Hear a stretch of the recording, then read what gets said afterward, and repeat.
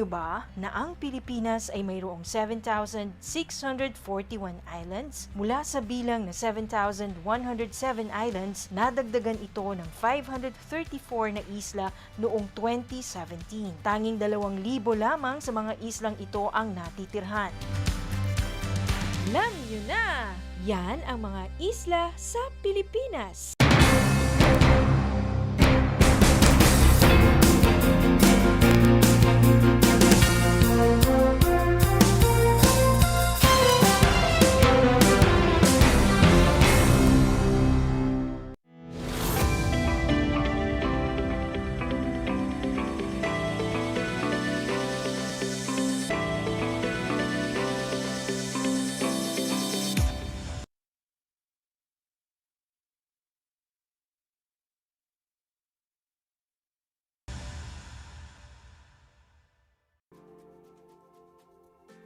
Hello! We are back sa atin pong RTV Tarlac Channel 26. And of course, ito po ang inyong lingkod, si Lynn Gabilan. Kasama ko pa rin po ang aking partner, Ate Leng. Good morning!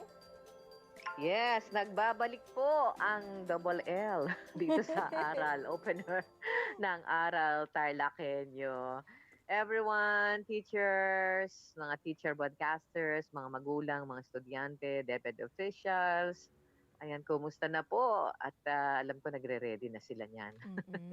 Mag-almusal muna kayo ha. Kahit na 30 minutes lang yung klase, di ba? Iba na yung preparado.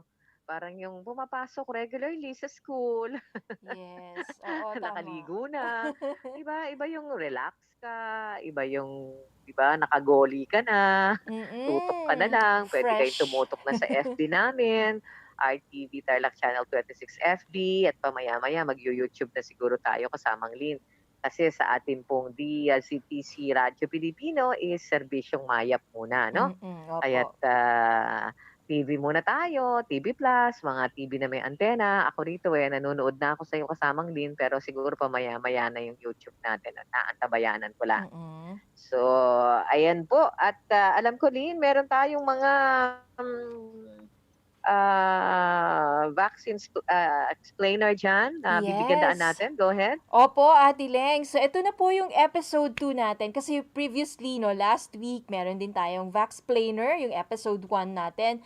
Si Ambassador naman po, yung amba natin sa Bahrain. So, this time, meron po tayong Vaxplainer. I-explain po sa atin, ano ba itong Emergency Use Authorization o EUA na tinatawag. So, para po maliwanagan tayo, narito po ang ating Vaxplainer Episode 2. Manood po tayo!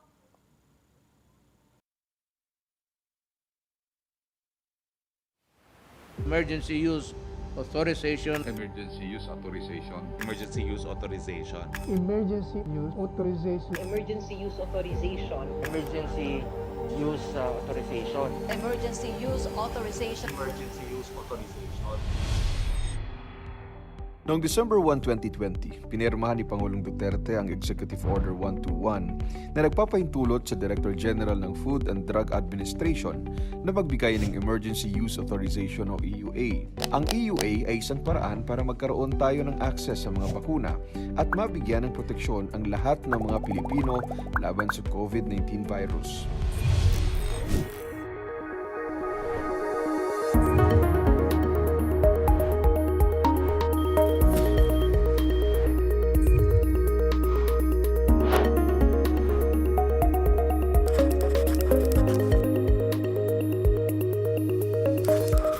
Kabilang sa mga kondisyon bago mabigyan ng EUA ang isang vaccine manufacturer, una, dapat may mga katibayang maipresenta at mga data mula sa mga clinical trial at pagsusuri. Pangalawa, kapag ang potensyal ng mga benepisyo ng produkto ay mas matimbang kaysa sa mga potensyal na panganib na dala nito. At pangatlo, kapag walang sapat, aprobado at alternatibong produkto para sa pagdiagnose o paggamot ng COVID-19. Yung pong EUA, yun yung tinatawag nating Emergency Use Authorization. Ibig kong sabihin, yung mga bakuna na dinedevelop ngayon ng mga malalaking kumpanya at para po sa COVID-19, kahit hindi pa po nako-complete lahat ng kanyang mga pag-aaral at yung mga phase 3 trial niya, papayagan na natin kung gamitin dito sa Pilipinas. Hindi po pwede kasi gamitin sa Pilipinas ang isang bakuna kung hindi ito rehistrado sa FDA o ngayong may pandemic kung wala siyang emergency use authorization. Ano ang prosesong pinagdadaanan bago makapagbigay ng EUA sa isang vaccine manufacturer? So bago po, pag nag-apply dito sa atin ang isang bakuna ng emergency use authorization, yun pong kanyang application, marami pong mga dokumentong kasama yun. Unang-una yung pong quality ng produkto, chinecheck po yan ng mga regulator natin dito sa FDA. May isa pong grupo, titingnan kung yung bakunang yan ay safe ba, kung yan ba ay stable pag dumating dito sa Pilipinas, kung ang pag-manufacture po ba niyan ay sigurado tayo na puro, malinis at saka talagang laging maganda ang produkto na ilalabas ng factory na yan. Pangalawa, may mga expert po tayo ng mga doktor. Expert po sila sa mga sakit na infectious, mga expert sa bakuna, mga epidemiologist. Titingnan man nila yung kanilang safety at saka efficacy. So titingnan nila kung sa datos na ipinakita ay malalaman natin na safe ang isang bakuna at wala po siyang mga grabe na side effect. Titingnan din nila yung efficacy kung gaano ka-effective po ito sa pag-prevent ng COVID-19 kung sakaling itrok sa atin. So pagkatapos pong i-evaluate ito ng dalawang grupo natin na yon, magbibigay po sila ng recommendation sa akin at magdidesisyon po tayo kung bibigyan natin ng EUA o hindi. Ano ang prosesong pinagdadaanan bago makapagbigay ng EUA sa isang vaccine manufacturer? Ibig sabihin ba nito ay hindi lahat ng vaccine manufacturers ay pwedeng mag-apply? Well, unang-una, kailangan yung vaccine na yun ay nakatapos na ng phase 1 and phase 2 trial. Ibig sabihin, nasubok na yung kanyang safety sa mga malulusog na individual at in a few hundred. Pagkatapos, kailangan nandun siya sa kalagitnaan ng kanyang phase 3 trial at the very least. Ngayon, kapag nakita naman nila na meron na silang ganong datos at kaya nilang i-prove ang safety at saka efficacy ng kanilang bakuna, maaari na silang mag-apply ng emergency use authorization. Pero importante rin na ma-prove nila sa amin sa FDA na sila ay merong tinatawag na good manufacturing practice. May mga limitasyon din ang mga vaccine manufacturers kapag nabigyan na sila ng EUA. Alam niyo bang hindi pwedeng ibenta for commercial use ang bakuna kapag may EUA na ito? Wala namang limit. Lahat po na mag-a-apply ay evaluate natin. At basta pumasa po siya doon sa ating panuntunan, sa standards natin, at lahat ng requirements po ng mga dokumento naman to show na good quality yung produkto at ang pag-manufacture nito, ay bibigyan naman po natin ng EUA. Unang-una, maaari lamang nila itong ibenta sa pamahalaan. Dahil hindi naman ito marketing authorization, hindi siya pwedeng commercially ibenta halimbawa sa mga clinic, sa mga pharmacy, dahil nga hindi pa kompleto ang development ng mga bakuna ito. Pangalawa, kailangan babantayan natin ang husto, yung ating mga nabakunahan. Very strict ang ating monitoring and surveillance. Kasi nga ito ay bagong bakuna pa, it is still under development, at kailangan malaman natin kung may mga side effects pa na hindi natin nakikita or kung may mga adverse events na related sa vaccine. Matapos ang pagbabakuna, ipagpapatuloy ng mga eksperto ang pagsasagawa ng surveillance sa mga nabakunahan bilang bahagi ng tuloy-tuloy na pag-aaral sa mga bakuna kontra COVID-19, lalo na sa mga long-term effects nito. So pagkatapos nating mabakunahan, oobserbahan tayo doon sa lugar kung saan tayo pinagbakunahan, at kung meron tayong may naramdaman o may nakita, i-report po yun diretso agad sa DOH at sa FDA. Pero tandaan, ang EUA ay hindi pang matagalan at mayroon lamang itong 1 taong validity. 1 year ang validity ng EUA, pero syempre mare-revoke yun kung halimbawa makakita tayo ng problema doon sa bakuna, magkaroon tayo ng safety concerns. Kapag siya ay nagparehistro na ng full licensing talaga, mare-revoke na rin yung EUA. Pag nawala na yung pandemic, then na-phase out din ang mga EUA. Matapos mabigyan ng EUA, maituturing na bang safe at effective ang isang bakuna? So, inaaral po natin ng gusto lahat ng datos na available tungkol sa isang bakuna para sigurado tayo na safe siya o ligtas siya at maganda yung kanyang efficacy. Sa ngayon, ginagamit natin sila kasi alam natin na at this time na capable sila of preventing na magkakasakit tayo, at saka yung short term na safety profile niya ay maganda. Talagang kami po sa pamahalaan, sinisigurado naman namin at ginagawa namin yung trabaho to make sure na ang magagamit natin na bakuna ay safe at mataas po ang efficacy. Ibig sabihin, makakatulong po ito sa atin para labanan ang COVID-19 at nang matapos na ang pandemic na ito. Lahat ng available na COVID-19 vaccine sa bansa ay FDA approved Ano pa ang hinihintay nyo? Kaya magpabakuna na kung pagkakataon mo na. At yung pagbabakuna, tulong natin yan sa sarili natin, sa pamilya natin, at saka sa buong Pilipinas. Wag po sana natin gawing choice na hindi magpabakuna.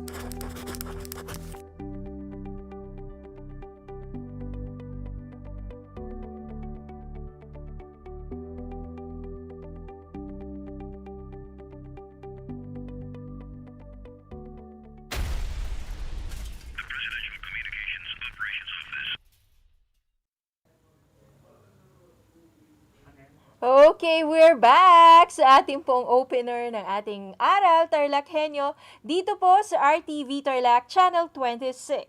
Good morning, good morning. We're back. Kasama ko pa rin po si Atileng Lopez Chamzon. Yan po yung ating Vaxplainer Yes. episode 2, Atileng, with Yusek Eric Domingo. Okay, Atileng? Tama ka naman yun. Ayan, nakikita na kita. Nakadirin ka. Opo. Ay, naku, Ate Yung mga Leng. magandang mga kulay eh. Diba? Summer, kaya nagpapakita tayo ng Malamig ng ano. mata. Oo. Nagpapakita tayo ng ating mga braso, Tama. mga Tama, kamaselan natin dyan. dapat relax, komportable, ano? Kasi Yes. maalinsangan, mainit ang panahon. Ay, Uminom na maraming opo. tubig. Mm-mm. Ayan, dagdagan ng maraming tubig para hindi po sobrang alinsangan, di ba? Opo. Naku, Ate Leng, bago Dagdagan mo yung natin... tubig mo kasi medyo malayo-layo ka pa. Oo nga po eh. Mamaya po yan. Sige. Anyway, Ate Leng, bago natin batiin, bago natin i-shout out yung ating mga viewers ngayon sa ating Facebook live streaming, tayo po muna ay i-discuss natin itong update na ginawa po ni Tarlac Governor Susan Yap, Ate Leng. Kasi siya po ay nag-iikot, binibisita niya yung mga frontliners natin sa iba-ibang lugar. Nakita natin previously, nagpunta siya sa TPH, kumbaga, nagpupunta siya sa ground zero. Grabe, Oo, din. tinitignan Lakas niya. ang loob niya. Opo, Oo, at talagang nakita niya po kung Mm-mm. gaano yung, diba, yung dedikasyon ng ating Yes. mga front Oo, doon. Ate Leng. Ayan, nakikita po siya sa ating screen, Ito pong si Governor Susan Yap. Kasama po yung mga frontline workers natin, mga frontliners natin sa Enrique Henrico Juanco Memorial Hospital. Diyan po sa may Moncada to, Ate Leng, 'di ba? Sa 1st District. Bayan ng Moncada. Opo, sa 1st Bayan District, ng kung Moncada. saan nandyan po ang Oo. ating Congressman Charlie Cojuangco. Makikita po natin dyan si Gov, kasama yung ating mga dedicated na mga frontline workers. Kumusta po kayo? Dyan po sa may Moncada. Lahat po ng mga frontliners natin dyan. Magandang umaga po at mag-iingat po kayo palagi. Nakikita din sa back. Kayo. Oo. Opo, At Ate naku, Leng. mga buhay na bayani, kung hindi po sa kanila, naku, paano na tayo, di ba? Oo Paano nga. na dito sa facility na ito, sa Memorial District Hospital na ito, dyan sa Yes. Moncada, and Enrico Juanco Memorial District Hospital. Yes. At nako, Diyos naman, at kasama ang Lin. Ito yung mga kailangan pa rin natin. Ambulance donated by the Department of Health through our 1st District Representative, si Kong Charlie Cojuangco. Yes. Ay, Ate Leng. Oo. naman.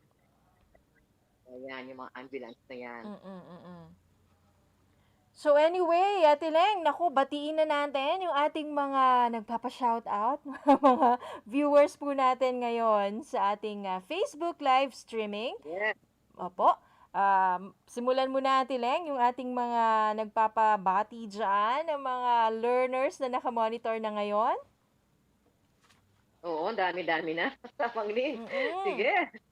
Start na ako, ha? Yes, Ate Leng. Si Starboy. Ayan.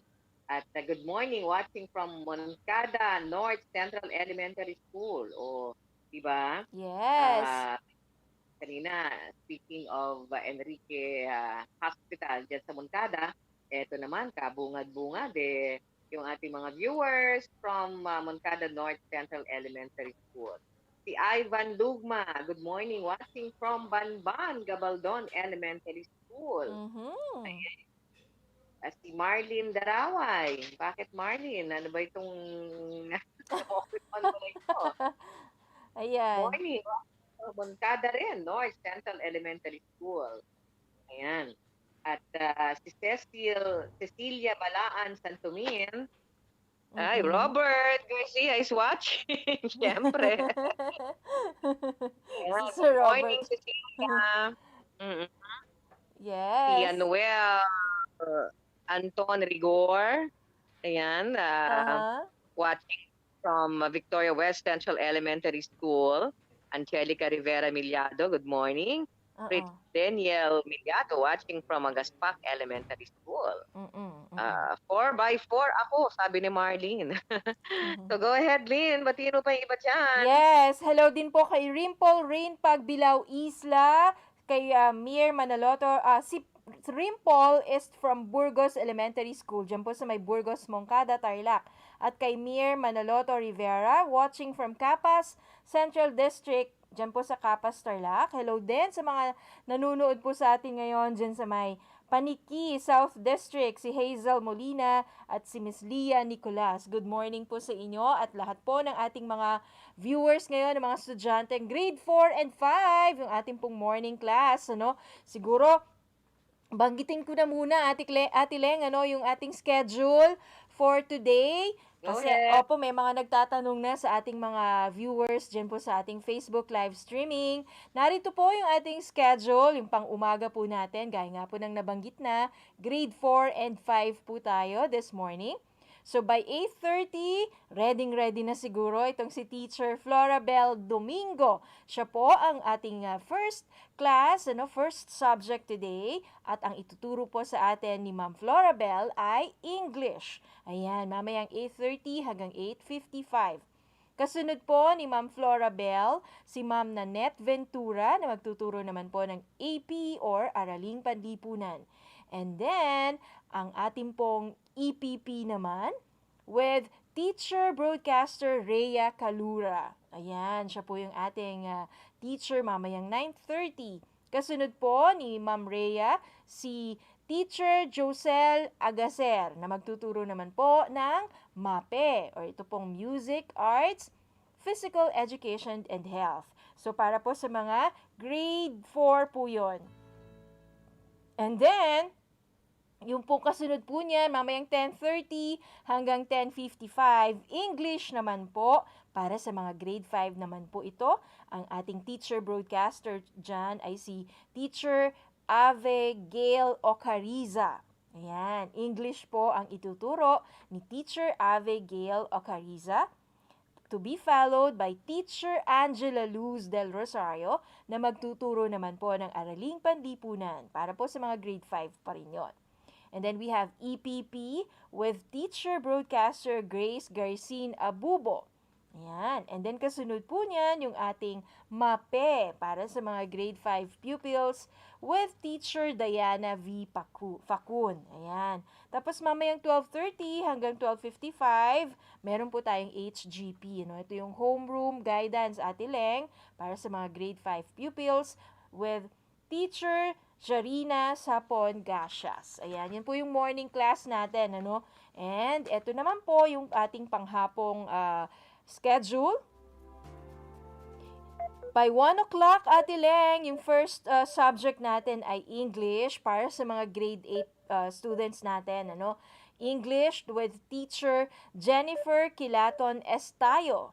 Ayan. And kasunod po ni Teacher Jennifer, si Teacher Arvin Lee naman ng Araling Panlipunan. And then, eto po, para naman po sa ating next subject, si Teacher Joanne Oligario, para pa rin po sa mga grade 8 pupils natin. EPP naman ang ituturo po ni Ma'am Joanne Oligario. Kasunod po niya, si Teacher James Patrick Ramos. MAPE naman po ang ituturo ni Teacher James for our grade 8 students. By 3 o'clock, para naman po sa mga grade 9 po yan, first subject natin, sa grade 9 ng alas 3, si Teacher Maria Caridad Garcia. And then we have Teacher Rigel Ann Haos, para naman po sa Ariling Panlipunan. Teacher Juniel Oligario, EPP, ang ating next subject. And of course, we have Teacher Manuel Santa Cruz na magtuturo naman po ng MAPE. Meron pa tayong HGP sa hapon with Teacher Jarina Sapon Gracias from 5 o'clock until 5:25. So yan po, yung ating schedule for today sa ating pong Aral TarlakHenyo. Ngayong araw pong ito ng Martes, April 13, 2021. Ate Leng? Yes, ang dami yata nating bagong mga viewers ngayon, Opo. Medyo ito yung mga hindi natin masyadong nababati noon, So, ibig sabihin, Opo. dumadami yung mga viewers natin, mga teachers, Yes, Ate mga Leng. teachers, yung mga estudyante natin. Alam mo, naaalala ko yung bayog sa Mayantok. Oo nga Kumusta eh. na po kayo Yung isa dyan sa Pitong Mayantok. Bayog, Mayantok? Si Teresa Pacheco. Ay, Ko Ate yata siya, hindi ko pa nakita yung... Oo, nako Ate Leng, alam mo ba, birthday niya ngayon. Ni Miss Teresa Pacheco, buti na lang pinaalala mo. Happy Opo. birthday, Tere! Happy birthday na ngayon. Wala na tayong age, kaya happy birthday. Naku, nawala yata si Ate Leng. Ayan, so happy birthday kay Ate Tess Pacheco Galvez, dyan po sa May Tondo. Happy birthday, Ate Tess. Ako sana, namimiss ko yung mga celebrations natin ng birthday mo nung dati pa. Anyway, ayan, si Ate Leng nagbabalik. Anong nangyari, Ate Leng? Putulan ka ba? Wala basta. Ayaw yata niyang mabanggit ko si Tere. Ayaw banggitin si Ate Tess. Anyway. Ayan. Si Teresa Pacheco, memorize ko na kasi yan. Opo. Mag-iingat natin itong iba pa nating mga estudyante, ha? Lynn, si Noel. Nabanggit ko na si Noel. Opo. Si Angelica. Si Chinibay. Rosleva. Wow. Kanyang ipinakitang emokiton. Si Nathalie Manaloto from Camiling, Tarlac. Yes, oo. Si Monina Miguel Pagaduan. Watching from Elementary School, Moncada South. Opo. Si Jesus Gonzales. Si Alan James Patton. Ayan. Si Pengini, good morning. Watching from Anuling Elementary School. Ayan. At si Max Norbert Lorenzo. Ayan, pasyaw. Max Lorenzo. Francesca Sofia Quijano, good morning. Watching Batang 106786. Teacher Cheryl Joy Ballesteros Osete ng Tarlac Province. Ayan. Kumusta raw kayo? Natalie Princess Manaloto, SSES Grade 4 Camiling Central Elementary School. Maria Christine May Yate from Carabawan Kawayan Elementary School. So go ahead. Ito pang mga greetings natin. Yes, naku, napakarami ng ating mga viewers, Ate Leng. Talagang ito po yung nagpapatunay lamang, na nakasubaybay po yung ating mga learners. Talagang willing sila na manood sa kanilang mga teachers, sa ating mga teacher broadcasters na nag-announce po, nagbo-broadcast ng kanilang mga lessons sa kanila mismong mga tahanan. So, hindi na po namin pinapunta dito sila ma'am at sila mga sir natin para at least safe din po sila right in their very homes, diba? So, doon na po sila nag-conduct ng kanilang mga klase. Ang daming mga interested na mapanood at matuto talaga, Ate Leng, yung ating mga learners. Ayan, ang dami nila. Anyway, nako, Ate Leng, tayo po ay sinisenyasan na. Kaya ko lang sila. Okay, Kaya Ate. ko lang sila na messenger lang ako. Yes. Or hindi nagpapakita. Dahil Opo. matagal kasi mag-makeup eh. Anyway, Ate Leng. So, yung pong mga listeners natin, mga viewers natin ngayon sa ating Facebook at of course sa ating RTV Tarlac Channel 26, standby lamang po sa ating Aral TarlakHenyo. Susunod na po si Teacher Flora Bel Domingo.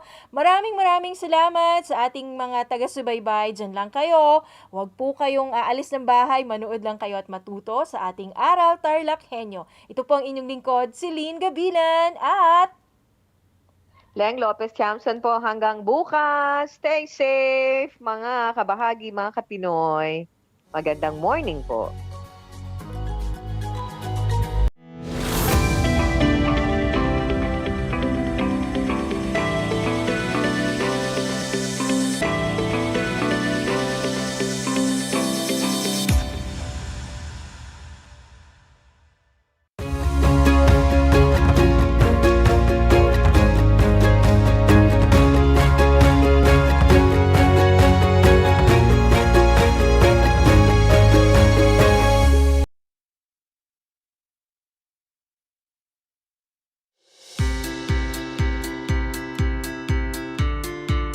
Upang matugunan ang mga kinakaharap na pagsubok ng mga guro at mag-aaral sa gitna ng kasalukuyang pandemya, nagsanib tulong sina Congressman Charlie Cojuangco ng unang distrito ng Tarlac, DEPED Region 3 Regional Director Dr. May B. Eclar at Tarlac Schools Division Superintendent Dr. Ronaldo Pozon para sa isang napapanahong proyekto na tinaguriang Project Shine, Aral TarlakHenyo.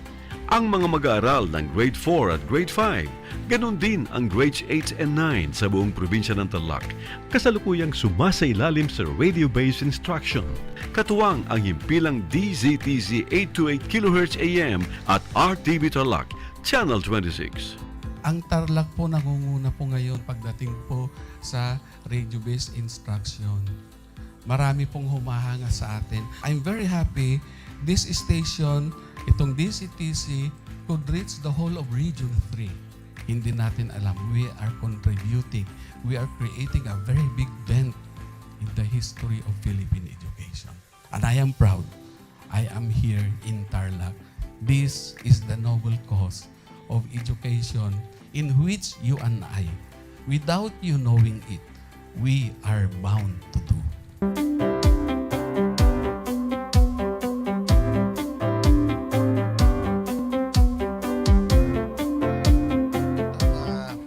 Project natin na Project Shine is a natural consequence dahil sa nangyari sa buong mundo. Let's continue to work together.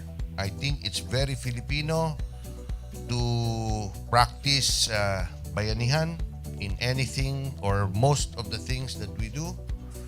And this is a manifestation of that. No? We have private sector, we have DEPED, we have local government, all working together.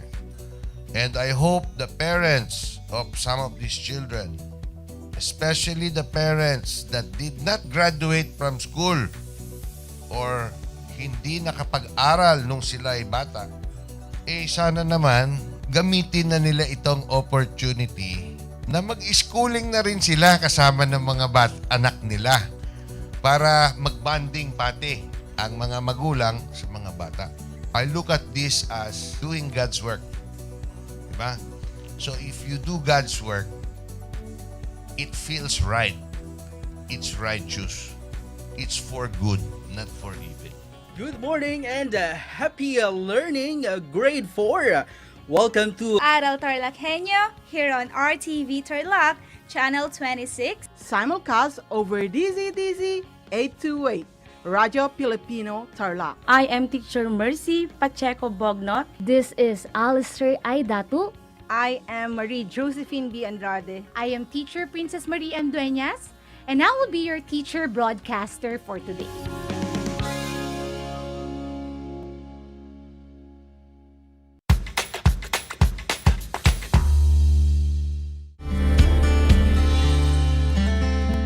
Alam niyo ba na ang Pilipinas ay mayroong 7,641 islands? Mula sa bilang na 7,107 islands, nadagdagan ito ng 534 na isla noong 2017. Tanging 2,000 lamang sa mga islang ito ang natitirhan. Alam nyo na! Yan ang mga isla sa Pilipinas.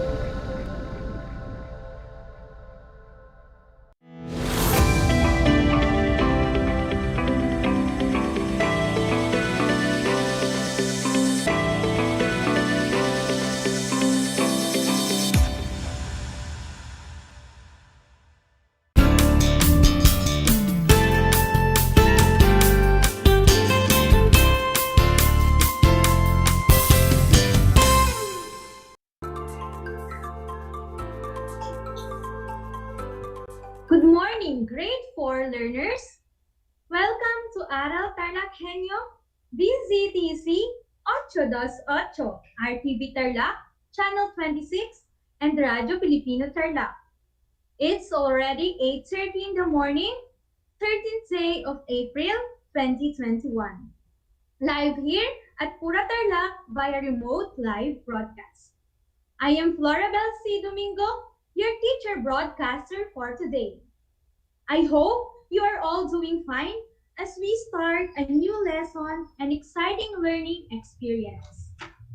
Come and join me, learners, and get ready to have fun and to have engaging lesson in English 4. Before we get started, learners, get your activity sheets in English 4, your pen, and find a comfortable place where you could listen carefully into our discussion. Be sure that you can hear the broadcast clearly as you check your gadgets if it works properly. Make sure you had your breakfast and make yourself ready to listen to our lesson. If you are ready, let's start. This time, you will learn about writing directions using signal words. Before we get started with our lesson today, let us first do the activity 1. Follow my instructions and answer the activity in your notebook. Number 1, read all the directions carefully. Again, read all the directions carefully. Next, write your name on the upper left corner of your paper. Again, write your name on the upper left corner of your paper. Next one, write numbers 1 to 5. Again, write numbers 1 to 5. Number 4, write the name of your best friend. Again, write the name of your best friend. Are you still with me? Great! Next, write your age. Again, write your age. Number 6, write the complete name of your father inside the circle. Again, write the complete name of your father inside the circle. Are you done? Very good. Now, let's move on to number 7. Draw and color your favorite flower in any corner of your paper. Again, draw and color your favorite flower in any corner of your paper. Next, draw a triangle inside the circle. Again, draw a triangle inside the circle. Number 9, write the name of your favorite hero. Again, write the name of your favorite hero. And lastly, at the upper right corner of your paper, write number 10. At the upper right corner of your paper, write number 10. Good job, kids! Did you follow the directions carefully and correctly? Great job! It seems that you listened to all my instructions. Now, you are ready to learn on how to write directions using signal words. Have you experienced asking directions and doing something? How do you give directions? What are the words you use in writing directions? Today, we will study writing directions using signal words. We use these signal words to give clear directions. These words help the readers understand the directions easily. These words organize the ideas the writers want to convey. Now let's read the dialogue between Miss Reyes and Mr. Security Guard. Miss Reyes wants to seek a medical certificate she needed in visiting some relatives in the nearby province. She needs to go to the municipal health clinic, but she does not know the exact location. She approaches the security guard of the municipal hall. Get ready, kids! Let's read together the dialogue between Mr. Guard and Miss Reyes. Let's start! Miss Reyes. Good morning. I am looking for the health clinic. Can you tell where the clinic is? Mr. Guard. Hello, Mom. Municipal Health Clinic is near the Water District. The tall blue building is near the Water District. Walk straight ahead towards that building, then turn right. When you get to the corner, you will see the symbol of the faucet with a drop of water. Next to it is the Municipal Health Clinic. Miss Reyes. Thank you. Mr. Guard. You're welcome. Good job, kids. Let's read it again. Miss Reyes. Good morning. I am looking for the health clinic. Can you tell where the clinic is? Mr. Guard. Hello, Mom. Municipal Health Clinic building is near the Water District. The tall blue building is near the Water District. Walk straight ahead towards that building. Then turn right. When you get to the corner, you will see the symbol of the faucet with a drop of water. Next to it is the Municipal Health Clinic. Miss Reyes, thank you. Mr. Guard, you're welcome.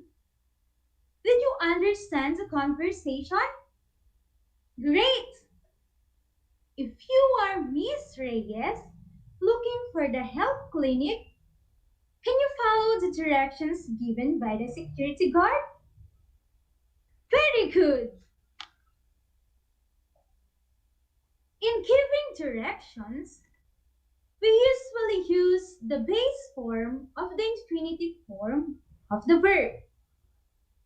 Few examples of base form or infinitive form are the following: play, drink, write, and watch. In the dialogue of Miss Reyes and the guard, they use the verb walk and turn, which are examples of base form or infinitive form of verb. In writing directions, we can also use signal words. Signal words tell the order or the action to be done. Examples of signal words are first, next, then, and lastly. I repeat, The examples of signal words are first, next, then, and lastly. These signal words are very common in following a recipe or a procedural text. Now, let's read the following steps in preparing a creamy vegetable salad. But before that, these are the ingredients of creamy vegetable salad. Ingredients of creamy vegetable salads are first, 1 singkamas cut into cubes, 1 carrot boiled and cut into cubes, another 1 stalk celery sliced thinly, 1 can pineapple chunks drained, 1 cup grated cheese, 1/4 cup evaporated milk, and lastly, 3 tablespoons water. I repeat, the ingredients of creamy vegetable salad are first, 1 singkamas cut into cubes, 1 carrot boiled and cut into cubes, 1 stalk celery sliced thinly, 1 can pineapple chunks drained, 1 cup grated cheese, 1/4 cup evaporated milk, and lastly, 3 tablespoons water. Now, let's move on to the procedure of preparing creamy vegetable salad.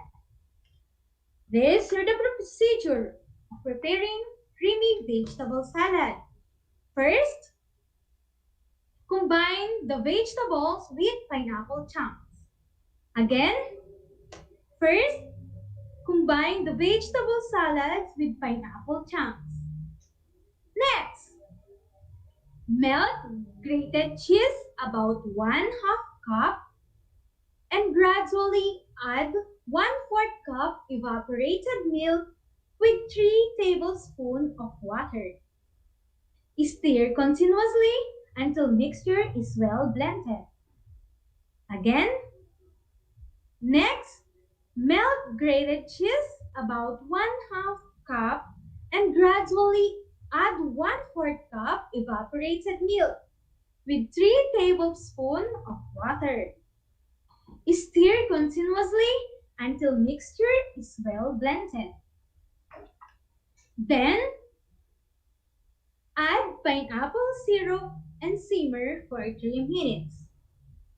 Again, add pineapple syrup and simmer for 3 minutes.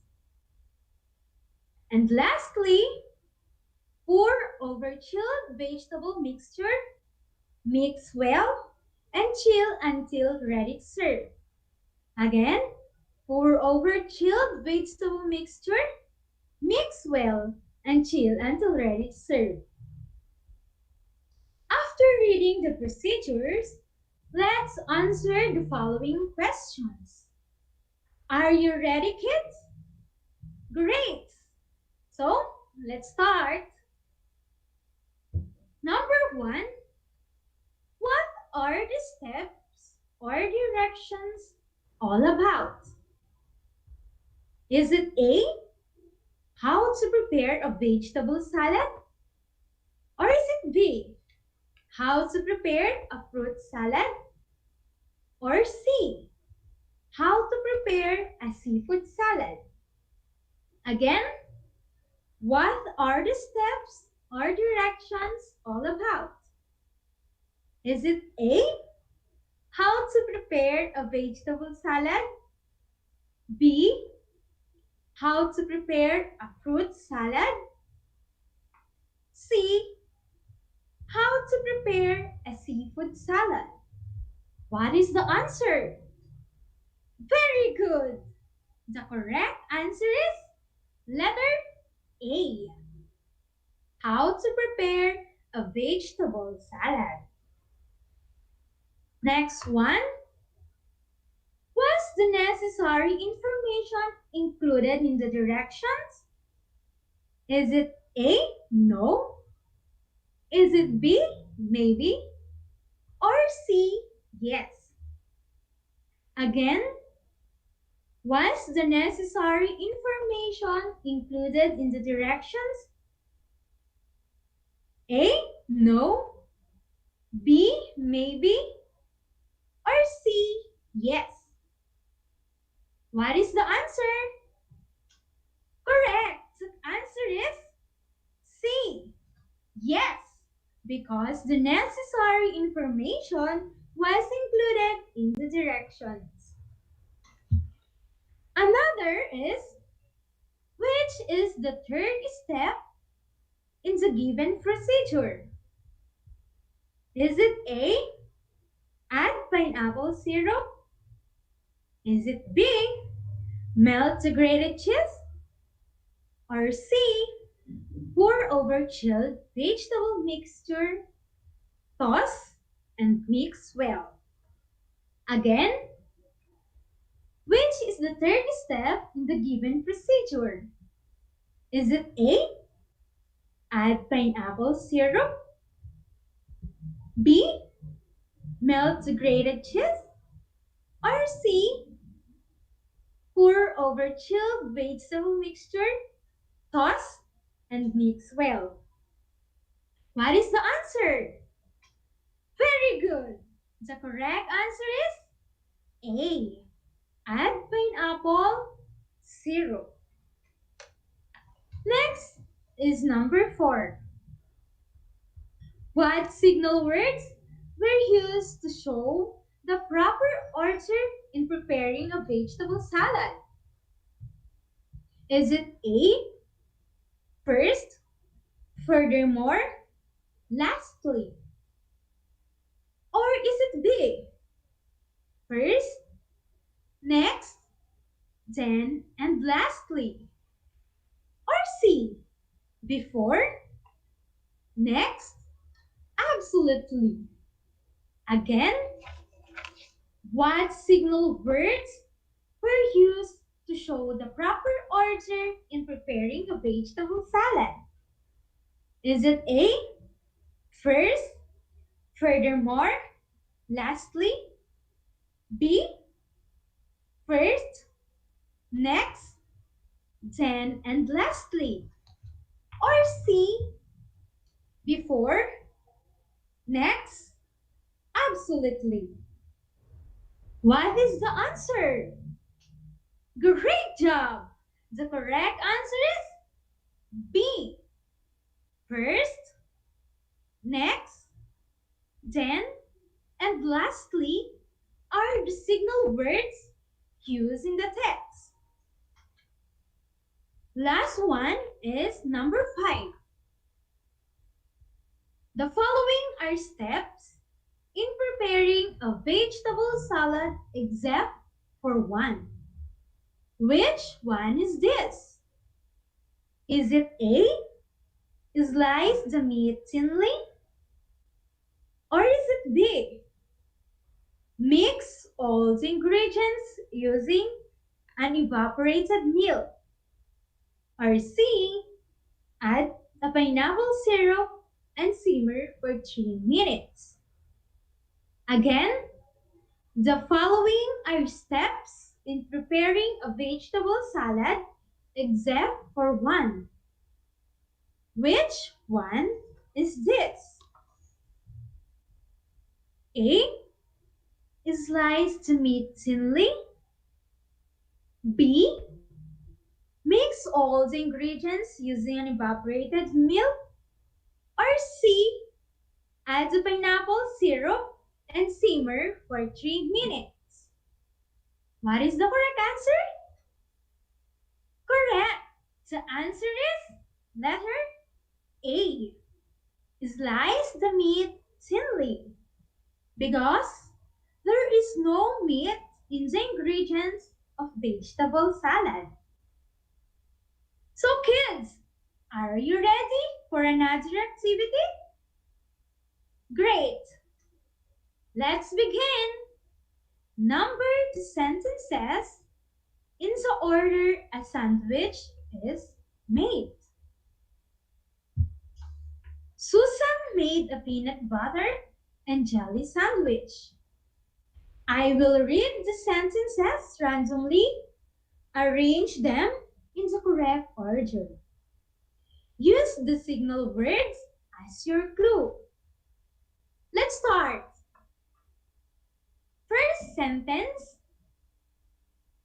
Finally, she ate it. Second sentence. Next, she spread jelly on another slice of bread.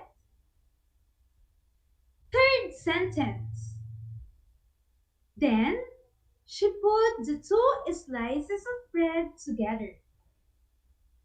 And fourth sentence. First, she spread peanut butter on one slice of bread. Let's repeat the sentences. First sentence. Finally, she ate it. Second sentence. Next, she spread jelly on another slice of bread. Third sentence. Then, she put the two slices of bread together. And last sentence. First, she spread peanut butter on one slice of bread. Are you done? Let's check your activity. This is the correct order of the sentences. Number 1. First, she spread peanut butter on one slice of bread. 2. Next, she spread jelly on another slice of bread. Number 3. Then, she put the two slices of bread together. And number 4. Finally, she ate it. I repeat. Number 1. First, she spread peanut butter on one slice of bread. Number 2. Next, she spread jelly on another slice of bread. And number 3. Then, she put the two slices of bread together. And number 4. Finally, she ate it. Did you get the perfect score? Great! Directions are given to know how to do something or accomplish something. How to make simple things or activity.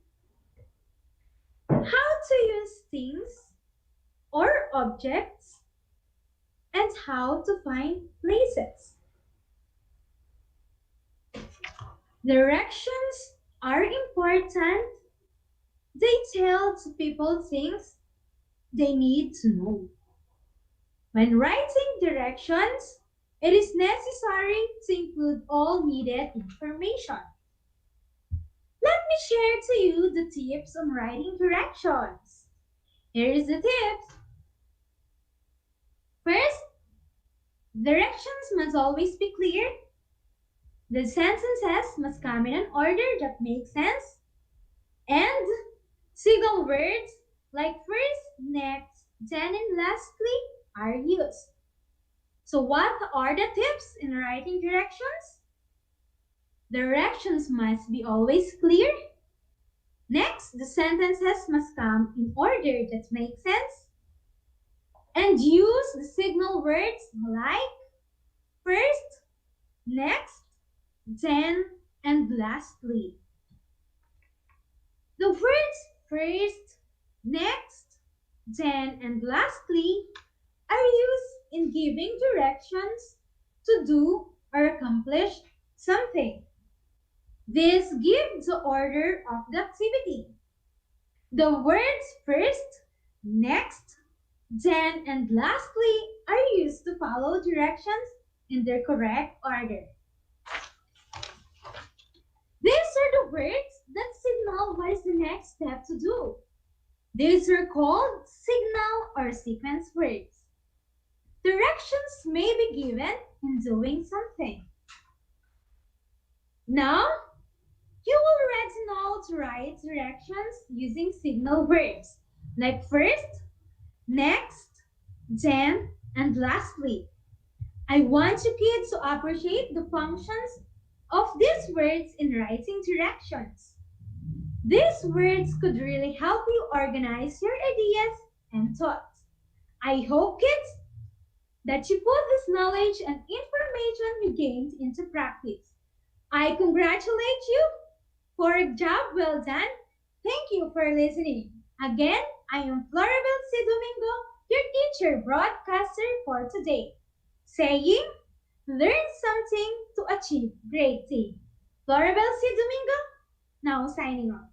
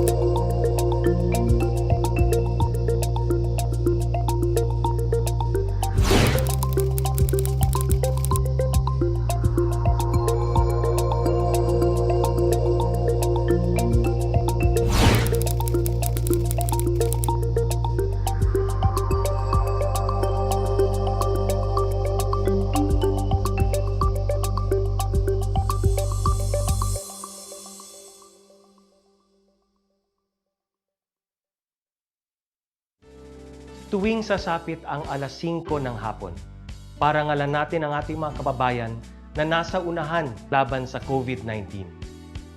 Lumabas tayo sa pintuan ng ating mga tahanan. Dumungaw tayo sa ating mga bintana. At atin silang bigyan ng masigabong palakpakan. Gumawa tayo ng ingay. Ipagbunyi ang ating frontliners. At ipahayag ang ating walang hanggang suporta sa kanilang kabayanihan. Gusto ko lang pong i-take itong opportunity ito para magpasalamat sa lahat ng mga doktor at nurses, especially yung mga nag-alaga po sa akin, sa buong Asian Hospital at sa lahat po ng ating frontliners. Umawit tayo at sumayaw at ipakita ang ating talento bilang pagsaludo sa mga bayaning nasa unahan. Talunin natin ang COVID-19. Sama-sama nating pagalingin ang ating inang bayan. Kaya natin to.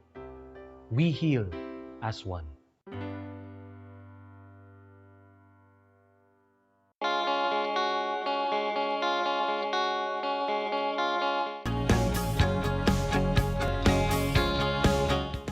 Mabuhay mga bata! Sa mga batang nasa ika-5 baitan, hello! Magandang araw din sa inyo, mahal naming magulang.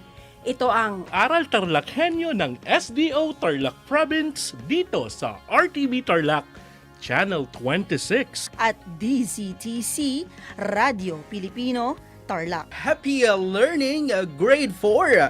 Welcome to Aral TarlakHenyo here on RTV Tarlac, Channel 26. Simulcast over DZTZ 828, Radio Pilipino, Tarlac.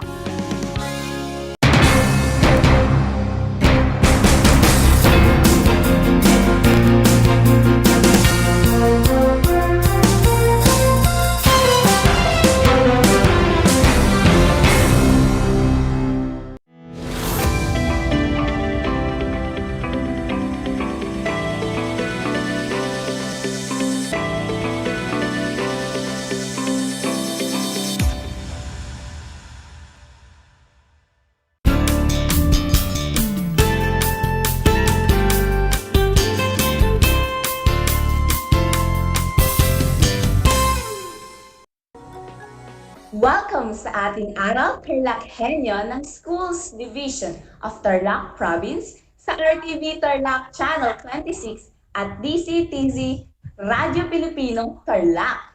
Magandang araw! Naririto na naman tayo, nagsisikap at nagpupunyagi na maging makajos, makatao, makakalikasan at makabansa. Kamusta kayo mga ginigiliw kong mag-aaral? Ang aking pagbati at paghanga sa inyong patuloy na pag-aaral sa himpapawid upang matuto sa kabila ng hamon ng pagkakataon ang COVID-19 pandemic. Ako, ang inyong teacher broadcaster sa Araling Panlipunan sa ika-4 na baitang, Binibining Lanet P. Ventura, na live ngayon dito sa Barangay Lawak, Kamulag, San Jose, Tarlac, upang gabayan at samahan kayong maunawaan ang nilalaman ng ating aralin ng mga ahensya sa ilalim ng sangay na tagapagpaganap.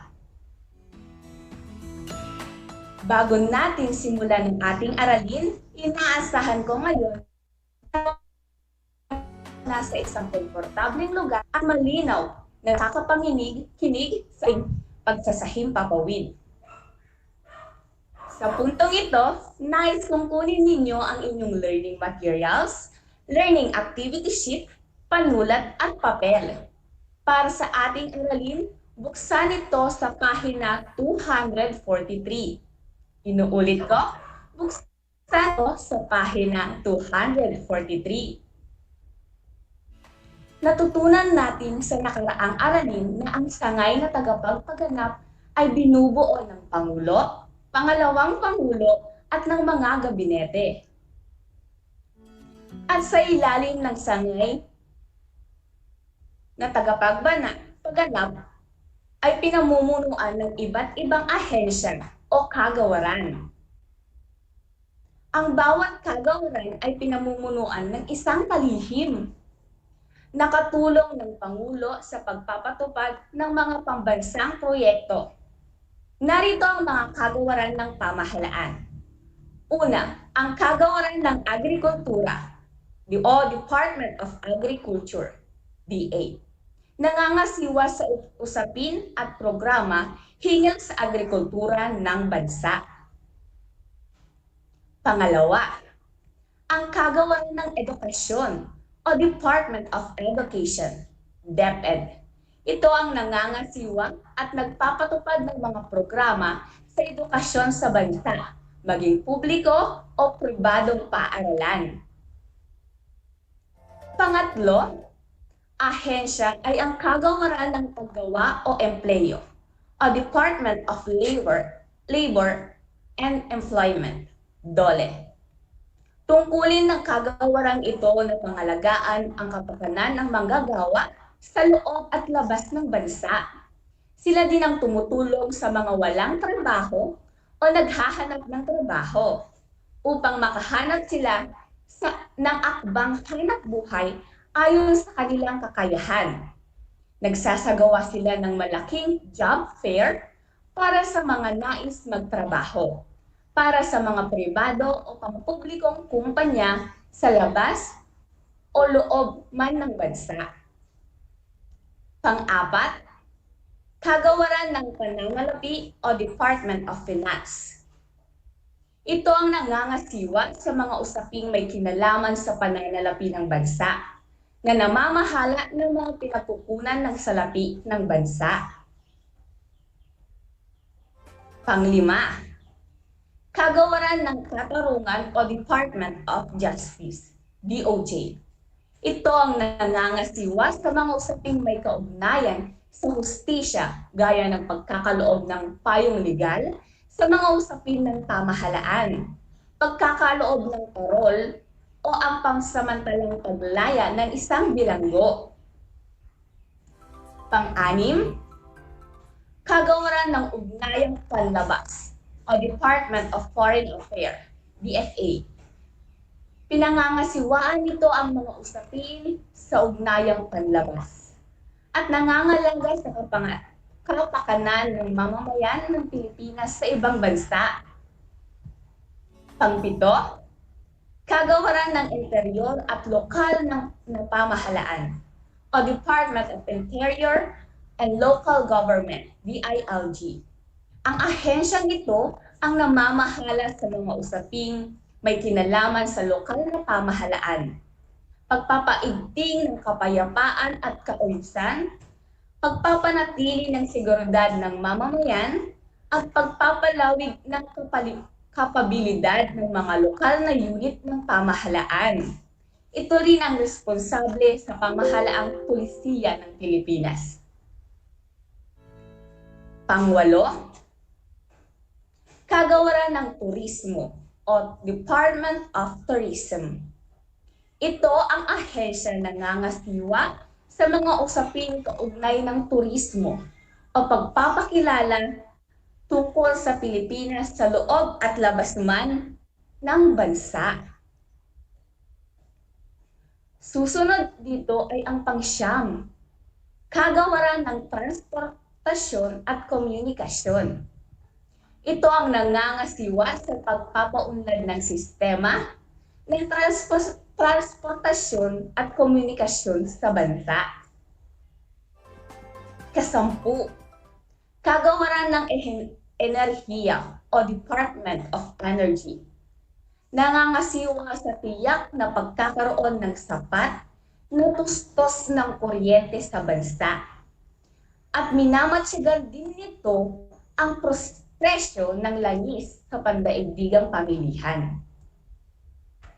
Ika-11, kagawaran ng budget at pamamahala o Department of Budget and Management.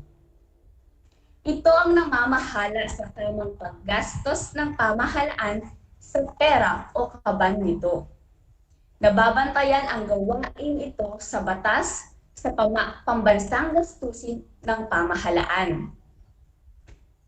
Ika-12, kagawaran ng paggawa, pambayan at lansangan o Department of Public Works and Highways. Ito ang nangangasiwa sa mga programang infrastruktura tulad ng gusali, daan at tulay. Ika-13, kagawaran ng Tanggulan Pambansa o Department of National Defense, DND.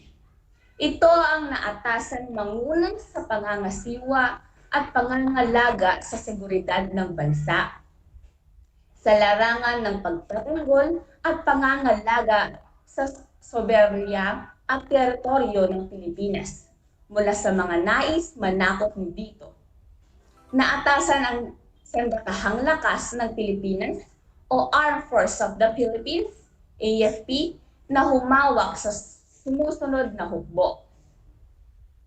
Ang Philippine Army para sa kalupaan, Philippine Navy para sa mga katubigan, at ang Philippine Air Force para sa himpapawid. May mga programa para sa pagpapatuloy ng kapayapaan.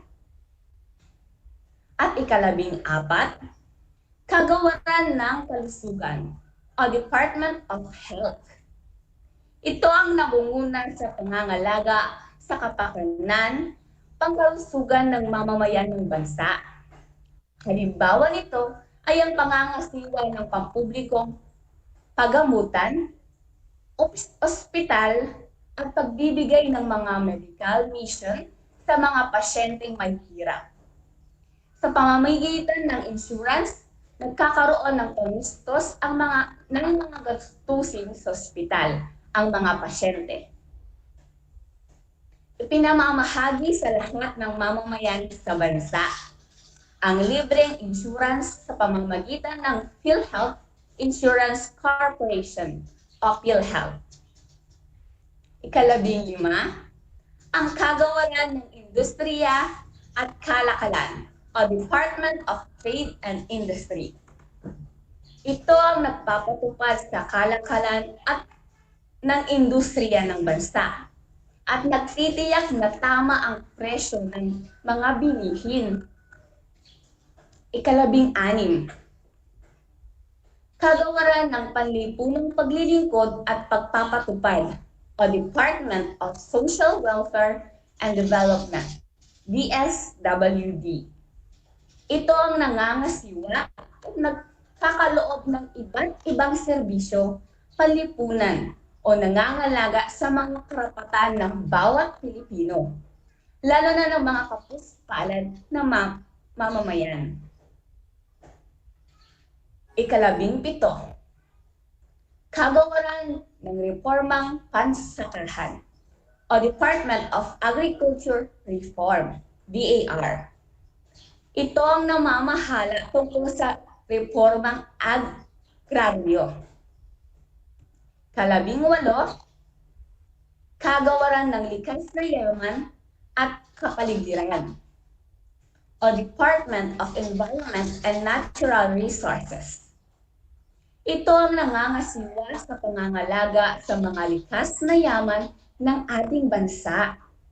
Kasama dito ang pagtatanim ng mga puno, pagbabawal sa pagputol ng punong kahoy nang walang permit, pagbabawal sa pangunguha o paghuhuli sa mga papaubos na lahi ng mga hayop.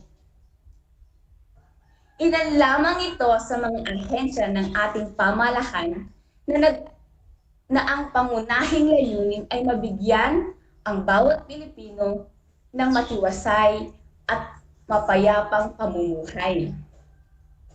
Sa mga programang inilaan ng pamahalaan para sa kapakanan ng bayan at sa mga ahensyang tumutulong sa pagtugon sa pangangailangan ng mamamayan.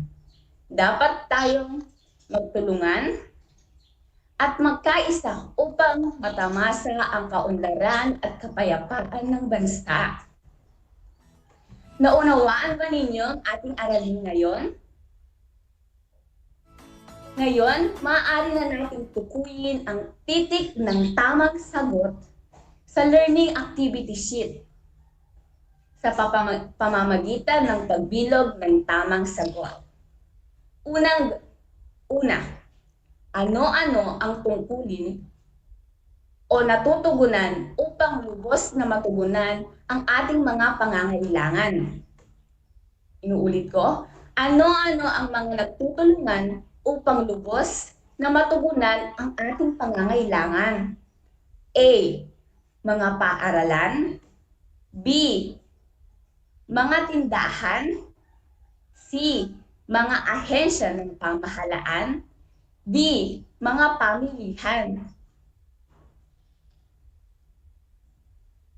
Pangalawang tanong, ano ang ahensyang tumutulong sa transportasyon at komunikasyon? A. Department of Transportation and Communication, DOTC. B. Department of Finance and Affairs, DFA. C. Department of Social Welfare and Development, o DSWD.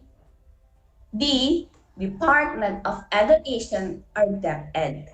Inuulit ko, Ano ang ahensyang tumutulong sa transportasyon at komunikasyon? A. Department of Transportation and Communication o DOTC. B. Department of Finance Affairs o DFA. C. Department of Social Welfare and Development o DSWD. D. Department of Education or DEPED. Tatlong katanungan. Ano ang ahensya nagkakaloob ng payong legal sa mga usapin ng pamahalaan? A. Department of Finance Affairs o DFA. B. Department of Justice o DOJ. C.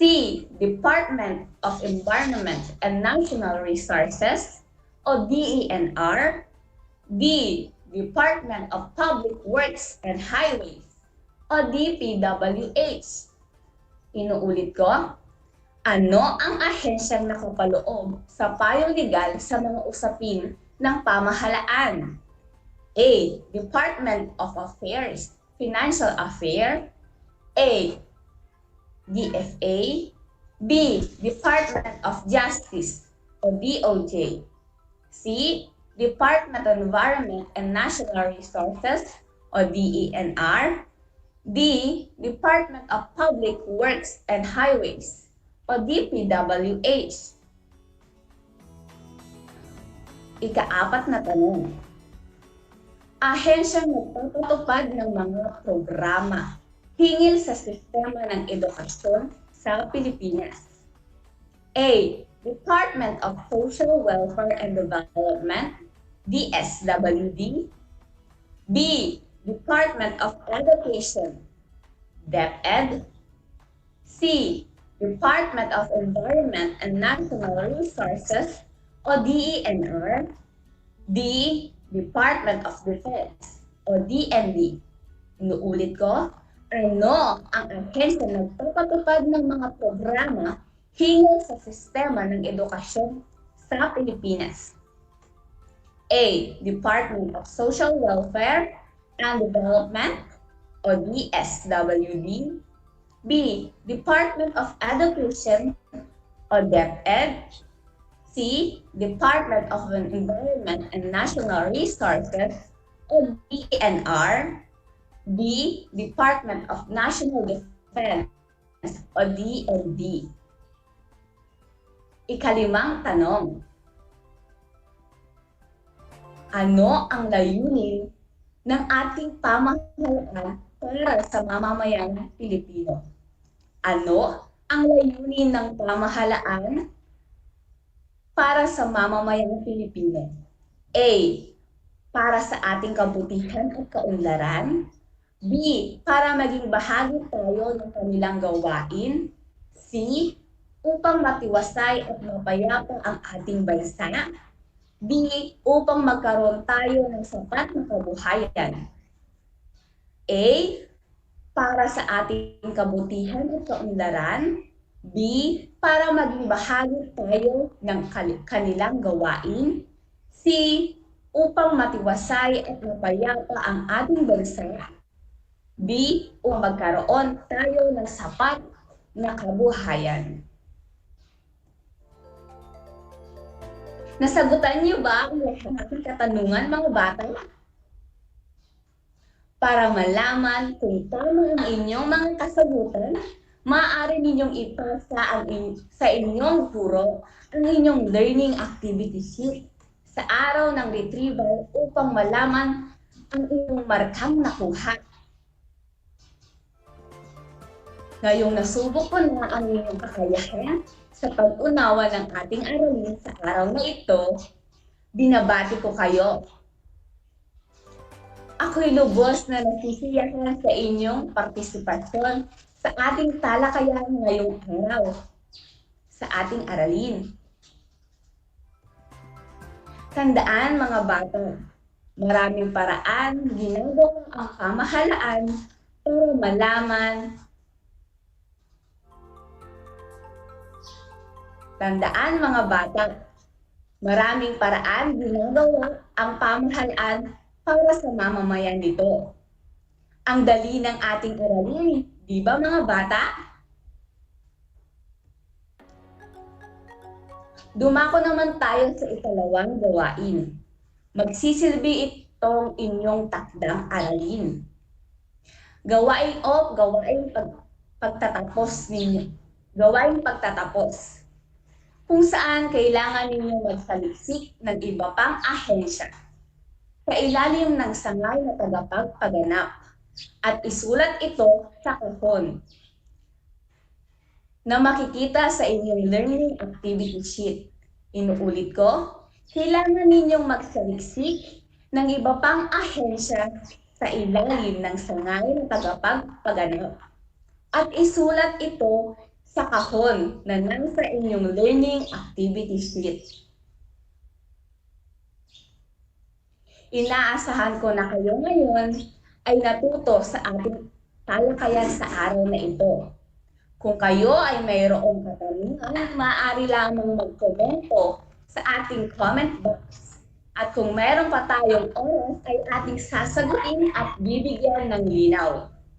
Muli, ako ang inyong teacher broadcaster sa Araling Panlipunan sa ika-4 na baita, binibining na Net P. Ventura, na nagsasabing ang pag-aaral ng Araling Panlipunan ay daan tungo sa pagiging makadiyos, makatao, makakalikasan, at makabansa.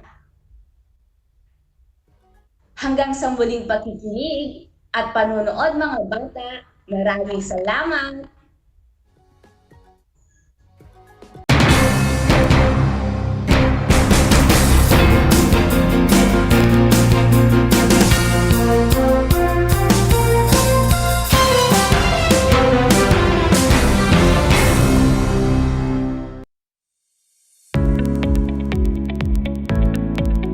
Ngayong linggo ipapatupad ang Enhanced Community Quarantine o ECQ sa National Capital Region, Bulacan, Cavite, Laguna at Rizal. Sa ilalim ng ECQ, limitado ang galaw ng mga tao. Mahigpit ang regulasyon sa mga bukas na industriya. May pamamahagi ng pagkain at mahalagang serbisyo. At nakakalat ang mga otoridad na magpapatupad ng mga quarantine protocols. Mahigpit pa rin ipinatutupad ang PDITR o ang Prevent, Detect, Isolate, Treat at Reintegrate. Para sa prevention, ang minimum health standards tulad ng tamang paghuhugas ng kamay, pagsusuot ng face mask at face shield, safe physical distancing ay dapat na sundin sa lahat ng oras kahit nasa loob ng tahanan. Magkakaroon ng pamamahagi ng face mask at face shields at sisiguraduhin na ang mga opisina, establishmento at pampublikong lugar ay mayroong sapat na ventilasyon alinsunod sa engineering at administrative controls na binuo ng DTI at DOLE. Para naman sa detection, nagtatag ng Daravi-like centers sa mga komunidad kung saan hahanapin ang mga suspect cases ng COVID-19. Sisiguraduhin ng mga LGU ang isolation, testing at contact tracing ng mga suspect cases sa loob ng 24 na oras ng kanilang pagkakatukoy. 95% ng mga close contacts ng mga nagpositibo ay dapat matrace at ma-isolate sa loob ng 24 oras pagkatapos ng kanilang case notification. Sisiguraduhin din ng mga LGU at Regional Epidemiological Surveillance Units na tuloy-tuloy ang operasyon ng COVID-19 testing laboratories kahit holiday at pati na rin ang pagsusumite ng samples para sa biosurveillance. Para sa isolation, sisiguraduhin din na kaagad ma-isolate ang mga nagpositibo sa COVID-19 at imamonitor din sila sa kanilang pagkumpleto ng 14-day quarantine at 10-day isolation. Para naman sa treatment, sisiguraduhin na may sapat na bilang ng dedicated beds, complementary health human resources, well-coordinated triage at referral systems. Ipapatupad din ang PDITR measures sa mga lugar sa Central Luzon, Cordillera Administrative Region, Batangas Province at sa Quezon Province sa Calabarzon. Sino-sino ang dapat manatili sa loob ng bahay? Bawal lumabas ang mga 18 taong gulang pababa. mga may edad na 60 pataas, mga may immunodeficiency, comorbidities o iba pang mga health risk at mga buntis. Maaari namang lumabas ang mga authorized persons outside residence o APOR at nagtatrabaho sa mga pinapayagang opisina o establishmento. Hindi kinakailangan ng travel pass para makapunta sa mga pinahihintulutang establishmento. At sa mga malls naman, pinapayagan lamang magbukas ang essential stores tulad ng groceries, botika at hardware. Take-out at delivery lamang ang pinahihintulutan sa mga restaurants o fast food chains. Magkakaroon din ng curfew mula alas 6 ng gabi hanggang alas 5 ng umaga. Ang mga sumusunod ay pinahihintulutang mag-operate ng full operational capacity. Ang mga sumusunod naman ay pinahihintulutang mag-operate ng 50% operational capacity. Ang mga sumusunod ay pinahihintulutang mag-operate sa pamagitan ng skeleton workforce.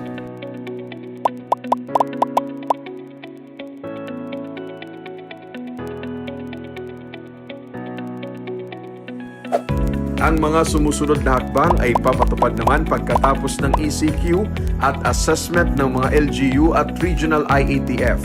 Maaring mapahaba ang community quarantine sa mga piling munisipalidad o syudad.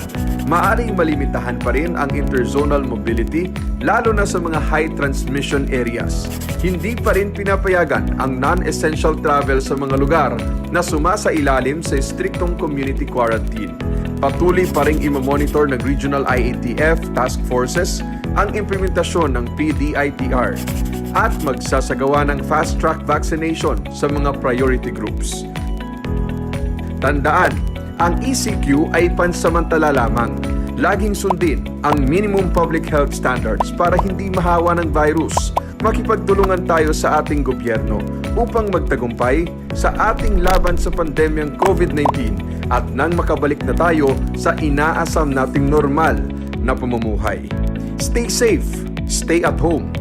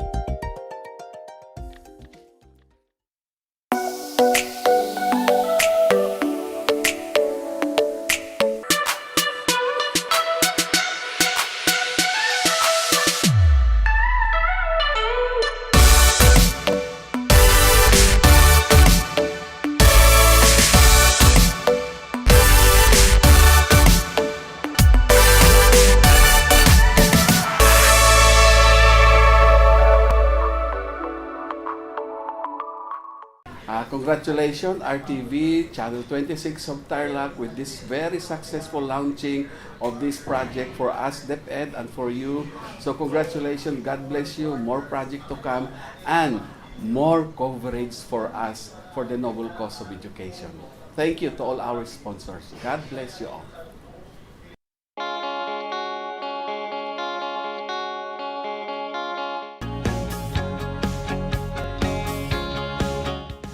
Buhay mga bata, sa mga batang nasa ikalimang baitan. Hello! Magandang araw din sa inyo, mahal naming magulang.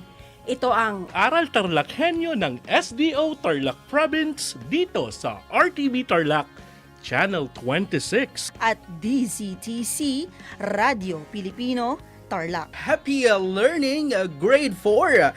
Welcome to Aral TarlakHenyo here on RTV Tarlac, Channel 26. Simulcast over DZTC 828, Radio Pilipino, Tarlac.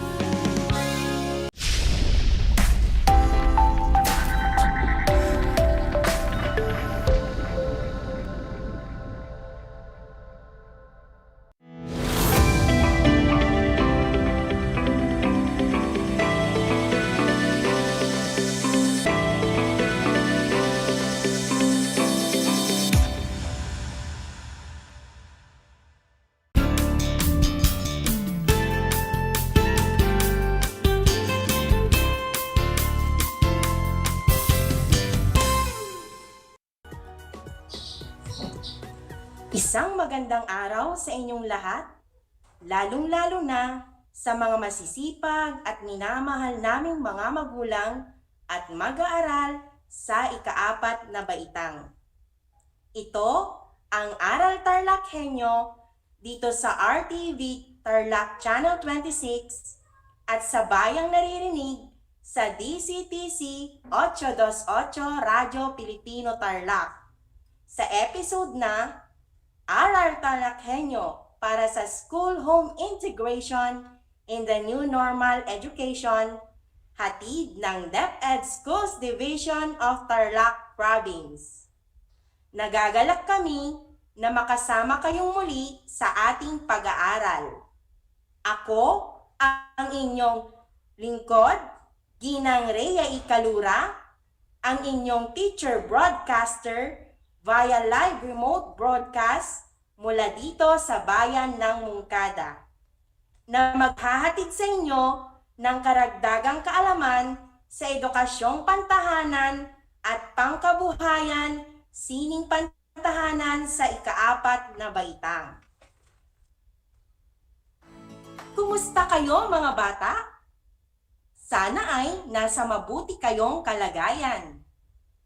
Siguruhin ninyong nasa isang lugar kayo ngayon na komportable at maayos na naririnig ang ating broadcast.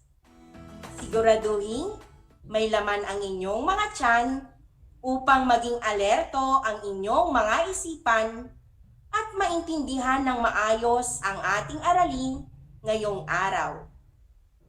Kung gusto ninyong sumagot o mayroon kayong mga katanungan, maaari ninyong i-comment o i-type sa chat box na makikita sa inyong screen. At sa mga magulang, gabayan po natin ang ating mga anak sa kanilang aralin ngayong umaga. Sa puntong ito, nais kong ihanda ninyo ang inyong compendium of notes sa EPP4 at ating nang umpisahan ang ating aralin. Handa na ba kayo mga bata? Kung handa na, sabihin ang salitang handang-handa na. Ang ating aralin ngayong araw ay tungkol sa pagkakabit ng botones. Pagkatapos mapakinggan ang episode na ito, ang mga mag-aaral ay inaasahang na isasaayos ang payak na sira ng kasuotan sa pamamagitan ng pananahi sa kamay tulad ng pagkakabit ng botones. Bago natin talakayin ang bago nating aralin, nais ko munang magbalik tanaw tayo sa ating tinalakay noong nakaraang araw. Natatandaan niyo pa ba ito, mga bata? Mahusay, mga bata! Ang nakaraang aralin ay tungkol sa iba't ibang uri ng kasuotan. Alamin natin kung natatandaan o nakikilala pa ninyo ang mga ito. Ibigay kung anong uri ng kasuotan ang tinutukoy ng bawat pahayag. Kung meron kayong kasagutan, i-comment lang sa inyong chat box. Una, ito ay damit na maluwang at maginhawa sa katawan tulad ng duster, shorts, t-shirt at mga luma ngunit maayos pang damit. Ito ay karaniwang yari sa telang bulak o cotton. Anong uri ng kasuotan ito? Magaling, mga bata! Ito ay damit pambahay. Pangalawa, ito naman ay kasuotang manipis, maluwang at maginhawa sa katawan tulad ng pajama. Ano ang tawag dito? Tama! Ito ay damit pantulog. Susunod, ito ay ang uniforme na ginagamit sa pagpasok sa paaralan. Karaniwan, ito ay blusa at palda sa babae at long pants o short naman sa mga lalaki. Anong uri ng kasuotan ito? Magaling, mga bata! Ito ay damit pamasok sa paaralan. At ang panghuli ay magara at naiiba sa karaniwang damit na isinusuot sa araw-araw. Ito ay ginagamit kapag may okasyon, tulad ng pista, handaan, salo-salo, o pag may pagdiriwang na dadaluhan. Anong uri ng kasuotan ito? Tama! Ito ay damit panlakad. Mahusay, mga bata! Natutuwa ako at tandang-tanda niyo pa ang ating nakaraang aralin. Ngayon, ay handa na tayo para sa panibagong aralin. Handa na ba kayo? Kaya mga bata, manatili tayo sa ating mga lugar dahil sa ilang saglit lang ay ihahatid ko na ang bago nating aralin. Ang ating aralin ngayong araw ay tungkol sa pagsasaayos ng payak na sira ng kasuotan sa pamamagitan ng pananahi sa kamay, tulad ng pagkakabit ng botones. Makinig ng mabuti para masundan ninyo ang ating aralin ngayong araw. Excited na ba kayong matutong muli, mga bata? Ating nang simulan ang ating aralin ngayong araw. Nasubukan mo na bang masira ang iyong damit o matanggal ang botones nito? Anong ginawa mo? Kanino mo ito ipinaayos? Nasubukan mo na bang ikaw ang nag-ayos nito? Lahat ng ating kasuotan ay higit na tatagal ang pakinabang sa pamamagitan ng regular na pagsasaayos at pangangalaga nito. Halimbawa ay pagsuot ng maingat upang maiwasan ang pagkapunit o pagkatastas ng anumang bahagi nito. Gayon din ang pagkatanggal ng mga botones. May pagkakataon na natatanggal ang mga panara ng ating damit na hindi natin inaasahan.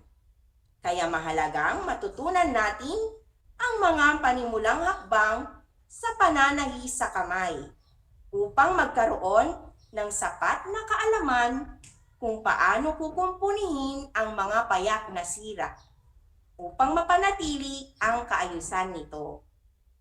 Sa araling ito, matututunan ninyong ayusin ang ganitong uri ng sira ng damit.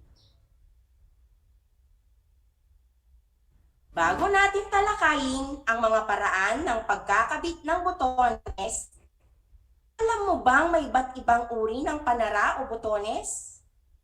Alamin muna natin ang mga ito.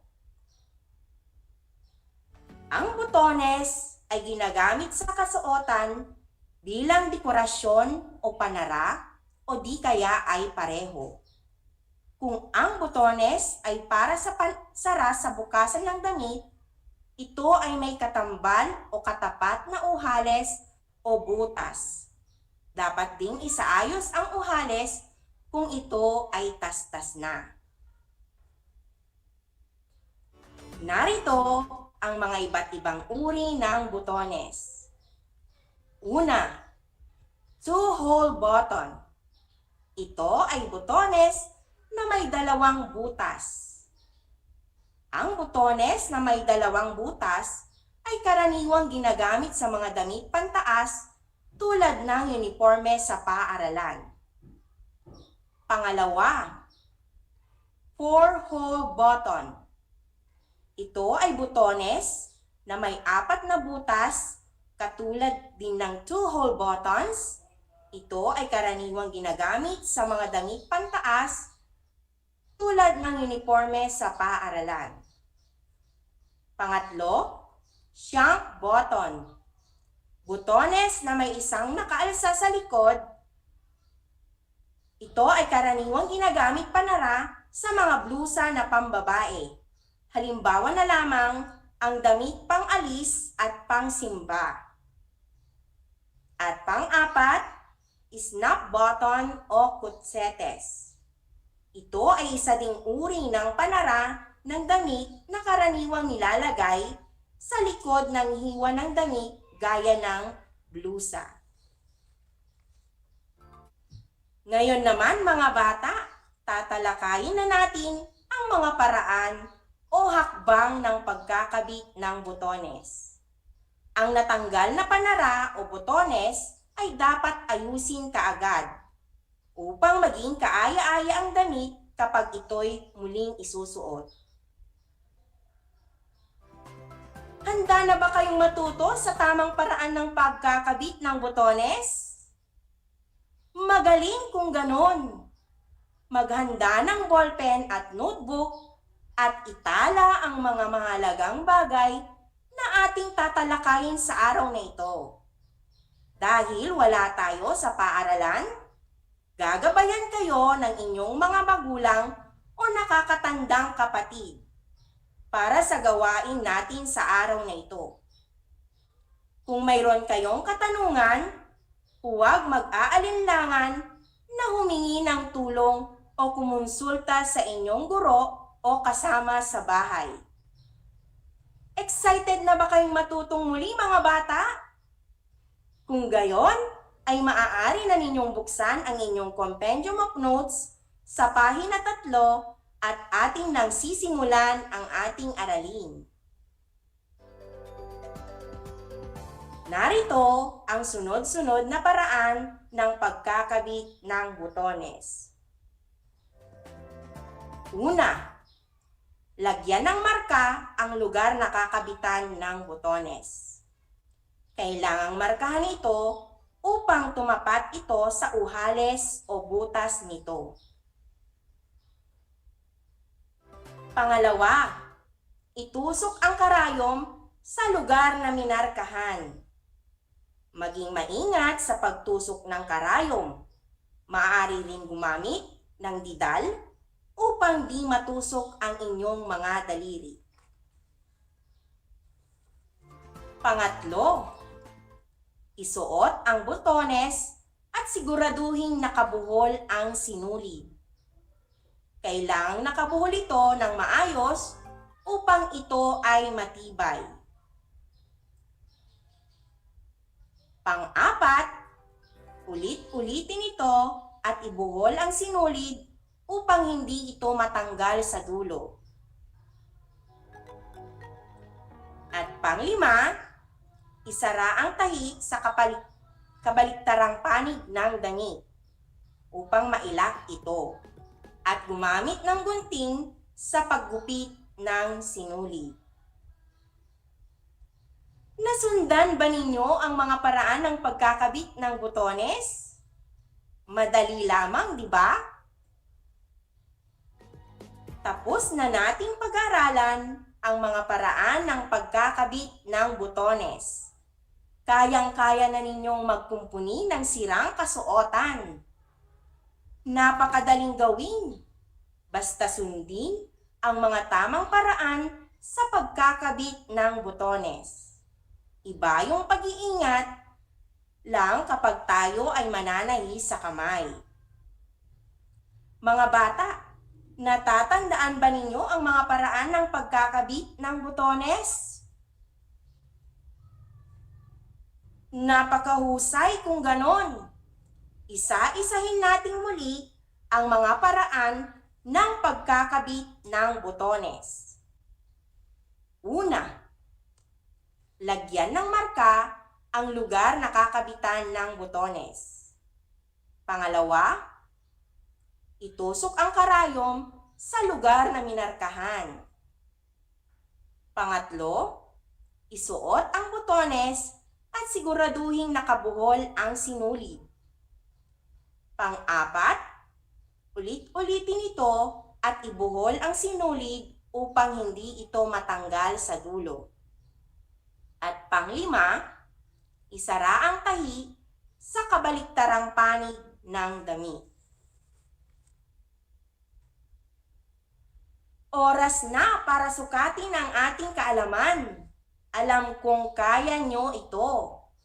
Ihanda na ang ballpen at papel at huwag kalimutang isulat ang inyong pangalan at petsa ngayong araw. Lagyan ng bilang 1 hanggang 5 at makinig sa panuto.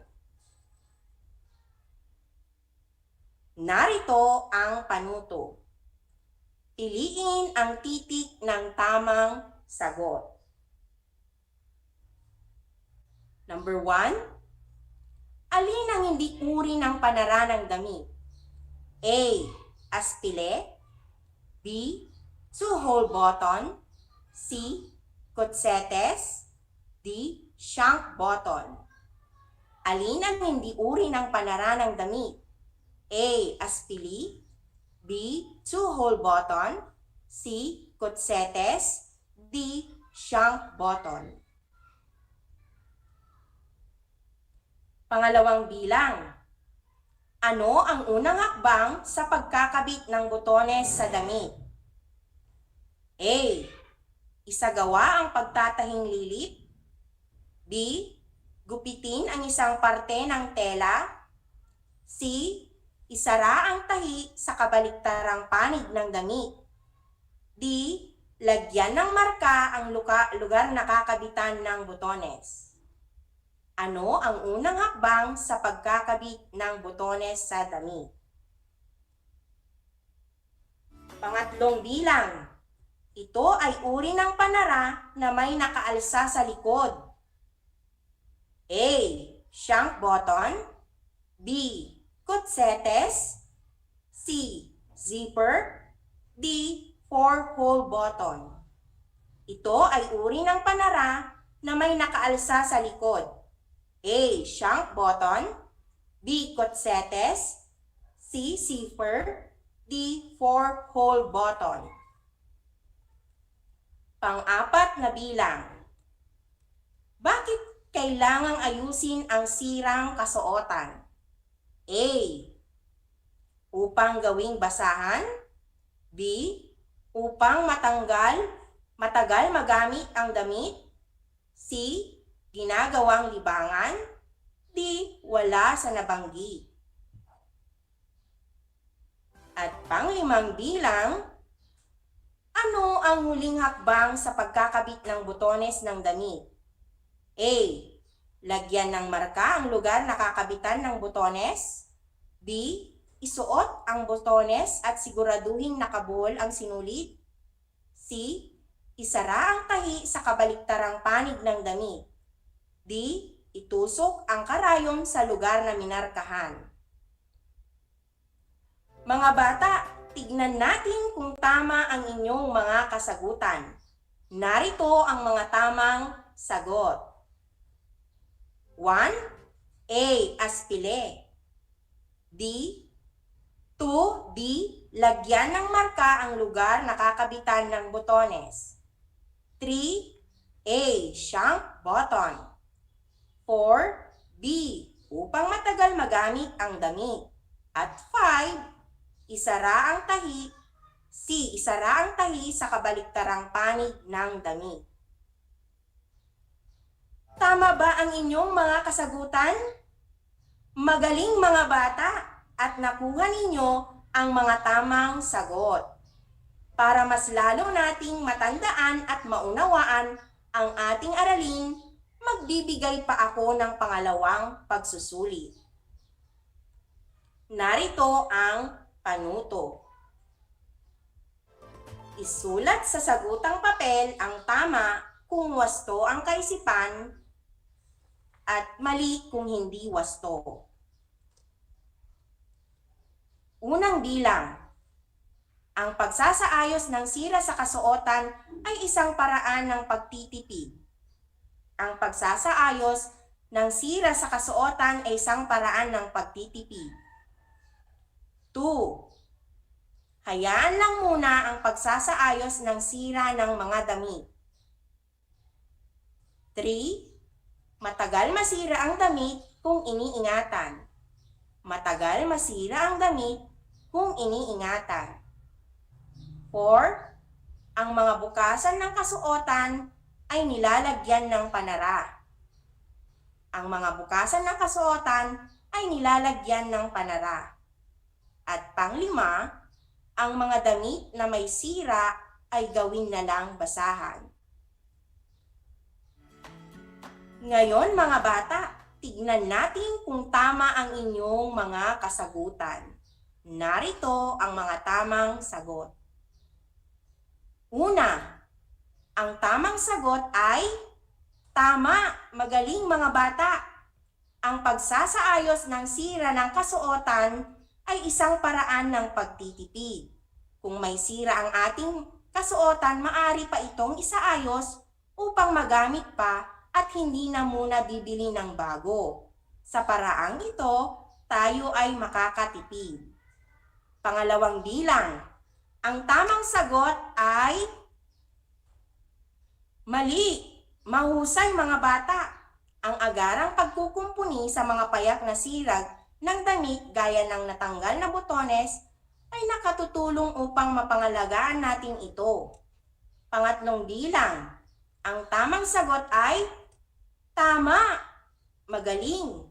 Lahat ng ating kasuotan ay higit na tatagal ang pakinabang sa pamamagitan ng regular na pagsasaayos at pangangalaga nito. Pang-apat na bilang, ang tamang sagot ay tama. Lahat ng damit na may bukasan ay nilalagyan ng panara. Pang-5 bilang, ang tamang sagot ay mali. Dahil ang mga damit na may sira na ay pwede pang isaayos at maaari pa itong isuot muli at dapat ayusin kaagad upang maging kaaya-aya ang damit kapag ito ay muling isusuot. Tama ba ang inyong mga kasagutan mga bata? Magaling mga bata! Masaya ako at nakuha ninyo lahat ang tamang sagot sa ating pagsusuli. Binabati ko kayong lahat, mga giliw kong mag-aaral, dahil naunawaan nyo ang ating aralin sa araw na ito. Lagi nating tatandaan na ang pagsasaayos ng sira sa kasuotan ay isang paraan ng pagtitipid. Bawat bata ay dapat matutong magsaayos ng mga sira sa sariling kasuotan para madagdagan ang kaalaman at kasanayan. Para naman sa inyong takdang aralin sa ating leksyon sa araw na ito, kumuha ng isang kapirasong papel o kapirasong tela at botones, gumamit ng karayom, sinulid at gunting. Subukan gawin ang paglalagay ng botones sa tela. Sundin ang mga paraan kung paano ito ginagawa sa tulong at gabay ng inyong magulang gamit ang rubric sa pagkakabit ng botones. Narito ang rubrics na gagamitin. Ito ang mga criteria, mga pamantayan, materyales, pamamaraan at kaligtasan o kalinisan. Kayo ay makakakuha ng 5 puntos, 3 puntos, at 1 puntos. Tingnan ninyong mabuting mga bata at isulat sa inyong kwaderno ang inyong score sa pagkakabit ng butones. At dito na nagwawakas ang paglalakbay natin sa edukasyong pantahanan at pangkabuhayan, sining pantahanan sa ika-4 na baitang. Inaasahan ko na kayo ay natuto sa ating aralin ngayong araw na ito. Maraming salamat din po sa ating mga magulang na gumabay sa kanilang mga anak. Muli, ako si Ginang Rhea Icalura, ang inyong guro sa edukasyong pantahanan at pangkabuhayan, sining pantahanan sa ika-4 na baitang, na nagsasabing kaalaman, kabuhayan, kinabukasan sa EPP matatagpuan, at walang mahirap na gawain, lahat sa EPP ay kakayanin. Hanggang sa muli! Paalam!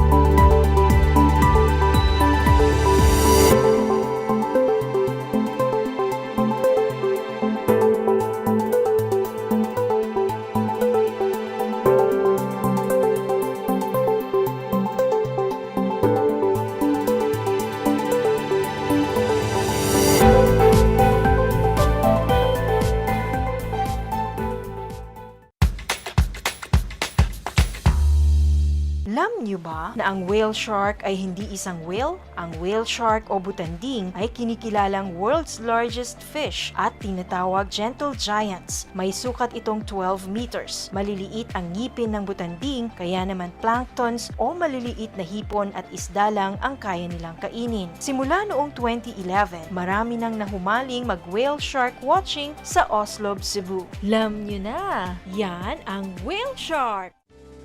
Tuwing sasapit ang alas 5 ng hapon, parangalan natin ang ating mga kababayan na nasa unahan laban sa COVID-19.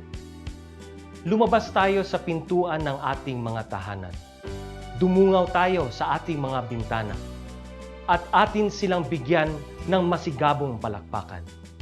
Gumawa tayo ng ingay, ipagbunyi ang ating frontliners, at ipahayag ang ating walang hanggang suporta sa kanilang kabayanihan. Gusto ko lang pong i-take itong opportunity ito para magpasalamat sa lahat ng mga doktor at nurses especially yung mga nag-alaga po sa akin, sa buong Asian Hospital at sa lahat po ng ating frontliners. Umawit tayo at sumayaw at ipakita ang ating talento bilang pagsaludo sa mga bayaning nasa unahan. Talunin natin ang COVID-19. Sama-sama nating pagalingin ang ating inang bayan. Kaya natin to. We heal as one.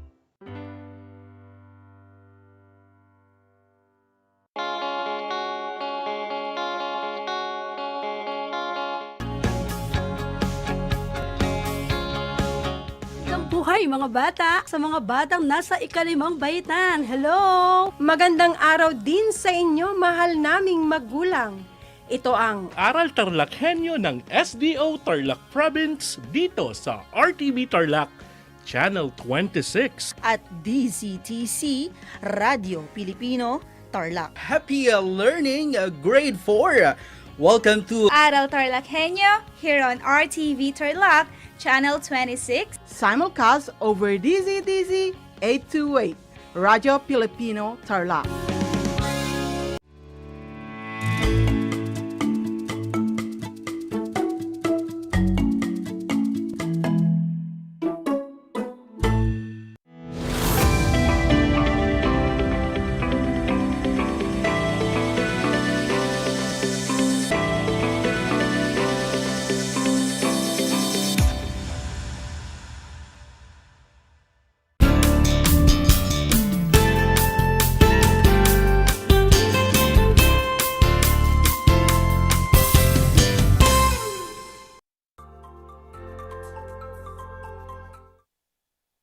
Sumasa inyo ang Aral TarlakHenyo mula sa RTV Tarlac, Channel 26 at sa bayang naririnig sa DCTC, Radyo Pilipino, Tarlac. Ako si Teacher Joselle F. Agacer, ang inyong teacher broadcaster para sa Arts ika-4 na baitang. Broadcasting live dito sa bayan ng Victoria. Kamusta kayo mga bata?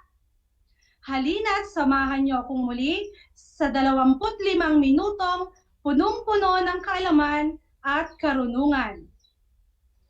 Inaasahan ko na nasa isang lugar kayo ngayon na komportable at maayos na naririnig ang ating pagsasahimpapawid. At dapat ay may laman din ang ating mga tiyan upang maging alerto ang pag-iisip at maayos na maunawaan ang ating aralin ngayong araw. Sa puntong ito, nais kong kuhanin ninyo ang inyong learning activity sheet sa Arts form, kasama ang inyong kwaderno at ballpen para sa ating aralin ukol sa relief printing at pagbuo ng makasining na dibuho gamit ang Relief Master o mold. Inuulit ko, ang aralin natin ngayon ay tungkol sa relief printing at pagbuo ng makasining na dibuho gamit ang Relief Master o mold. Sige, ilabas natin ang ating learning activity sheet.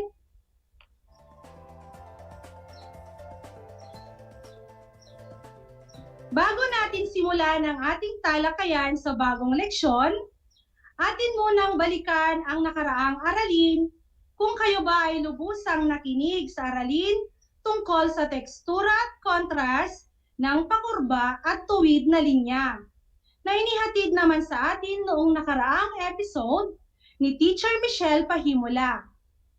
Handa na ba kayo mga bata? Kung gayon ay simulan na natin. Isulat lamang ang sagot sa sagutang papel o kwaderno.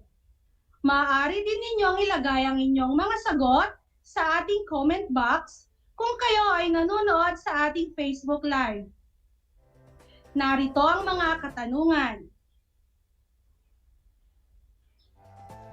Unang tanong, ano ang tekstura? Uulitin ko, ano ang tekstura? Bibigyan ko kayo ng ilang segundo para sagutin ang tanong.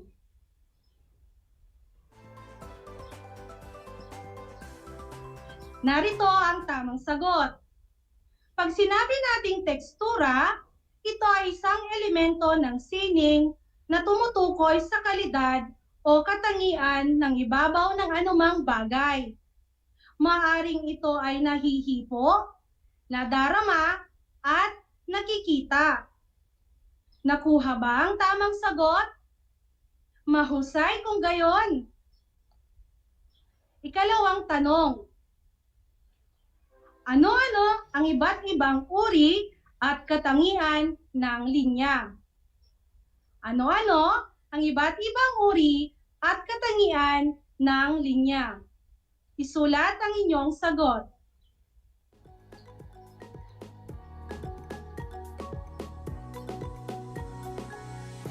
Ang mga uri at katangian ng linya ay ang mga sumusunod.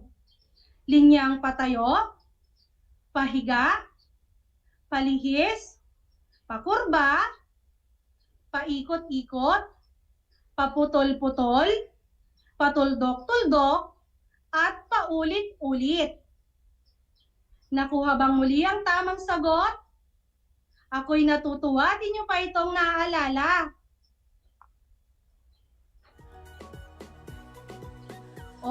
Dumako na tayo sa ating aralin ngayong araw. Ang relief printing at pagbuo ng makasining na dibuho gamit ang Relief Master o mold.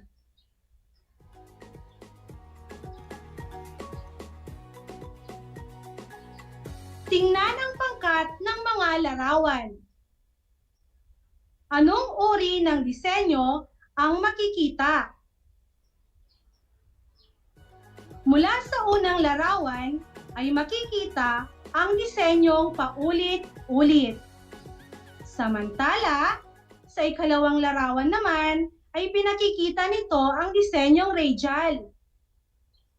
Disenyong pasalit-salit naman ang ipinakikita ng ikatlong larawan.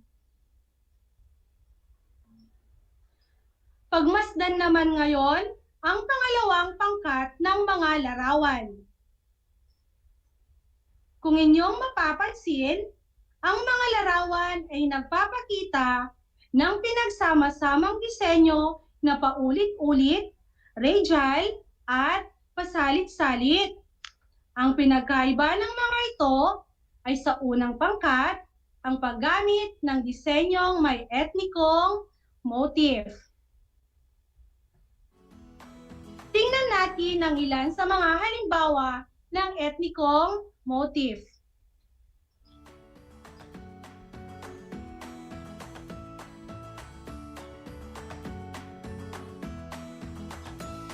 Ang mga disenyong ating nakita ay maaaring gamitin sa paggawa ng relief printing.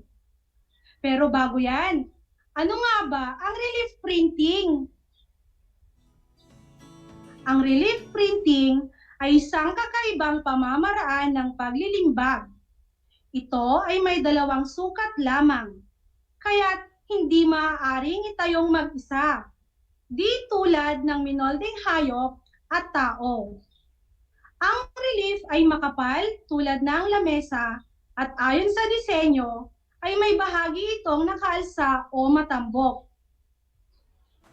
Ang relief prints ay mga disenyo, letter print, slogan, o logo na makikita sa mga papel, tela, tarpaulin, at iba pang materyales upang hindi nauulit-ulit ang pagguhit o pagpipinta. Ito ay ginagawa sa pamamagitan ng pagbuo ng isang relief master o molde na maaaring gamitin sa paglilipat o pagpaparami sa disenyo.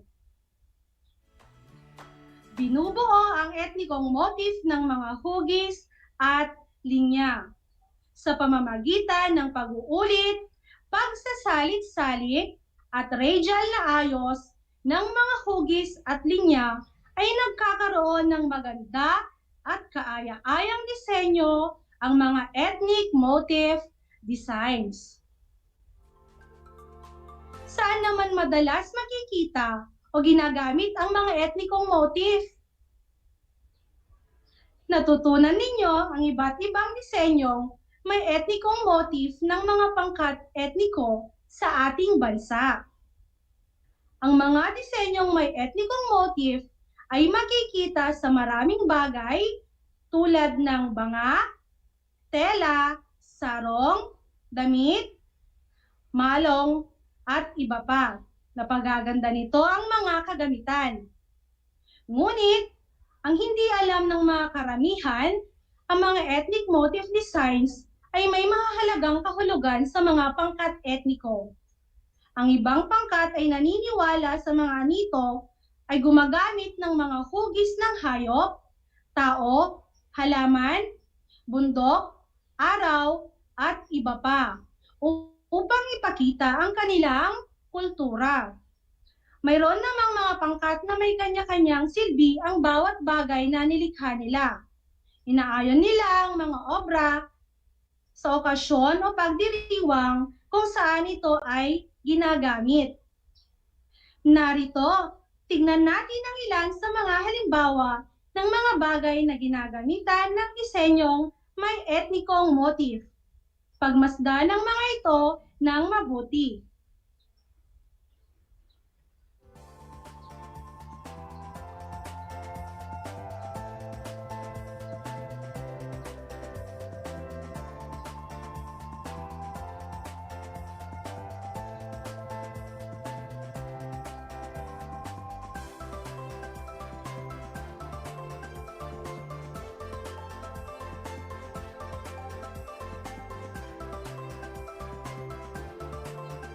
Tandaan natin mga bata, ang disenyo ay napagaganda gamit ang relief prints kapag ito ay ginawang makulay, paulit-ulit o pasalit-salit. Napabibilis ang pagbuo ng magandang disenyo gamit ang relief master o paglilipat at pagpaparami ng disenyo. Pangatlo, sa pamamagitan ng pagulit-ulit o pasalit-salit ng mga hugis at kulay, ay naipakikita natin ang contrast at nakabubuo tayo ng disenyo na nagpapakita ng ating pagiging malikhain. May inihanda ako ang ilang katanungan upang pagyamanin pa ang ating kaalaman. Sa inyong sagutang papel ay isulat ang tama kung ang isinasaad ng pangungusap ay totoo. Isulat naman ang mali kung hindi ito totoo. O di naman kaya ay maaari niyong i-comment ang inyong mga sagot sa ating comment box. Unang tanong. Ang paggawa ng relief mold ay isang magastos na sining. Ikalawang tanong. Ang paggamit ng disenyong may pangkat etniko ay dumadagdag sa kagandahan ng sining na gagawin. Tama o mali? Ikatlong tanong. Upang malagyan ng kulay ang sining, gumamit ng acrylic paint. Tama o mali? Kaapat na tanong. Mahalagang gumamit ng may contrast upang mas maging maayos ang gawang sining. At ang ikalimang tanong, kayang-kayang gawin ng isang mag-aral tulad mo ang isang magandang sining tulad ng paggawa ng relief mold. Tama o mali? Handa na ba kayong malaman kung tama ang inyong mga sagot? Narito ang mga tamang sagot. Para sa unang bilang, ang wastong sagot ay mali. Pangalawang bilang, ang tamang sagot ay tama. Para sa pangatlong bilang naman, ang wastong sagot ay tama. Pang-apat na bilang, tama rin. At ang panglimang bilang naman, ang wastong sagot ay tama. Sa mga nakakuha ng perfect score, binabati ko kayo. At sa mga hindi naman, ayos lang yan. May mga pagkakataon pa kayong bumawi. Basta, Makinig lang ng mabuti at ituon ng pansin sa ating talakayan.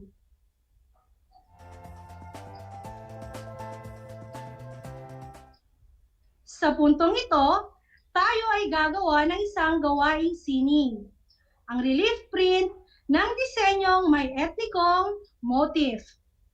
Narito ang ilan sa mga kagamitan na ating kakailanganin. Gagamit tayo ng banana stalk at iba pang gulay na may stalk.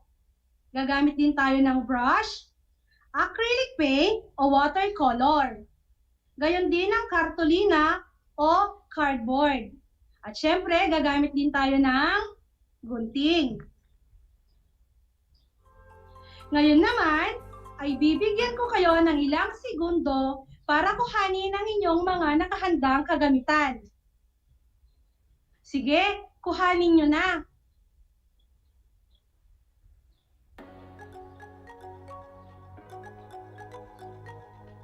Nakuha na ba ang mga kinakailangang gamit? Mainam kung ganon. Ngayon, ay panoorin ninyo ang video ang aking ipapakita tungkol sa mga hakbang sa paggawa ng relief print ng disenyong may etnikong motif. Maaari nyo itong sabayan habang kayo ay nanonood. Halina, panoorin na natin!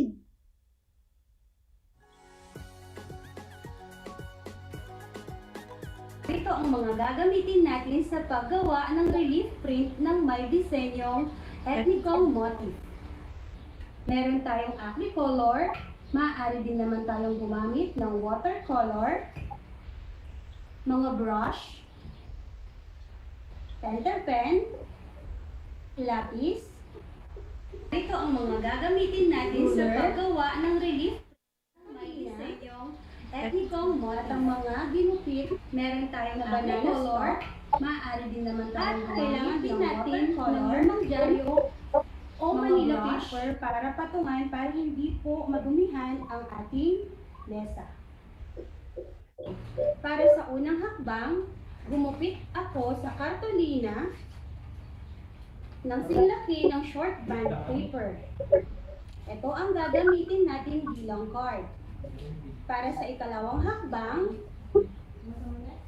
guguhit tayo ng modelong may etnikong motif. Mayroon natin mga handang naiguhit dito. Gumamit ako ng zigzag na nagre-representa ng kidlat.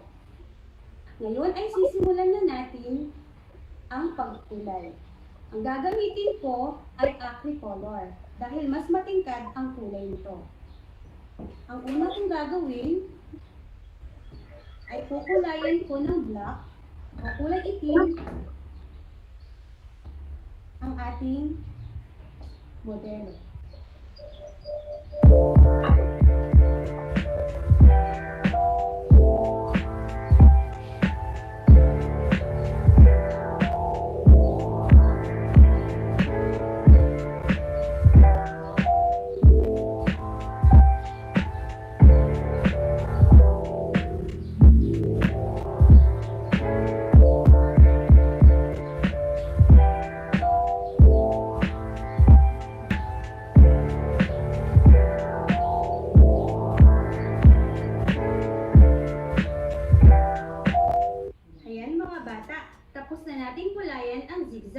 Kung mapapansin ninyo, gumamit ako ng kulay itim at dilaw na pangkulay. At ngayon naman mga bata, gagamitin na natin ang ating mga ginupit na stalk bilang panlimbag o pantatak. Ngayon naman ay papahiran natin ang dulo ng stalk ng tinta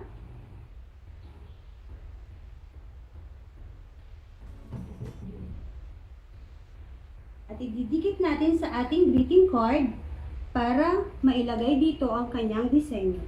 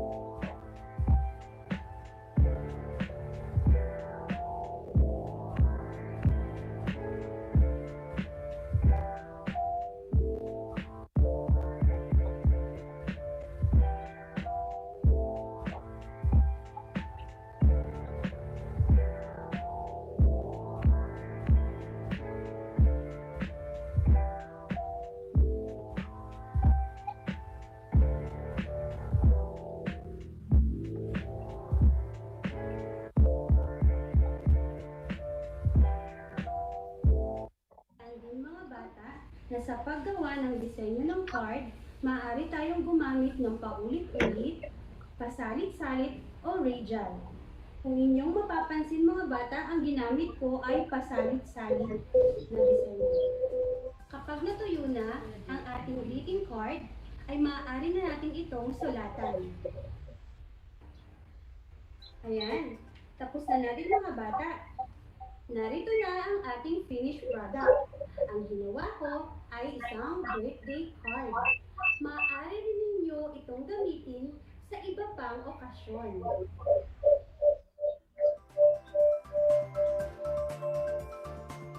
Ayan, kayo ba ay nag-enjoy sa ating ginawang gawaing sining? Mainam kung ganon. Ang mga natapos na gawain ay maaaring ibigay o ipasa ng inyong mga magulang sa inyong guro sa arts upang masuri ang inyong mga gawain. Dumako naman tayo ngayon sa isang maikling pagsusulit. Ihanda ang inyong mga sagutang papel at panulat. Isulat lamang ang letra na sa tingin ninyo ay siyang tamang sagot. O di naman kaya'y maaari nyo ring i-comment ang inyong mga sagot sa ating chat box. Handa na ba mga bata? Unang tanong. Ito ay isa sa mga gawaing pansining na magagawa sa pamamagitan ng pag-iwan ng mga bakas ng isang kinulayang bagay. A. Pag-awit, B. Pagguhit, C. Paglilimbag, or D. Pagsayaw. Ikalawang tanong. Ang mga kagamitang ito ay maaaring gamitin sa paggawa ng relief mold maliban sa isa. A. Basag na bote, B. Kahon, C. Kutsara, or D. Lumang dyaryo. Ikatlong tanong. Sila ay pangkat etnikong matatagpuan sa Zamboanga na tanyag sa paggamit ng mga disenyong etniko sa kanilang pananamit at kasangkapan. A. Aita, B. Igorot, C. Negrito, or D. Yakan. Kaapat na tanong. Gamitin ang blank upang malagyan ng kulay ang inyong sining. A. Acrylic paint, B. Karton, C. Dyaryo, or D. Paste.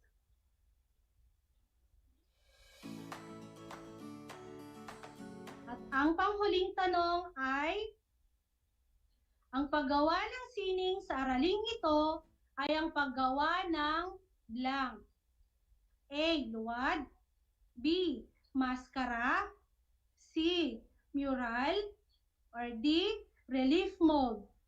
Sulat ang inyong sagot.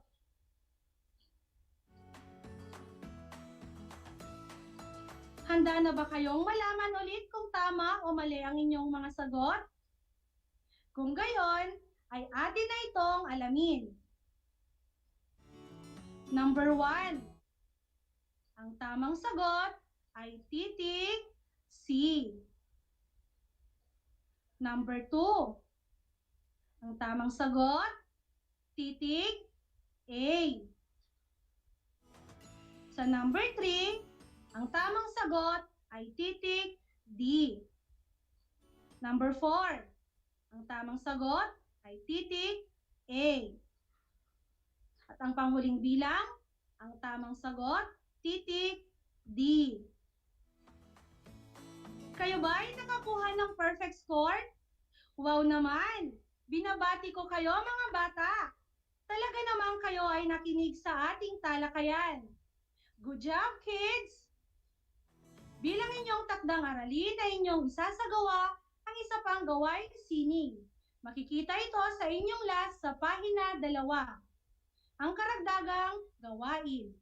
Ang matatapos na gawain na isusumite ng inyong mga magulang sa inyong guro sa arts base sa nakatakdang oras ng kanilang pagpunta sa paaralan.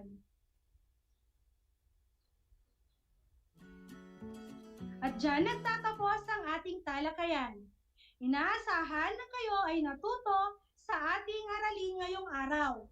Muli, ako si Teacher Joselle Agacer, ang inyong teacher broadcaster para sa Arts 4 na nagsasabing katawang masigla, kamay na puno ng sining, tuklasin natin ang karunungan. Tayo'y magalak sa mapesaya. Hanggang sa muli, paalam!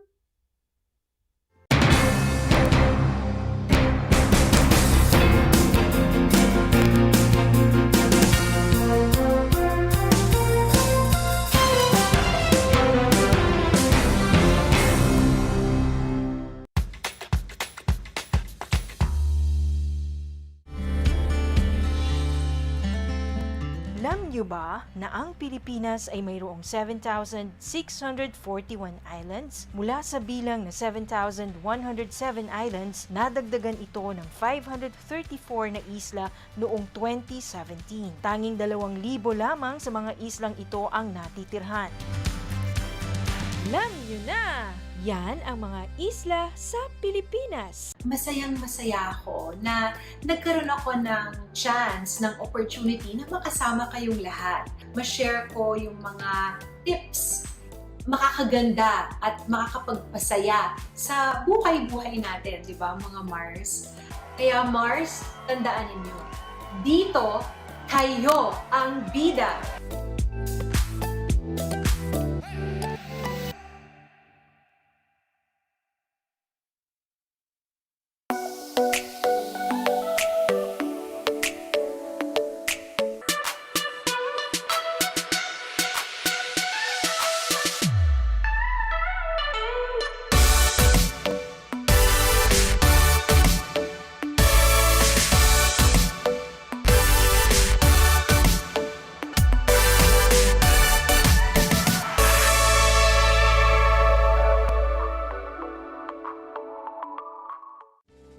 Tuwing sasapit ang alas 5 ng hapon, parangalan natin ang ating mga kababayan na nasa unahan laban sa COVID-19. Lumabas tayo sa pintuan ng ating mga tahanan. Dumungaw tayo sa ating mga bintana.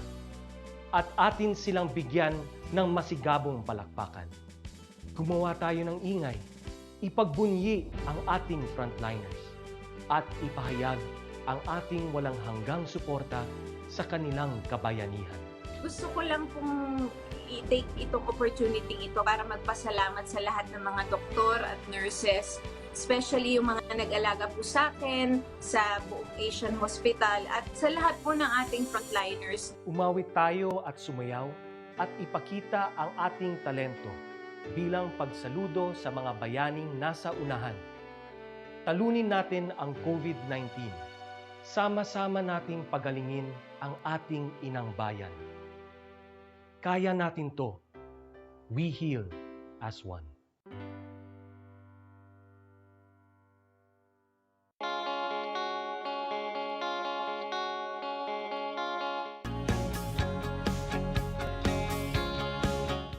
Buhay mga bata, sa mga batang nasa ika-5 baitan. Hello! Magandang araw din sa inyo, mahal naming magulang. Ito ang Aral TarlakHenyo ng SDO Tarlac Province dito sa RTV Tarlac, Channel 26. At DZTC, Radio Pilipino, Tarlac. Happy learning, grade 4. Welcome to Aral TarlakHenyo here on RTV Tarlac, Channel 26. Simulcast over DZTC 828, Radio Filipino, Tarlac.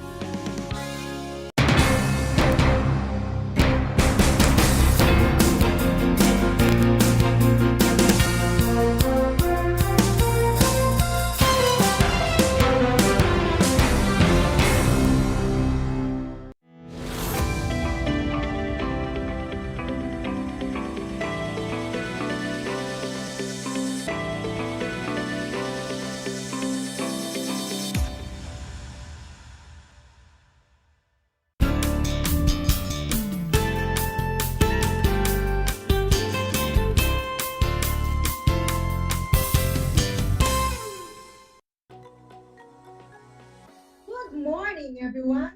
Welcome to the remote live broadcast of Aral TarlakHenyo here on RTV Tarlac Channel 26.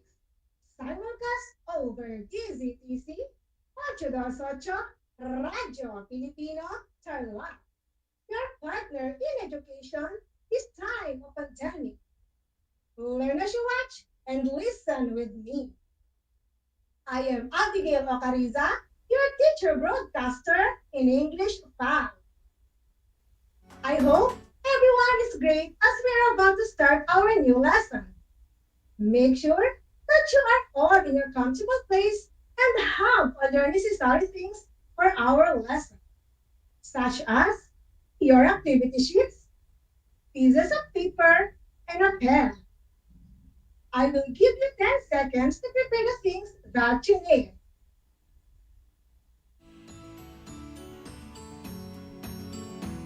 Are you ready, grade 5 learners?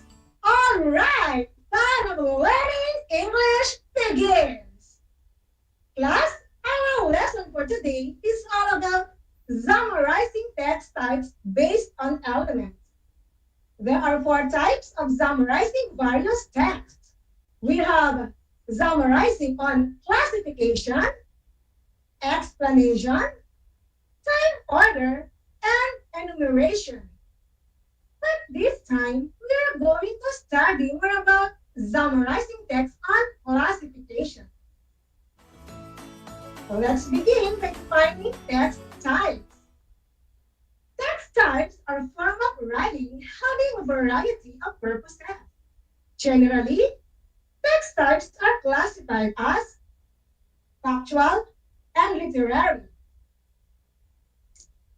Factual or non-fiction text types.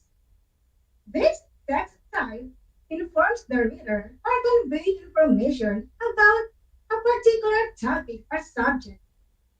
They give a useful information and focus on truths and realities.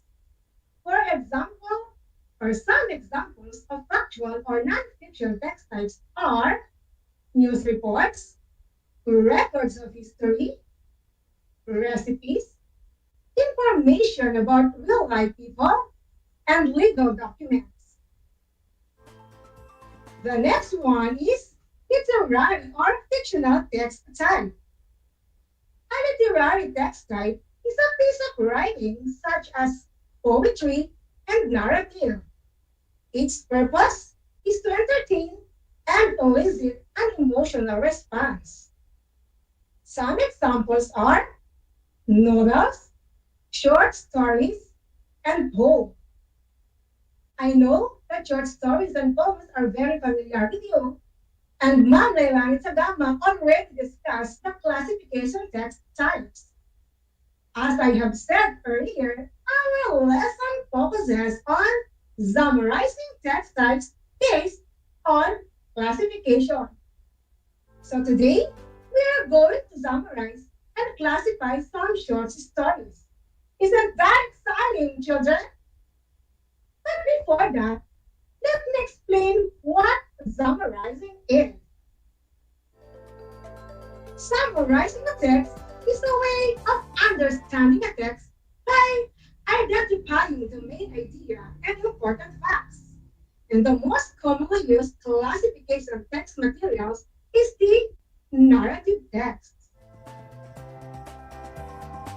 A narrative text is a type of literary text that entertains, informs, or instructs readers by telling a story. Can be either imaginary or real life.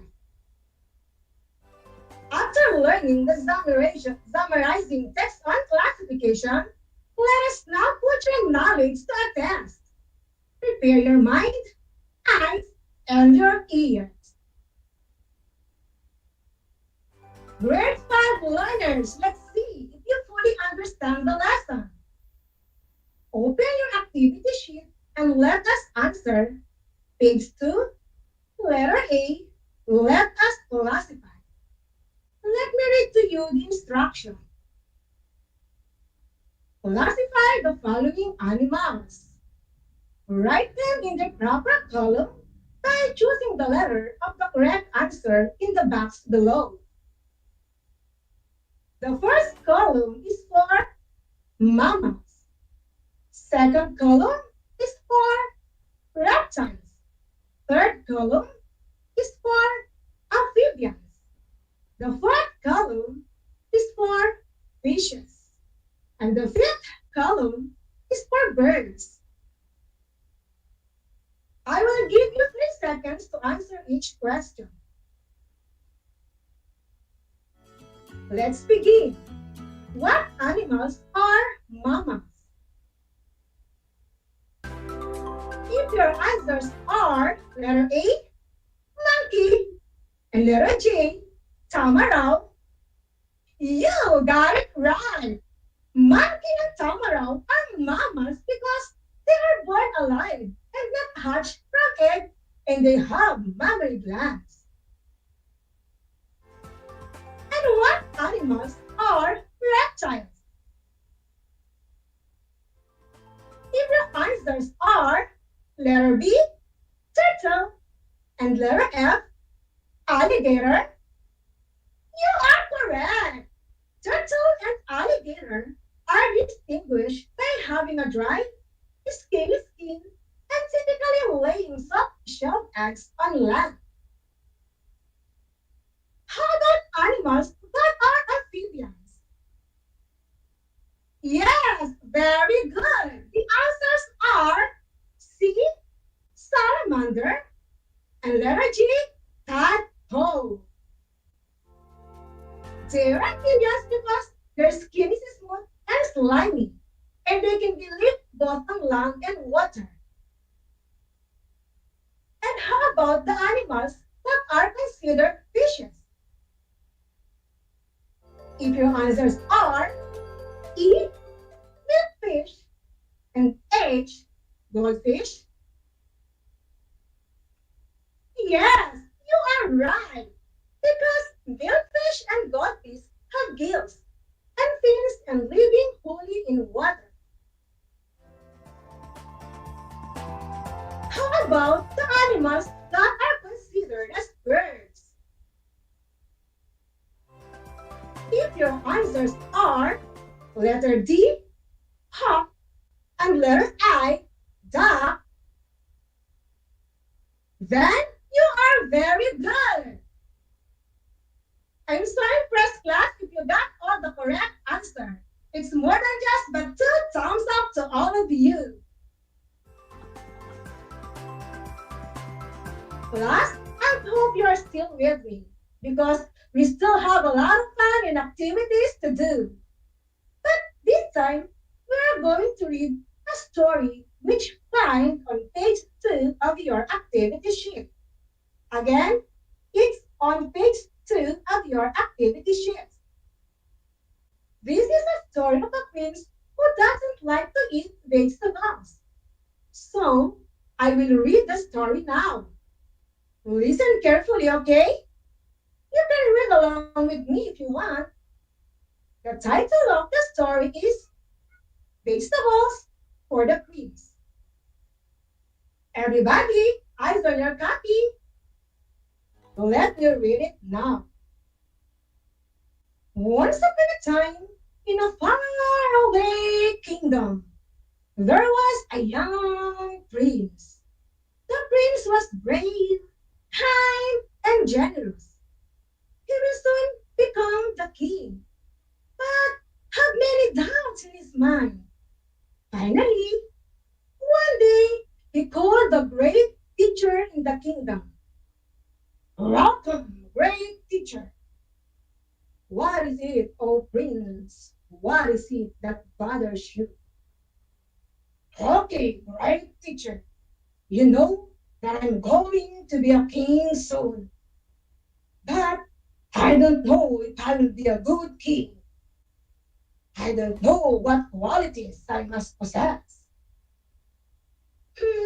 Maybe I can help you. Do you eat vegetables? Yes, I do. But I don't like vegetables. Maybe you haven't noticed, but there is so much you can teach us. That's where your answers to all the questions lie.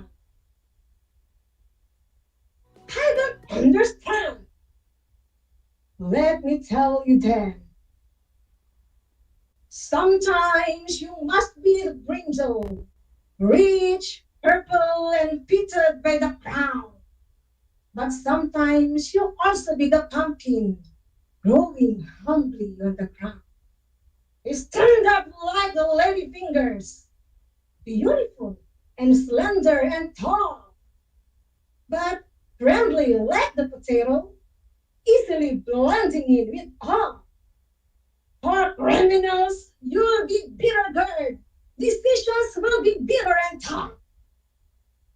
But with the good, you will be the yam, soft and made with the sweeter stuff.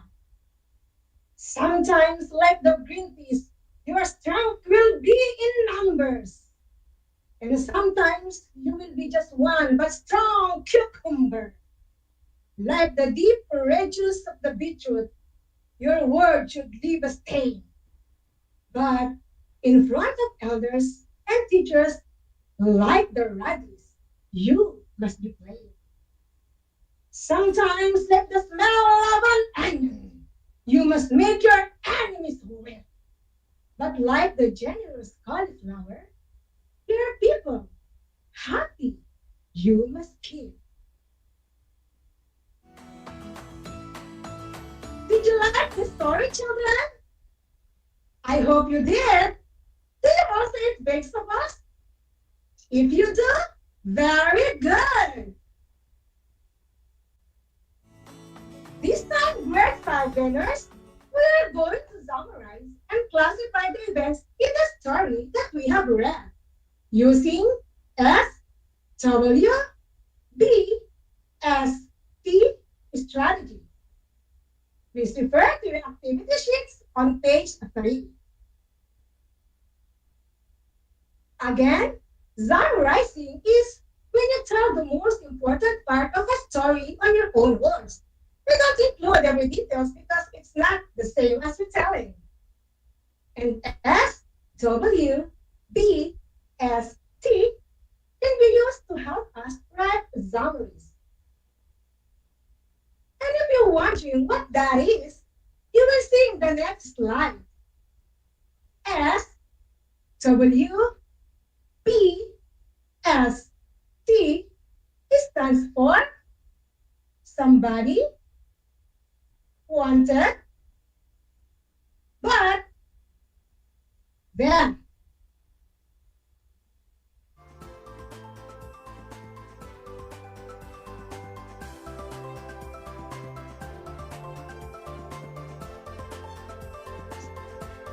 So, how did the story deal with the problem?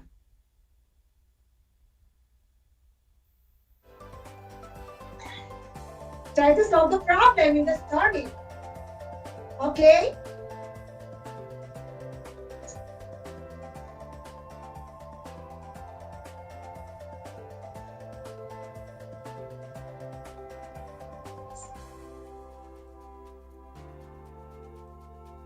Yes. If you're still wondering, okay, this is the keyword you will see in the next few slides, how they are really help us. S stands for somebody.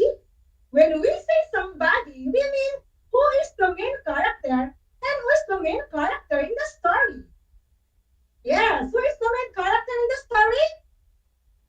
And W stands for wanted. What does the character want? In our story, the prince wanted to know what good qualities he must possess to become a good king.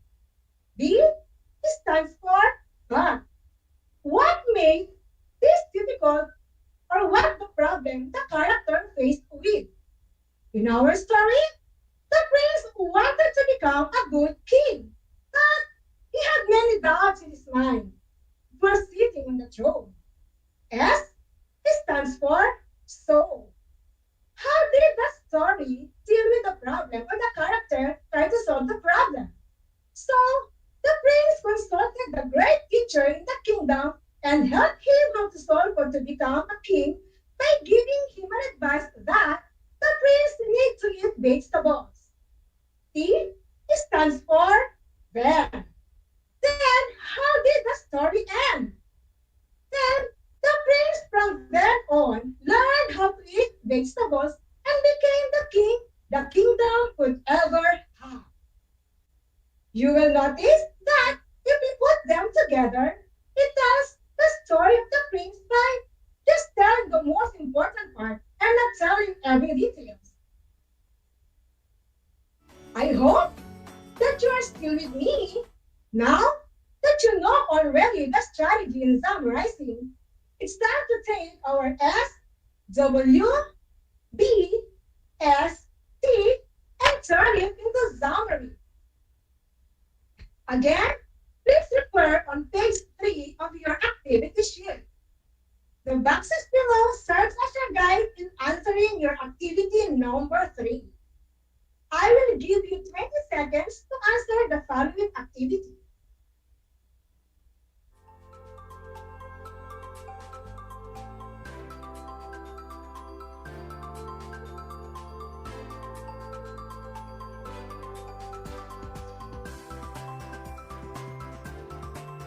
All right, grade 5 learners, let's check your work.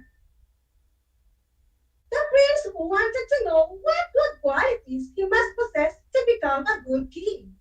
But he had many doubts in his mind before sitting on the throne. So he consulted the great teacher in the kingdom about the problem and helped him how to become a good king. Then the prince from then on learned how to eat vegetables and become the best king the kingdom could ever have. Did you get all the correct answer, children? If you do, then I am so proud of you. I hope you still find and enjoying our lesson because I prepared another activity for you to fully understand the summarizing text on classification. This time, you are going to classify the vegetables mentioned in the story according to their proper group. Choose your answer in the box and I will give you another 20 seconds to answer your activity number 4.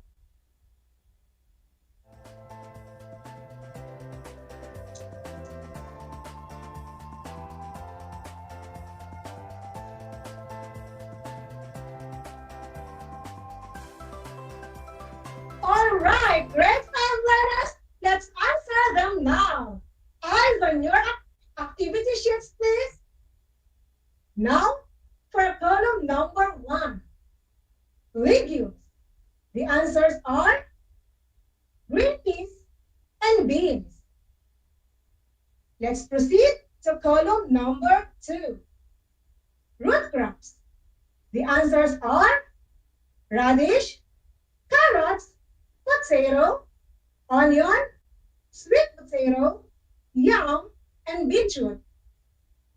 And for green leafy, the answer is cauliflower. And for fruit bearing, we have bitter gourd, pumpkin, brinjal, cucumber, and ladyfinger. All right, grade 5 learners, let's see how many of you got the correct answer. Well, I guess all of you got the perfect score. Congratulations! Let's sum it up.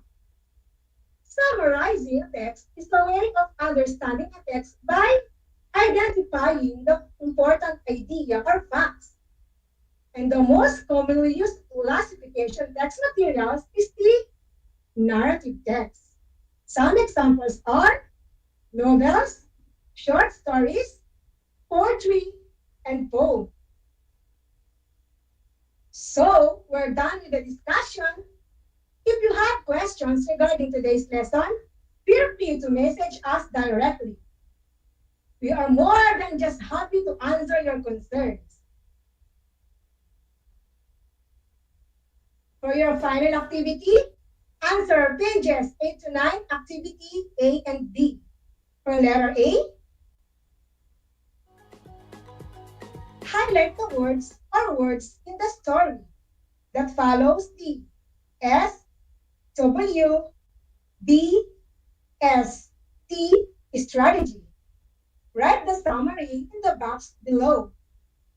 For letter B, divide each of the following topics into 3 groups. Be careful in applying what we have learned today. I hope I was able to help you with our lesson today. Keep tuning on Aral TarlakHenyo, RTV Tarlac, Channel 26. Simulcast over DZTC 828 Radyo Pilipino Tarlac. Once again, I am your teacher broadcaster, Teacher Abigail M. Acariza. Signing off. Please stay home and keep safe. Thank you.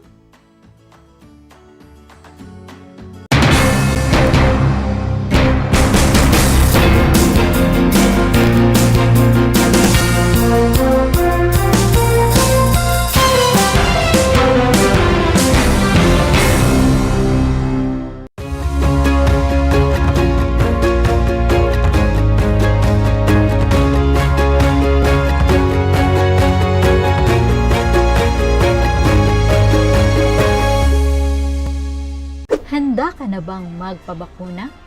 Narito ang mga paalala at hakbang na gagawin sa proseso ng pagbabakuna. Bago ang pagbabakuna, kinakailangan mo nang dumaan sa pre-vaccination screening. Kinakailangan kumuha muna ng medical clearance sa doktor ang mga kabilang sa special population tulad ng mga sumusunod. May problema sa immune system, may cancer, may HIV, sumasailalim sa transplant operation, kasalukuyang umiinom ng steroids, mga senior citizens na may special conditions. Step 1. Waiting area. Siguraduhin kayo ay pumunta sa tamang oras at petsa ng inyong schedule sa pagbabakuna. Hindi papayagan ang mga walk-in sa vaccination sites. Maupo sa bakanting upuan alinsunod sa tamang pagkakasunod ng bilang. Hintayin na tawagin kayo para sa susunod na hakbang. Habang nag-aantay, sumunod sa minimum public health standards. Isuot ang face mask at face shield. Sundin ang proper physical distancing at ugaliing maghugas at isanitize ang kamay. Step 2. Registration. Sundin ang mga patakaran ng inyong LGU o vaccination site sa pag-register at ipakita ang inyong government ID. Bibigyan kayo ng kopya ng informed consent form, health screening form, at mga pamphlet tungkol sa bakuna na pwede ninyong basahin. Hintayin na matapos ang proseso ng registration bago pumunta sa susunod na hakbang. Step 3. Screening. Kayo ay isa sa ilalim sa health screening at tatanungin tungkol sa inyong kalusugan tulad ng history of COVID-19 exposure, history of vaccination, mga gamot na iniinom, kung may allergies at iba pa. Ito ay para makasiguro kung angkop para sa inyo ang magpapakuna sa kasalukuyan. Step 4. Health Education. Makinig sa ibabahaging importanteng impormasyon tungkol sa pagbabakuna para sa COVID-19. Kung mayroon pa kayong ibang katanungan, sumangguni sa ating mga vaccination staff. Siguraduhin na pirmahan ang consent form na pumapayag kayong magpabakuna bago pumunta sa susunod na hakbang. Step 5. Vaccine Administration. Ito ang panahon kung saan kayo ay babakunahan sa loob ng 1 hanggang 2 minuto. Huwag kalimutan na kunin ang inyong vaccination card pagkatapos matanggap ang bakuna. Step 6. Observation. Alinsunod sa Department of Health, ang lahat ng magpapabakuna ay kailangang manatili sa pasilidad ng 15 hanggang 30 minuto para obserbahan kung may hindi magandang nararamdaman. Ang ating medical staff ay nakatutok sa inyo para ma-monitor ang inyong kalusugan. Bibigyan kayo ng mga pangalan ng health facility o hotline o contact kung saan pwedeng pumunta kung kinakailangang sumangguni dahil sa side effects ng bakuna. Narito rin ang mga paalala na dapat tandaan. Siguraduhin bumalik sa schedule para sa pangalawang dose ng bakuna. Laging tandaan na kahit nabakunahan ka na, ay huwag pa rin kalimutang sumunod sa minimum public health standards tulad ng pagsasanitize ng mga kamay, pagsusuot ng face mask at face shield, at pagdidistansya sa iba ng 1 metro. Ito ay para na rin sa ating proteksyon at sa proteksyon ng iba. Para sa karagdagang impormasyon, bisitahin ang mga sumusunod na pages. Tara sa Bida Vaccination!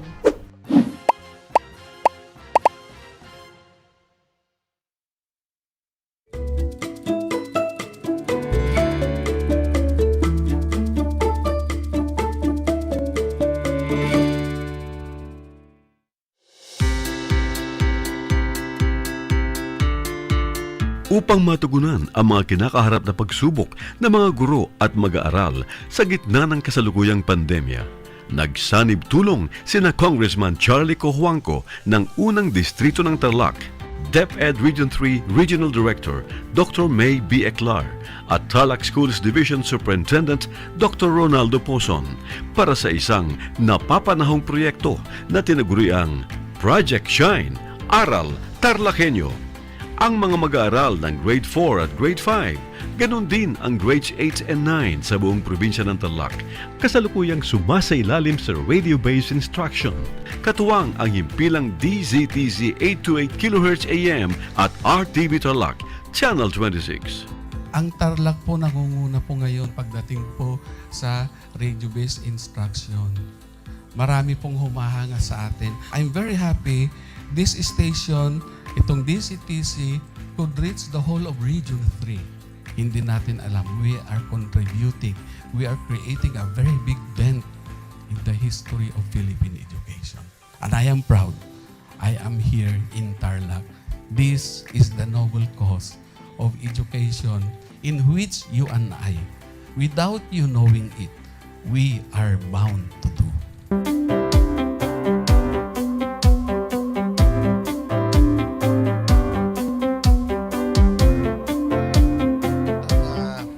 Project natin na Project Shine is a natural consequence dahil sa nangyari sa buong mundo. Let's continue to work together. I think it's very Filipino to practice bayanihan in anything or most of the things that we do. And this is a manifestation of that. No? We have private sector, we have DEPED, we have local government, all working together.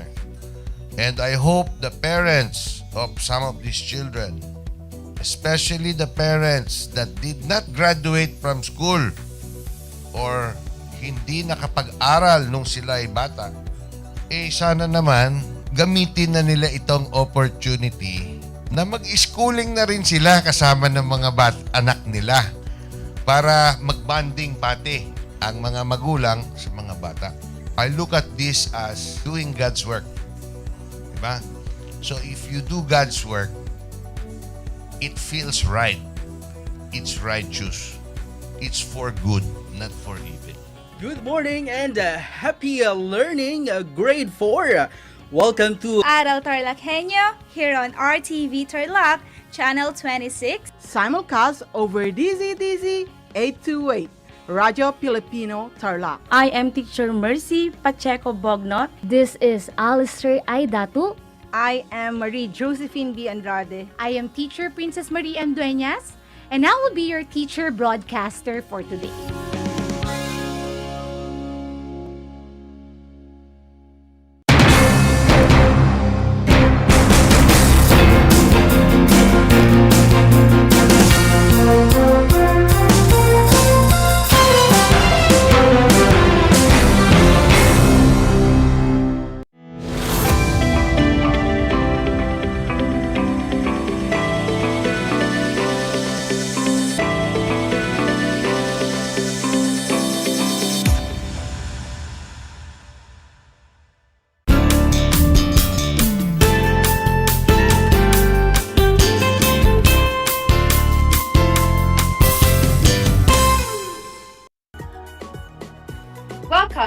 ating Aral TarlakHenyo ng Schools Division of Tarlac Province dito sa RTV Tarlac, Channel 26 at DZTC, Radyo Pilipino Tarlac. Live via Google Meet mula sa bayan ng Paniki. Magandang araw!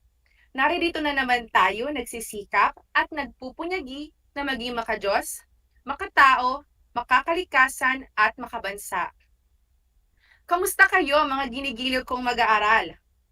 Ang aking pagbati at paghanga sa sidhing pagpupunyagi sa patuloy na pag-aaral sa himpapawid upang matuto sa kabila ng hamon ng pagkakataon, ang COVID-19 pandemic. Ako ang inyong guro sa Araling Panlipunan Grade 5, Ginang Angela Luz D. Del Rosario, upang samahan at gabayan kayong maunawaan ang nilalaman ng ating aralin ngayon, na tungkol sa pagbabago sa panahanan ng mga Pilipino sa panahon ng Espanyol. Bago man tayo magsimula sa ating talakayan, ay narito ang ilan sa mga paalala. Siguraduhin ninyo na nasa isang lugar kayo ngayon na komportable at maayos na naririnig ang ating broadcast. Matanong ko lang, kumain na ba kayo? Mabuti naman at may laman ang inyong tiyan, upang mas maging alerto ang inyong pag-iisip at maayos na maunawaan ang ating aralin ngayon. Sa puntong ito ay nais kong kunin ninyo ang inyong learning activity sheets sa Araling Panlipunan Grade 5 para sa ikatlong markahan para sa araw na ito.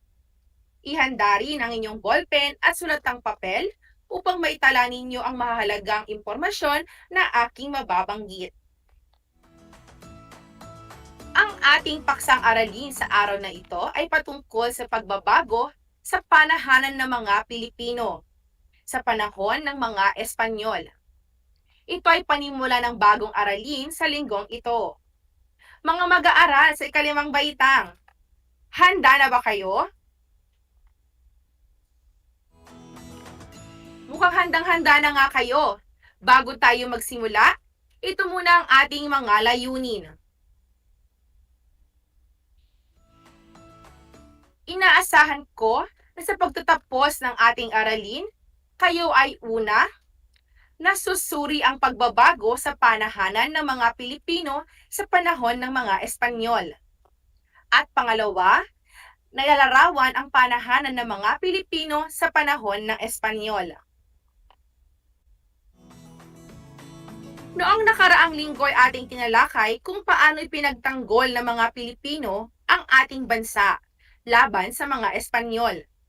Ano-ano ang mga paraan ng pag-aalsa na ginamit ng mga Pilipino laban sa Espanyol na nabanggit sa nakaraang aralin? Magbigay ng 3 kasagutan. Maaari nyo i-comment sa ating Facebook Live ang inyong mga sagot. Magaling! Ilan sa mga ito ay ang pagbuo nila ng lihim na samahan, pagre-rebelde, at pagsira o pagsunog ng mga simbahan.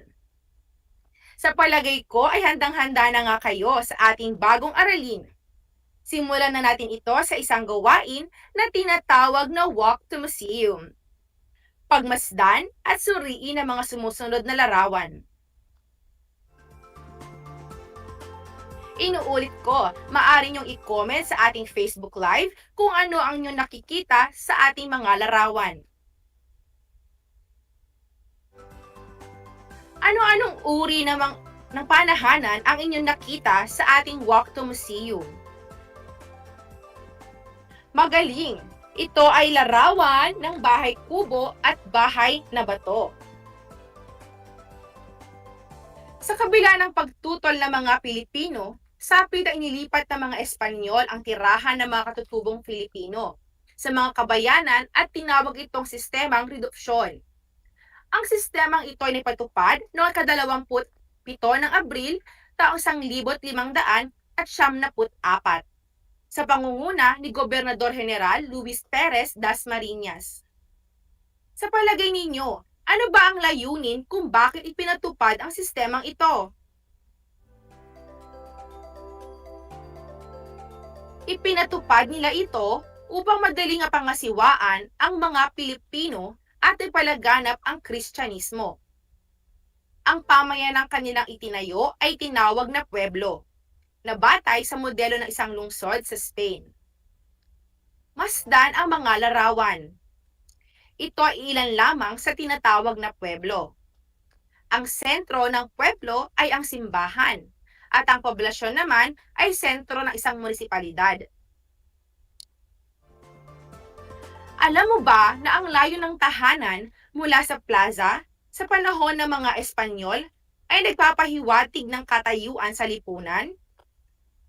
Higit na nakaaangat sa buhay ang pamilyang nakatira malapit sa sentro. Matatagpuan din sa paligid ng simbahan at kumbento ang munisipyo, paaralan, hukuman, himpilan ng pulisya at pamilihang bayan.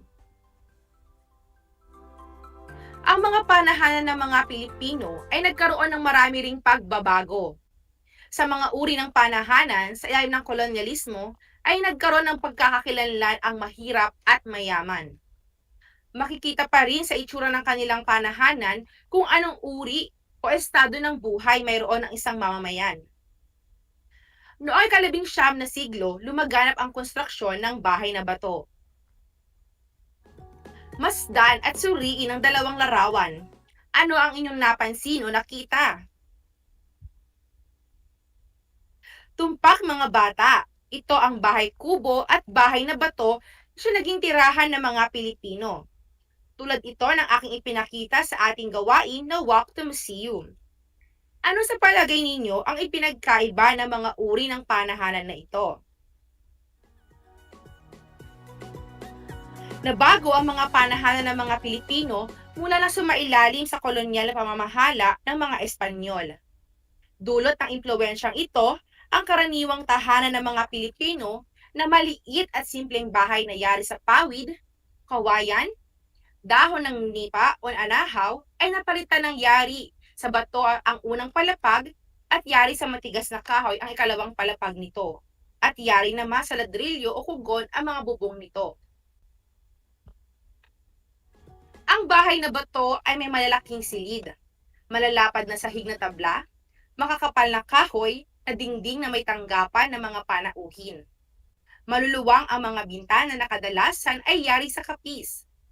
Mayroon din itong maliit na bintana sa ilalim na kung tawagin ay ventanilla, at may harang ito na kung tawagin ay balustrado. Ang malalaking bahay na bato ay mayroong malalaking silid, may sala, at komedor o kainan. Kalimitan, ang bahay na ganito ay makikita sa kabayanan. Ang nasa larawan ay ang tahanan ng ating pambansang bayani. Ito ay ang Rizal Shrine sa Laguna na isang uri at tanyag na bahay na bato. Iba't ibang bahagi ang matatagpuan sa uri ng bahay na bato. Ilan sa mga ito ay mga sumusunod: opisina o despacho na siya nagsisilbing tanggapan ng may-ari ng bahay para sa mga kasama o katulong sa kanilang negosyo. At sunod naman ay ang kwartos, ang tawag sa mga silid sa entrasuelo na gamit ng may-ari bilang tulugan sa tanghali at kung siya'y nagpapahinga. Ito rin ang silid tulugan ng mga kamag-anak na nanirahan sa kanila. Sa sala naman sila tumatanggap ng mga mahahalagang bisita kung saan ang mga gamit at kasangkapan ay magaganda at maaaring maaninag ang kanilang katayuan sa buhay. Dito rin nila ginaganap ang mga pagdiriwang, kasiyahan at sayawan. Balkonahe naman ang tawag kung saan tinatanggap nilang kanilang bisita upang makipagkwentuhan. Ang silong na bahagi ng bahay ay siyang nagsisilbing imbakan ng palay at tulugan ng mga katulong na lalaki. Dito rin nila inilalagay ang kanilang karosa. Ito ang hasakyan ng mga santo kapag ito'y sinasali sa prosesyon. Ang azotea naman ay ang lugar kung saan ang mga trabahong may kinalaman sa tubig ay dito ginagawa. Ito ay matatagpuan sa likod ng bahay na katabi ng kusina. Ang letrina o commune, ito ay ang palikuran na mayroong dalawang upuan na may butas at maaring gamitin ng sabay ng dalawang tao. Ang banyo naman ay ang paliguan na mayroong dalawang banyeras. Sa oratorio Oratorio naman, nagkasama-sama ang buong pamilya upang magdasal ng Angelus at magrosaryo kung ika-6 ng gabi. Kwarto prinsipal ang tawag sa malaking silid ng may-ari ng bahay. At komedor ang tawag sa lugar sa kainan. Nakadisplay sa platera na gagandahang plato, tasa at pitsel na porselana nagmula pa sa China o Europe, mga kubyertos at mga baso. Tunay nga na masasalamin sa kanilang mga bahay na bato ang karangyaan at katayuan nila sa buhay. Sa panahanan naman ng mga karaniwang Pilipino, ay nasasalamin ang kasimplihan ng kanilang pamumuhay at estado sa buhay. Sila ay kalamitang nasa kanayunan. Tulad ng mga sinaunang Pilipino, ang bubungan ng kanilang tahanan ay nanatiling yari sa pawid o kugon, at yari naman sa kahoy o kawayan ang kanilang dingding at sahig. Ang kawayan ay pinanipis at saka nilala upang maging sawali na siyang dingding ng kanilang bahay. Ang iba naman ay gumamit ng dahon ng niyog, damong kugon o dahon ng anahaw na pinagkabit-kabit ng mga yantok o ratan. Ilan sa mga bahagi ng kanilang pahanahanan ay ang mga sumusunod. Ang hagdanan ay yari sa kawayan na matatagpuan sa labas ng kanilang bahay. Ang silong nila ay may bakod na kawayan at nagsisilbing kulungan ng kanilang mga hayop o taguan ng kanilang mga damit. Ang kanilang bahay ay may batalan sa likod na ginagamit nilang paliguan. Mayroon din silang banggirahan kung saan nakasabit sa gilid ng bahay at dito sila naguhugas ng kanilang mga pinggan. Ang kanilang palikuran naman ay malayo sa kanilang bahay at tatabingan din ng pawid o kugon at kadalasan ay walang bubong. Ngayon naman mga bata, susubukan ko ang inyong kaalaman sa ating naging talakayan. Gawin natin sa gawain A sa inyong learning activity sheets, basahin mabuti ang mga sumusunod na pangungusap. Puna ng nawawalang salita mula sa kahon at isulat ang sagot sa inyong sagutang papel. Punan ito ng sagot na mula sa kahon. Magsimula na tayo. Naririto ang mga pagpipilian. Poblasyon, redupsyon, Spain, simbahan, pueblo, Gobernador General Luis Perez Dasmariñas. Inuulit ko, narito ang mga pagpipilian.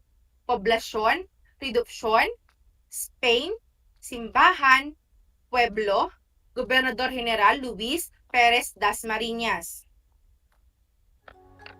Para sa unang bilang, ang blank o kautusan sa sapitang paglipat sa mga tirahan ng mga Pilipino sa mga kabayanan. Inuulit ko, ang blank o kautusan sa sapitang paglipat sa mga tirahan ng mga Pilipino sa mga kabayanan ay blank. Ano ang ating sagot dito? Maaari niyo itong i-comment sa ating Facebook Live o isulat sa inyong sagutang papel. Ang sagot ay redupsyon. Magaling mga bata. Para sa ikalawang bilang, ang pamayanang ito ay itinayo ng Espanyol na tinawag na blank. Ang pamayanang itinayo ng mga Espanyol ay tinawag na blank. Ano ang ating sagot? Mahusay! Ang tamang sagot ay pueblo. Ang sentro ng pueblo ay ang blank. Inuulit ko para sa ikatlong bilang. Ang sentro ng pueblo ay ang blank. Tumpak mga bata, ang tamang sagot ay simbahan. Para sa ikaapat na bilang, ipinatupad ni Blanc ang redupsyon noong ika-27 ng Abril 1594. Inuulit ko, ipinatupad ni Blanc ang redupsyon noong ika-27 ng Abril 1594. Ang tamang sagot ay si Gobernador General Luis Perez Dasmariñas. Mahusay! Para naman sa panghuling bilang, isinaayos ng ang mga pamayanan batay sa modelo ng isang lungsod sa blank. Isinaayos ang mga pamayanan batay sa modelo ng isang lungsod sa blank. Ano ang ating tamang sagot? Ang gagaling nyo, ang sagot ay Spain. Napakahusay mga bata. Alam ko na nakakuha kayo ng maraming tamang sagot. Upang masalo ninyong matandaan ang ating naging talakayan, ating gawin ang gawain B sa inyong learning activity sheets. Para naman sa paggawain ito, aking babasahin muna ang lahat ng tanong at ating sasagutan pagkatapos nito. Basahin ang mga sumusunod na pangungusap. Iguhit ang masayang mukha kung ito ay tama at malungkot na mukha kung ito ay mali. Sa mga nakatutok sa ating Facebook Live, maaari kayong mag-comment ng masaya o malungkot na mukha bilang pakikiisa sa ating gawain. Unang pangungusap, ang redupsyon ay ang kautusan ng sapwitang pagpapalipat sa mga tirahan ng mga Pilipino sa mga kabayanan. Inuulit ko, ang redupsyon ay ang kautusan ng sapwitang pagpapalipat sa mga tirahan ng mga Pilipino sa mga kabayanan. Ikalawang bilang, ipinatupad nila ang redupsyon upang madaling pangasiwaan ang mga Pilipino at ipalaganap ang Kristyanismo. Ikatlong bilang, ang mga panahanan ng mga Pilipino sa panahon ng Espanyol ay nagkaroon ng kaunting pagbabago. Inuulit ko, ang mga panahanan ng mga Pilipino sa panahon ng Espanyol ay nagkaroon ng kaunting pagbabago. Para sa ikaapat na bilang, ang layo ng isang tahanan mula sa plaza ay nagpapahiwatig ng katayuan sa lipunan ng pamilyang naninirahan dito. Para sa ikalimang bilang at panghuling bilang, para sa gawain B, gawa sa bato ang unang palapag ng bahay na bato. Inuulit ko, gawa sa bato ang unang palapag ng bahay kubo at yari sa makapal na kahoy ang ikalawang palapag nito. Nasagutan niyo ba ang lahat ng mga bilang, mga bata? Ating tignan kung nakuha ninyo ang tamang sagot. Para sa unang bilang, ang tamang sagot ay masayang mukha. Ikalawang bilang, masayang mukha ulit. Sunod naman ay malungkot na mukha dahil nagkaroon ng malaking pagbabago. At para sa ikaapat naman ay masayang mukha ulit. At para sa huling bilang ay malungkot na mukha sapagkat ang inilalarawan dito ay ang bahay na bato. Upang mas magtibay ang inyong tutunan sa ating aralin sa araw na ito, buksan muli ang inyong learning activity sheet sa gawain C. Narito ang panuto sa gawain ito. Masdan ang mga larawan na nasa bawat hanay. Pumili ng angkop na paglalarawan sa mga ito sa pamamagitan ng pagpili sa mga pangungusap na nasa ibabang kahon. Ano ang ipinapakitang larawan sa hanay A, mga bata? Tama, ito ay isang bahay kubo. Ano naman ang nasa hanay B? Magaling, ito ay isang bahay na bato. Ating basahin ang paglarawan na inyong pagpipilian at isulat ang titik ng inyong tamang sagot. Para sa letrang A, ang tahanang ito ay kalimitang nasa kanayunan. Titik B, ang tahanang ito ay kadalasang malapit sa plaza. Titik C, ito ang karaniwang tahanan ng mga katutubong Pilipino na maliit at simpleng bahay. Letrang D, ito ay malaki at matibay na may malalaking silid, malalapad na sahig at dingding. Titik E, ang bubungan nito ay yari sa pawid o kugon at yari naman sa kahoy o kawayan ang kanilang dingding at sahig. Para sa titik F, ang bubong nito ay yari sa ladrilyo o kugon, ang unang palapag nito ay gawa naman sa bato at ang ikalawang palapag nito ay yari sa matigas na kahoy. Para ulitin ang pagpipilian sa titik A, ang tahanang ito ay kalimitang nasa kanayunan. Ang tahanang letter B, ang tahanang ito ay kadalasang malapit sa plaza. Titik C, ito ang karaniwang tahanan ng mga katutubong Pilipino na maliit at simpleng ang bahay. Sa titik D, ito ay malaki at matibay na may malalaking silid, malalapad na sahig at dingding. At sa titik E naman, ang bubungan nito ay yari sa pawid o kugon at yari naman sa kahoy at kawayan ang kanilang dingding at sahig. At sa titik F, ang bubong nito ay yari sa ladrilyo o kugon at ang unang palapag naman nito ay yari sa bato at ang ikalawang palapag ay gawa sa matigas na kahoy. Ating sagutan at tingnan kung tama ang inyong mga naging sagot. Naisulat nyo ba sa tamang hanay ang mga kasagutan, mga bata? Sige nga, para sa hanay A, ano ang inyong mga sagot? Naririto ang tamang paglarawan sa bahay kubo. Ang sagot ay, una, titik A, tama, ang tahanang bahay kubo ay kalimitang nasa kanayunan. Sunod naman na kasagutan ay, titik C, magaling.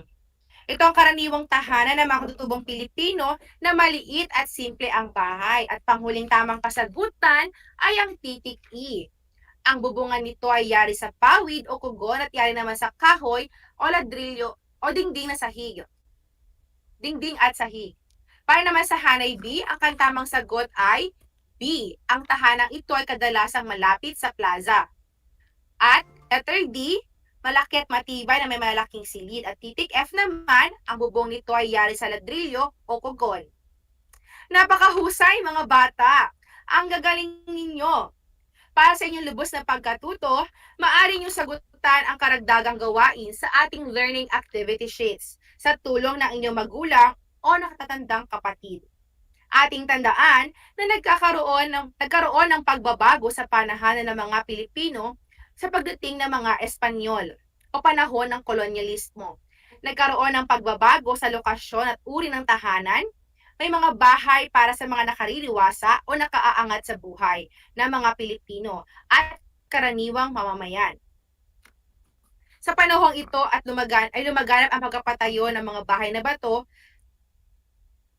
malaking impluwensya sa mga tahanang mayroon tayo ngayon. O di ba, kay dali ng ating aralin sa araw na ito?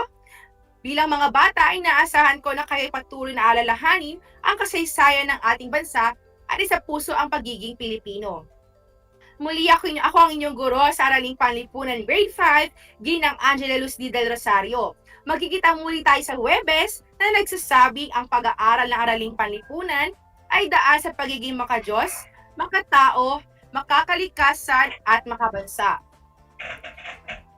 Patuloy subaybayan ang makabagong paraan ng pagtuturo at pagkatuto hatid ng DEPED Tarlac Province, RTV Tarlac, Channel 26 at 828 DZTC Tarlac, ang Aral TarlakHenyo. Please like and share our Facebook page, RTV Tarlac Channel 26 at DEPED Tarlac Province, #Aral TarlakHenyo for more updates and live stream ng ating mga lessons. Muli, ako ito ang inyong guro, Ginang Angelus del Rosario. Hanggang sa muli at paalam!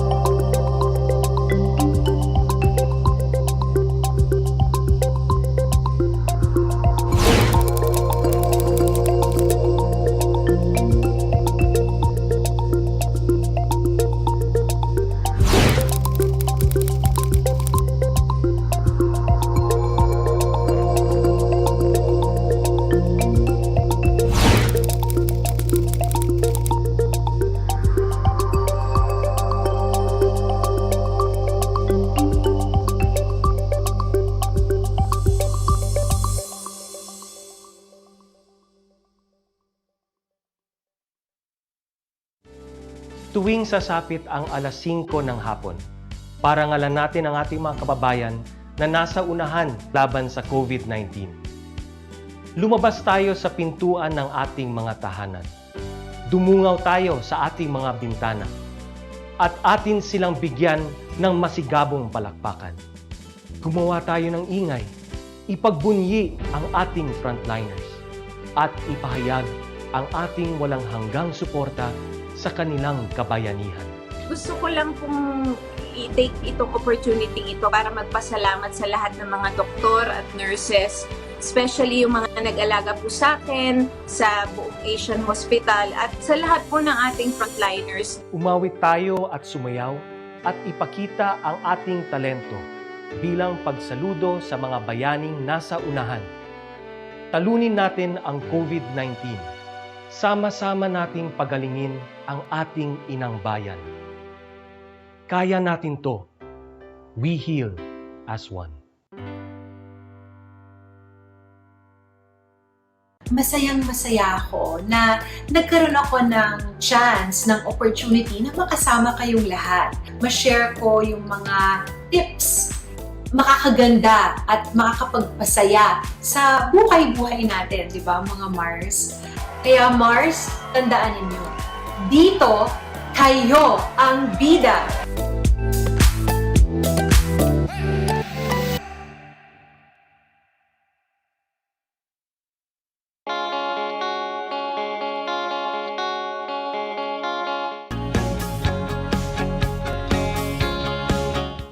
Buhay mga bata, sa mga batang nasa ikalimang baitan. Hello! Magandang araw din sa inyo, mahal naming magulang. Ito ang Aral TarlakHenyo ng SDO Tarlac Province dito sa RTV Tarlac, Channel 26. At DZTC, Radio Pilipino, Tarlac. Happy learning, grade 4.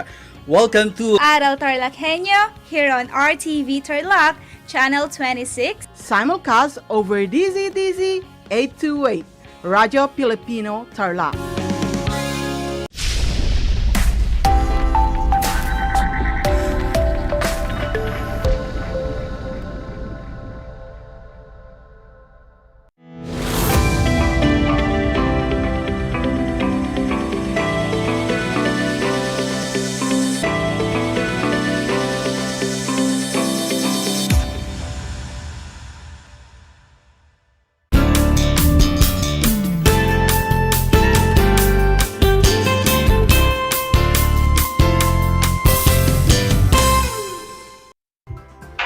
Isang malusog at masayang araw sa ating lahat, lalo na sa mahal nating mga magulang at mag-aaral sa ikalimang baitang.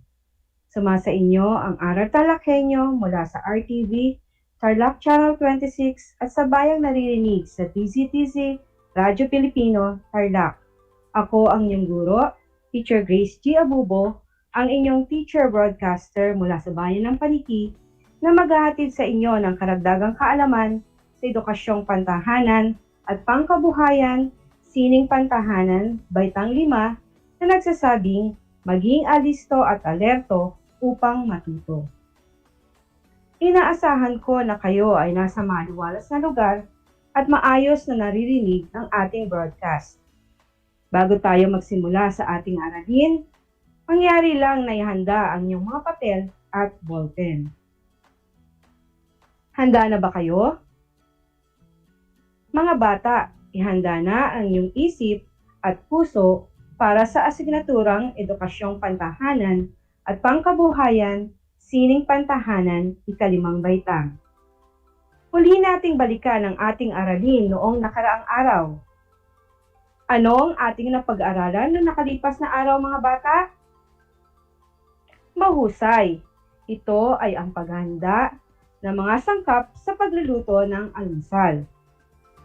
Tingnan natin kung talagang natatandaan ninyo ang ating aralin noong nakaraang araw. Tukuyin ang isinasaad ng bawat bilang. Maaaring isulat sa chat box ang inyong sagot.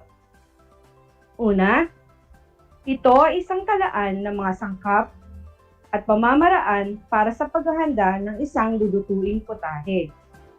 Ang sagot ni Lance ay recipe. Tama kaya ang sagot niya? Mahusay. Ang tamang sagot ay recipe. Ikalawa, ginagamit ito sa pagpaplano ng menu at upang makabuo ng recipe para sa tiyak na age group. Ang sagot ni Camille ay talaan ng pagkain. Tama rin kaya siya? Mahusay, Camille. Ang tamang sagot ay talaan ng pagkain. Ikatlo, ito ay ang talaan ng mga pagkain at inuming ihahain sa oras ng kainan. Ano ang sagot ninyo? Tama. Ang tamang sagot ay menu. Pang-apat, ito ay ang pinakamahalagang pagkain sa buong araw. Ang sagot ni Timothy ay almusal. Tama ba ang sagot niya? Magaling! Ang sagot ay almusal. Panglima, ito ang tawag sa isang diagram na gabay at nahahati sa seksyon upang ipakita ang inirekomendang pagkain sa bawat pangkat o grupo ng pagkain. Kung ang sagot nyo ay food pyramid, mahusay. Natutuwa ako at natatandaan ninyo ang ating nakaraang aralin. Gaya na nabanggit ko kanina, ang ating aralin ay tungkol sa paghahanda ng mga sangkap sa pagluluto ng kakanin. Excited na ba kayo, mga bata? Ang layunin ng ating aralin ngayon ay naihahanda ang mga sangkap sa pagluluto ng kakanin. Mayaman ang ating bansa sa paggawa ng mga kakanin. Iba't ibang lutuin ang makikita sa iba't ibang bayan, lalawigan at relihiyon. Likas sa mga Pilipino ang pagkain ng kakanin sa merienda sa umaga man o hapon. Sa paghahanda ng kakanin, isinasaalang-alang din ang sustansya na may dudulot nito dahil karaniwang ipinapalit ito sa regular na pagkain na hindi kinain sa takdang oras. Masipag magluto ng kakanin ng ating mga magulang at ito ay pinamamana sa bawat salin lahi. Mayroon din nagbebenta online. Marami na rin ang umunlad dahil sa pagtitinda ng mga ito, gaya ng Betty's Native Cakes na orihinal na gawa sa Tarlac. Ang mga kakaning Pilipino ay karaniwang mula sa malagkit, harina, nyog, buko, mais, at iba pang lamang lupang bunga tulad ng gabi, kamote, ube at bungang kahoy. May galing din sa mga prutas na napapanahon at iba pang pagkain. Narito ang mga salik na dapat tandaan sa pagpili ng lulutuing kakanin. Una, masustansya. Pangalawa, madaling lutuin. Pangatlo, may mga kasangkapang gagamitin. Pang-apat, ang mga sangkap ay madaling matagpuan sa pamayanan. Panglima, may kaalaman sa lulutuing recipe.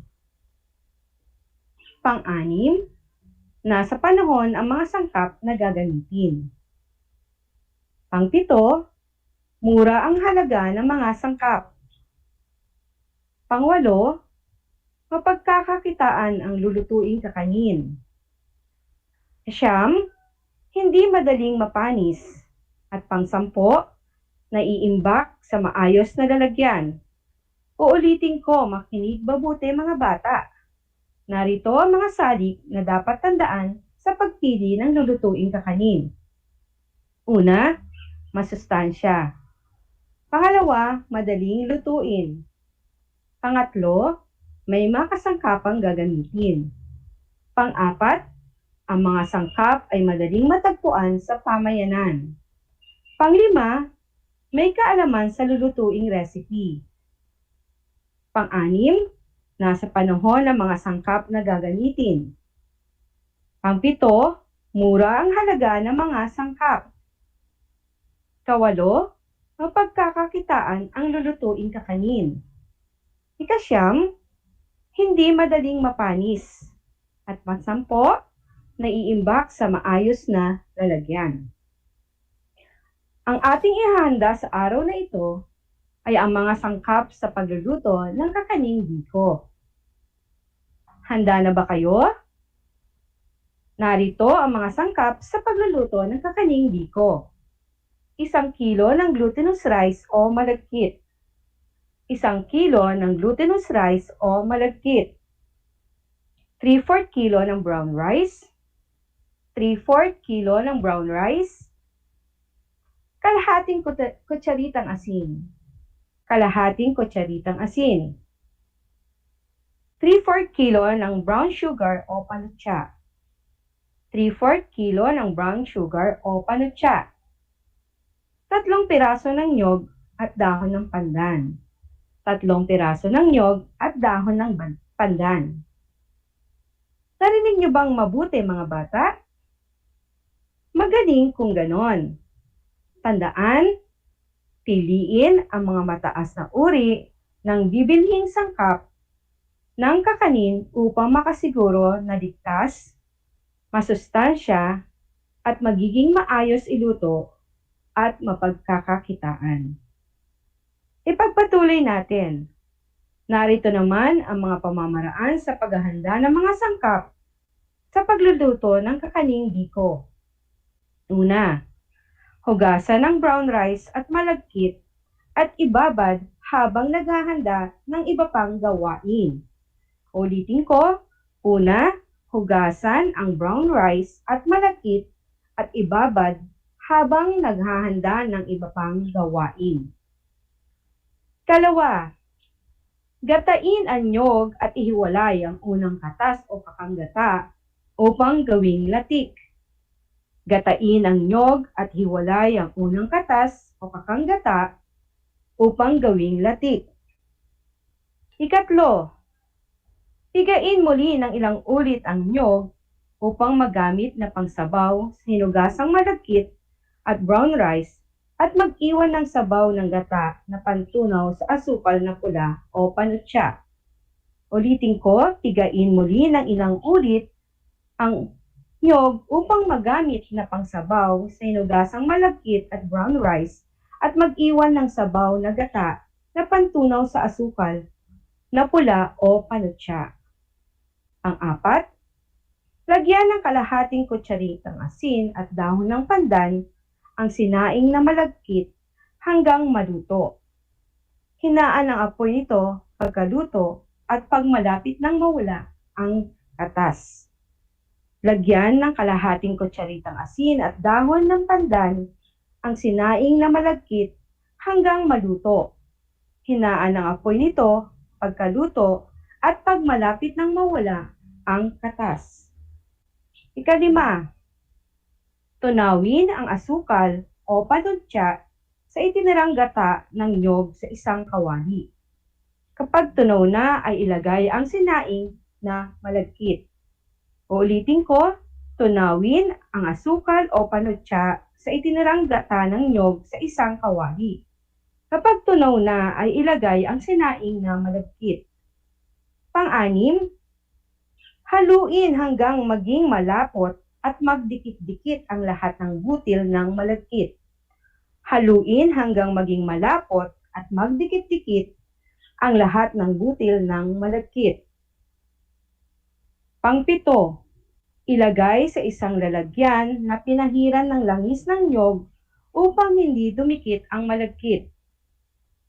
Ilagay sa isang lalagyan na pinahiran ng langis ng nyog upang hindi dumikit ang malagkit. Narito naman kung paano gumawa ng latik.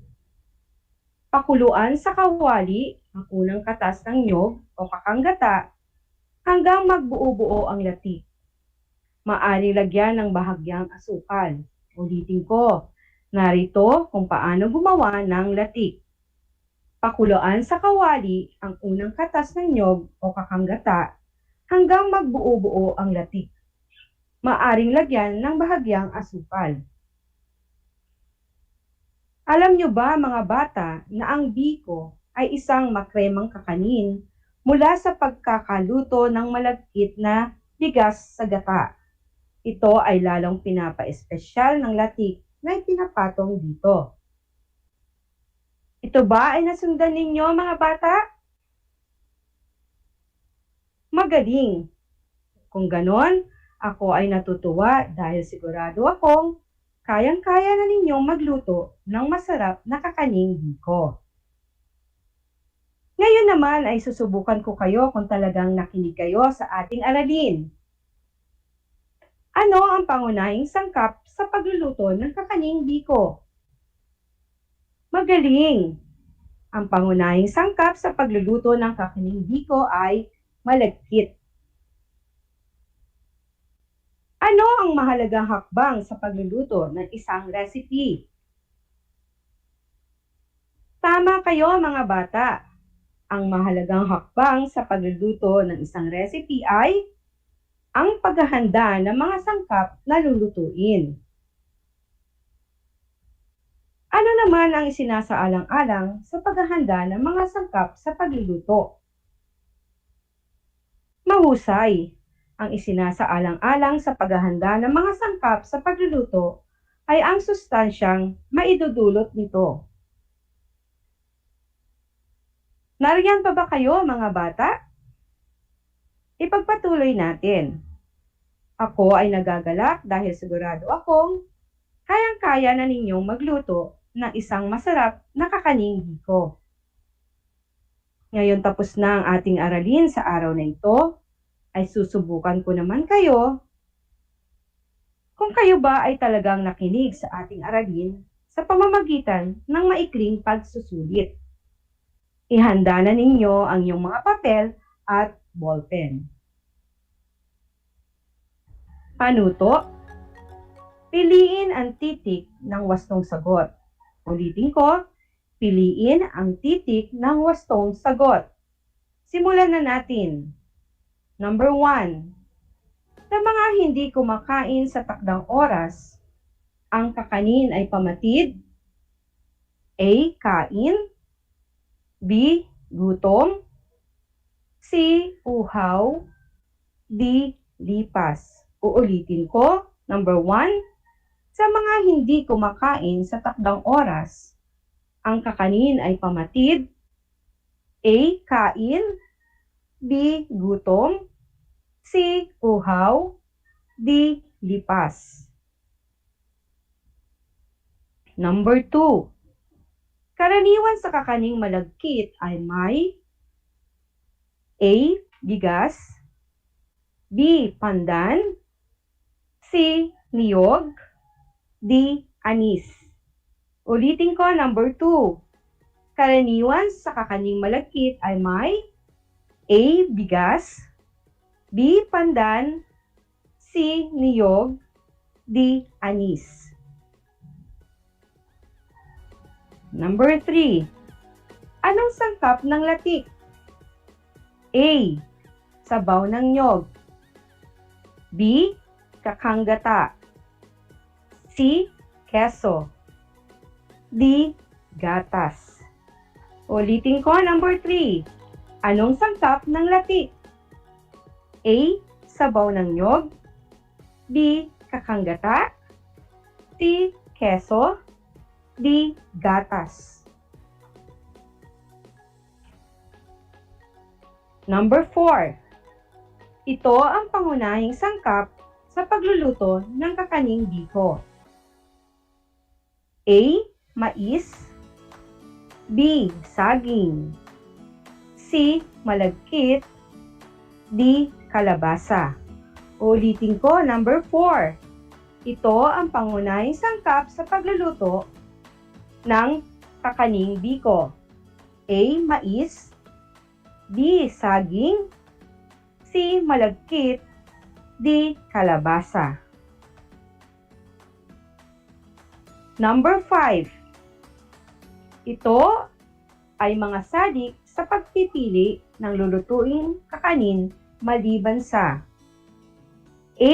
Masustansya, B. Madaling lutuin, C. Nasa panahon ng mga sangkap na gagamitin, D. Madaling mapanis.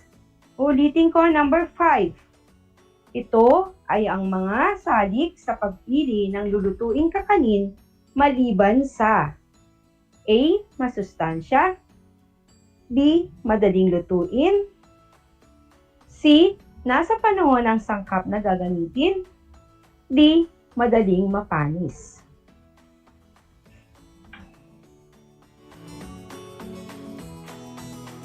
Mga bata, tingnan natin kung tama ang inyong mga kasagutan. Narito ang mga tamang sagot. Number 1, B. Number 2, C. Number 3, D.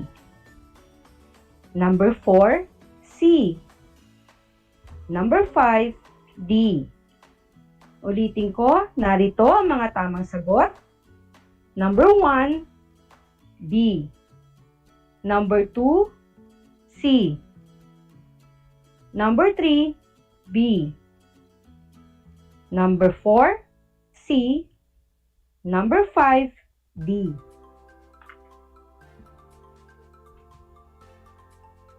Nakuha ba ninyo ang tamang sagot, mga bata? Magaling, mga bata! At masaya ako at nakuha ninyong lahat ang tamang sagot sa ating pagsusugit. Binabati ko kayong lahat. Para sa inyong takdang aralin, magtala ng iba't ibang kakanin mula sa iba't ibang lalawigan ng ating bansa gamit ang internet. Alamin ang mga sangkap sa paghahanda ng mga ito. Uulitin ko para sa inyong takdang aralin, magtala ng iba't ibang kakanin mula sa iba't ibang lalawigan ng ating bansa gamit ang internet.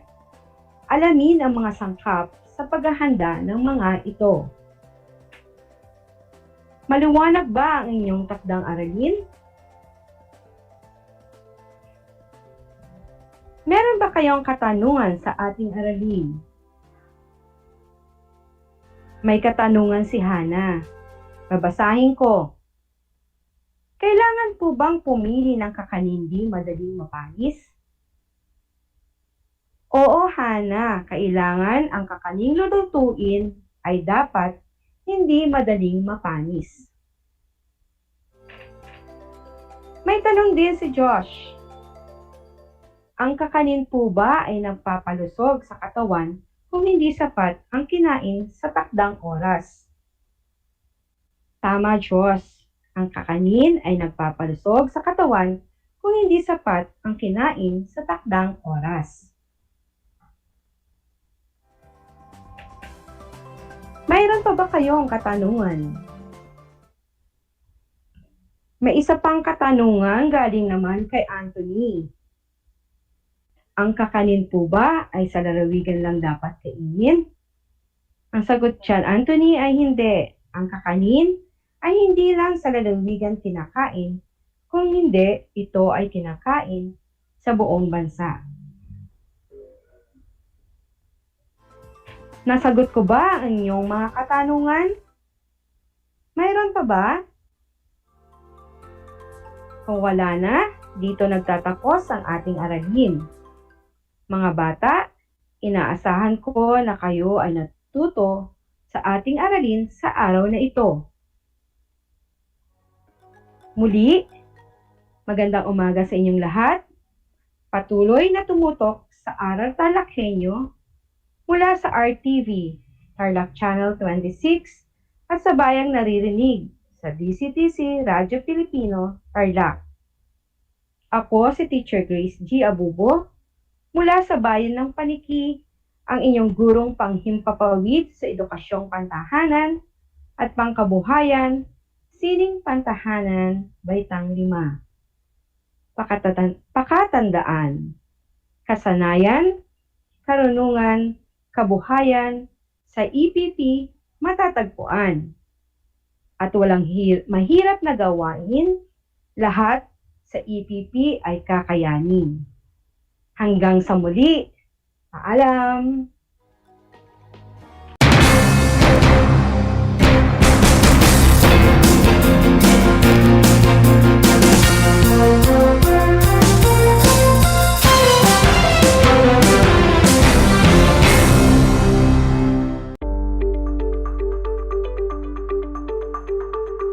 Sa pagnanais na mapigilan ng ating pamahalaan ang pagdami ng bilang ng mga kaso ng COVID-19, binuo ang One Hospital Command Center o OHCC upang mas mabilis na matugunan ang medikal na pangangailangan ng ating mga kababayan.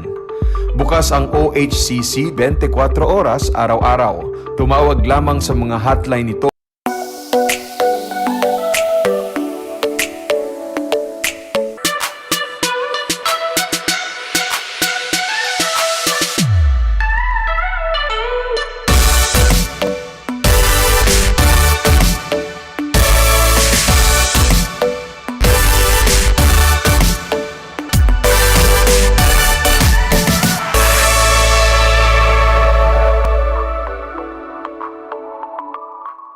Handa ka na bang magpabakuna?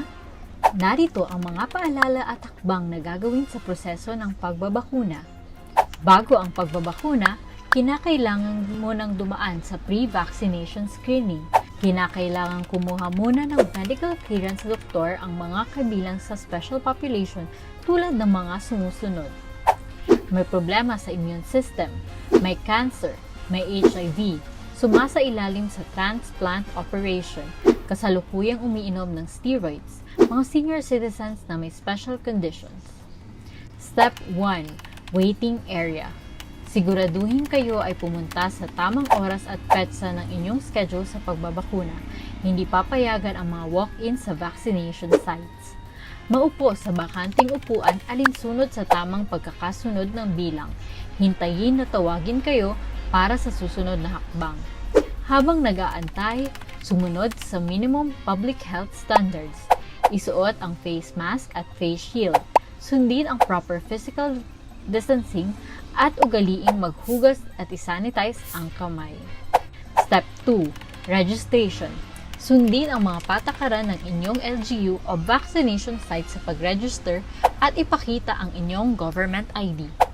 Bibigyan kayo ng kopya ng informed consent form, health screening form, at mga pamphlet tungkol sa bakuna na pwede ninyong basahin. Hintayin na matapos ang proseso ng registration bago pumunta sa susunod na hakbang. Step 3. Screening. Kayo ay isa sa ilalim sa health screening at tatanungin tungkol sa inyong kalusugan tulad ng history of COVID-19 exposure, history of vaccination, mga gamot na iniinom, kung may allergies at iba pa. Ito ay para makasiguro kung angkop para sa inyo ang magpapakuna sa kasalukuyan. Step 4. Health Education. Makinig sa ibabahaging importanteng impormasyon tungkol sa pagbabakuna para sa COVID-19. Kung mayroon pa kayong ibang katanungan, sumangguni sa ating mga vaccination staff. Siguraduhin na pirmahan ang consent form na pumapayag kayong magpabakuna bago pumunta sa susunod na hakbang. Step 5. Vaccine Administration. Ito ang panahon kung saan kayo ay babakunahan sa loob ng 1 hanggang 2 minuto. Huwag kalimutan na kunin ang inyong vaccination card pagkatapos matanggap ang bakuna. Step 6. Observation. Alinsunod sa Department of Health, ang lahat ng magpapabakuna ay kailangang manatili sa pasilidad ng 15 hanggang 30 minuto para obserbahan kung may hindi magandang nararamdaman. Ang ating medical staff ay nakatutok sa inyo para ma-monitor ang inyong kalusugan. Bibigyan kayo ng mga pangalan ng health facility o hotline o contact kung saan pwedeng pumunta kung kinakailangang sumangguni dahil sa side effects ng bakuna. Narito rin ang mga paalala na dapat tandaan. Siguraduhin bumalik sa schedule para sa pangalawang dose ng bakuna. Laging tandaan na kahit nabakunahan ka na, ay huwag pa rin kalimutang sumunod sa minimum public health standards tulad ng pagsasanitize ng mga kamay, pagsusuot ng face mask at face shield, at pagdidistansya sa iba ng 1 metro. Ito ay para na rin sa ating proteksyon at sa proteksyon ng iba. Para sa karagdagang impormasyon, bisitahin ang mga sumusunod na pages. Tara sa Bida Vaccination!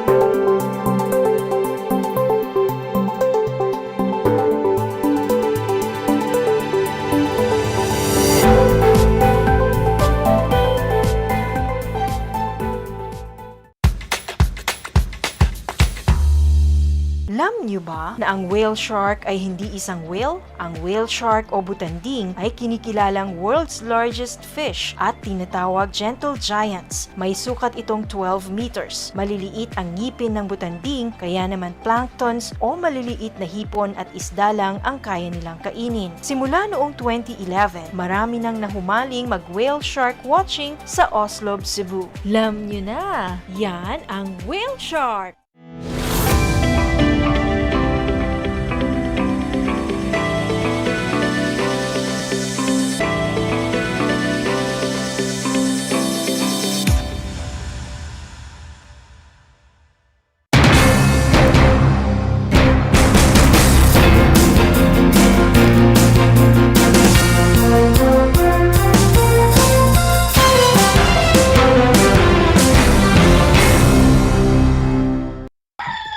In this time of COVID-19 pandemic, let us be strengthened by our faith. Let us offer this prayer for the protection of all our family members, relatives, friends, co-workers against this COVID-19 and from other virus or diseases. We pray for the disease to stop this COVID-19 from its spreading. We pray also the healing strength for the people who are infected with the said virus. We pray also for wisdom, strength, faith for our leaders who are responsible for making decisions. Comfort for those who lost their loved ones and also for our own personal intentions. Most loving Father, we thank you for the gift of this new day.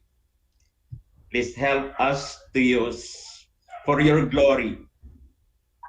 By your grace, may all our thoughts, words, and actions be pleasing today in your sight. In your great kindness, O Lord, merciful Father, touch us always with your healing hands. Protect our family members from the extreme threat of this COVID-19. With your great kindness, Almighty Father, preserve us today without sin and protect all your people from evil. May the Blessed Virgin Mary, Mother of our Savior, keep us under her protection and by your prayers, and the aid of all your saints, keep us ever intent on doing good for your sake. O God, love and mercy, embrace all those whose hearts today overflow with grief, unanswered questions, and such a loss of sense. Grant them space to express their tears. Help them close through the coming days, O Lord. We lift to Lord our frontliners, our medical practitioners, to have continually searching for a true vaccine that help us in this time of pandemic. God, send into our hearts the spirit of your daily work, that may we walk of your commandments today and forever. Amen. The name of the Father, the Son, the Holy Spirit. Amen.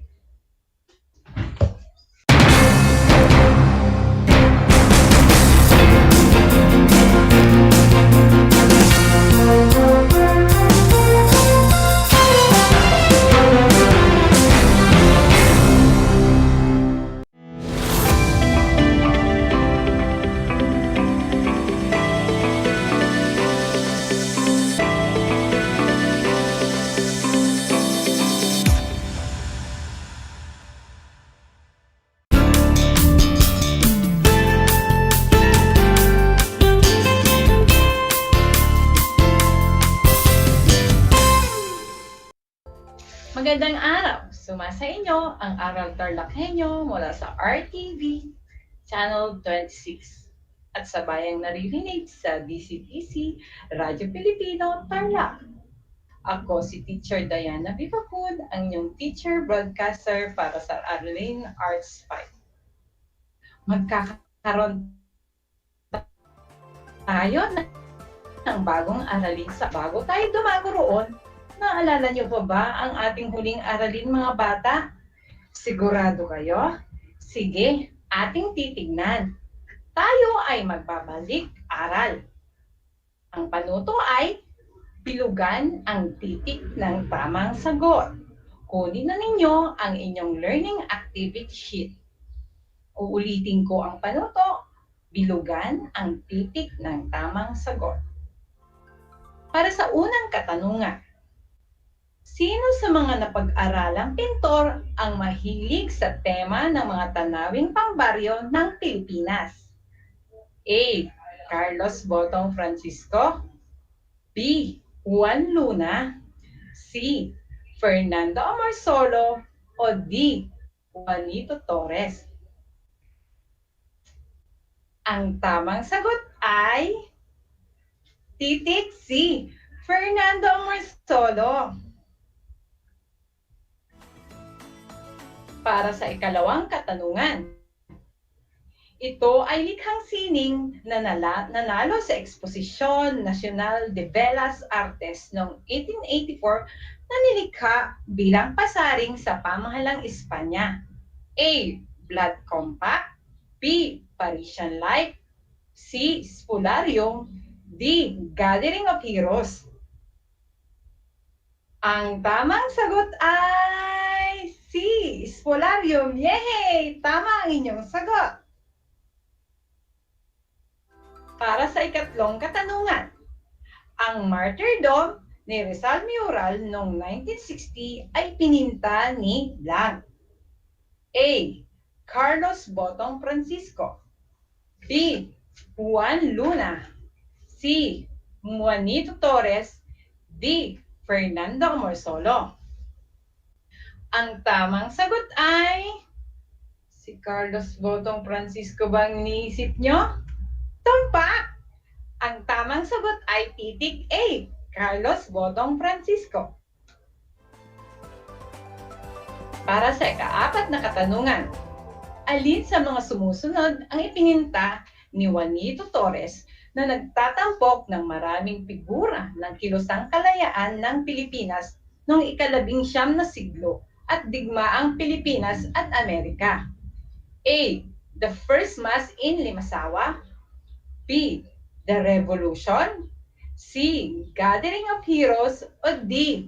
The Blood Compact. Ang tamang sagot ay C. Gathering of Heroes. Mahusay mga bata. At ang panghuling katanungan, ano ang pamagat ng larawing pinta ni Carlos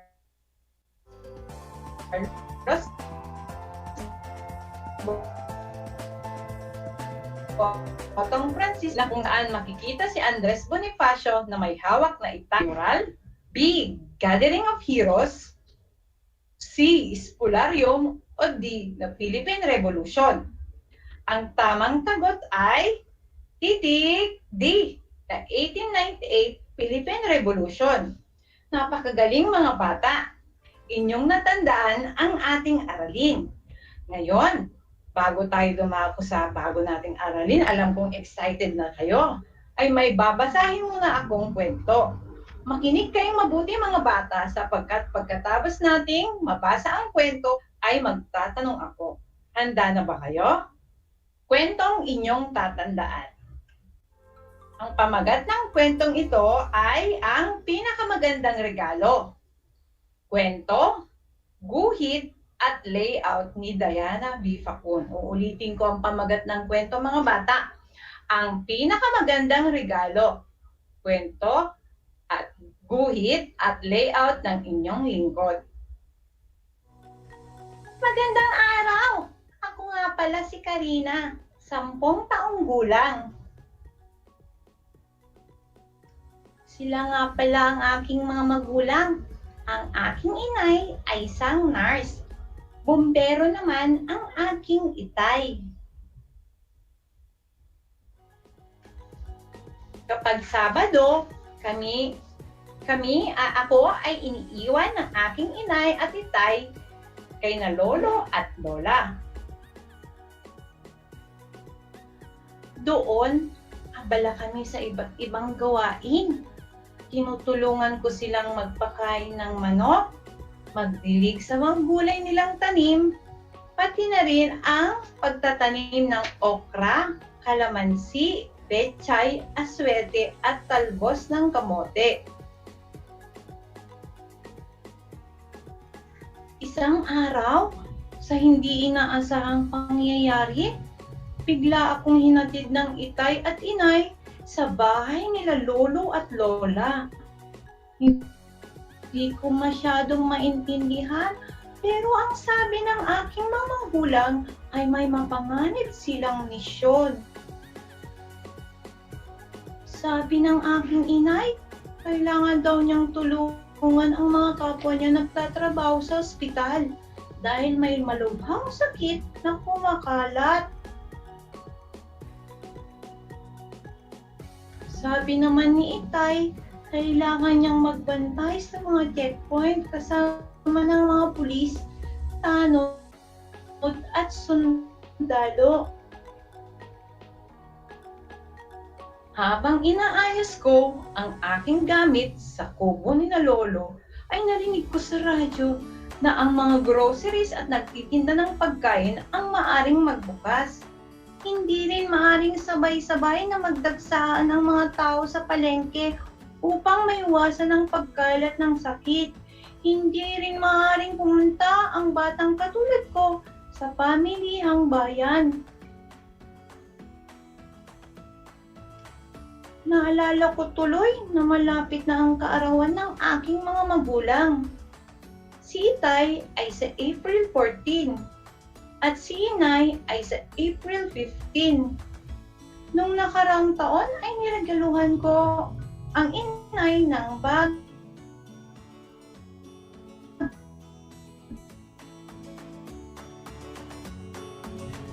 At si itay naman ay sumla sa iko. Nalungkot to.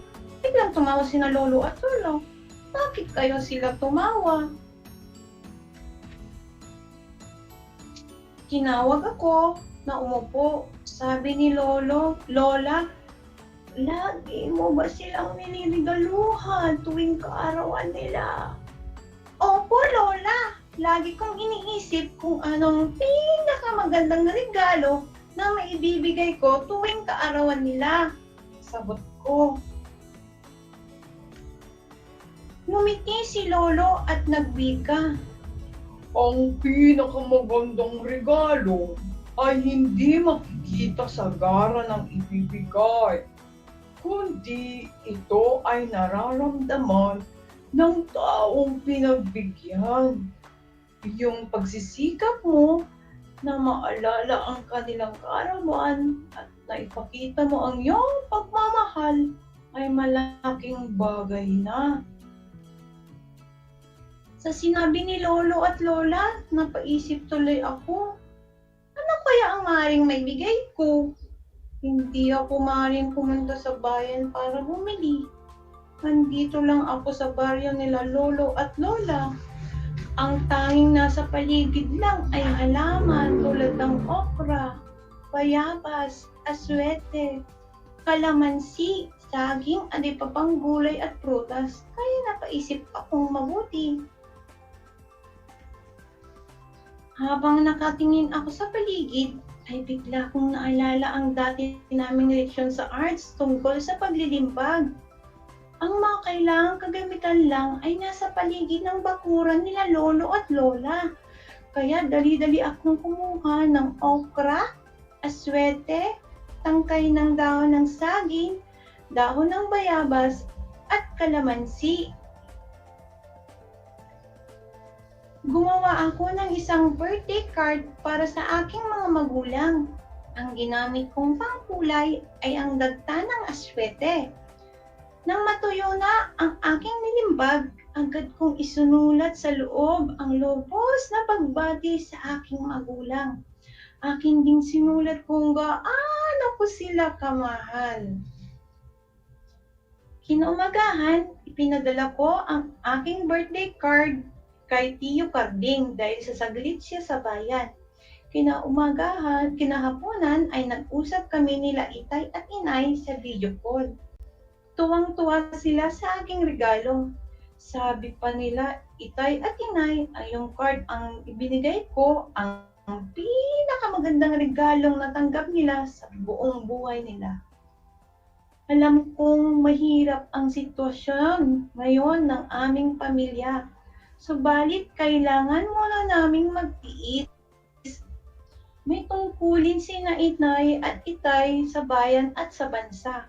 Kailangan na lagi silang ipanalangin at iparamdam lagi ang aking pagmamahal habang sila ay malayo. At diyan nagtatapos ang ating kwento. Nakinig ba kayo mga bata? Sige, alamin natin.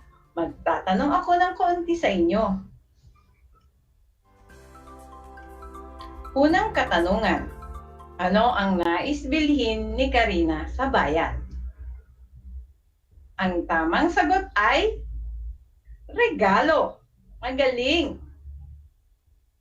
Pangalawang katanungan, para kanino ang naisip niyang regalo? Ang tamang sagot ay para sa kaarawan ng kanyang mga magulang. Ano ang naisip na regalo ni Karina sa kanyang mga magulang? Ang tamang sagot ay birthday card. At panghuling katanungan, paano ginawa ni Karina ang birthday card ng kanyang mga magulang? Ang tamang sagot ay gumamit siya ng mga bagay sa bakuran ng kanyang lolo at lola sa paglilimpag. Alam niyo ba mga bata, ang ginawa ni Karina ay may kinalaman sa ating leksyon o aralin, sapagkat pag-aaralan natin sa umagang ito ang tungkol sa paglilimbag o printing. Ano nga ba ang paglilimbag o printing? Ang paglilimbag ay isang uri ng gawaing sining na ginagawa sa pamamagitan ng pag-iiwan ng isang bakas ng isang kinulayang bagay. Ang paglilimbag o printing ay maaring isagawa gamit ang mga bagay na matatagpuan natin sa paligid at sa ating pamayanan. Sa pamamagitan ng paglilimbag ay naipapahayag mo ang iyong kaisipan at damdamin at may papakita mo rin ang iyong pagiging malikhain. Alam mo ba mga bata na maraming uri ng paglilimbag? Halika ating alamin ang ilan sa ito. May 4 na halimbawa tayong pag-aaralan. Ano yung 4 na yon? Ang una dito ay monoprinting. Pangalawa, ang linocut. Pangatlo, ang woodblock. At pang-4, ang silk screen printing. Ating aalamin sila isa't isa. Unang halimbawa. Ang unang halimbawa ay monoprinting. Ang monoprinting ay isang paglilimbag ng imahe na iginuguhit sa ibabaw at nililipat sa ilalim ng materyales nito na may linya o larawan na maaari lamang gamitin ng isang beses. Diba? Kaya nga tinawag na mono. Minsan lang. Maaring gumamit ng mga dahon, gulay, prutas, tali at espongha. Ang likhang sining mula sa monoprinting ay maaring gamitin sa pagdidisenyo ng pader, greeting cards at iba pa. Yan ang monoprinting. Ang ikalawang halimbawa ay ang linocut. Ulitin nga natin mga bata, linocut. Ano ang linocut? Ang linocut, nakilala bilang linoprint, linoprinting o linoleum art ay isang paraan ng paglilimbag na nangangailangan ng kahoy at linoleum. Gumagamit ng matulis na kutsilyo na may hugis V ang pait sa dulo ng linocut. Alam nyo ba mga bata, ang mga stampad na ginagamit ng iyong mga guro na nakalagay na magaling, mahusay, very good, nice work, well done. Tapos may disenyo ay halimbawa ng linocut, di ba? Ilalagay, sasawsaw ni teacher yung iyong imahe mula sa linoleum, sa isang tinta, tapos itatatak sa mga papel natin. Naalala niyo pa ba? Pangatlo, ang wood block print o block printing. Uulitin ko, wood block print o block printing. Ang wood block print o block printing ay pamamaraan kung saan ang mga sali malaking token kahoy. Kaya nga tinawag siyang wood block kasi gumagamit tayo ng kahoy. Uulitin ko mga bata. Kaya nga tinawag itong wood block dahil ginagamitan ng piraso ng kahoy. Kapag may inukit ng imahe, ang tinta ay ikakalat sa ibabaw ng bloke at ipapatong sa papel o tela bilang medium ng paglilimbag. Alam nyo ba mga bata, na karaniwang ginagamit ito na kung saan may kinalaman ang detalye na kailangan ang mga detalye ay magkakasing laki at pare-pareho ang hugis. Yan ang wood block o block printing. Ang pang-apat na halimbawa, alam kong yung iba sa inyo ay nakakita na ng ganitong pamamaraan. Ang pang-apat na halimbawa ay ang silk screen printing. Ano nga ba ang silk screen printing? Ang silk screen o serigraph ay isang paraan kung saan ginagamitan ng mesh na maaring isang uri ng tela na may kakayahang sumipsip ng tinta. Ang mesh ay ginagamit sa paglilipat ng tinta sa isang substrate maliban sa bahaging natatakpan ng stencil. Karaniwang sa t-shirt printing, ginagamit ang proseso ng silkscreen o serigraph. Mga bata, ang ilan sa ating mga damit o t-shirt ay nalimbagan gamit ang proseso ng silkscreen o serigraph. Yan lang mga bata ang ilan sa marami pang halimbawa ng paglilimbag. Kung nais ninyong malaman ang mga iba pa, ay maaari kayong magbasa ng mga aklat na may kinalaman sa paglilimbag. At maaari kayong mag-research sa internet. Sa ngayon, 4 lang ang ating pag-aaralan. Uulitin ko yung 4 nating halimbawa ng prosesong paglilimbag. Monoprinting, linocut, wood block, silkscreen printing. Ulitin natin ha. Monoprinting, linocut, wood block, at silkscreen printing. Madali lang ang ating lesson, di ba mga bata? Ang ilan sa inyo ay nakaranas na ng mga ito o nakakita ng proseso, kaya alam kong madali nyo itong matatandaan. Tayo ay dadako sa tanong ng guro kung ikaw ay natuto. Alamin natin ang salitang inilalarawan sa bawat pangungusap. Pipiliin lang ninyo ang titik ng tamang sagot sa kahon. Handa na ba mga bata? Sige, simulan na natin. Unang paglalarawan. Ito ay isang paraan kung saan ginagamitan ng mesh na maaring isang uri ng tela na may kakayahang sumipsip ng tinta ang screen. Pagpipilian sa kahon. A. Paglilimbag. B. Monoprinting. C. Linocut. D. Wood block. O E. Silkscreen printing. Ang tamang sagot ay, tignan natin. E.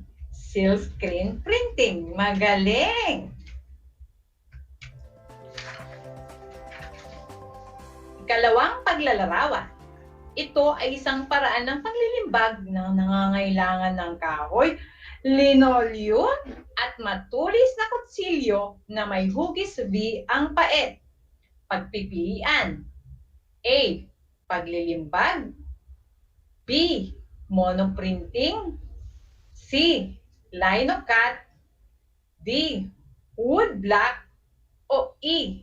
Silkscreen printing. Isip-isip mga bata. Ang tamang sagot ay C. Linocut. Yay! Tumpak ang inyong sagot. Pangatlong paglalarawan. Handa na ba mga bata? Sige, alamin natin. Ito ay isang uri ng gawaing sining na ginagawa sa pamamagitan ng pag-iiwan ng bakas ng isang kinulayang bagay. Uulitin ko, ito ay isang proseso o ito rin ay isang uri ng gawaing sining na ginagawa sa pamamagitan ng pag-iiwan ng isang bakas ng isang kinulayang bagay.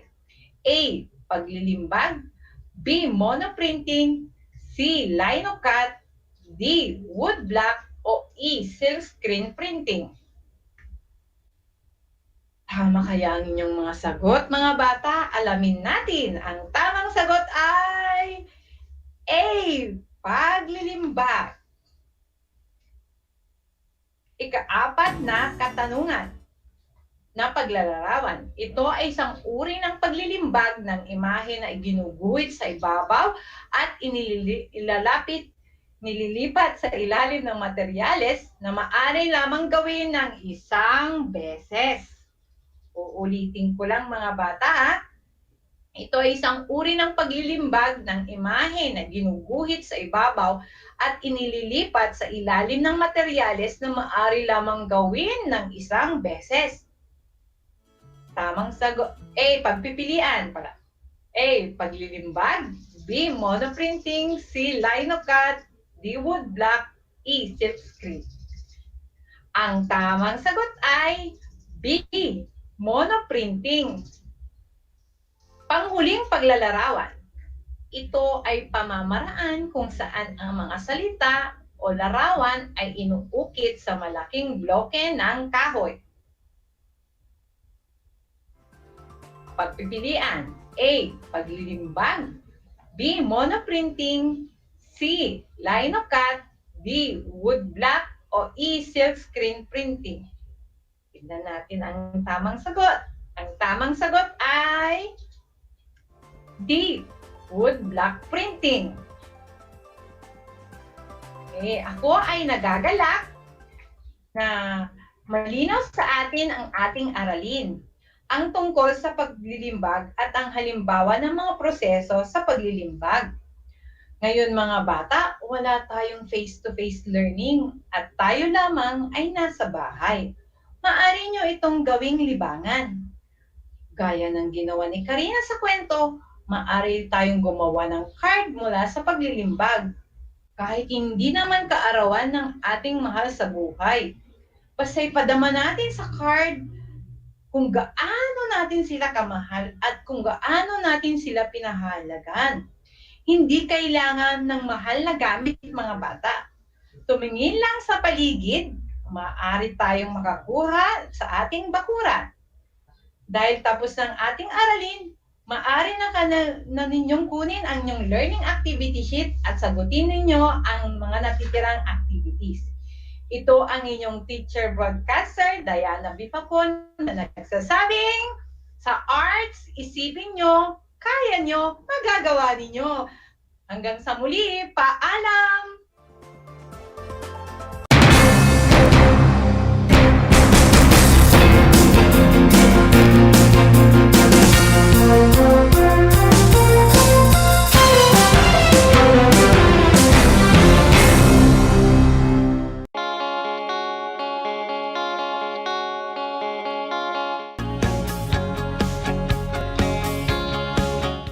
Buhay mga bata, sa mga batang nasa ikalimang baitan. Hello! Magandang araw din sa inyo, mahal naming magulang.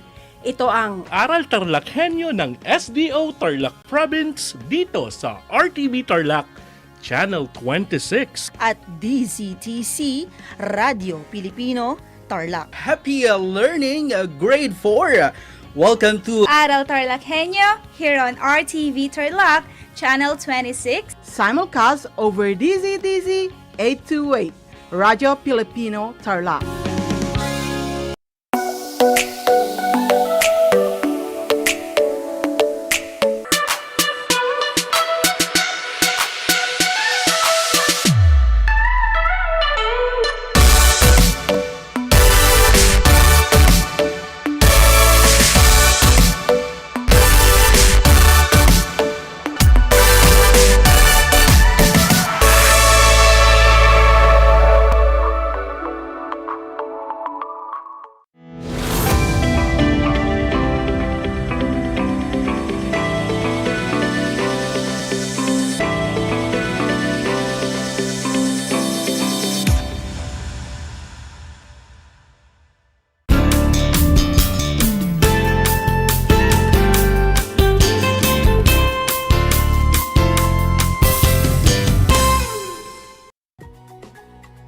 Welcome sa ating Project Shine, Aral TarlakHenyo ng Schools Division of Tarlac Province na kasalukuyang napapanood dito sa RTV Tarlac, Channel 26 at sa bayang napapakinggan sa 828 AM, DZTC, Radio Pilipino, Tarlac. Magandang buhay, mabuting tao. Kumusta na kayo mga ginigiliw naming tagapakinig? Ang aking pagbati at paghanga sa inyong pagpapahalaga sa edukasyon at pagpupursiging matapos ito ng nagtatagumpay sa kabila ng mga hamon ng pandemya. Ako, ang inyong guro sa homeroom guidance sa ikalimang baitang, Binibining Zarina S. Gasias, na sumasahimpapawid mula sa bayan ng Mongkada, lalawigan ng Tarlac. Kayo ay aking sasamahan at gagabayan sa Most Essential Learning Competency na naisasagawa ang wastong pagtugon at paglutas sa suliraning personal at sosyal. Bago tayo magtungo sa panibagong leksyong ating tatalakayin ngayong araw, ay nais ko munang balikan natin ang ating leksyon noong nakaraang linggo. Naaalala niyo pa ba ito? Kung naaalala nga ninyo, ang ating leksyon noong nakaraang linggo ay tungkol sa pangangalaga sa ating sariling kalusugan at kaligtasan, binabati ko kayo. Mahusay! Tunay ngang atentibo kayong nakikinig at alerto kayong sumusubaybay sa ating mga talakayan. Ang pangangalaga sa ating sariling kalusugan at kaligtasan ay kabilang sa mga pinakamahalagang aspeto ng ating buhay. Kaya naman, nararapat lamang na mahalin, ingatan, at pahalagahan natin ang buhay na biyaya sa atin ng poong may kapal. Dito nagsisimula ang pagmamahal, pag-iingat, at pagpapahalagang nararapat din nating ibahagi sa ating kapwa bilang miyembro ng isang komunidad. Ngayon ay dadako na tayo sa ating paksang pinamagatang wastong pagtugon at paglutas sa issue o suliranin. Maging alerto sa anumang impormasyong magbibigay sa atin ng inspirasyon, pag-asa, at aral sa buhay na makatutulong sa pagiging mabuting tao. Natitiyak kong kayo ay handang-handa na sa ating bagong aralin, kaya naman mga anak, halina at simulan na natin. Minsan sa buhay natin ay dumarating ang pagkakataong humaharap tayo sa isang issue o suliranin. Nagsisimula sa iba't ibang dahilan at paraan ang bawat problemang kinahaharap ng bawat tao. Kadalasan, nagkakaroon tayo ng suliranin dahil sa paggawa ng maling desisyon o kaya naman ay sa paggawa ng mga hindi kaaya-ayang bagay. Mayroon namang mga suliraning dumarating nang hindi natin inaasahan, gaya na lamang ng pandemyang ating nararanasan sa kasalukuyan. Bagamat napakalaking problema ang COVID-19 pandemic, pwede nating proteksyonan ang ating mga sarili sa pamamagitan ng pagsunod sa mga health protocol. Minsan naman, may mga suliraning bunga ng pagsasawalang bahala. Kaya naman, ang wastong pagtugon sa issue at epektibong paglutas sa suliranin ay itinuturing na isang kasanayan. Sa pamamagitan ng abilidad na ito, ay matagumpay nating malalampasan ang ating mga problema. Ang maganda riyan, ako, ikaw, kayo. Tayong lahat ay may kakayahan at pagkakataong matutunan ang wastong pagtugon sa issue at epektibong paglutas sa suliranin. Sa pagpapatuloy ng ating talakayan, ay mayroon kayong kwentong mapakikinggan. Habang kayo'y atentibong nakikinig sa ating kwento, suriin kung saan nagugat ang mga suliranin ng pangunahing karakter. Kung paano naapektuhan ang kanyang pamilya, kung paano niya hinarap ang kanyang suliranin, at kung ano ang naging resulta ng kanyang pagtugon sa issue.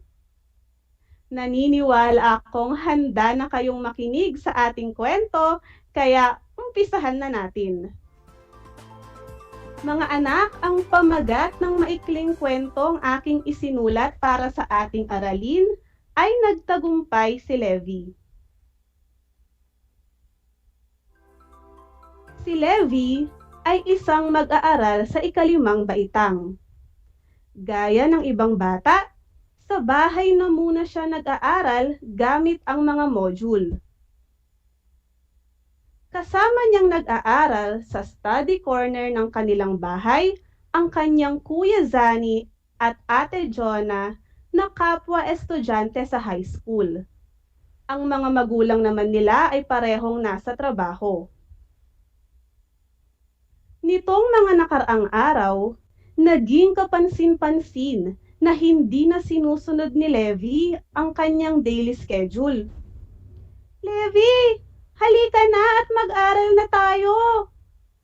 Anyaya sa kanya ng kanyang ate Jonah. Mamaya na po, ate. Ang matamlay na sagot ni Levi. Gusto ko pang matulog.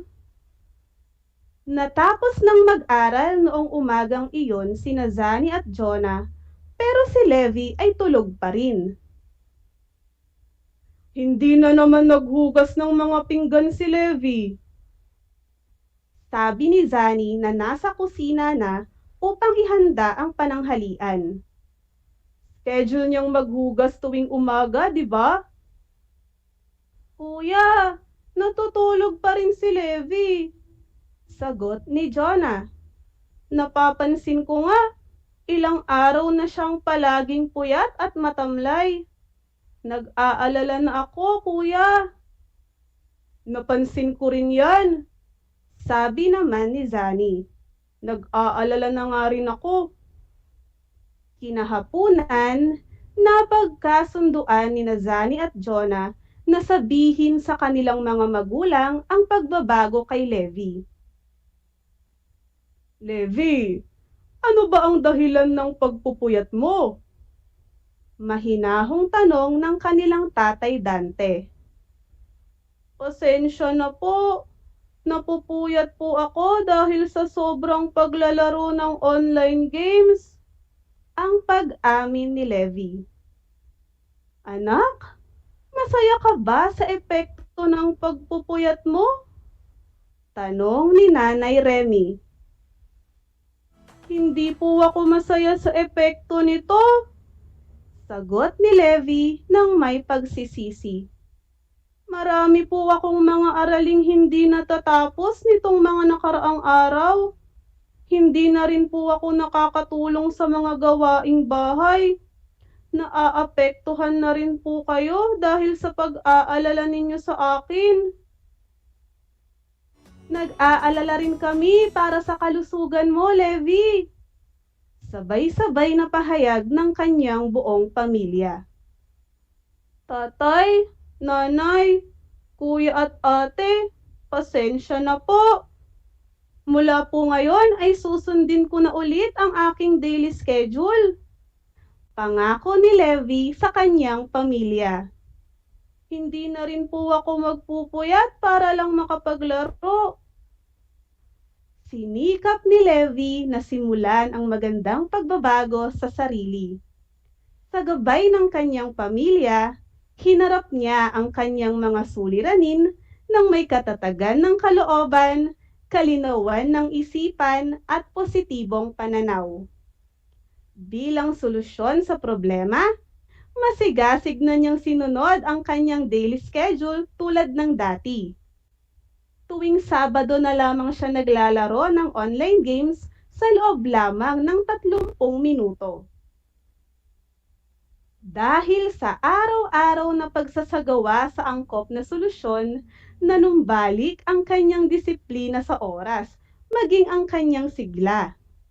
Hindi na siya napupuyat at mayroon na rin siyang panahon para mag-ehersisyo. Masaya ang buong pamilya dahil nagtagumpay si Levi. Natugunan niya ng wasto ang kanyang issue at epektibong nalutas ang kanyang mga suliranin. Mga anak, atentibo ba kayong nakinig sa ating kwento? Kung ang inyong sagot ay opo, atentibo po kaming nakinig sa ating kwento, mabuti naman kung ganoon. Natitiyak kong naunawaan ninyo ang ating kwento at masasagot ninyo ng wasto ang bawat katanungan. Kung kayo ay nakasubaybay sa ating live stream sa Facebook page ng RTV Tarlac Channel 26, ilagay ninyo ang inyong mga sagot sa comment box. Para sa unang tanong, Saan nag-ugat ang mga suliranin ni Levi? Kung ang sagot ninyo ay nag-ugat po ang suliranin ni Levi sa labis niyang paglalaro ng online games, magaling! Tama ang inyong sagot. Niyang paglalaro ng online games ay dulot pa nga ng ibang mga suliran. Para naman sa pangalawang tanong, paano naapektuhan ng suliranin ni Levi ang kanyang pamilya? Kung ang sagot ninyo ay labis na nag-alala ang pamilya ni Levi dahil sa hindi kanais-nais na pagbabago dulot ng labis na paglalaro ng online games, tama ang inyong sagot. Mga anak, hindi lamang tayo ang pwedeng maapektuhan ng ating mga suliranin. Pwede rin itong magdulot ng pagkabahala sa ating pamilya sapagkat sila ay tunay na nag-aalala sa ating sitwasyon. Para sa pangatlong tanong, paano hinarap ni Levi ang kanyang mga suliranin? Kung ang sagot ninyo ay hinarap po ni Levi ang kanyang mga suliranin ng may katatagan ng kalooban, kalinawan ng isipan at positibong pananaw, natutuwa akong sabihing tama ang inyong sagot. At para sa ating pang-apat at huling tanong, ano ang naging resulta ng maayos na pagtugon ni Levi sa issue? Magbigay ng patunay. Kung ang sagot ninyo ay maganda po ang naging resulta nito. Bilang patunay, nanumbalik po ang kanyang disiplina sa oras, maging ang kanyang sigla. Talaga namang napakahusay ninyo. Tama na naman ang inyong sagot. Nakatutuwa dahil natugunan ng wasto ni Levi ang kanyang issue. Mga anak, sa pagharap sa anumang suliranin, tandaan nating hindi tayo nag-iisa.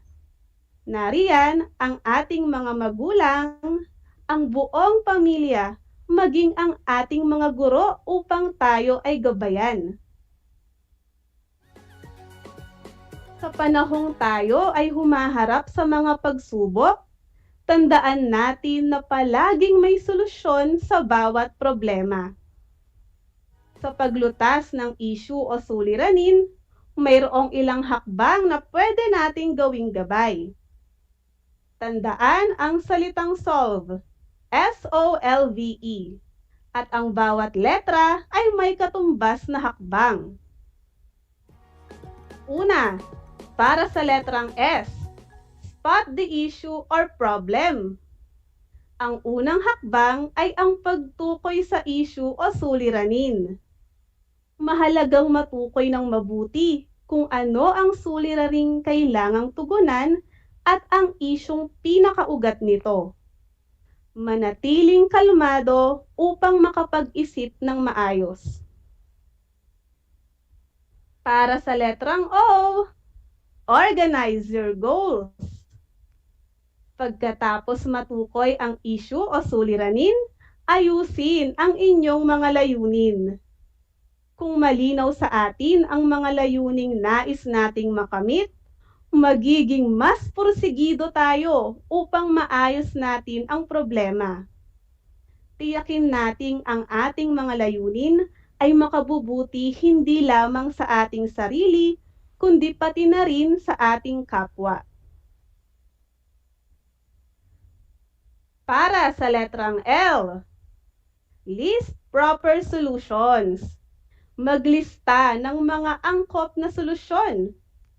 Piliin ang solusyong wasto, angkop sa sitwasyon, at magagawa mo sa abot ng iyong makakaya.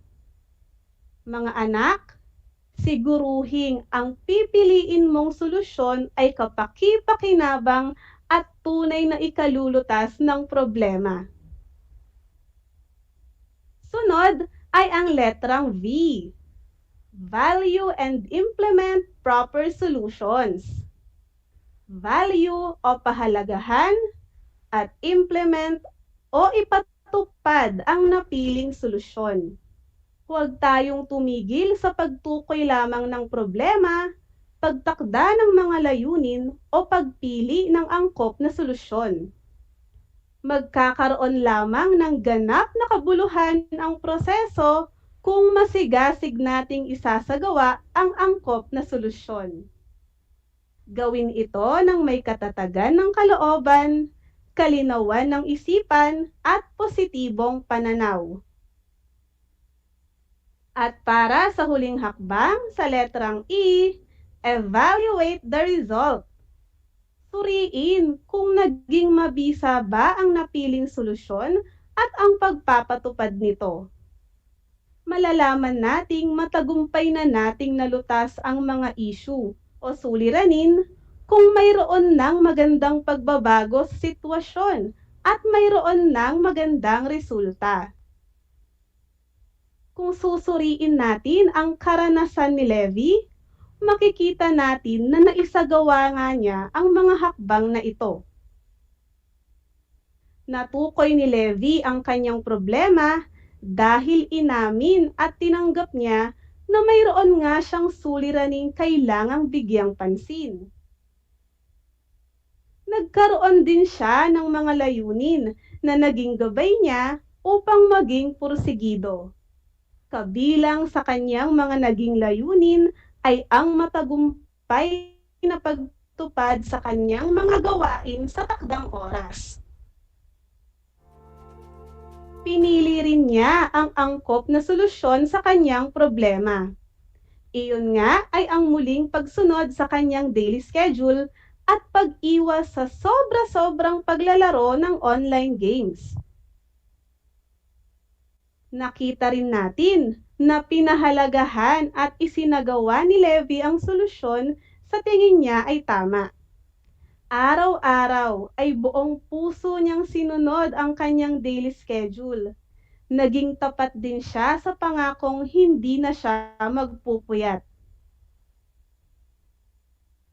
Nalaman nating maganda ang resulta ng pagtugon ni Levi sa sitwasyon dahil nanumbalik ang kanyang disiplina sa oras at nanumbalik din ang kanyang sigla.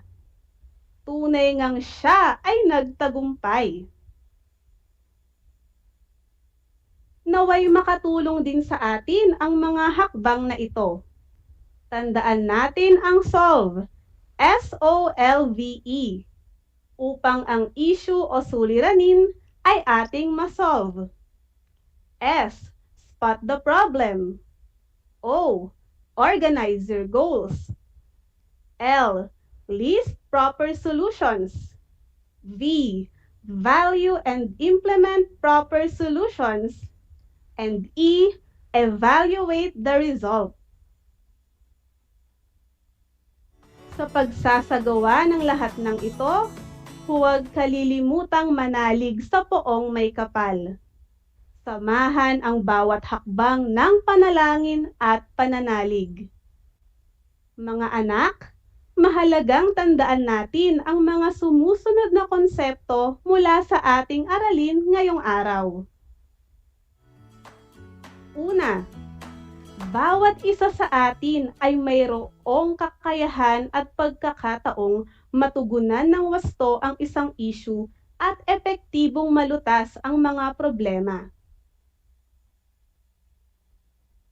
Pangalawa, bawat suliranin ay mayroong solusyon. Pangatlo, sa proseso ng paglutas sa mga suliranin, panatilihin ang katatagan ng kalooban, kalinawan ng isipan, positibong pananaw, at pananampalataya sa poong may kapal.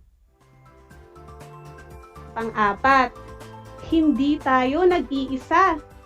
Nariyan ang ating mga magulang at ang buong pamilya, pati na rin ang ating mga guro upang tayo ay gabayan. Isang talakayan na naman ang malapit nang matapos. Ako ay masayang-masaya sa ipinakita ninyong aktibong pakikibahagi sa ating aralin ngayong araw. Higit sa lahat ay ang inyong pagmamahal sa edukasyon. Mga anak, ipagpatuloy ang kagandahang asal na ito na hakbang tungo sa pagtupad sa inyong mga pangarap sa hinaharap. Sa puntong ito, panahon na upang alamin kung kayo ay mayroong natutunan sa ating aralin sa pamamagitan ng maikling pagsusulit. Sa lahat ng nanonood sa ating Facebook Live, gamitin ang Facebook chat box para sa inyong mga kasagutan. Para naman sa mga nanonood sa kanilang telebisyon at nakikinig sa radyo, ihanda ang inyong mga panulat at sagutang papel. Unawain ang panuto ng ating maikling pagsusulit. Isulat ang tama kung ang sitwasyon ay nagpapakita ng wastong pagtugon sa isyu o suliranin at mali naman kung hindi. Para sa unang bilang. Napakalakas ng tugtuging nagmumula sa bahay ng pamilya Awit, kaya naman naabala si Karen sa kanyang online class. Maayos niyang ipinagbigay alam sa pamilya Awit ang kanyang hinaing. Kung ang sinulat ninyong sagot ay tama, kayo ay magaling. Ikalawa, hindi magkasundo ang pangkat ni Danilo hanggang sa humantong ito sa sigawan. Kung ang sinulat ninyong sagot ay mali, kayo ay mahusay. Pangatlo, nagtatampo si Leia sa kanyang mga kapatid. Sa halip na sabihin ito sa maayos na pamamaraan, ay panay ang post niya sa Facebook tungkol dito. Kung ang sinulat ninyong sagot ay mali, nakuha na naman ninyo ang wastong sagot. Binabati ko kayong lahat sapagkat natitiyak kong nakuha ninyong lahat ang tamang sagot sa ating pagsusulit. Mula sa akin, tanggapin ninyo ang mga salitang magaling at mahusay, mabuting tao. Panalangin ko na anumang konsepto, higit lalo ang mga aral sa buhay na inyong natutunan sa araw na ito ay inyong maisasabuhay sa araw-araw. Muli, ako ang inyong guro sa homeroom guidance sa ikalimang baitang, Binibining Zarina S. Gasias, sumasahimpapawid mula sa bayan ng Mongkada at nagpapaalalang piliing maging mabuting tao sa lahat ng panahon at pagkakataon. Hanggang sa muli!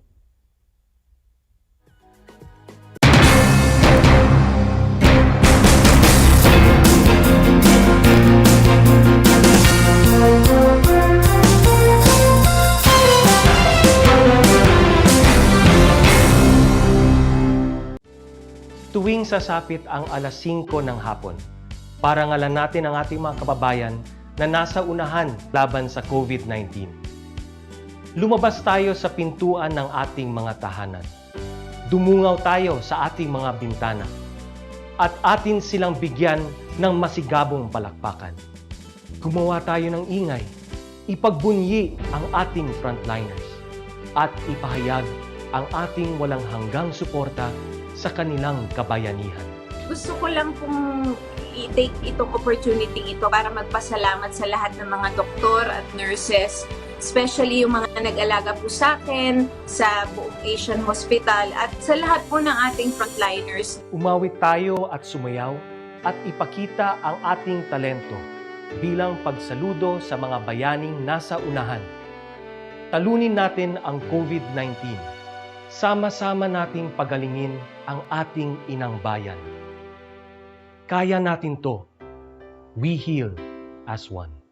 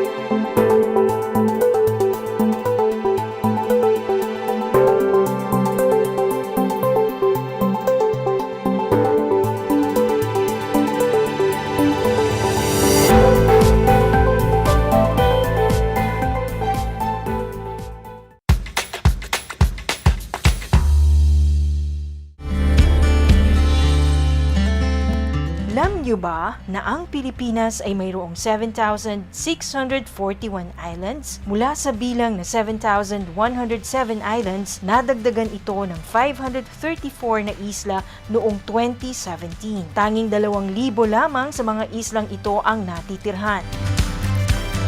Alam nyo na! Yan ang mga isla sa Pilipinas.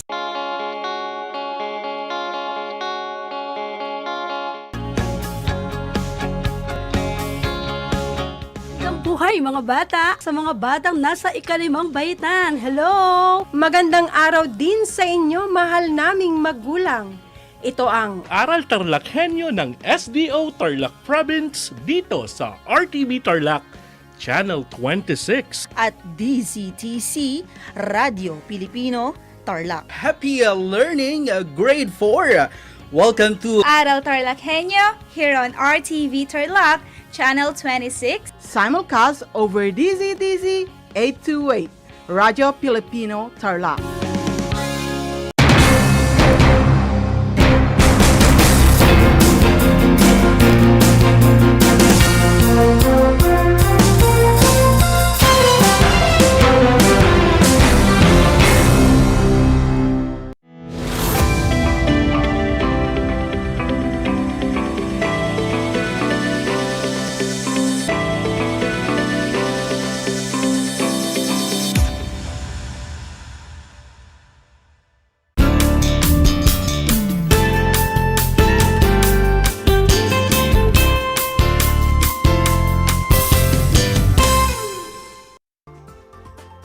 Good afternoon, dearest grade 8 learners. How are you doing today? I wish everyone is having a great afternoon. Welcome to Aral TarlakHenyo here on RTV Tarlac Channel 26, simulcast over DZTC 828 Radio Filipino Tarlac. I am Jennifer Q. Estayo from Capas National High School. I am delighted to be your English teacher broadcaster this afternoon. I would also like to say hello to our dearest parents and guardians and fellow teachers who are with us over the radio, on TV, and via Facebook Live. Please join me as we unravel another exciting lesson. Get your learning activity sheet with the objective of analyze intention of words or expressions used in propaganda techniques with focus on scapegoat, card stacking, weak inference, faulty analogy, and misuse of statistics. Also, please get a pen and paper, then make yourself comfortable while learning. Are you ready? Let's get started. Let's have a quick review on your previous lesson to check if you can still recall the different propaganda techniques explained to you by teacher Arnie. For the directions, please read the sentences in column A. Match them to the corresponding items in column B, which are expressions used in propaganda techniques discussed in the previous lesson. Write the letter of your answer on the space provided before the number. The choices are A. Plain folks, B. Bandwagon, C. Artificial dichotomy, D. Hot potato, or E. Stalling or ignoring the question. Now we have number 1. It is an appeal subject to follow the crowd, to join in because others are doing so as well. Did you answer letter B? That's the right answer. Bandwagon. Bandwagon works because it makes us think that everyone else is doing it, and so should you. Number 2. To convince the audience that the spokespersons are from humble origins, someone they can trust and who have their interests at heart? Letter A. Plain folks is the correct answer. It is the way that the speaker convinces an audience that an idea is good because they are the same ideas of the vast majority of people like you. Number 3. This technique is used to play for more time or to avoid answering a pointed question.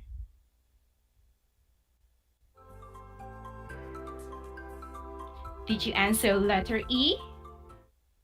Well, yes, that is the right answer. Stalling or ignoring the question is used to answer questions indirectly. Number 4. This is when someone tries to claim there are only two sides to an issue and that both sides must have equal presentation in order to be evaluated.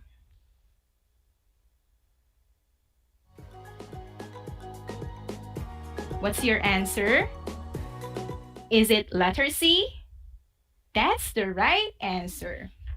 Artificial dichotomy is a technique that emphasizes that there are only two options. One option is bad and the other option is good. Number 5. This is an inflammatory statement or question used to throw an opponent off guard or to embarrass them. Choose your answer. Okay, letter D, hot potato, is the correct answer. Hot potato is the use of damaging information about one's opponent, whether real or not real. All right, there you have our first activity. How was your score? I know a lot of you got high scores, so please tell yourself, way to go! Now, we are about to continue our discussion about propaganda techniques.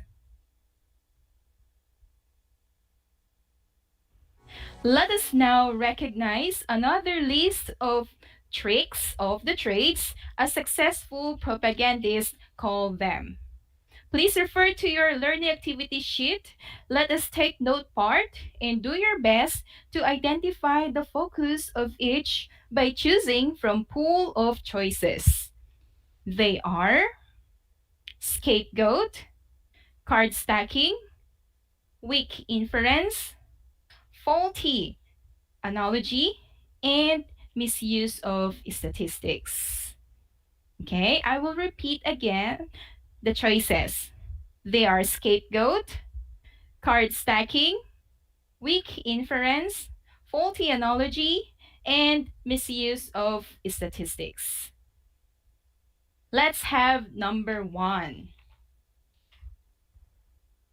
When a judgment is made with insufficient evidence or that the conclusion does not necessarily follow from the evidence given. What do you think is the answer? It would be weak inference. Weak inference, or also known as false cause. For example, there is what we call political dynasty in the Philippines. A political dynasty is a family of politicians who serve in one place or country and are able to pass or extend government positions to kin for the purpose of expanding and maintaining its hold on power. People vote for certain individuals simply because they came from a family of politics, even without sufficient basis or sound reasons on why they are choosing that individual. This is because people infer that these individuals too can be as good leaders as their families who are already in the government position. Let us go to number 2. This is when a comparison is carried too far.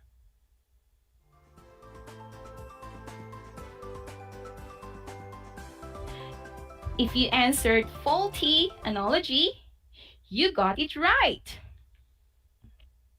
Faulty analogy usually occurs when someone applies or assumes that if two things or events have similarities in one or more respects, they are similar in other properties too.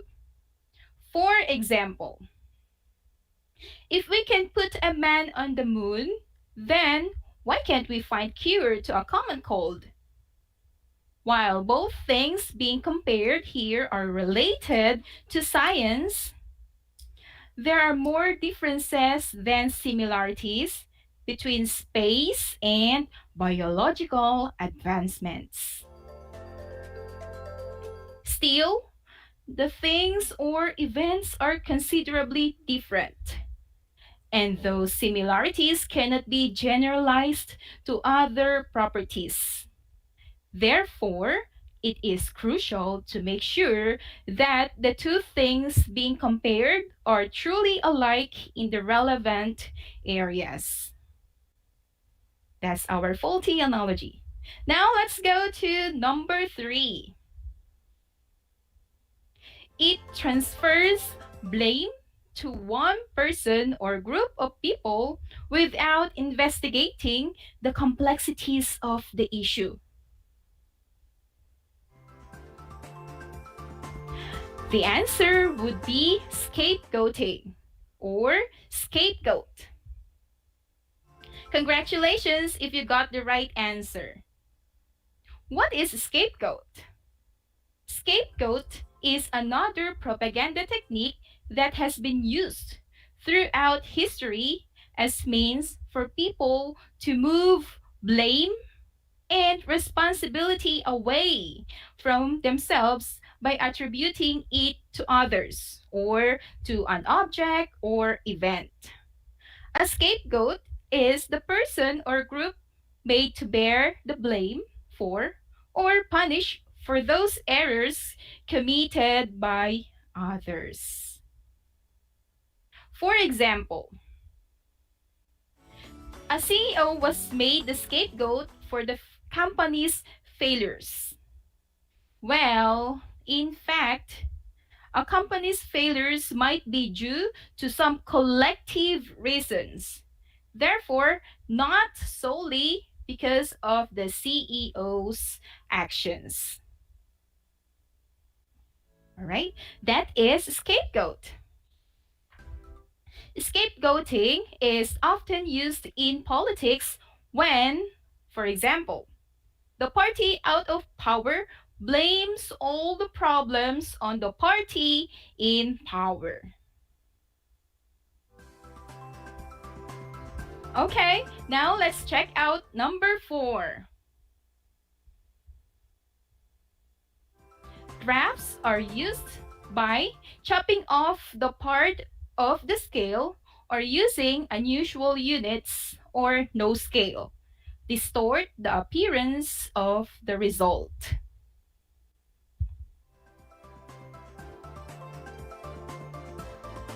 Okay, is it misuse of statistics? Well, you are right. Congratulations. Misuse of statistics. It is the misuse of numerical information and misguide people with certain details. Look at the example used in hand sanitizers advertisement. Hand sanitizers kill 99.99% of germs. In fact, this is only under laboratory conditions.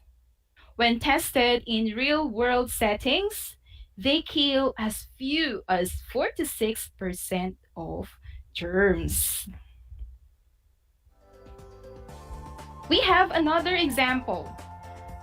Graph A is one of the most often referenced to disprove the global warming. It demonstrates the change in air temperature, which is in Celsius, from 1998 to 2012.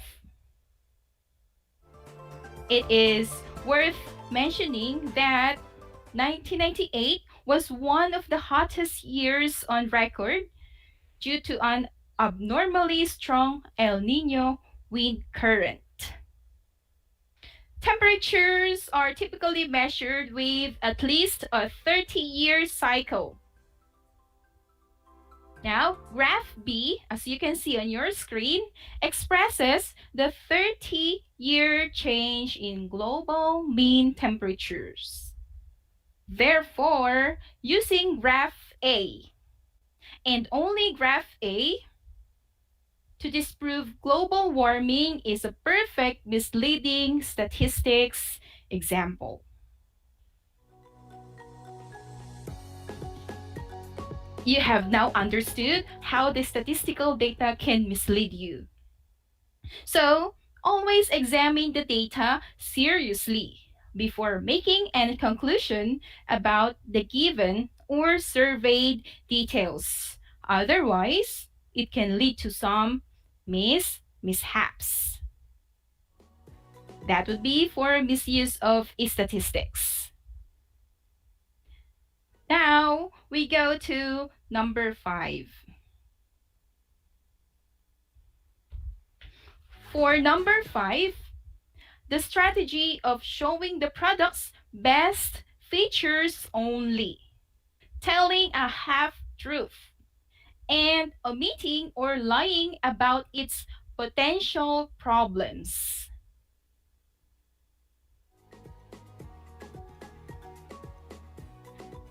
You are right if you answered card stacking or letter B. Okay, what is card stacking? Card stacking is used to convince the audience by using selected information and not presenting the complete story. Card stacking is frequently used in before and after pictures that appear in advertisements for weight loss programs, for example. In many cases, advertisers stack the deck by manipulating factors in the before and after image that are not related to the individual's weight loss.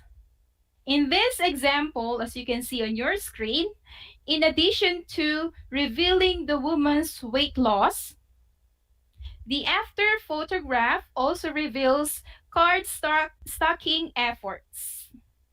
In the second photo, the subject's hair is styled differently, and she is wearing makeup and jewelry.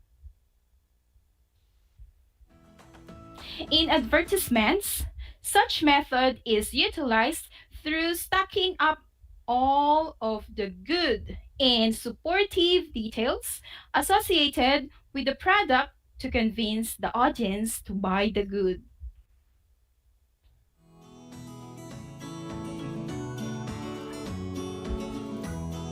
Okay, now you have learned another 5 propaganda techniques.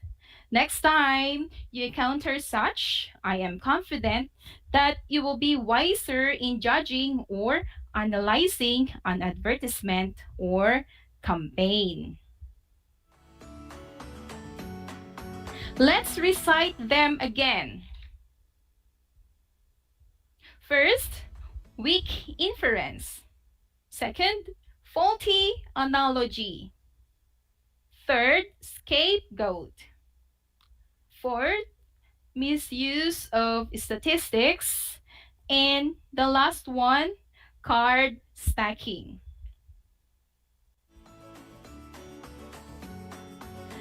Now, let's do the third activity to see how well you understood the propaganda techniques we just gone into details.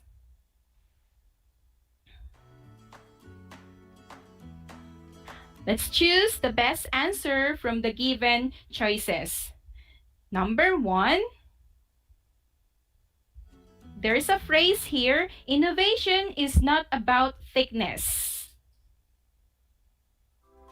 Letter A, card stacking. Letter B, scapegoat. Letter C, faulty analogy. Or D, weak inference. The answer is letter A. All right. It's card stacking. It is only revealing parts of the entire specifications. This advertisement never talks about expensive price. Okay. Now we go to number 2. Okay. Number 2, George W. Bush got us into Iraq.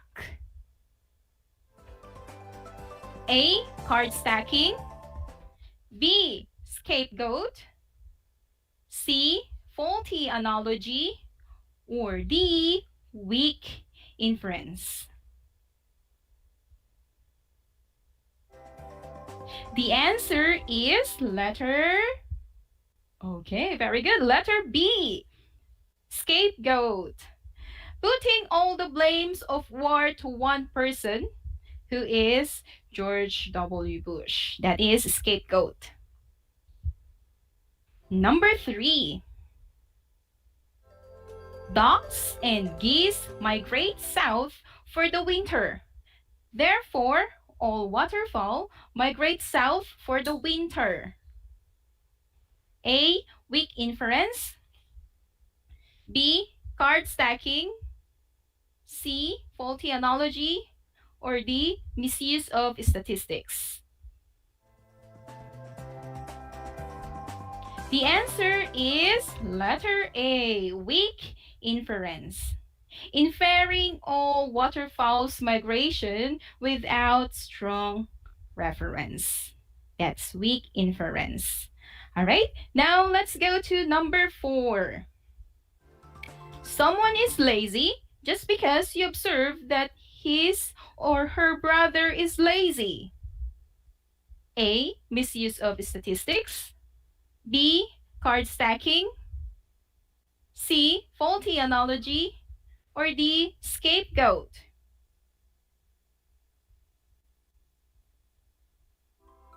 The answer is letter C, faulty analogy. Comparing someone with his brother and associating him with the brother's bad habit. That is faulty analogy. Okay, we go to number 5. 9 out of 10 dermatologists recommend brand A over brand X. A, misuse of statistics. B, card stacking. C, analogy. D, weak inference. Okay, the answer is letter A, misuse of statistics. When you see numbers listed, ask yourself these questions. What's the source of the survey? Who did the survey? Or who is paying for it? Great. Now we have number 6. A brand of snack food is loaded with sugar, then the commercial boasts that product is known in fat, which implies that it's also low in calories. Letter A, misuse of statistics. Letter B, card stacking. C, faulty analogy. Or D, weak inference. Okay, we have letter B as the right answer, wherein the important information of the product is omitted, which, though it is low in fat, it is high in sugar content. Okay, we go to number 7. Using numbers either by intent or through ignorance or carelessness. the conclusions are unjustified or incorrect? Letter A, misuse of statistics. B, card stacking. C, faulty analogy. Or D, weak inference. The answer is letter A, misuse of statistics. Number 8, in some families, one family member may refer to as the black sheep. A, misuse of statistics. B, card stacking. C, faulty analogy. Or D, scapegoat. The answer is D, scapegoat. Tagging a person as black sheep equates blaming him or her in all the bad things. Okay, now I leave to you number 9 and number 10. Okay, now we go to, all right, most rich folks vote Republican, therefore, most people who vote Republican are rich. That is weak inference. All right, now we go to number 10, a delicious pack of rice with 40% less fat. That would be letter A. Yes, misuse of statistics. All right, did you get all the answers correctly? Wow, I know you have put a lot of effort into this. Congratulations, dear learners. Keep going. After this episode, as your post-viewing or listening activity, please look for example of each propaganda techniques. That would be all for this lesson, and I hope you enjoyed and learned a lot. Thank you so much for listening and watching. This again, your English teacher broadcaster, Jennifer Q. Estayo. Please tune in again on Thursday. I wish you all a nice day. Goodbye.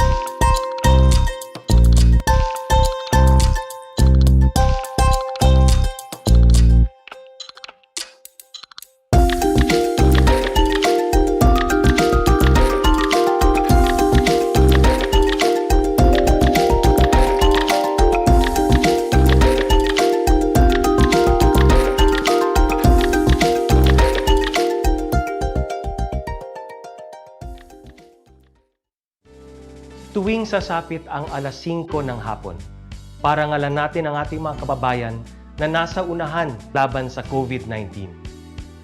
Lumabas tayo sa pintuan ng ating mga tahanan. Dumungaw tayo sa ating mga bintana. At atin silang bigyan ng masigabong palakpakan. Gumawa tayo ng ingay, ipagbunyi ang ating frontliners, at ipahayag ang ating walang hanggang suporta sa kanilang kabayanihan.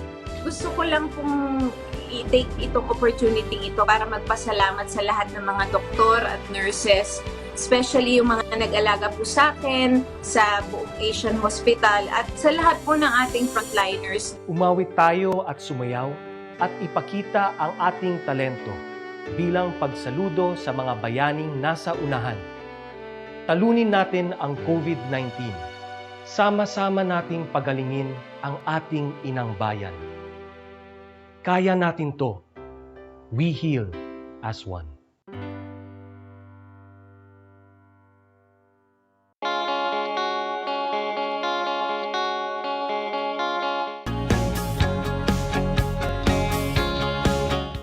Buhay mga bata, sa mga batang nasa ikalimang baitan. Hello! Magandang araw din sa inyo, mahal naming magulang. Ito ang Aral TarlakHenyo ng SDO Tarlac Province dito sa RTV Tarlac, Channel 26. At DZTC, Radio Pilipino, Tarlac. Happy learning, grade 4. Welcome to Aral TarlakHenyo here on RTV Tarlac, Channel 26. Simulcast over DZTZ 828, Radio Pilipino, Tarlac.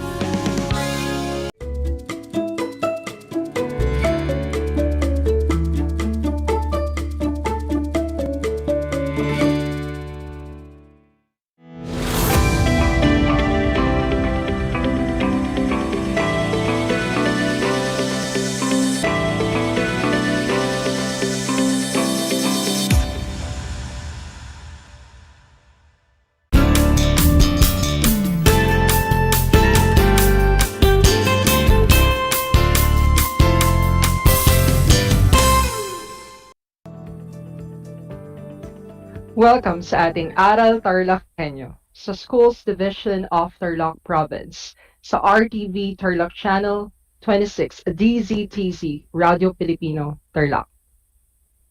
Magandang araw! Naririto tayo nagsisikap at nagpupunyagi na maging makadiyos, makatao, makakalikasan at makabansa. Kamusta kayo mga ginigiliw kong mag-aaral? Ang aking pagbati at paghanga sa inyong masidhing pagpupunyagi sa patuloy na pag-aaral sa himpapawid upang matuto sa kabila ng hamon ng pagkakataon, ang COVID-19 pandemic. Ako ang inyong guro sa Araling Panlipunan Grade 8, Ginoong Arvin Lee, upang samahan at gabayan kayong maunawaan ang nilalaman ng ating aralin na paglawak ng kapangyarihan ng Europe. Sa lahat po ng mga magulang at mag-aaral sa ikawalong baitang, nakasalukuyang nakasubaybay sa ating live broadcast. Kung kayo po ay may mga katanungan o nais linawin ukol sa ating paksa ngayong araw, ay maaari kayong mag-text sa aking numero, 0938-0789-207. Inuulit ko, 0938-0789-207. Kaya text na. Mga gilo kong mag-aaral, pinapaalala kong muli ang ating kasunduan bago tayo magsimula sa ating talakayan. Una, siguraduhin na kayo ay nasa komportableng lugar habang nakasubaybay sa ating Aral TarlakHenyo. Pangalawa, ihanda ang inyong module, papel at ballpen na gagamitin sa ating pag-aaral. At panghuli, iwasan ang paggawa ng ibang bagay at ituon ang sarili sa paksang tatalakayin. Batid ko na kayang-kaya ninyo yang gawin. Balikan muna natin ang paksang tinalakay noong nakaraang linggo. Subukan ninyong sagutin ang 5 tanong na aking ibibigay ukol sa paghahanap ng spices, pangunguna ng Portugal sa paggalugad, at ang paghahangad ng Espanya ng kayamanan mula sa silangan. Para sa balik-aral, ihanda ang inyong papel at ballpen at isulat sa sagutang papel ang sagot sa aking 5 katanungan. Handa na ba kayo? Kung ganon, magsisimula na tayo sa ating balik-aral. Para sa unang tanong, ito'y ginagamit bilang pampalasa sa kanilang mga pagkain upang mapreserba ang mga karne. Ang sagot ay spices. Para sa ikalawang tanong, natagpuan niya ang pinakatimog na bahagi ng Africa na naging kilala sa katawagang Cape of Good Hope. Ang sagot ay Bartolomeo Diaz. Para sa ikatlong tanong, noong 1497, siya ang namuno sa paglalakbay ng 4 na sasakyang pandagat mula sa Portugal hanggang sa India. Ang sagot ay Vasco da Gama. Para sa ika-4 na tanong, isa siyang Italianong manlalayag na ginawaran ng titulong Admiral of the Ocean Sea, Viceroy at Gobernador ng mga islang kanyang natagpuan sa Indies. Ang sagot ay Christopher Columbus. Para sa ika-5 tanong, isa siyang Italianong nabigador, ang nagpaliwanag na si Columbus ay ang nakatagpo sa Bagong Mundo.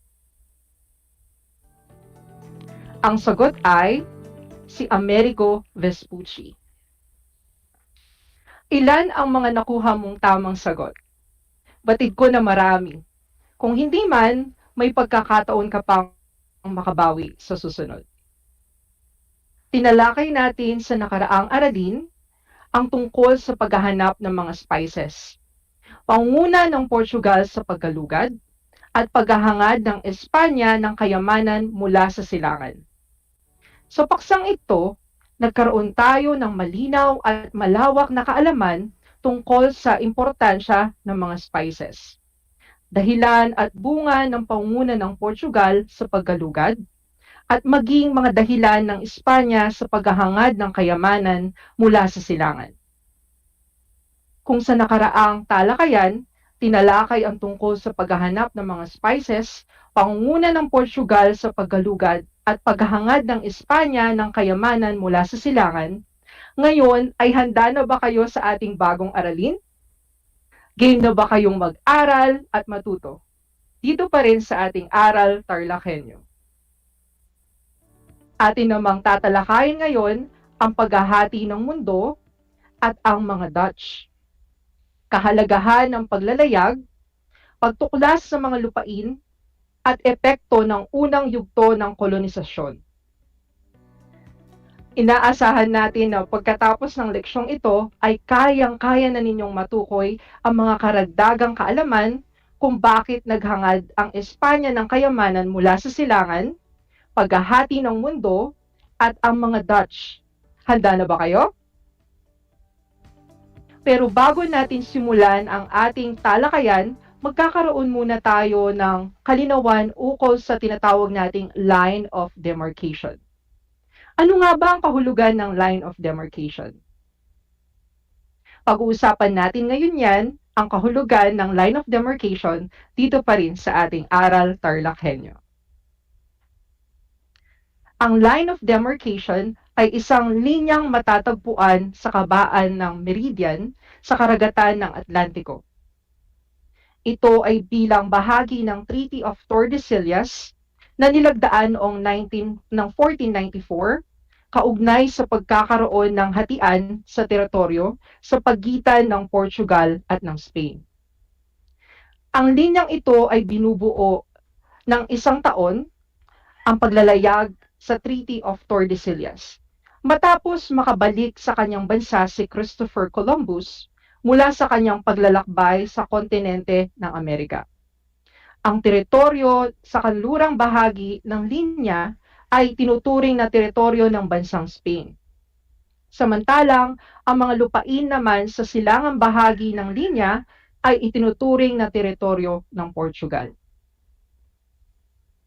Ang nagsimulang paglakas ng Europe ay nagpatuloy hanggang sa makabagong panahon. Higit na lumawak ang kapangyarihan nito dahil sa eksplorasyon at kolonisasyon ng bagong daigdig at pagsigla ng kalakalan, bunga ng rebolusyong industrial at komersyal. Higit na dumami ang salapi sa sirkulasyon at lumaki ang kapital. Naging karaniwan ang biglang pagyaman ng mga mamumuhunan. Ang bagong pananaw sa kalakalan at produksyon ang nagbigay daan sa pag-unlad ng kapitalismo. Ang tatalakayin natin ay tungkol sa paghahati ng mundo, ang mga Dutch, kahalagahan ng paglalayag, pagtuklas ng mga lupain, at ang epekto ng unang yugto ng kolonisasyon. Alam ba ninyo kung bakit hinangad ng Spain ang yaman ng silangan? Bakit hinati ni Pope Alexander VI ang mundo sa Portugal at Spain? Ano ang mga mahalagang bunga ng paglalayag ni Magellan? At kung paano nakatulong sa paglawak ng kapangyarihan ng Europe ang paglalayag at pagtuklas sa mga lupain. Ating iisa-isahin yan at ipapaliwanag ko yan ng mas maigi dito pa rin sa ating Aral TarlakHenyo. Para sa ating unang gawain, ito ay may pinamagatang Pin the Flag. Inuulit ko, meron tayong gawain, ito ay pinamagatang Pin the Flag. Kagaya ng mga manlalakbay, sinikap nilang alamin ang mga bagay gaya ng mga bansa. Sikapin nating alamin ang mga bansang kanilang natuklasan. Alam mo ba kung ano-ano ang mga bansang nanguna sa eksplorasyon? Muling alamin ang mga bansang ito at ang mga lugar na kanilang nasakop. Sa tulong ng mapa, tukuyin ang mga bansang kaluranin na nanguna sa eksplorasyon sa pamamagitan ng paglagay ng pin. Matapos matukoy ang mga lupaing nasakop ng mga kaluranin, isulat ang kanilang pangalan sa talahan na yan. Ihanda ang inyong kwaderno at ballpen, isulat ang pangalan, antas at pangkat at petsa ngayong araw. Magsisimula na tayo. Handa na ba kayo? Mukhang handa na nga kayo. Mayroong tayong 5 bansang kanluranin. Ito ay ang Portugal, Spain, France, Netherlands at England. Para sa unang bansa, ang Portugal. Ang nasakop nitong mga bansa ay ang China, India, Malaysia at Indonesia. Para sa ikalawang bansa, ang Spain. Ang nasakop nitong mga bansa ay ang Peru, Chile, Mexico at Pilipinas. Ang nag-iisang bansa sa Asia na nasakop nila. At para naman sa ikatlong bansa, ang France. Ang nasakop nitong mga bansa ay ang Hilagang Amerika, Central Africa, Caribbean at maging ang India. At para sa ika-4 na bansa, ang Netherlands. Ang nasakop nitong bansa ay ang Chile, Brazil, at Cape of Good Hope na nasa dulong bahagi ng Africa. At para sa ika-5 bansa, ang England. Ang nasakop nitong mga bansa ay ilang bahagi ng Estados Unidos, Israel, India, Sri Lanka at China. Sa unang bahagi ng ating leksyon, ating tatalakayin ang tungkol sa pagkakahati ng mundo. Dahil sa lumalalang paligsahan ng pagpapadala ng mga ekspedisyon ng Portugal at ng Spain, humingi ang mga bansang ito ng tulong sa Papa ng Rome upang mamagitan sa kanilang mga paglalaban. Noong 1493, gumuhit ng line of demarcation ang Papa. Isa itong linya na kung saan ito ay nagmumula sa Atlantiko, tutungo sa Hilagang Pola hanggang sa Timog Pola. Ipinaliliwanag nito na ang lahat ng mga matatagpuang kalupaan at katubigan sa kanlurang bahagi ng linya ay para sa Spain. At sa silangang bahagi naman ng linya ay para naman ito sa Portugal. Nagduda ang mga Portuguese sa naging kinalabasan ng kanilang pagtatanong. Kaya nagpetisyon sila na baguhin ang naunang linya na dapat mapunta sa kanila at sa Spain. Nakikita nila na baka lumawak ang paggalugad ng Spain sa kanluran at maaaring maapektuhan ang kanilang mga kalakalan sa silangan. Sa pamamagitan ng kasunduang Tordesillas noong 1494, nagkasundo sila na ang line of demarcation ay baguhin at ilayo pa kanluran. Ipinakikita dito na noong panahong iyon ay pinaghatian ng lubos ng Portugal at ng Spain ang bahagi ng mundo na di pa nararating ng mga taga-Europeo. Bakit hinati ni Pope Alexander VI ang mundo sa Portugal at Spain? Kung ang sagot ninyo ay, si Pope Alexander VI ang nagpalabas ng Papal Bull na naghahati sa lupaing maaring tuklasin ng Portugal at ng Spain, minabuti niya na hatiin ang mundo dahil sa lumalalang paligsahan sa pagpapadala ng mga ekspedisyon ng Portugal at ng Spain. Kung yun ang iyong sagot, kayo ay magaling. Ang paglalakbay naman ni Ferdinand Magellan. Taong 1519, noong nagsimula ang ekspedisyon ni Ferdinand Magellan, isang Portuges, na ang paglalakbay ay pinondohan ng Spain. Nilakbay ang kanyang ekspedisyon ang rutang pakanluran tungong Pasilangan. Natagpuan niya ang silangang baybayin ng South America o mas kilala sa bansang Brazil sa kasalukuyan. Nilakbay din niya ang isang makitid na daan ng tubig na kung tawagin natin ngayon ay Strait of Magellan. Pinasok ang malawak na karagatang Pasipiko hanggang marating ang Pilipinas. Sa haba ng paglalakbay, nakaranas sila ng pag-aalsa ng mga kasamahan nila at maging ang pagkagutom. Ngunit nalagpasan nila ang mga ito at nakatagpo ng malaking kayamanang ginto at mga pampalasa. Naging matugumpay din sila sa pagpapadala ng Katolisismo sa mga katutubo.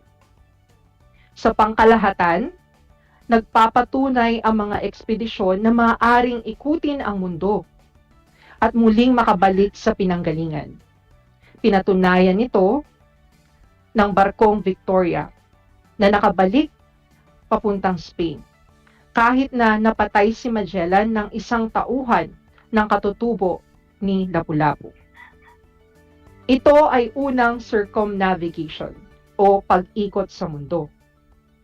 Itinama nito ang lumang kaalaman na ang mga Europeo, ang mundo ay flat o patag, na italaga sa mapa ang iba pang kalupaan sa silangan, kaya't lalo pang nakilala ang mga yaman nito.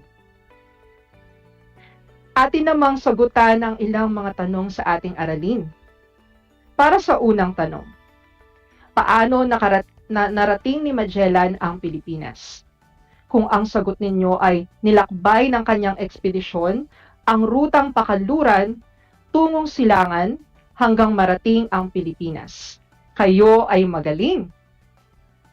Para naman sa ikalawang tanong, ano ang mahalagang bunga ng paglalayag ni Magellan?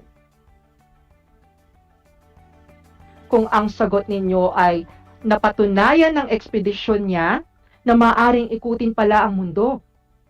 Itinama nito ang lumang kaalaman na ang mundo ay flat o patag at naitala sa mapa ang iba pang kalupaan sa silangan. Kayo ay mahusay sa inyong sagot. Para naman sa ikalawang bahagi ng ating leksyon, ating tatalakayin ang tungkol sa mga Dutch. Sa pagpasok ng ika-17 siglo, napalitan ng mga Dutch ang mga Portuguese bilang pangunahing bansang kolonyal sa Asya.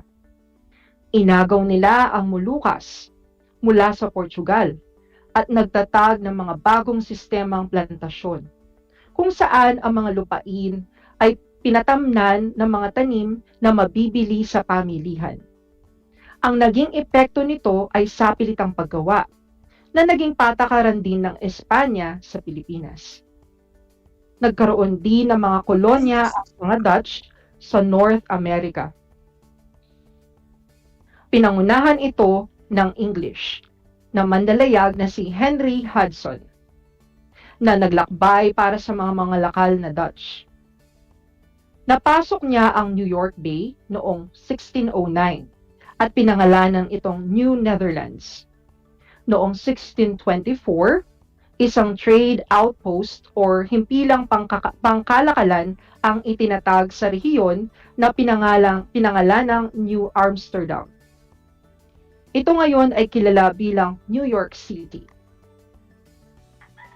Kung ihahambing sa pananakop ng mga Dutch sa Amerika, mas nagtagal ang kanilang kapangyarihan sa Asya. dahil sa pagkakatatag ng Dutch East India Company noong 1602. Ang mga daungan nito ay nagbigay ng proteksyon sa monopolyo ng mga Dutch sa paminta at iba pang mga rekado. Nagtatag ng pamayanan sa Africa ang mga Dutch sa pamamagitan ng mga Boers, mga magsasakang naninirahan sa may Cape of Good Hope o mas kilala sa bandang dulo ng Africa. Ngunit ng ika-17 siglo, humina ang kapangyarihang pangkomersyo ng mga Dutch at ito ay pinalitan ng mga taga-Inglaterra or England bilang pinakamalakas na imperyong pangkatubigan ng Europe. At para naman sa ikatlong bahagi ng ating leksyon, ating tatalakayin ang tungkol sa kahalagahan ng mga paglalayag at pagtuklas ng mga lupain. Naging sentro ng kalakalan ang mga pantalan ng mga baybaying dagat ng Atlantic mula Spain, Portugal, France, Netherlands at maging ang England. Sa pagtuklas ng mga lupain, higit na dumagsa ang mga kalakal gaya ng mga spices na nagmumula sa Asia. Sa North America, meron namang kape, ginto at pilak.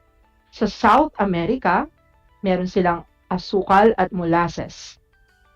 At sa kanlurang Indies, meron naman silang indigo. Ang mga produktong ito ang nagpalawak sa paglaganap ng mga salaping ginto at pilak na nanggaling sa Mexico, Peru at ang Chile. Ito ang nagpasimula ng pagtatatag ng mga bangko.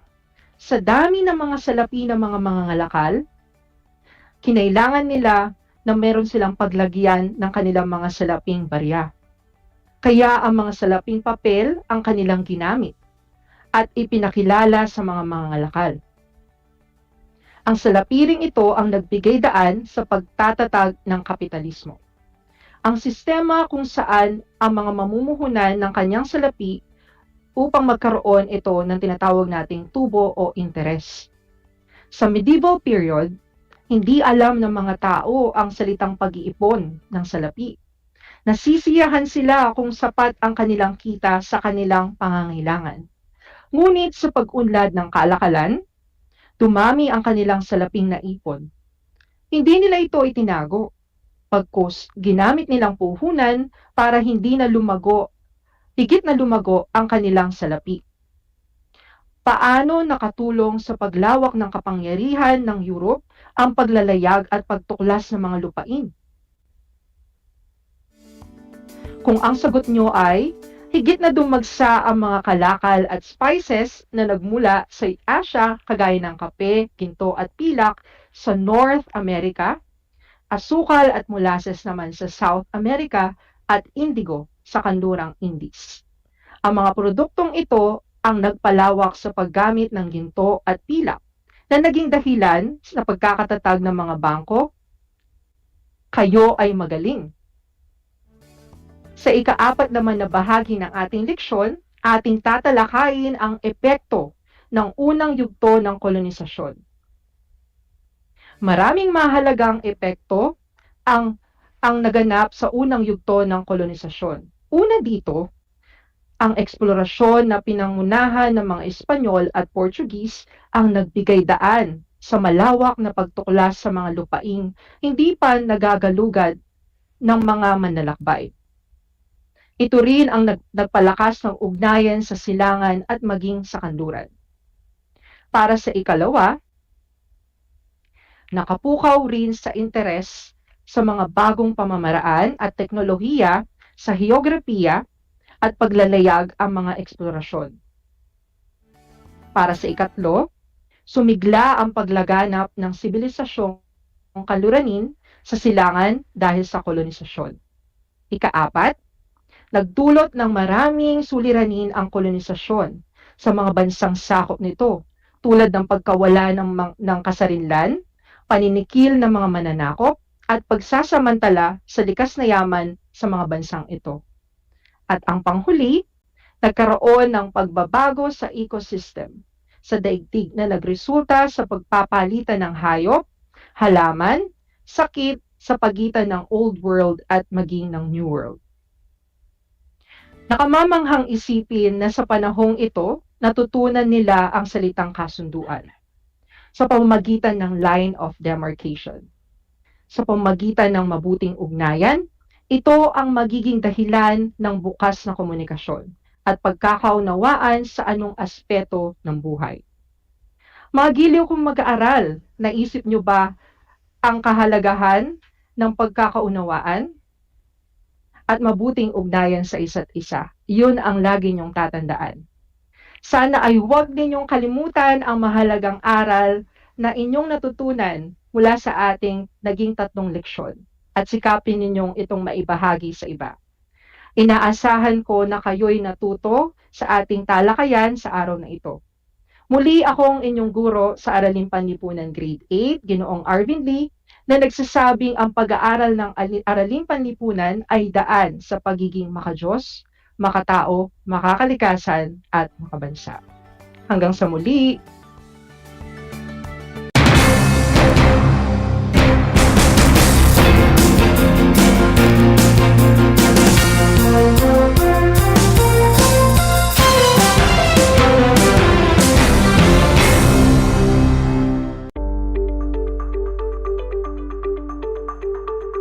Sa pagnanais na mapigilan ng ating pamahalaan ang pagdami ng bilang ng mga kaso ng COVID-19, binuo ang One Hospital Command Center o OHCC upang mas mabilis na matugunan ang medikal na pangangailangan ng ating mga kababayan.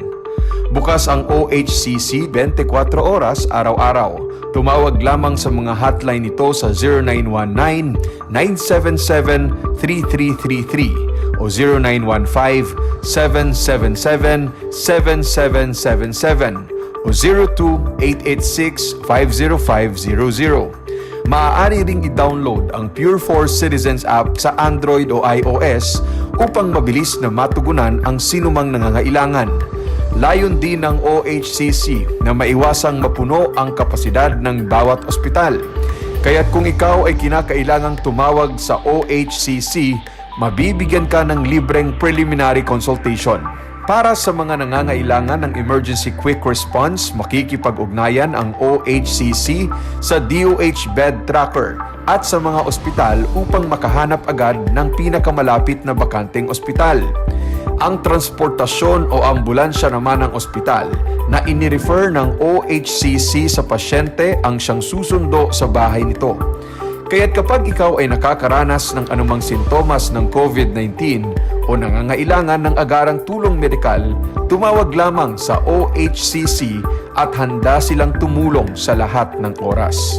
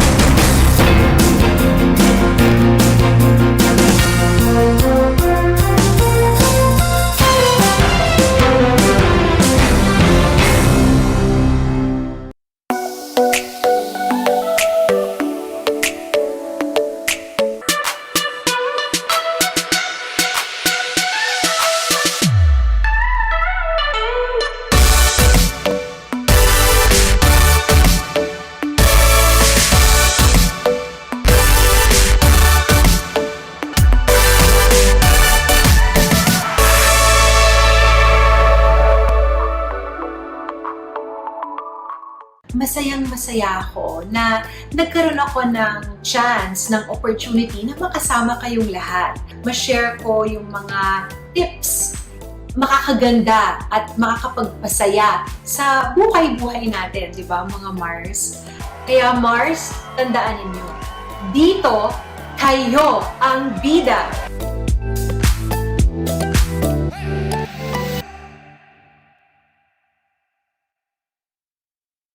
Congratulations RTV Channel 26 of Tarlac with this very successful launching of this project for us DEPED and for you. So congratulations, God bless you, more project to come and more coverage for us for the noble cause of education. Thank you to all our sponsors. God bless you all.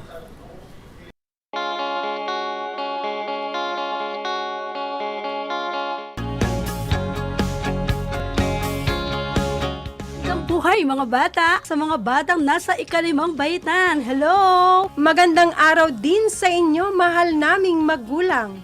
Ito ang Aral TarlakHenyo ng SDO Tarlac Province dito sa RTV Tarlac, Channel 26 at DZTC, Radio Pilipino, Tarlac. Happy learning, grade 4. Welcome to Aral TarlakHenyo here on RTV Tarlac, Channel 26. Simulcast over DZTC 828, Radio Pilipino, Tarlac.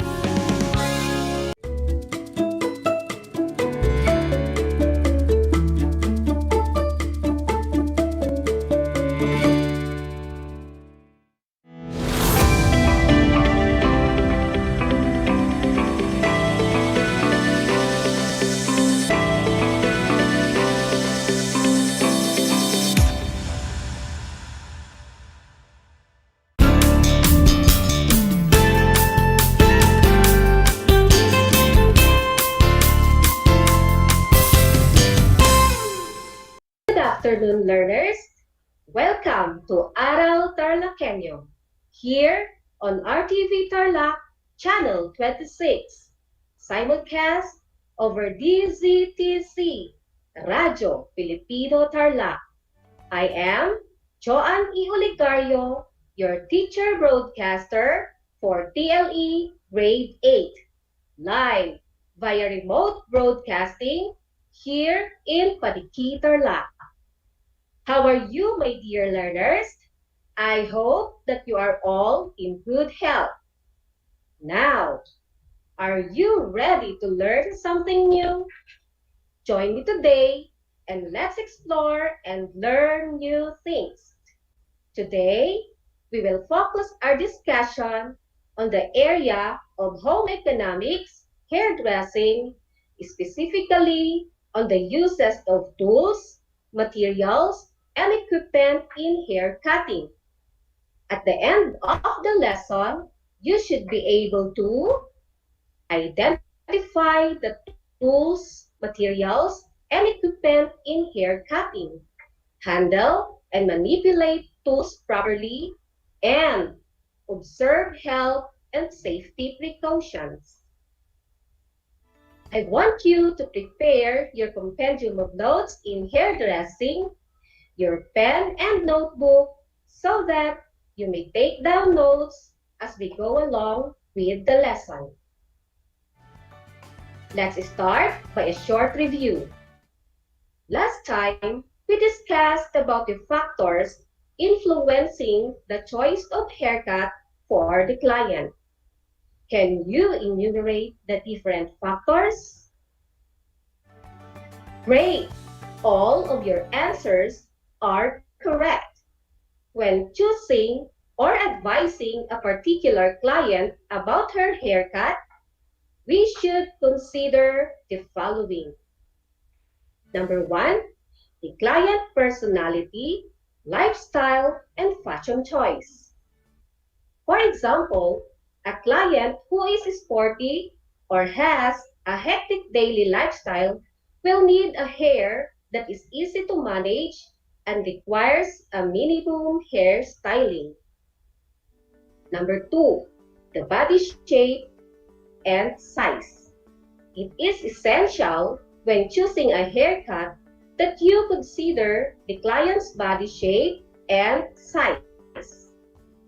When choosing a hairstyle with a large hips or broad shoulders, you must choose a cut that would create more volume so that it will not enhance the large portion of her body. Number 3, the hairlines and the growth patterns. An example of this is the cowlick, A bangs or a straight fringe is not possible if cowlick is present, as the hair tends to grow strongly to one side. Number 4, the face shape and features. The style of hair should be designed to suit the shape of face and enhance or disguise facial features. And number 5, the hair density and hair texture.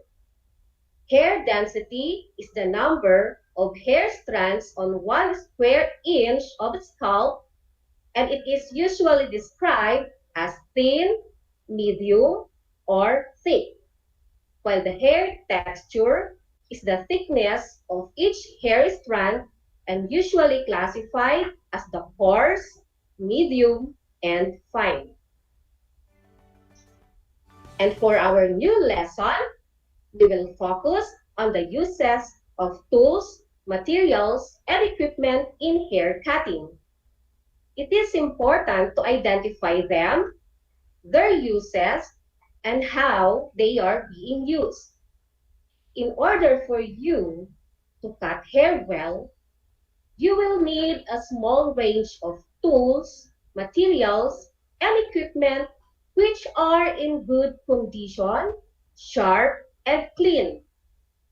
Let us discuss it one by one.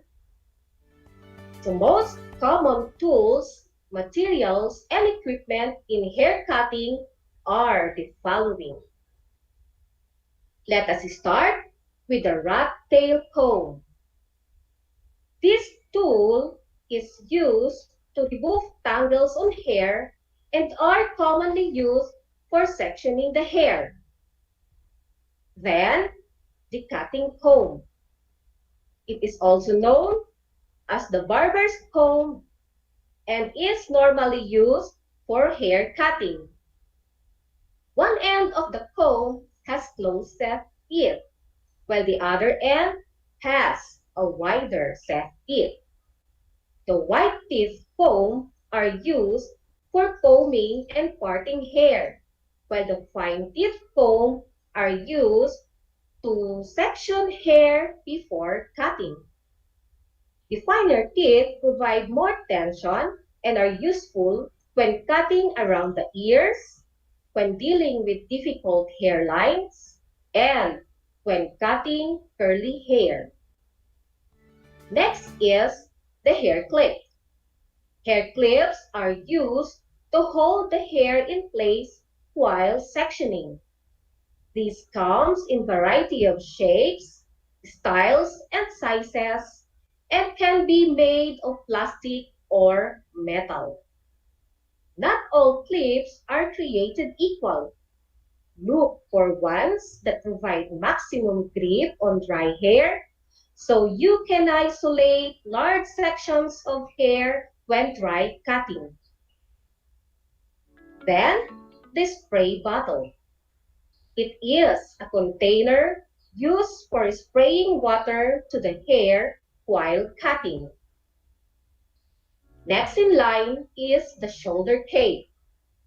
It is a sleeveless garment that fastened at the back of the neck to protect the client from pieces of cut hair. Next is the apron. This material is used to protect the operator's dress from getting dirty. Next, we have the mirror. It is used to reflect the true representation of an individual. Mirror is important while cutting so that the shape can be seen clearly from different angles. We also have the barber's brush. Barber's brush is also known as the neck duster. This tool is used to remove pieces of cut hair that tends to cling to your client's face, neck, and clothes. It will lessen the possibility of itching and discomfort and can be caused by these hairs. Next is the blow dryer. It is an electrochemical device designed to blow normal or hot air over damp hair. Blow dryer is used to dry and style your finished haircut. Another one is the razor. This can be used to create an entire haircut, to thin out hair, or to texturize hair in certain areas. They come in different sizes and shapes and with or without guards. It is followed by the thinning scissor. Thinning scissors are mainly used to remove unwanted bulk and thickness of the hair. They are sometimes referred to as texturizing shears, tapering scissors, or notching shears. Next, we have the clippers. It is a sharp-edged cutting instrument used especially for shaving or cutting hair. These are mainly used when creating shortcuts, short tapers, fades, and flat tops. Clippers may be used without guard, with cutting guards of various sizes, and for the clipper comb technique. And of course, the most important among the hair cutting tool, the scissors or shears. Scissors are used for cutting and trimming the hair. A good quality scissors are made of well-tempered or cobalt steel and are available in various sizes. The shortest scissors are usually 4.5 inches or 11.4 centimeters, while the longest are usually 7 inches or 17.8 centimeters long. Now, I want you to know, my dear learners, that in order for you to use the scissors correctly, you should familiarize first with its different parts. The following are the parts of the scissor. First is the tip or point of the scissors. These are the ends of the blades which is used for freehand and point cutting or chipping techniques. Second is the cutting blade edge. It is the sharp part of the blade that actually does the cutting. Third are the blades. These are the flat parts of the scissors that consist of two sharp cutting edges. The inner side of the blade is very sharp, while the external side is designed precisely to prevent injuring the user. Then we have the heel. The heel is the strength of the scissor. Next is the pivot. It is an adjustable screw used to loosen or tighten the movement of the blades. Then we have the shank. Shank is the part of the scissor which connects the handles to the blades. Next is the finger ring or ring handle. This is the place where you put your fingers. One for the thumb and one for the ring finger. Do not use your middle finger when cutting. Only ring finger and thumb should be placed in the finger ring.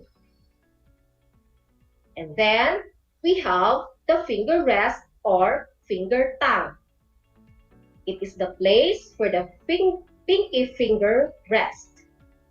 It allows you to have more control over the shear. Before cutting hair, you should remember to use your tools correctly and learn the importance of using and handling scissors properly. Why? Because it gives you the most control and best results when cutting hair. It also helps you to avoid muscle strain in your hands, arms, neck, and back. Once you've learned that and have the art of how you hold your scissors correctly, then you will enjoy cutting hair. So now, the question is, how will you handle your scissors correctly? According to scissortech.com, the proper way of handling scissors are the following. First, start by inserting your ring finger through the finger ring and the thumb through the larger ring. Then, rest the index and middle finger on the shank. Now, relax your hand and practice opening and closing the bottom blade. Concentrate on moving only your thumb. Next is the proper way of palming the scissor. First, close the scissor points. Then, remove your thumb from the finger ring. Leave your ring and little finger in the ring and finger rest. Then, hold it in place using ring and pinky fingers. It is essential for you to keep in mind that when cutting hair, accidents can happen. In handling sharp tools and instruments, protect yourself and your client by following these safety precautions in hair cutting. In handling cutting tools, avoid accidents by number 1, not carrying cutting tools in your pockets. Number 2, always carry your scissors with blades closed and keep in protective cases when not in use. Number 3, keep sharp tools out of reach of children. And number 4, learn how to use each piece of cutting tools correctly. So how will you maintain the efficiency of your tools? You should clean and disinfect your tools and implements regularly. Wipe them down with a clean rag or towel. Your scissors are likely to be the most expensive item in your tool collection, and dropping them with the blades open or pointing downwards can be very costly and affect the position of the blades. Make it a habit to clean tools after use and return them to the storage area. And disinfect all shears, combs, and brushes by using disinfectants. Now, let me ask you, my dear learners, what will happen if you accidentally cut yourself while cutting hair? Yes, some hairdressers, even the experienced ones, accidentally cut themselves while cutting hair. Whenever this happens, immediately flush the cut with water. Gently clean with soap and rinse well to prevent from irritation. Apply pressure using sterile dressing until the bleeding stops, then apply antibiotic cream to reduce the risk of infection. Okay, let me ask you again. Ask a hairdresser, what will you do if you accidentally cut the skin of your client?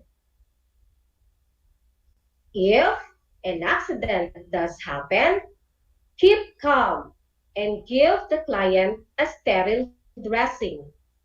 Ask them to apply this to the cut with pressure to stop the bleeding, then apply antibiotic cream to reduce the risk of infection.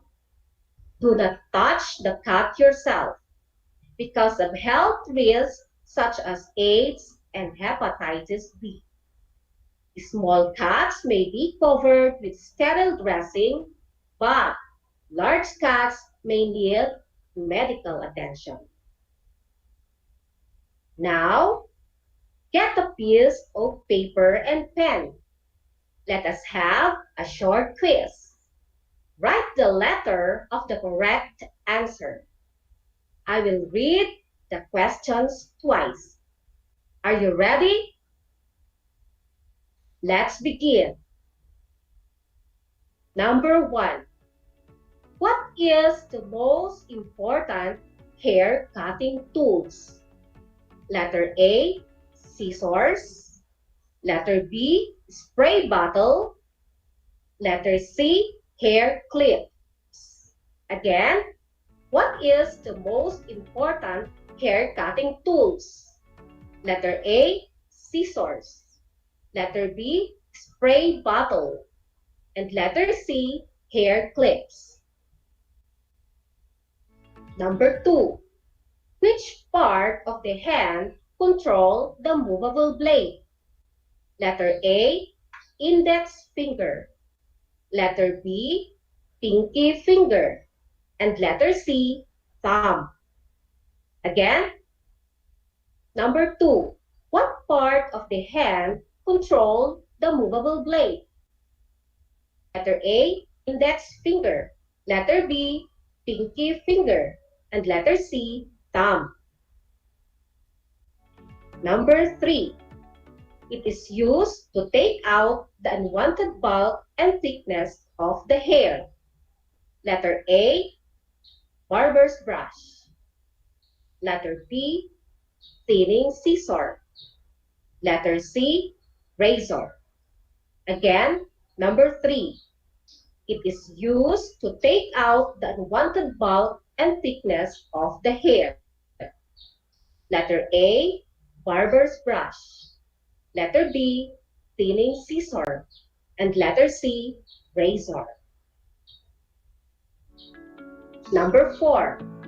Which of the following is not a part of the scissor? Letter A, finger bone. Letter B, finger ring. Letter C, finger rest. Again, number 4. Which of the following is not a part of a scissor? Letter A, finger bone. Letter B, finger ring. And letter C, finger rest. Number 5. A material used to protect your client from pieces of cut hair. Letter A, hair clips. Letter B, scissors. Letter C, shoulder tape. Again, number 5. A material used to protect your client from pieces of cut hair.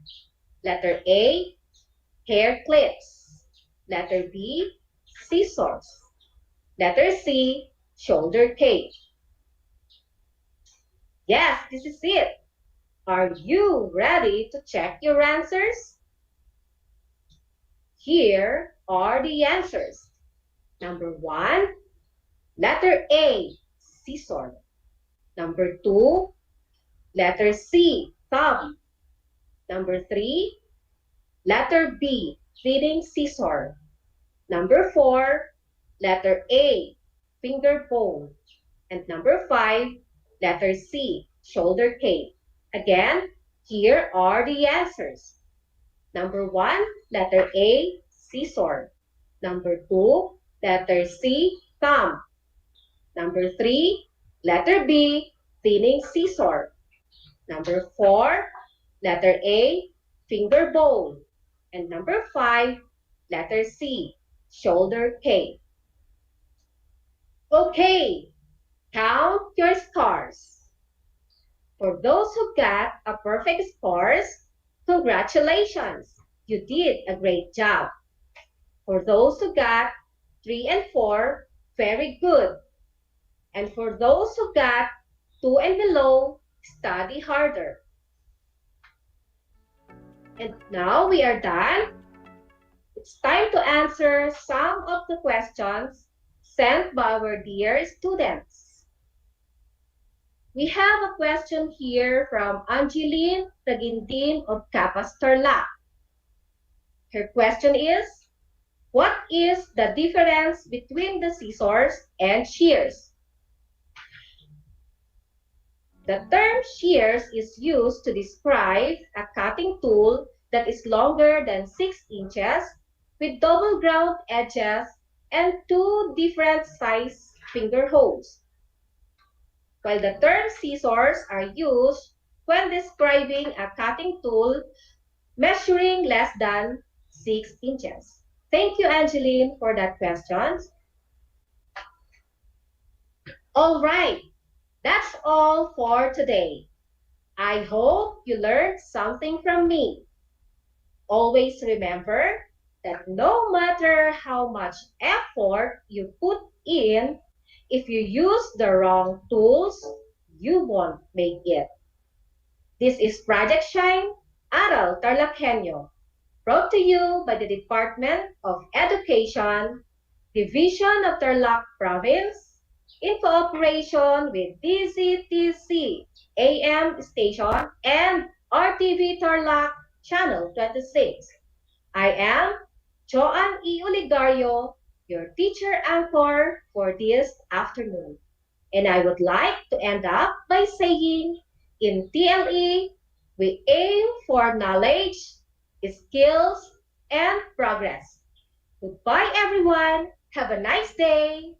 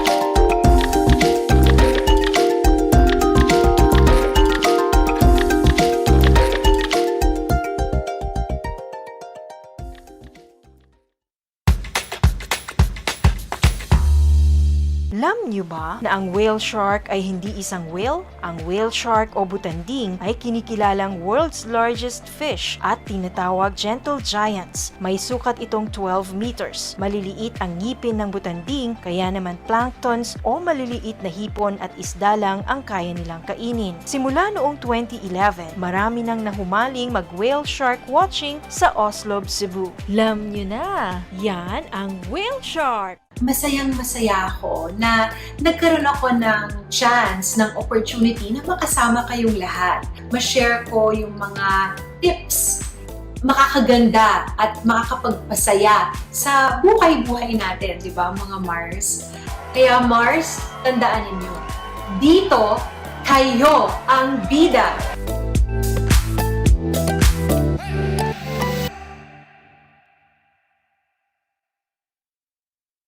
DZTC Radio Pilipino Tarlac. Happy learning, grade 4. Welcome to Aral TarlakHenyo here on RTV Tarlac, Channel 26. Simulcast over DZTC 828, Radio Filipino Tarlac.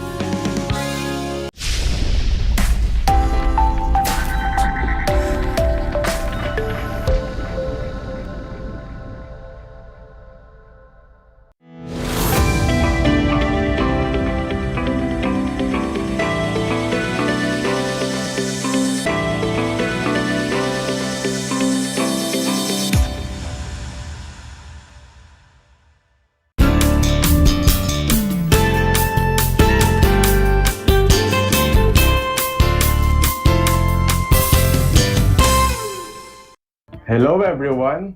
Good afternoon, especially to all grade 8 learners. Welcome to Aral TarlakHenyo, here on RTV Tarlac, Channel 26, simulcast over DZTZ, Radyo Pilipino Tarlac. I am Sir James Patrick Ramos, live at Victoria Tarlac, your teacher, broadcaster for Arts, Grade 8. I just want to tell some general reminders. Make sure that you are in the most comfortable place while tuning in into our live stream and television.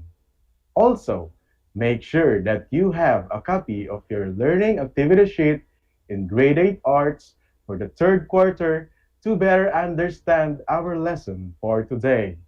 Finally, you can write your answer or you may ask questions by typing in the comment section in our live stream on Facebook.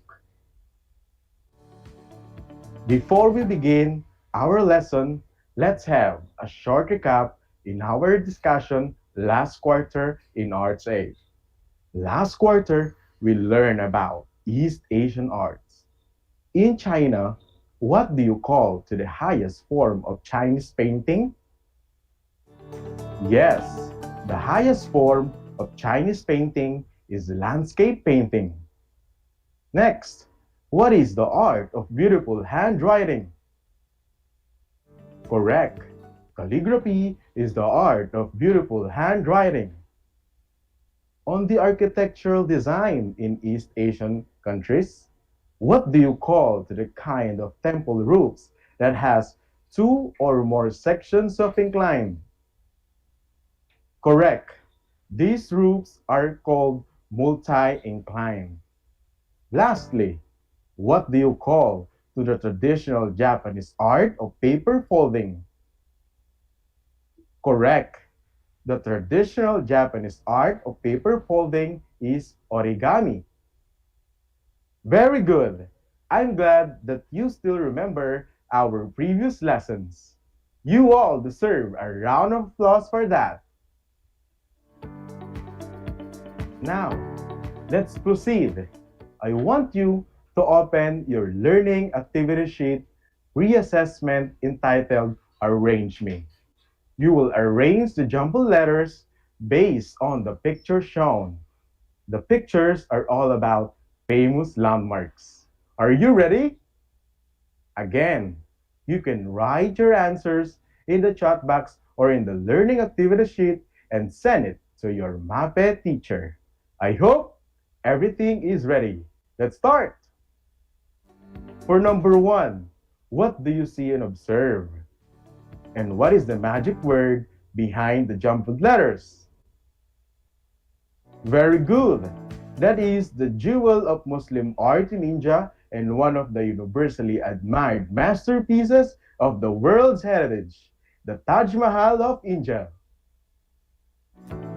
Next, what do you see on the second picture? What are the people doing? And what is the magic word behind the jumbled letters? Very good. The people were attending the sacred pilgrimage of Muslim, that is the holiest city in Islam and the birthplace of the Prophet Muhammad, the Mecca province of Saudi Arabia. On the last picture, what do you see and observe? Very good. That is the Pakistan Monument. The Pakistan Monument is a national monument and heritage museum which symbolizes the unity of the Pakistani people. Now, can you name again and identify the countries under those beautiful and prominent landmarks? Correct. India, Saudi Arabia, and Pakistan belong to Southwest Asia region, which is our primary focus in our lesson, the arts of Southwest, Central, and Middle East countries. Are you ready to travel and appreciate the arts and culture of Southwest, Central, and Middle East Asia? Okay, let's begin. To start with, India occupies the greater part of South Asia. Its capital is New Delhi. India is the second most populous country after China. The history of Indian art is exceptionally long and superbly impressive. To fairly understand the art of India, we need to study the origin and period of it. These are the respective periods of Indian art, namely ancient, classical, Islamic ascendancy or transitional, and the Mughal period. We will explore the most beautiful and notable example of cave art, architecture, and temples that stem from its respective era. First, ancient period that started 3,900 before Common Era to 1,200 Common Era. Some evidences of the early civilization are bronze, copper, and rock statuettes and steatite seals, which show vigor and concern for surface texture as constantly characterized in Indian art. When we say statuettes, these are the small statues or figurine, while the steatite seals are relief sculpture or two-dimensional sculpture made from soapstone. The Ajanta caves of Maharashtra, India are 30 rock-cut cave monuments that date back from the ancient period in India. The caves, cut into the face of a mountain, form a horseshoe shape, an example of Indians' unique artistic traditions known as rock-cut temples. Ajanta consists of 30 caves, each dedicated to the life of Buddha. Second, classical period, started from 5th century to 6th century. In India, the classical age is the period when Indian society grew and thrived, setting the foundations in arts, science, politics, religion, philosophy, and economics that define Indian culture to this day. During this time, the influential Gupta Empire governed India. The art of Gupta period or classical period continued the production of rock architecture and sculpture among caves and temples, mostly about religious subject, particularly on Hinduism. The Gupta Empire shifts the religious view of the people from Buddhism into Hinduism. Here is the example art subject during classical period in India. Shiva the Destroyer. Shiva, the cosmic dancer, represented by a four-armed figure. Dance is an important art form in India, and Shiva is believed to be the master of it. He is often called the Lord of Dance. The rhythm of dance is a metaphor for balance in the universe, which Shiva is believed to hold so masterfully. His most important dance is the Tandav. This is the cosmic dance of death, which performs at the end of an age to destroy the universe. Third, Islamic ascendancy or transitional period started from 1192 to 1757. This was the period of evolution or transition period from Hinduism into Islamic rule. With the establishment of many Islamic states in the 12th century, there was a gradual Muslim conquest in India. During Islamic rule, the imperial and provincial style of architecture in most temples flourished. Also, in this period started the pre-Mughal Empire, which emerged the Indo-Islamic styles of mosque. Here is the sample Indo-Islamic styles of mosque, the Jama Masjid of New Delhi, and one of the largest mosques in India. During this transitional period or Islamic ascendancy, the two great Indian epics entitled Mahabharata and Ramayana emerge. Fourth, the emergence of the Mughal Empire or the Mughal period, which ruled majority of India from mid-16th to mid-19th century. Mughals contributed to the enrichment of Indian culture, most especially in painting and in architecture. Mughal painting is a particular style North Indian painting confined to miniatures, either as book illustrations or as single works to be kept in albums. Animals and plants were the main subject of many miniatures for albums and were more realistically depicted. On the other hand, Mughal architecture took place, and the most famous representation of this type of architecture is the Taj Mahal. Taj Mahal, built in the year 1632 by Emperor Shah Jahan in memory of his wife Mumtaz Mahal. Taj Mahal is a jewel of Muslim art in India and one of the universally admired masterpieces of the world's heritage. Again, what are the four periods of Indian art? Very good. First, ancient period. Second, classical period. Third, Islamic ascendancy or transitional period. And lastly, the Mughal period. Now, let's proceed to the fruit of their art history, the arts and craft of India. Are you ready to listen and appreciate the art of India? Okay, let's begin. In India, there is a famous art and light festival. It is called Diwali. Diwali is a festival of new beginnings and the triumph of good over evil and light over darkness. The word Diwali comes from the Sanskrit word Deepavali, meaning rows of lighted lamps. Hindus in India and all around the world celebrate Diwali in October or November. It is the Hindu New Year and it's either 3 days or 5 days holiday depending on where you come from.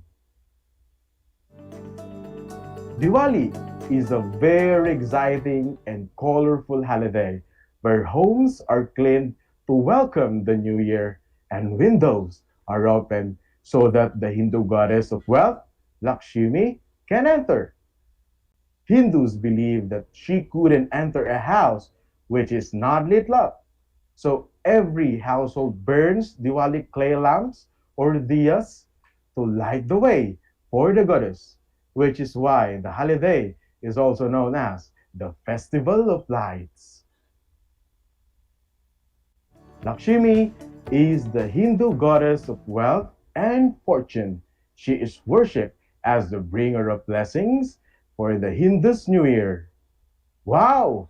that is the colorful festival at the same time, New Year in India. Another famous art of India called the Rangoli.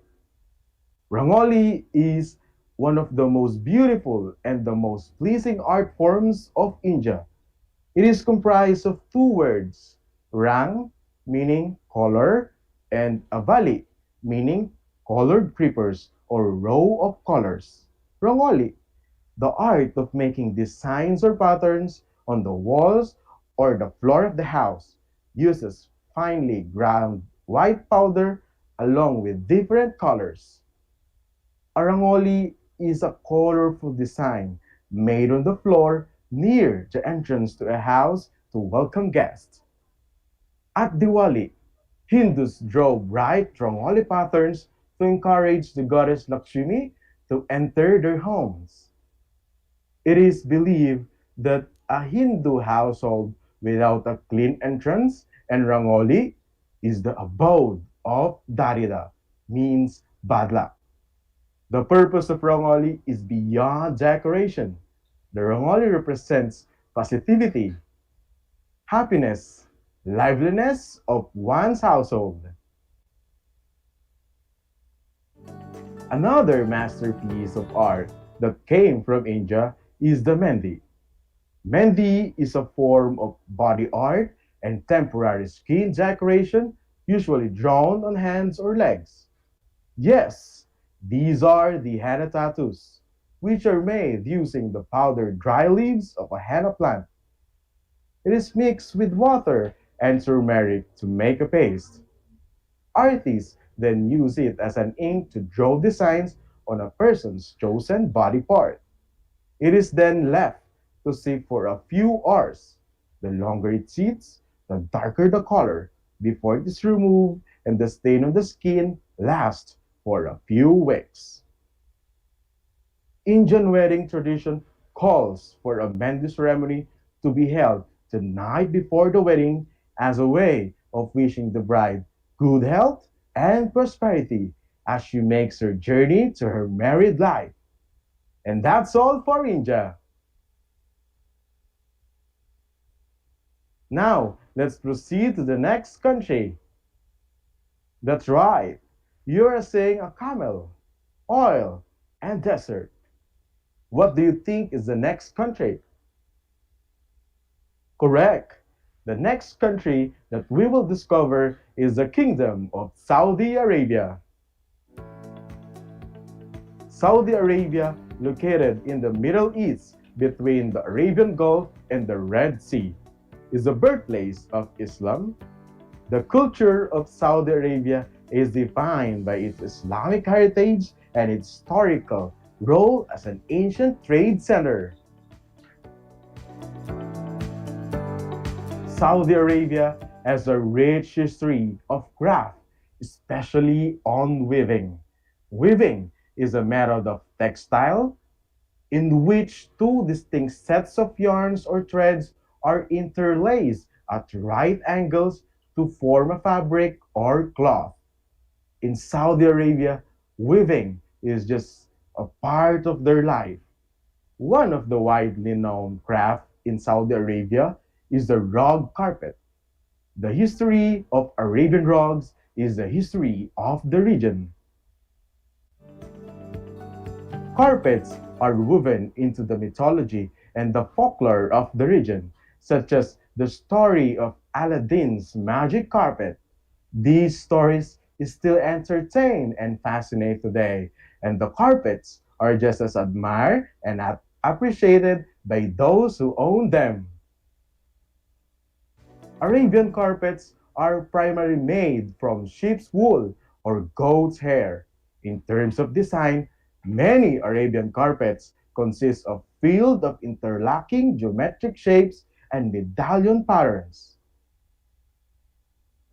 And that's all for Saudi Arabia. Let's proceed to the next country. Now, I want you to observe the picture. What did you notice? Very good, a colorful truck. Did you know that in Pakistan, there is a colorful truck roaming around in their community? In Pakistan, colorful truck, technically called as truck art painting or jingle truck. Truck art painting or jingle truck is flamboyant truck painted with images of idealized landscapes, famous personalities, flowers, trees, animals, calligraphy, and so many more. Now, how is it started? The term jingle truck comes from the United States military slang coined by servicemen in Afghanistan. The term came to be because of the jingle sound that the trucks make due to the chains hanging from the bumpers of the vehicle. For truck drivers in India, their vehicle is a way home away from home. Since they're missing their kids and wives, they like to decorate their trucks with ornaments to remind them of home. Truck art painting is a way of driver's mode of expression. And lastly, truck art painting is a passion. Yes, that's right. In short, truck art painting is a way of life in Pakistan. That's all for today's lesson. I hope you had fun learning these topics. Now, I want you to pay attention to the guide question portion in the learning activity sheet and get ready with your pen because I will assess your learning based from our lesson today. You can write your answer on the chat box or on a clean sheet of paper and send it to your MAPE teacher. Are you ready? Okay, let's begin. Question number 1. It is the art of making designs or patterns on the walls or the floor of the house uses finely ground white powder along with different colors. Again, it is the art of making designs or patterns on the walls or the floor of the house uses finely ground white powder along with different colors.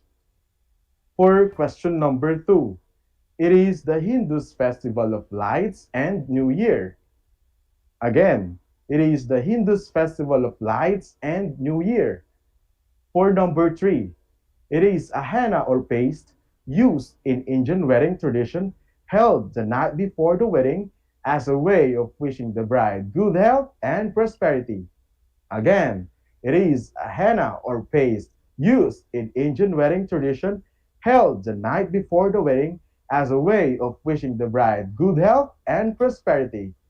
And for number 4, one of the well-known arts and crafts of Pakistan, it is flamboyant chalk, painted with images of idealized landscapes, famous personalities, flowers, trees, animals, calligraphy, etc.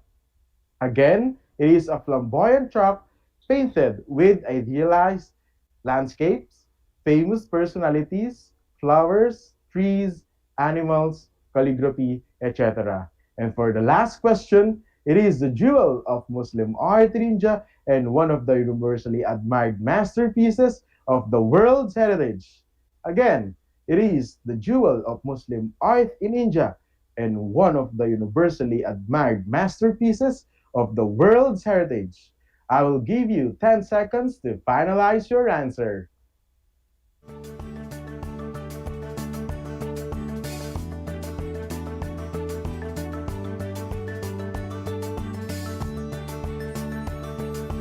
Now, let's check your answer. For number 1, the answer is Rangoli. For number 2, the answer is Diwali. For number 3, the answer is Mendi. For number 4, the answer is truck art or jingle truck. And for the number 5, the correct answer is Taj Mahal. Again, I will repeat the answer. For number 1, the answer is Rangoli. For number 2, the answer is Diwali. For number 3, the answer is Mendi. For number 4, the answer is truck art or jingle truck. And for number 5, the correct answer is Taj Mahal.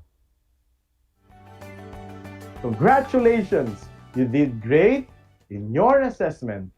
That's all for today.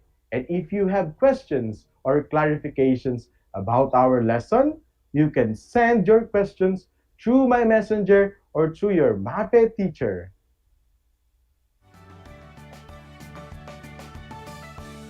I hope you learned a lot today.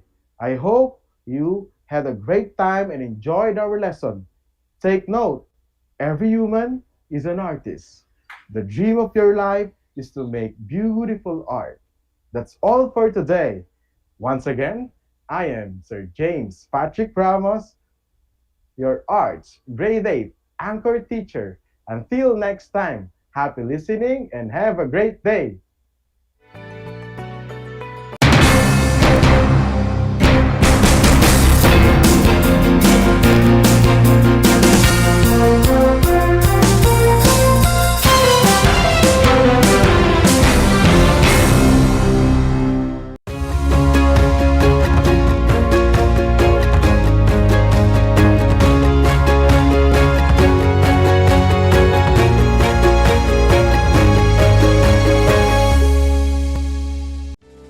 Tuwing sasapit ang alas 5 ng hapon, parangalan natin ang ating mga kababayan na nasa unahan laban sa COVID-19.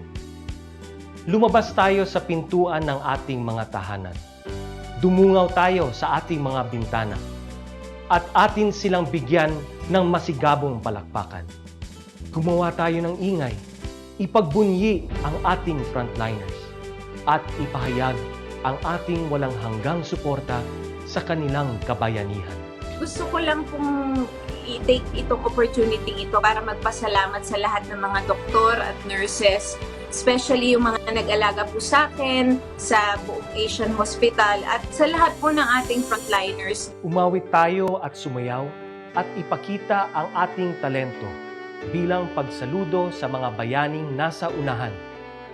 Talunin natin ang COVID-19. Sama-sama nating pagalingin ang ating inang bayan. Kaya natin to. We heal as one.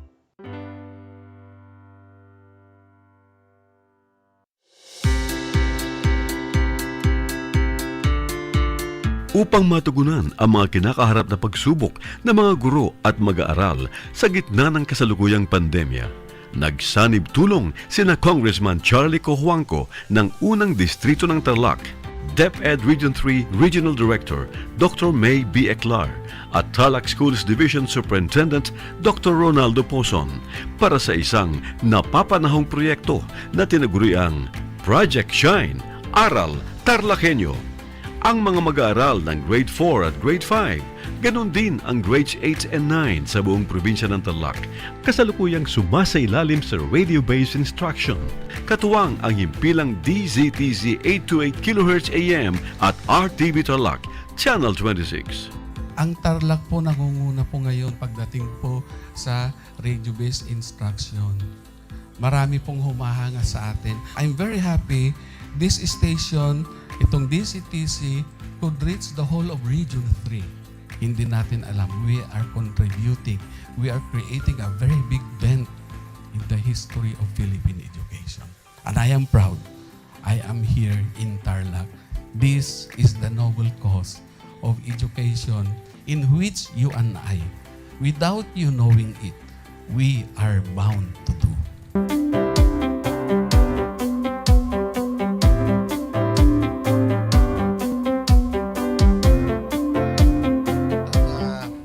Project natin na Project Shine is a natural consequence dahil sa nangyari sa buong mundo. Let's continue to work together. I think it's very Filipino to practice bayanihan in anything or most of the things that we do. And this is a manifestation of that. No? We have private sector, we have DEPED, we have local government, all working together. And I hope the parents of some of these children, especially the parents that did not graduate from school or hindi nakapag-aral nung sila ay bata, sana naman gamitin na nila itong opportunity na mag-schooling na rin sila kasama ng mga anak nila. para magbanding pati ang mga magulang sa mga bata. I look at this as doing God's work. Diba? So if you do God's work, it feels right. It's righteous. It's for good, not for evil. Good morning and happy learning, grade 4. Welcome to Aral TarlakHenyo here on RTV Tarlac, Channel 26. Simulcast over DZDZ 828, Radyo Pilipino Tarlac. I am Teacher Mercy Pacheco Bognot. This is Alistair Aidatu. I am Marie Josephine B. Andrade. I am Teacher Princess Marie M. Dueñas, and I will be your teacher broadcaster for today.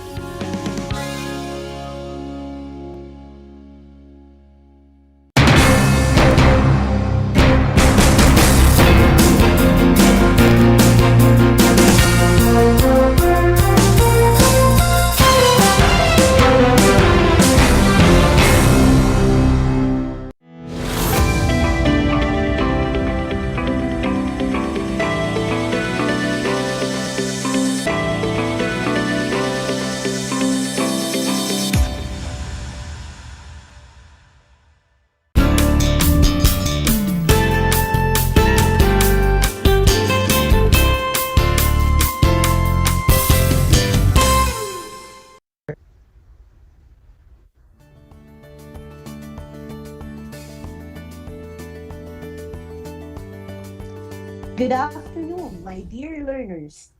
Welcome to DCTC 828 AM Radio Aral TarlakHenyo, a landmark project of the School Division of Tarlac Province that boosts the quality and makes education accessible even with this COVID-19 pandemic. Grateful I am to you for tuning in to DZTC 828 Radio Filipino. Similarly, to all you watching this broadcast on RTV Tarlac Channel 26 or watching our live streaming on FB, I hope your summery heat will spice up your motivation to listen and learn. This is Teacher Maria Caridad, your facilitator this afternoon for English Grade 9. Do you have your pen and paper now? Are you comfortable enough to the spot you are in? Make sure that where you are is a space conducive for learning. I think we're all ready now. This is a continuation in the lesson you have last time on how to determine the relevance and truthfulness of the information in the materials viewed. For review, you have learned the elements that makes up the following viewing materials, like TV show, film, music video, and commercial.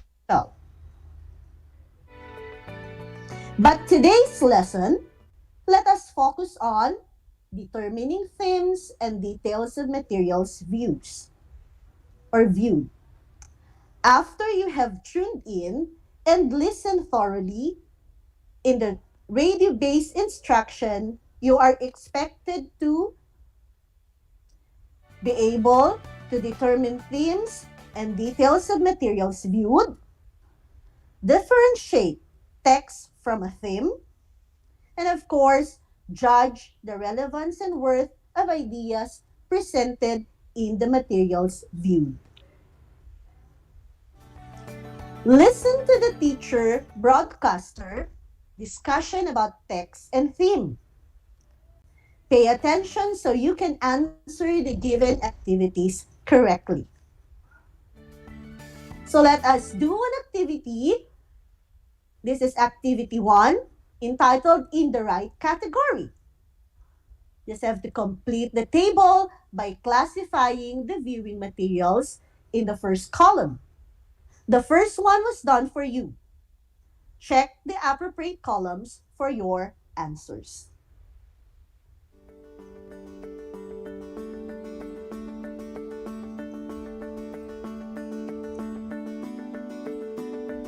start with, viewing materials are given. Number 1, you have commercial. Number 2, documentary. Number 3, game show. Number 4, live lecture via Google Meet. The next one is movie. Again, you have commercial, documentary, game show, live lecture via Google Meet, and movie. Next is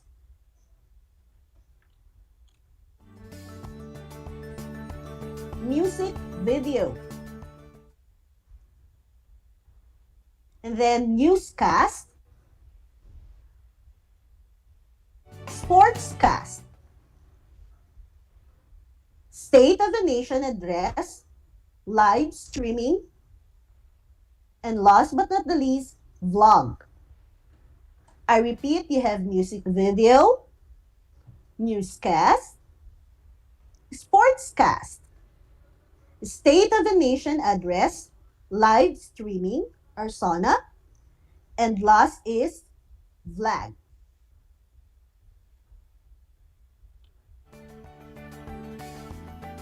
Now let us see your answers.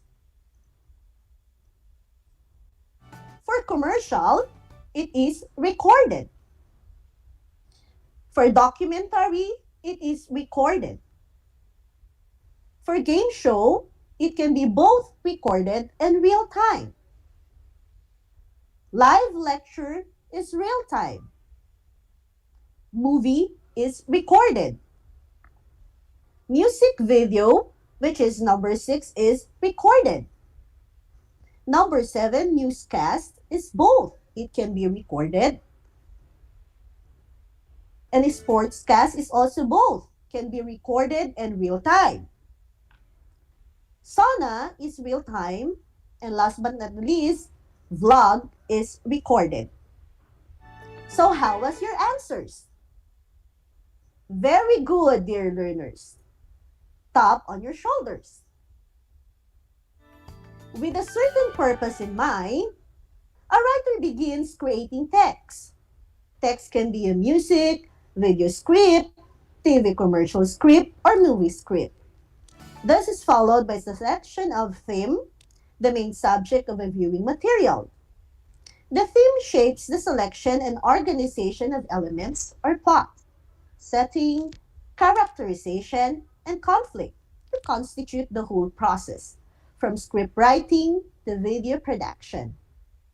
Also, it guides the production team in turning the script into videos or multimedia. Identifying the theme and checking the relevance of its supporting details are skills a visually literate person should enhance and get better at. Now, geared up yourself, as this lesson on identifying the theme or key details opens up to you. Let's get started with the activity entitled Text and Theme. You just have to complete the graphic organizer below by putting each word or phrase in the box into its right group. Write only the letters of your answers on a sheet of paper. I'll give you 10 seconds to do that. Your choices would be blog, B, book, C, coming of age, D, happiness, E, email, F, faith, G, feminism, H, friendship, I, success, and J, love.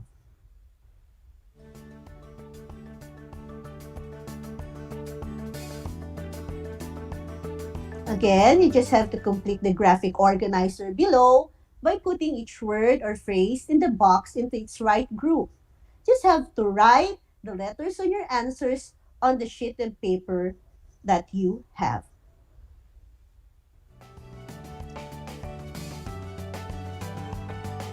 Okay, let us see if your answers are correct.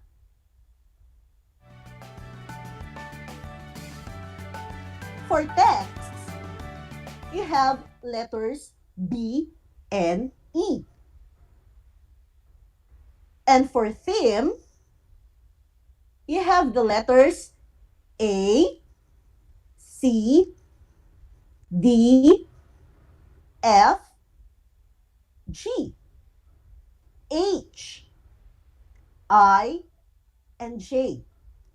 I repeat, for text, your answers should be B and E. And of course, for theme, letters A, C, D, F, G, H, I, and J. Very good, dear learners. Now, to formally start our lesson, let's define first the word text. What is a text? Text can be a music video script, TV commercial script, or movie script. This is followed by the selection of theme, the main subject of a viewing material. I repeat, text can be a music video script, TV commercial script, or movie script. This is followed by the selection of theme, the main subject of a viewing material. Text also can be defined as original words and form of a written or printed work.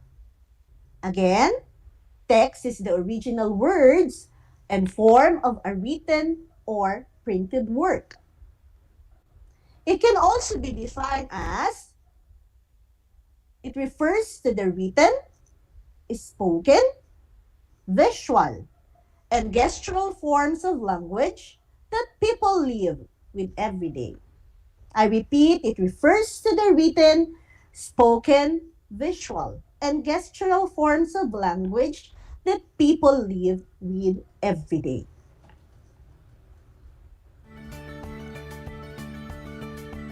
Actively engaging with the text, specifically with viewing materials, should lead you to the identification of the main reason why the text is created.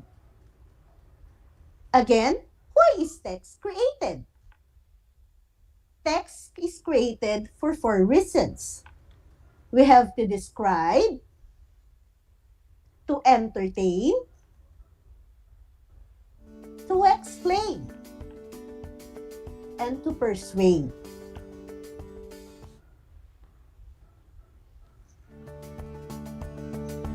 Again, I repeat, after viewing also demands from a viewer like you the ability to capture the big idea instrumental for achieving the purpose set by the author, commonly known as the theme. So, what is a theme? A theme is life lesson, moral, or message about life or human nature that is communicated by a literary work.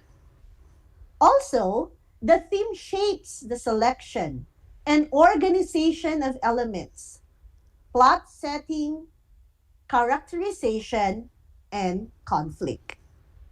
I repeat, theme is life lesson, moral, and message about life or human nature that is communicated by a literary work.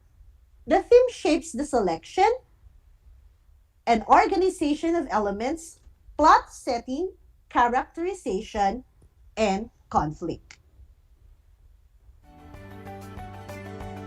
With regard to the common themes, as found in Masterclass 2020, has this non-exhaustive list, namely 1.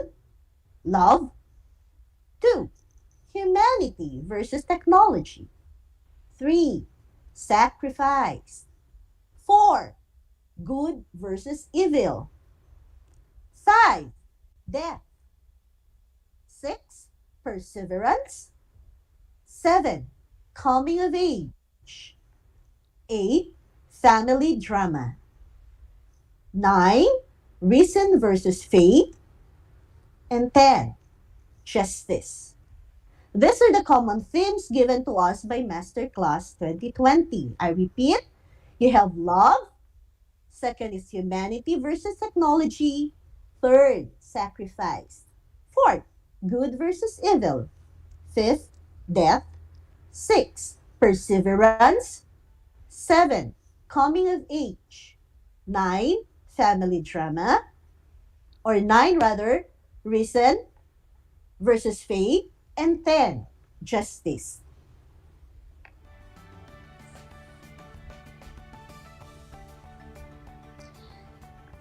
Now let's go with this activity that we have, activity 3, which is a perfect match.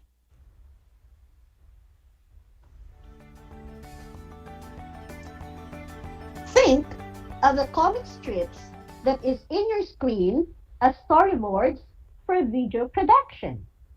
In each set, write a title that best describes the actions of the characters.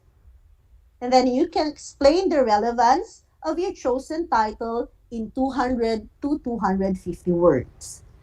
But the explanation can be done after this discussion. For now, you just have to focus on what title you can give with these comic strips. Do it in your study notebook.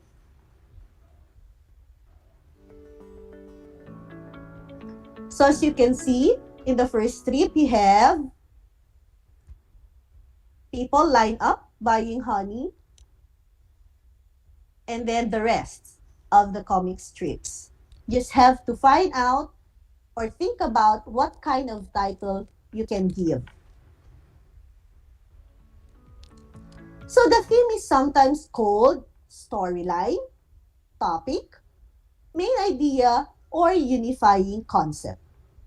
The theme is sometimes called storyline, topic, main idea, or unifying concept.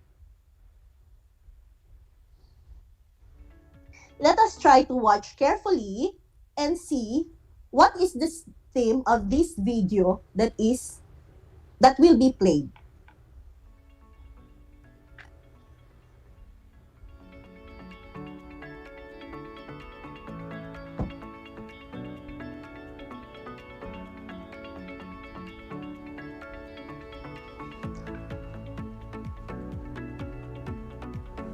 So the theme actually is obviously about a happy family.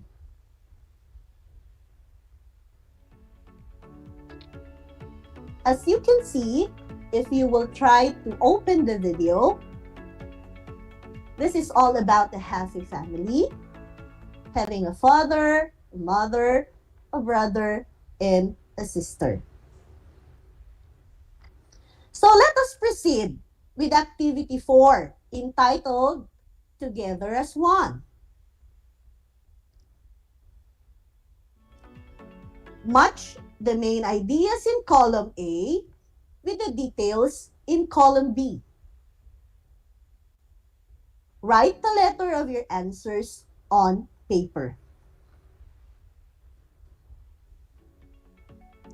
Match the main ideas in column A with the details in column B. Column A, 1 is classification of viewing materials. 2 is benefits of watching. 3, outcomes of active viewing. Number 4, determinants of media consumption and production. Number 5, synonyms of theme. And last number 6, text type. Just have to choose in column B what letter matches the numbers in column A.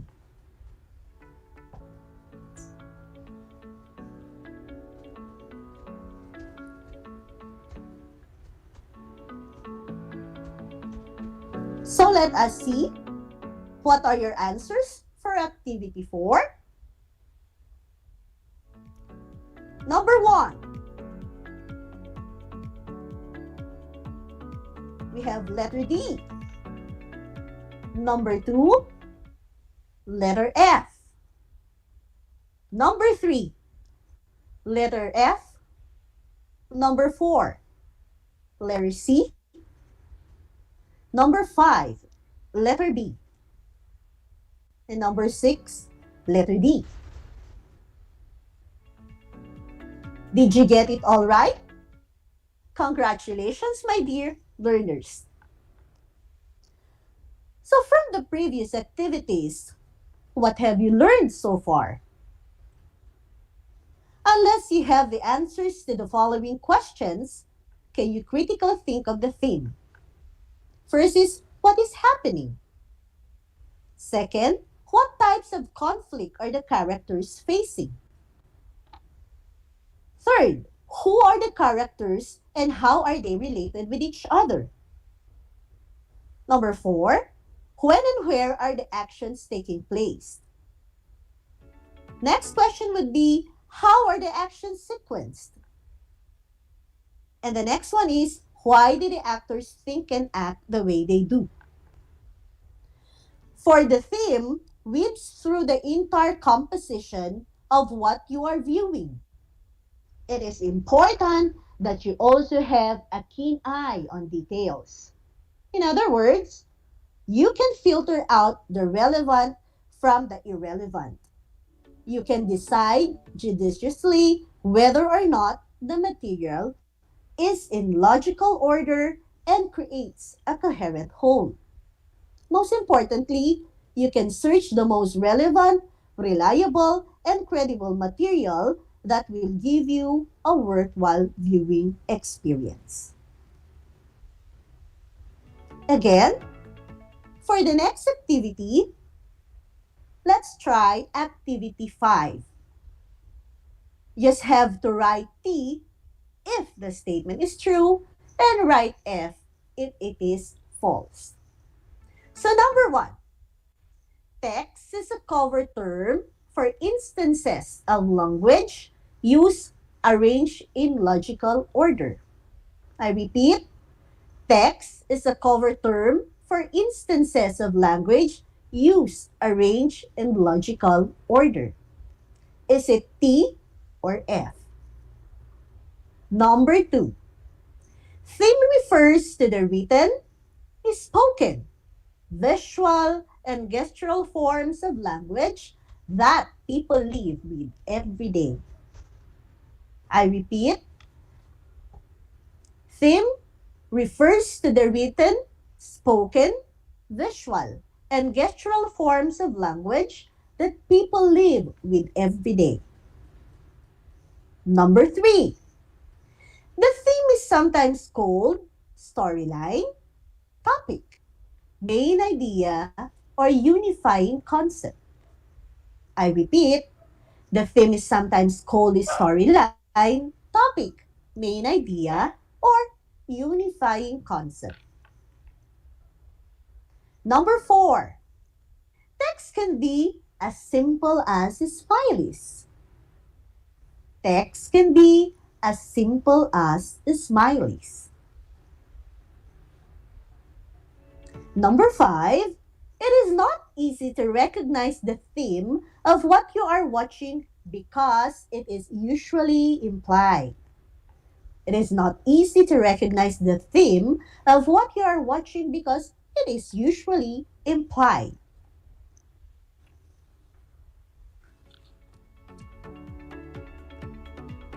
Okay? Dear learners, let us check your answers for activity 5. Number 1, text is a cover. Number 1, text is a cover term for instances of language used arranged in logical order. The answer is true. Number 2, theme refers to the written, spoken, visual, and gestural forms of language that people live with every day. That is false. Number 3, the theme is sometimes called storyline, topic, main idea, or unifying concept. True. Very good, learners. And number 4, text can be as simple as smileys. True again. And last but not the least, number 5, it is not easy to recognize the theme of what you are watching because it is usually implied. The answer is true. Very good, learners. How many points did you get? Did you have 5? Wow, that's excellent. 4. Very good. 3. Good.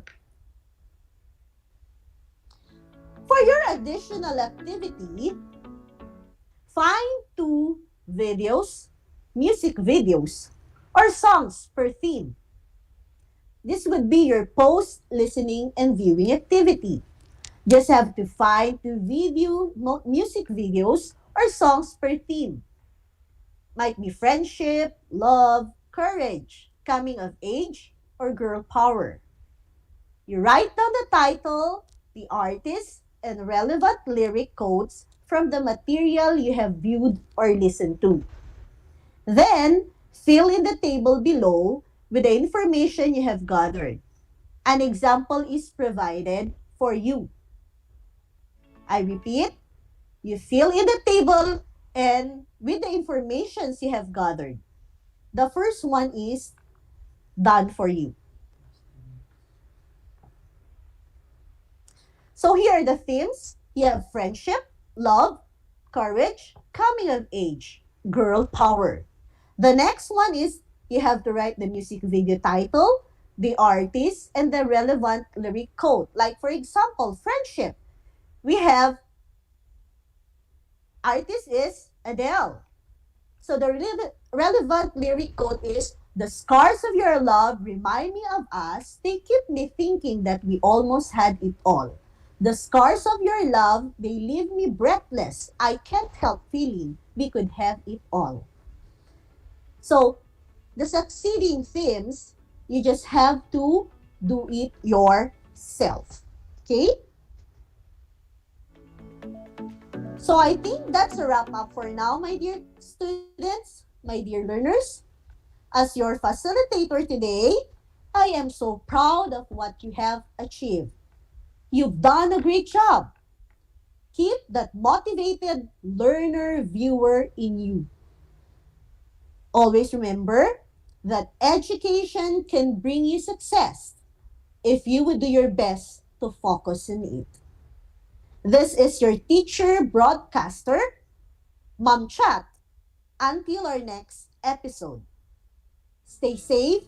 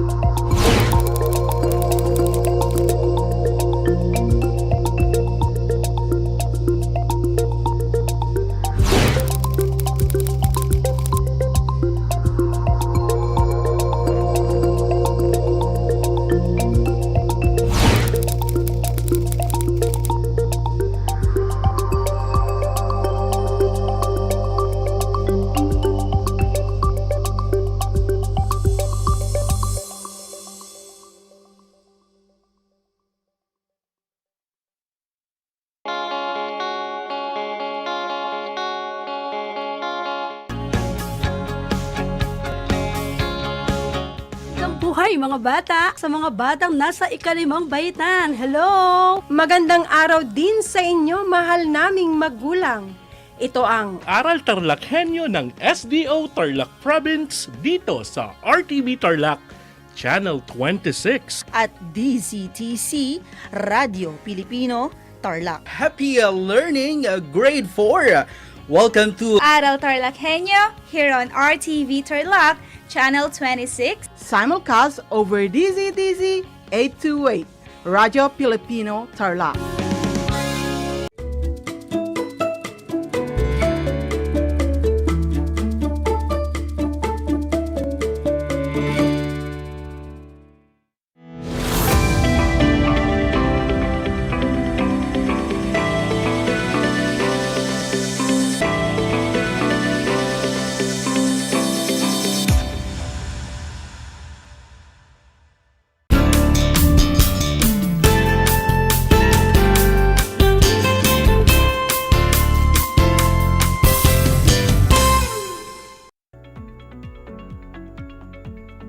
Welcome sa ating Aral TarlakHenyo ng Schools Division of Tarlac Province.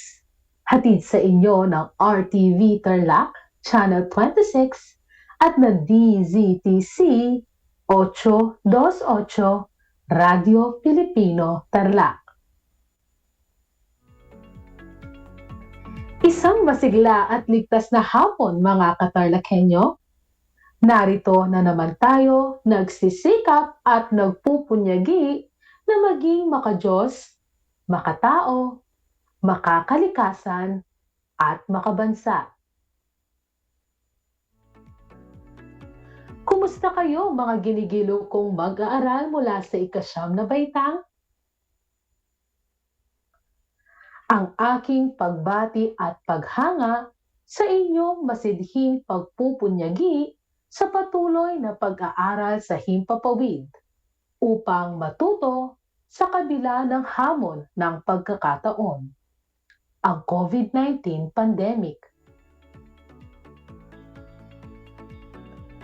Ako ang inyong guro sa Araling Panlipunan Grade 9 para sa araw na ito, Pilibining Rachel Ann P. Chaos, magtuturo sa inyo via remote live broadcasting mula dito sa bayan ng Kapas Tarlac.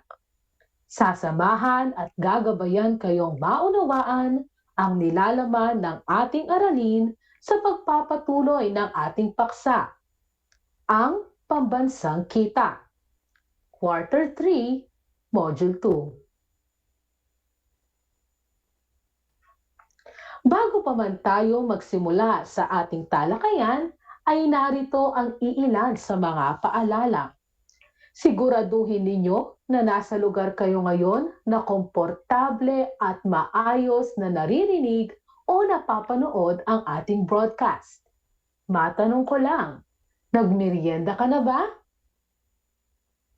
Mabuti naman, dahil nararapat lamang na may laman ang inyong tiyan upang mas maging alerto ang inyong pag-iisip at maayos na maunawaan ang ating aralin sa araw na ito.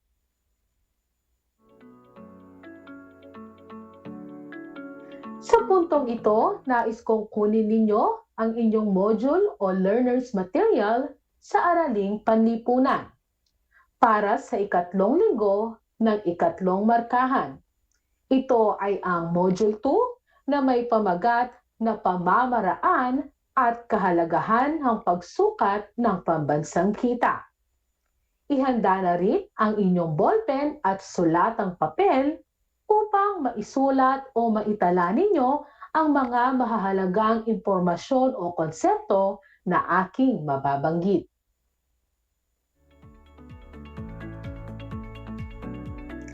Ang ating paksang aralin ay patungkol sa tatlong pamamaraan ng National Income Accounting o mga pamamaraan sa pagsukat ng Gross National Income o kilala rin sa tawag na Gross National Product.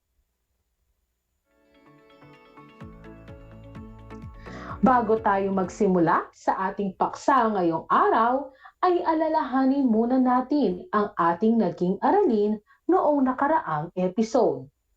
Natatandaan pa ba ninyo? Magaling! Sa nakaraang episode ay tinalakay natin ang kahalagahan ng pagsukat sa pambansang kita, gross national income at gross domestic product. Ang kahalagahan ng pagsukat ng pambansang kita ay ang mga sumusunod. Una, nagbibigay ito ng ideya tungkol sa antas ng produksyon ng ekonomiya. Ikalawa, masusubaybayan natin ang direksyon na tinatahak ng ating ekonomiya. Ikatlo, nagiging gabay ito sa pagpaplano o pagbuo ng pulisiya at patakaran sa pagpapabuti ng pamumuhay ng mga mamamayan. Ikaapat, sa pamamagitan nito, maaaring masukat ang kalusugan ng isang ekonomiya. Ang gross national income o gross national product naman ay tumutukoy sa kabuuang pampamilihang halaga ng produkto at serbisyo na nagawa ng mga mamamayan ng isang bansa saang panig man sila ng mundo. Samantala, ang gross domestic product ay sumusukat sa kabuuang pampamilihang halaga ng lahat ng tapos na produkto at serbisyo, maging ito ay pagmamay-ari ng mga dayuhan na matatagpuan sa loob ng bansa.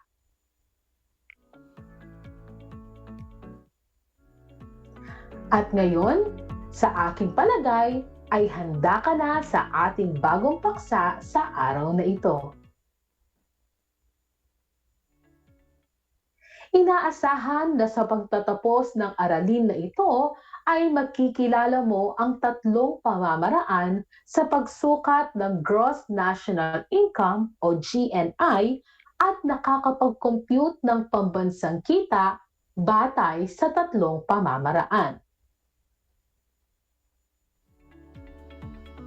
Sa lahat po ng mga magulang at mag-aaral sa ika-9 na baitang na nakikinig at nanonood sa ating broadcast, kung kayo po ay may katanungan o nais linawin ukol sa ating paksa ngayong araw, maaari kayong magbigay ng mensahe sa aking messenger. I-type lamang po ang facebook.com/rehelia.ana o tumawag o kaya naman mag-text sa numerong 0977-425-0552. Uulitin ko po, ang numerong maaari ninyong tawagan ay 0977-425-0552. Sa puntong ito, tayo ay magsisimula na sa ating paksang aralin. Atin nang alamin ang mga pamamaraan sa pagsukat ng gross national income. Una ay ang paraan batay sa paggasta o expenditure approach. Ang pambansang ekonomiya ay binubuo ng 4 na sektor. Una, ang sambahayan. Ikalawa ay ang bahay kalakal. Ikatlo ay ang pamahalaan. At ang huli ay ang panlabas na sektor. Ang pinagkakagastusan ng bawat sektor ay ang mga sumusunod.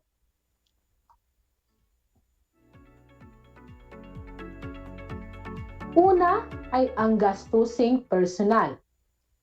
Nakapaloob dito ang mga gastos ng mga mamamayan tulad ng pagkain, damit, paglilibang, serbisyo ng manggugupit ng buhok at iba pa. Lahat ng personal na gastusin ng mga mamamayan ay kasama rito. Pangalawa ay ang gastusin ng mga namumuhunan. Kabilang dito ang mga gastos ng mga bahay kalakal tulad ng mga gamit sa opisina, hilaw na materyales para sa produksyon, sahod ng mga manggagawa at iba pa. Pangatlo ay ang gastusin ng pamahalaan. Kasama rito ang mga gastusin ng pamahalaan sa pagsasagawa ng mga proyektong panlipunan at iba pang gastusin nito. Pang-apat ay ang gastusin ng panlabas na sektor. Makukuha naman ito sa pamamagitan ng kung ibabawas ang niluluwas o export sa inaangkat o import. Panglima ay ang statistical discrepancy. Ito naman ay ang anumang kakulangan o kalabisan sa pagkwenta na hindi malaman kung saan ibibilang. Ito ay nagaganap sapagkat may mga transaksyong hindi sapat ang mapagkukunan ng datos o impormasyon. Ang pang-anim ay ang net factor income from abroad. Tinatawag din itong net primary income. Makukuha ito kapag ibinawas ang gastos ng mga mamamayang nasa ibang bansa sa gastos ng mga dayuhang nasa loob ng bansa. Sa isang pamamaraan ng gastusin, ang formula ay C plus I plus G plus X minus M plus SD plus NFIFA. Halimbawa, kung ang gastusing personal o kumakatawan sa titik C ay may 130 million pesos plus ang gastusin ng namumuhunan o may simbolo na titik I ay may 30 million pesos plus gastusin ng pamahalaan na may letrang G na may 24 million pesos at pagkatapos ay ipa-plus natin ang makukuha mula sa export o X na may 25 million pesos minus import o M na may 10 million pesos plus statistical discrepancy o SD na may 3 million pesos plus net factor income from abroad o NFIFA na 60 million pesos, makukuha natin ang kabuuang GNI o Gross National Income na 260 million pesos. Ikalawa, ang paraan ng batay sa pinagmulang industriya o industrial origin or value-added approach. Sa paraang ito, kinukwenta ang lahat ng naiaambag ng bawat industriya sa ating bansa. Ang anumang kontribusyon sa pagbuo at paglikha ng mga produkto at serbisyo ng bawat sektor ay siyang kumakatawan sa halaga ng produkto. Makukuha at kapag pinagsama-samang lahat ang halaga ng mga produkto, makukuha ang kabuuang produksyon sa loob ng bansa o gross domestic product. Ang tinutukoy na sektor ng ekonomiya ay agrikultura o agriculture, kasama ang pangingisda at panggugubat, industriya o industry at paglilingkod o service. Sa kabilang banda, kung isasama ang net factor income from abroad, masusukat natin ang kabuuang gross national income.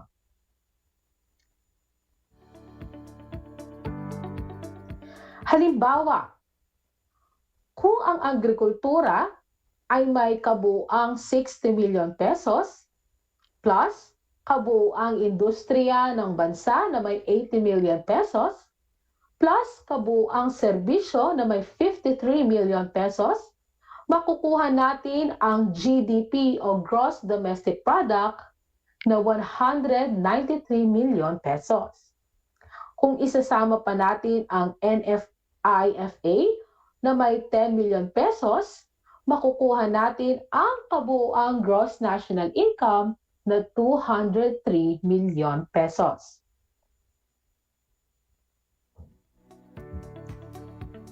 Ikatlo ay ang paraan batay sa kita o income approach. Ang bawat salik ng produksyon ay may tinatanggap na kabayaran na nagsisilbing kita ng bawat salik. Kapag ang mga ito ay pinagsama-sama, nakukuha ang pambansang kita o national income ng bansa. Ang mga kabilang sa national income o NI ay ang mga sumusunod. Una, ang kabayaran o kita ng mga empleyado at manggagawa. Ito ang sahod na ibinabayad sa sambahayan mula sa mga bahay kalakal at pamahalaan. Pangalawa, kita ng entrepreneur at mga ari-arian. Ito naman ang kabayaran na tinatanggap ng mga tao na hindi matatawag na sahod o sweldo. Ito ay ang kita ng isang entrepreneur bilang salik ng produksyon. Dito rin nabibilang ang mga dibidendo na kabayaran sa ari-arian. Ang kita ng entrepreneur sa kanyang negosyo ay tinatawag na proprietor's income. Ikatlo, kita ng kumpanya o korporasyon. Ang kita na tinatanggap ng korporasyon at pondo na inilalaan upang palawakin pa ang negosyo.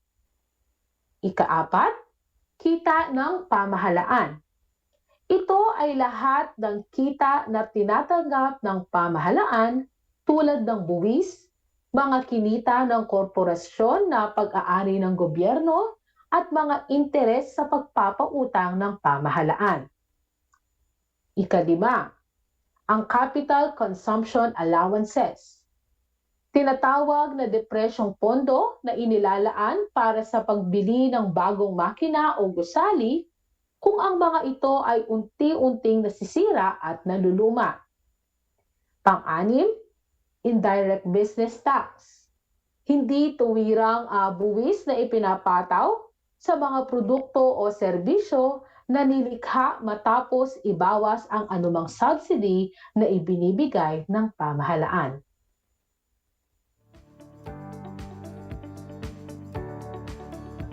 Halimbawa, kung ang KEM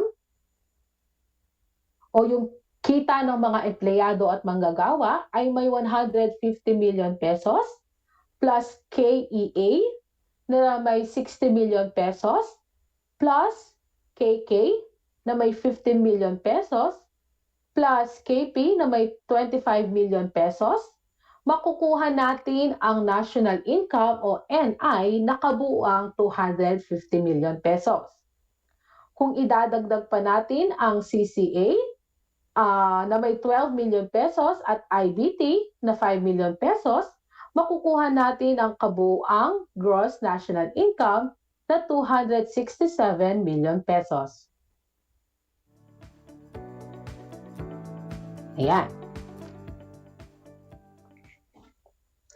Tinalakay natin sa naunang aralin kung papaano sinusukat ang pambansang kita o national income. Tandaan na ang pampamilihang halaga ng tapos na produkto at serbisyo ang ibinibilang sa pambansang kita at hindi ang kabuuang dami nito.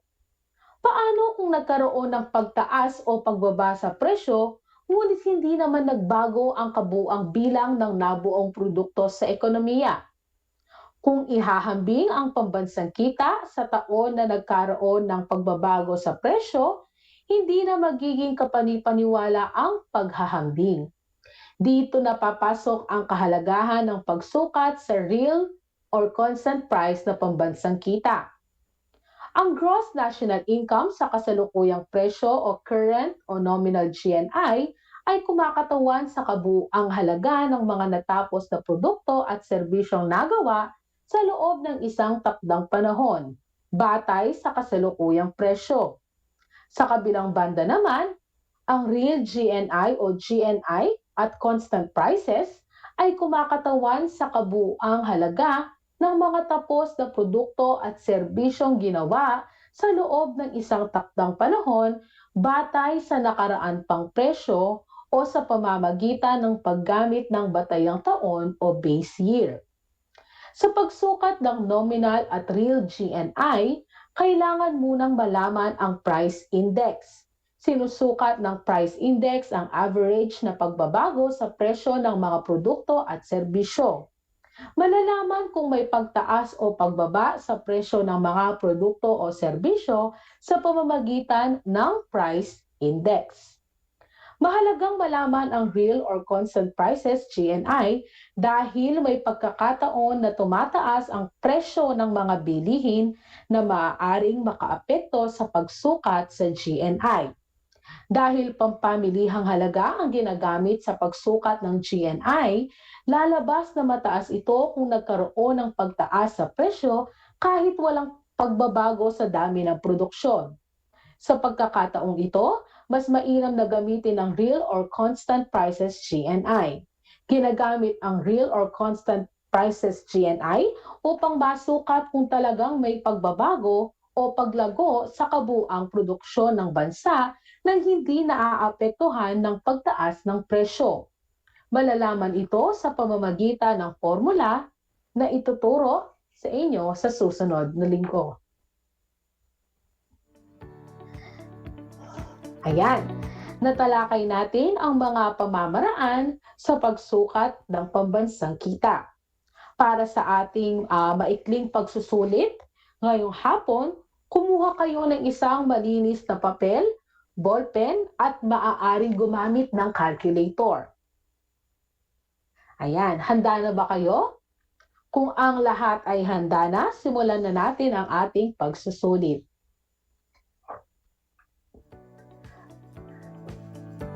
Ang panuto ay gamit ang mga formula o formulas na ating napag-aralan, sagutin ninyo ang mga sumusunod. Isulat sa inyong sagutang papel ang mga ito. At narito ang ating mga given at aking ipa-flash ito sa ating screen. Okay? Para sa paraan, batay sa paggasta, C ay is equal to 120 million pesos. Ang G ay may value na 60 million pesos. Ang I ay may value na 80 million pesos. Ang X ay may value na 90 million pesos. Ang M ay may value na 45 million pesos. Ang SD ay 0. At ang NFIFA ay may value na 4 million pesos. Yan. Para naman sa paraan, batay sa pinagmulang industriya, ang agrikultura ay may value na 60 million pesos. Ang industriya ay may 40 million pesos na halaga. Ang serbisyo ay 35 million pesos. At NFIFA, 10 million pesos. Ayan, nakakasunod ba? At para naman sa paraan, batay sa kita, KEM ay may 100 million pesos, KEA, 50 million pesos, KK, 15 million pesos, KP, 25 million pesos, IBT, 5 billion pesos, at CCA ay may 12 million pesos. Ang ating pagsusulit ay makikita din ninyo sa module na quarter 3, module number 2, na may pamamaraan o may pamagat na pamamaraan at kahalagahan ng pagsukat ng pambansang kita. At ito ay nasa pahina 16. Okay, bibigyan ko kayo ng ilang segundo para masimulan ang gawain na ito.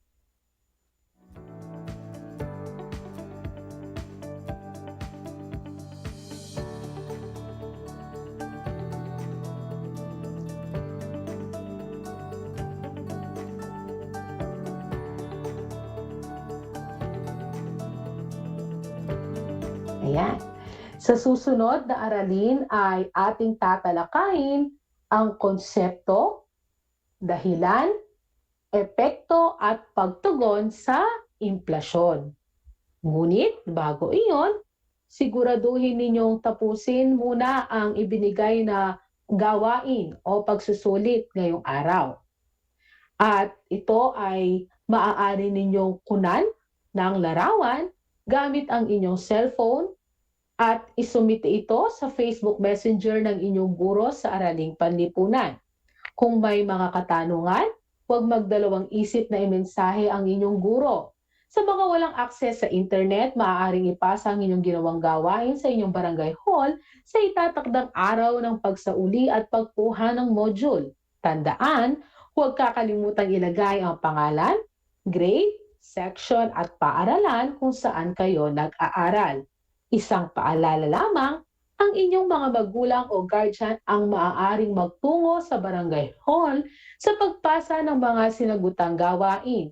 Sila din ay inaasahang sumunod sa ating mga health protocols gaya ng pagsusuot ng face mask, face shield, paghuhugas ng kamay at physical distancing.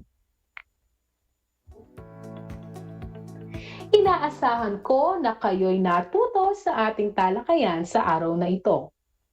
Muli, ako ang inyong guro sa Araling Panlipunan Grade 9, Pinipining Rachel Ann P. Chaos na nagsasabi ang pag-aaral sa Araling Panlipunan ay daan sa pagiging makadiyos, makatao, makakalikasan at makabansa.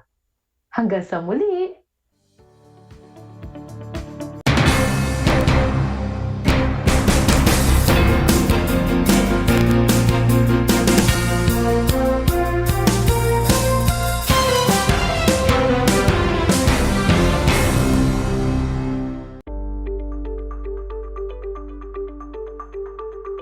Sa pagnanais na mapigilan ng ating pamahalaan ang pagdami ng bilang ng mga kaso ng COVID-19, binuo ang One Hospital Command Center o OHCC upang mas mabilis na matugunan ang medikal na pangangailangan ng ating mga kababayan. Bukas ang OHCC 24 oras araw-araw. Tumawag lamang sa mga hotline nito sa 0919-977-3333 o 0915-777-7777 o 02-886-50500. Maaari ring i-download ang Pure Force Citizens app sa Android o iOS upang mabilis na matugunan ang sinumang nangangailangan. Layon din ng OHCC na maiwasang mapuno ang kapasidad ng bawat ospital. Kaya't kung ikaw ay kinakailangang tumawag sa OHCC, mabibigyan ka ng libreng preliminary consultation.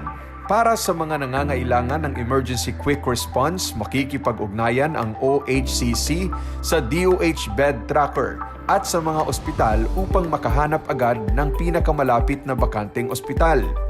Ang transportasyon o ambulansya naman ng ospital na inirefer ng OHCC sa pasyente ang siyang susundo sa bahay nito. Kaya't kapag ikaw ay nakakaranas ng anumang sintomas ng COVID-19 o nangangailangan ng agarang tulong medikal, tumawag lamang sa OHCC at handa silang tumulong sa lahat ng oras.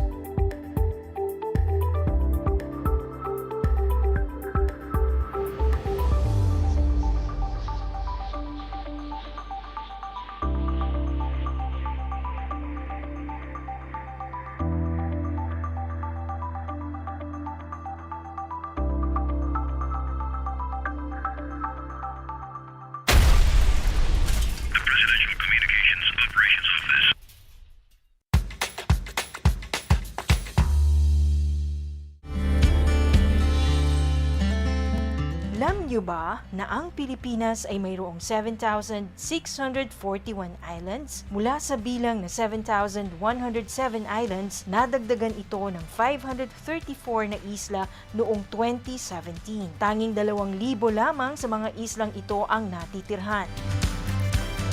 Alam niyo na! Yan ang mga isla sa Pilipinas. Masayang-masaya ako na nagkaroon ako ng chance, ng opportunity na makasama kayong lahat. Ma-share ko yung mga tips, makakaganda at makakapagpasaya sa buhay-buhay natin, di ba mga Mars? Kaya Mars, tandaan ninyo, dito kayo ang bida.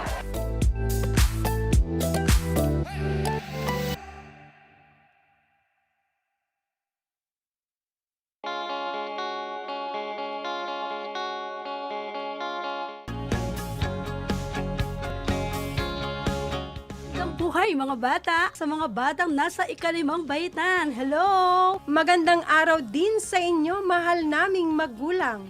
Ito ang Aral TarlakHenyo ng SDO Tarlac Province dito sa RTV Tarlac, Channel 26. At DZTC, Radio Pilipino, Tarlac. Happy learning, grade 4. Welcome to Aral TarlakHenyo here on RTV Tarlac, Channel 26. Simulcast over DZTZ 828, Radio Filipino Tarlac.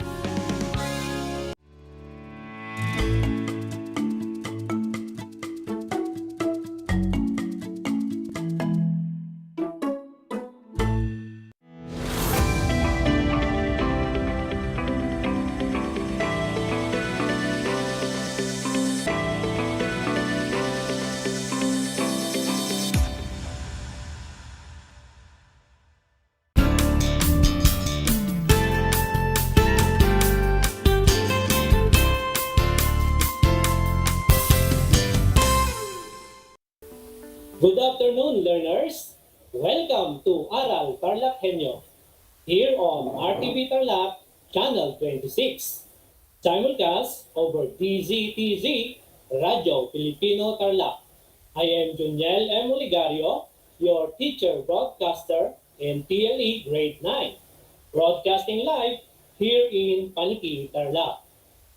I am so happy that you are tuned in with your new favorite school on the air through radio and television. This is Project Shine, Aral TarlakHenyo. I hope that you are doing well. And to our dear parents and guardians, we would like to thank you for your untiring support to your children. Now, my dear students, are you ready to discover and learn something new? Today, we will focus our discussion on industrial arts plumbing. Our topic is about performing plumbing repair and maintenance work.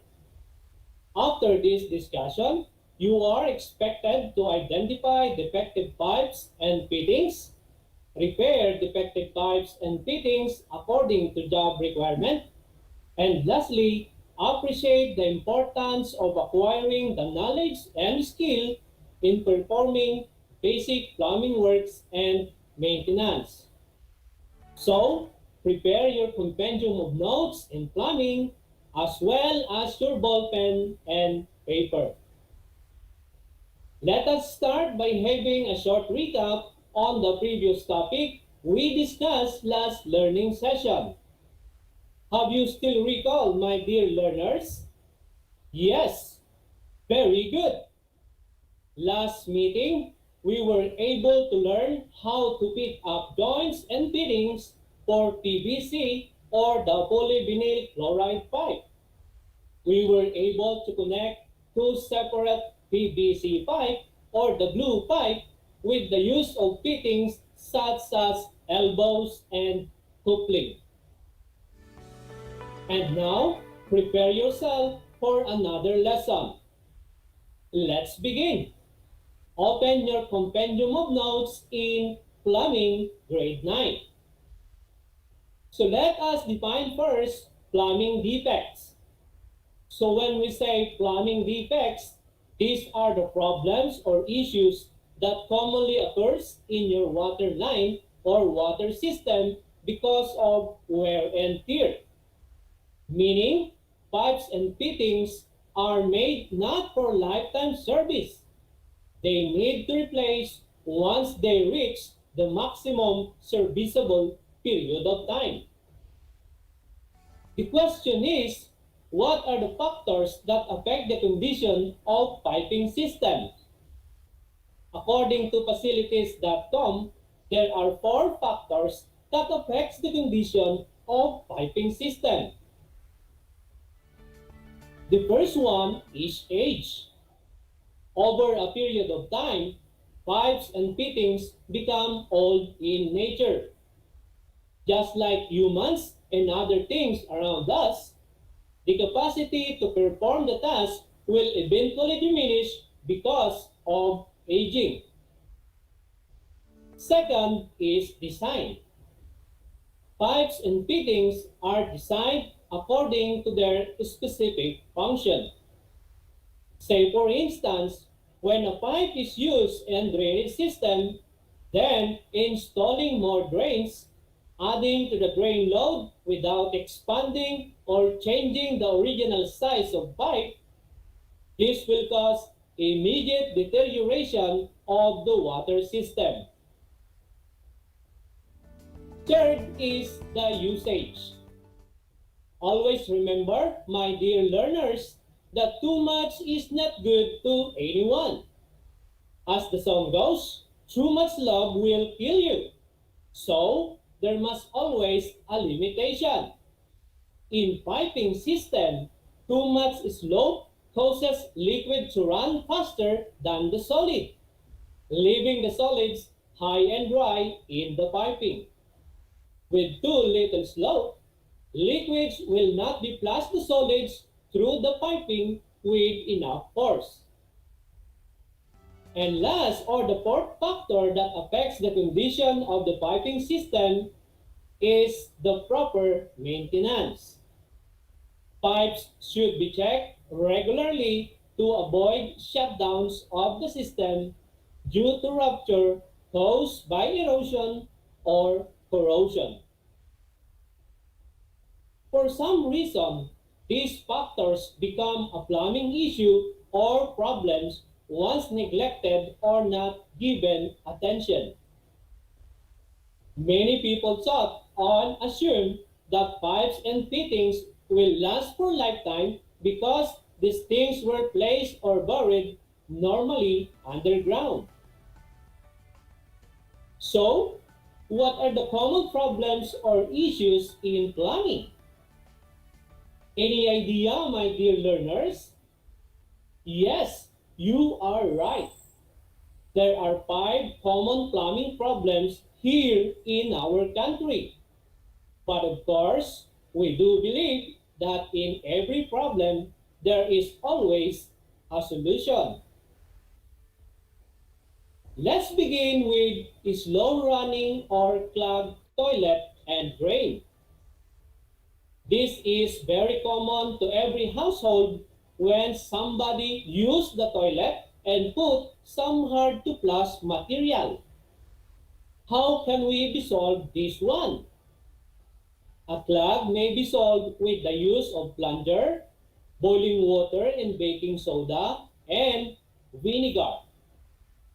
Before using the toilet plunger, there shall be enough water in the plunger to put more force on the clog. Pouring hot water down the drain also melts all the grime and hardened grease, and therefore eases the draining. Or if not, a mixture of baking soda and vinegar may be poured into the toilet bowl and then left there for 20 to 30 minutes or overnight for best result before flushing it with boiling water. Baking soda and vinegar creates a chemical reaction when mixed together and works best for removing the clog. Then we have dripping faucet. Dripping faucets can cause higher water bills if not fixed on time. A dripping faucet can be easily fixed using an adjustable wrench or a screwdriver. These tools are useful in controlling water coming in from the main line. But frequently, leaky faucets need new parts to work properly again. The third one is low water pressure. This problem is very common, especially to hilly or mountainous areas wherein water pressure is not enough to push at a higher water level. This problem is also prevalent to areas with high population density and during summer months. The normal water pressure is between 40 and 60 psi or pound per square inch. Next we have runny toilets.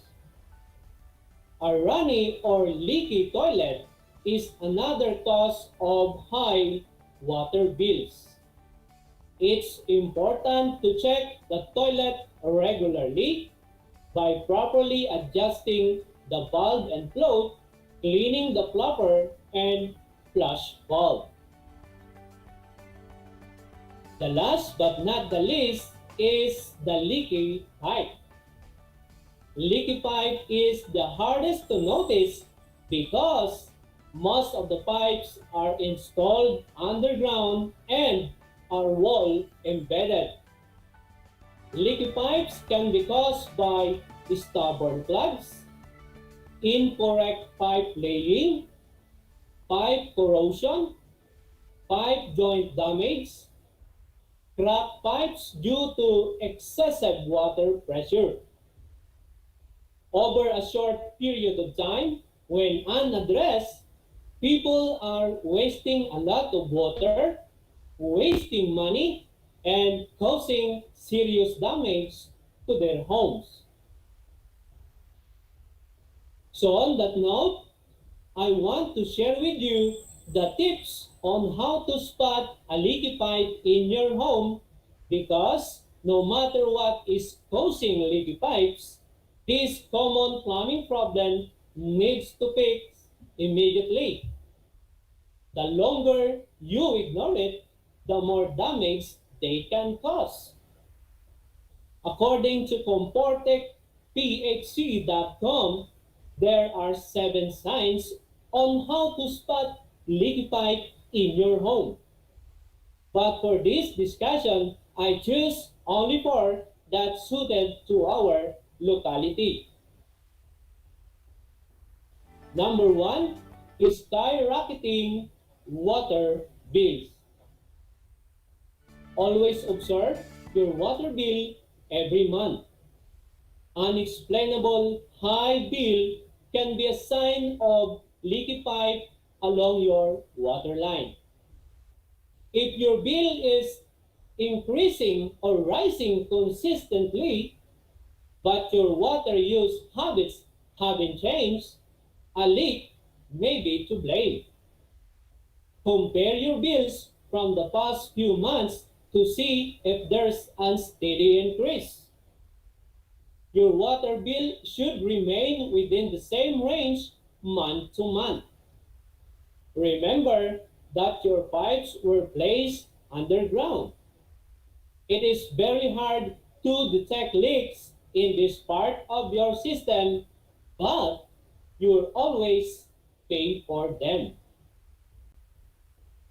Number 2, visible molds and mildews. A little mold and mildew in the shower is normal even in the cleanest homes. But if you're seeing this outside the tub area, you could have a pipe leak. Molds and mildews in any part of the bathroom or kitchen are normal or not normal unless you have a leaking pipe. Number 3, a running meter. One of the best way to check if you have a leak in some part of your pipe is to observe the water meter. To do this, you need to turn off all the water in your home. Next, watch the meter and see if it's begin to change. If it does, you likely have a fast moving leak.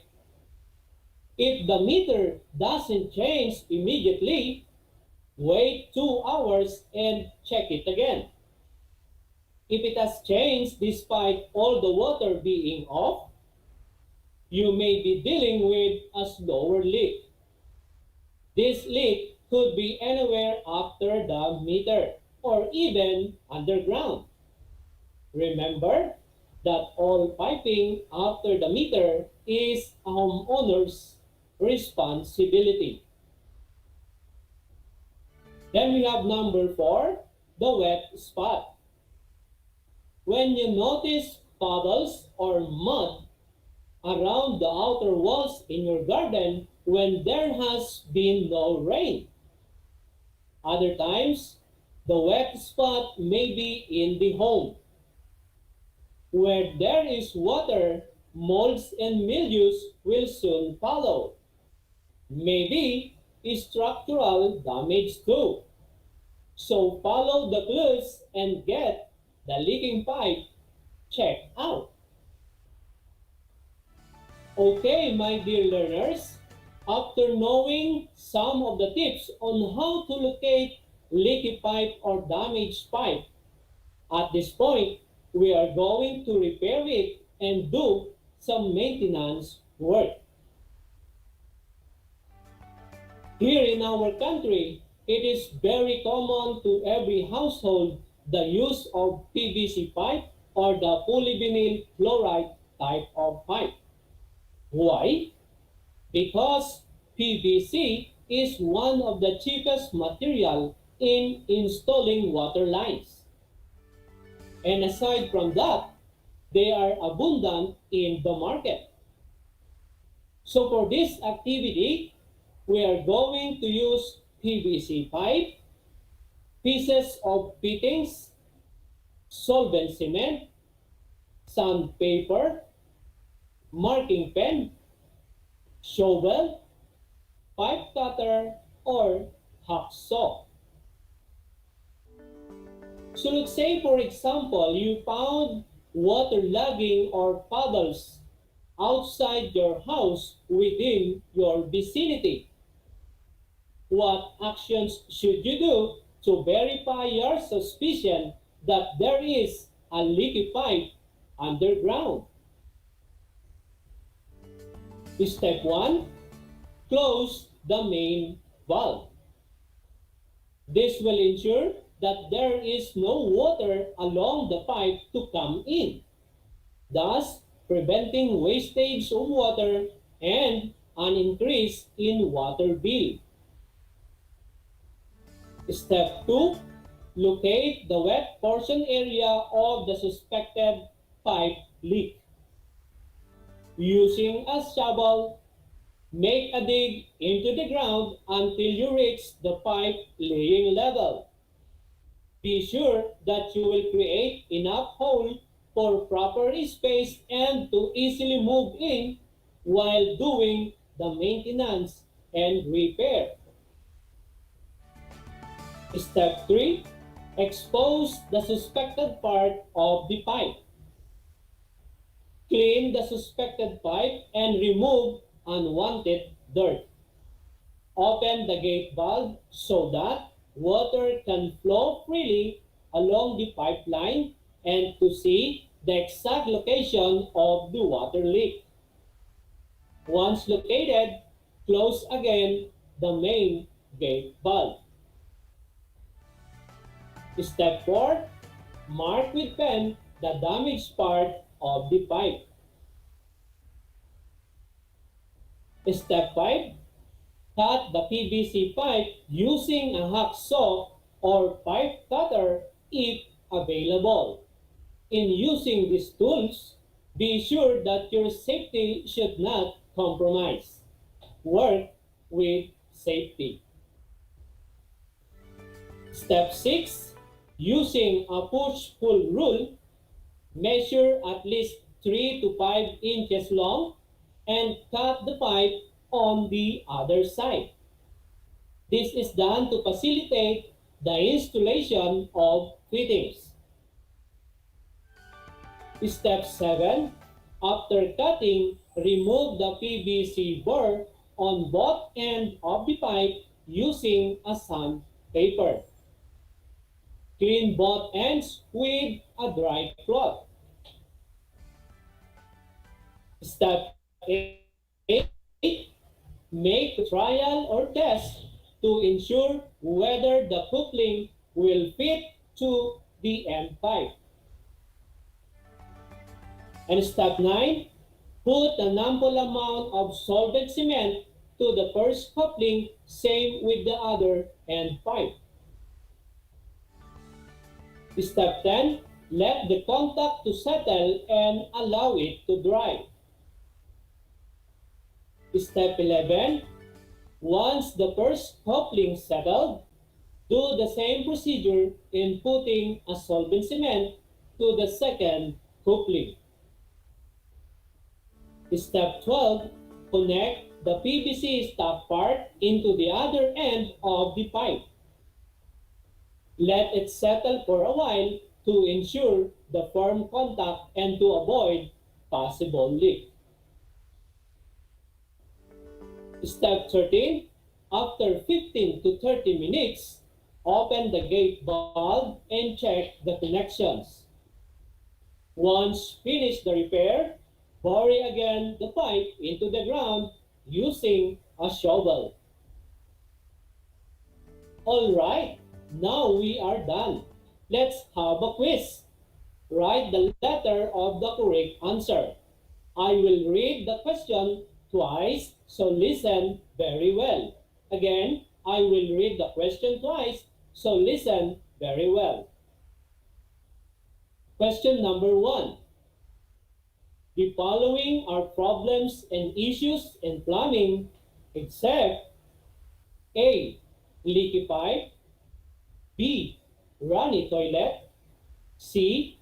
Clogged drain, or D. Wet spot.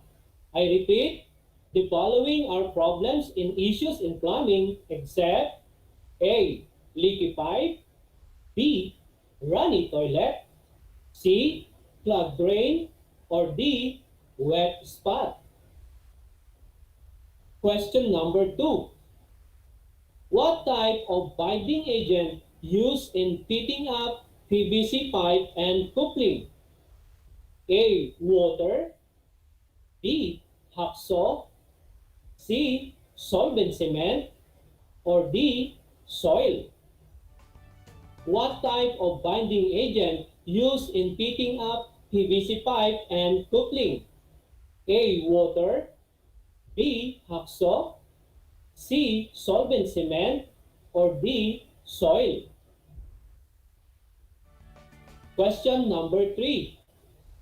The following statements describe how to spot a leaky pipe except A. Skyrocketing water bill, B. Constant water consumption, C. The presence of molds and mildews, or D. Puddles or mud.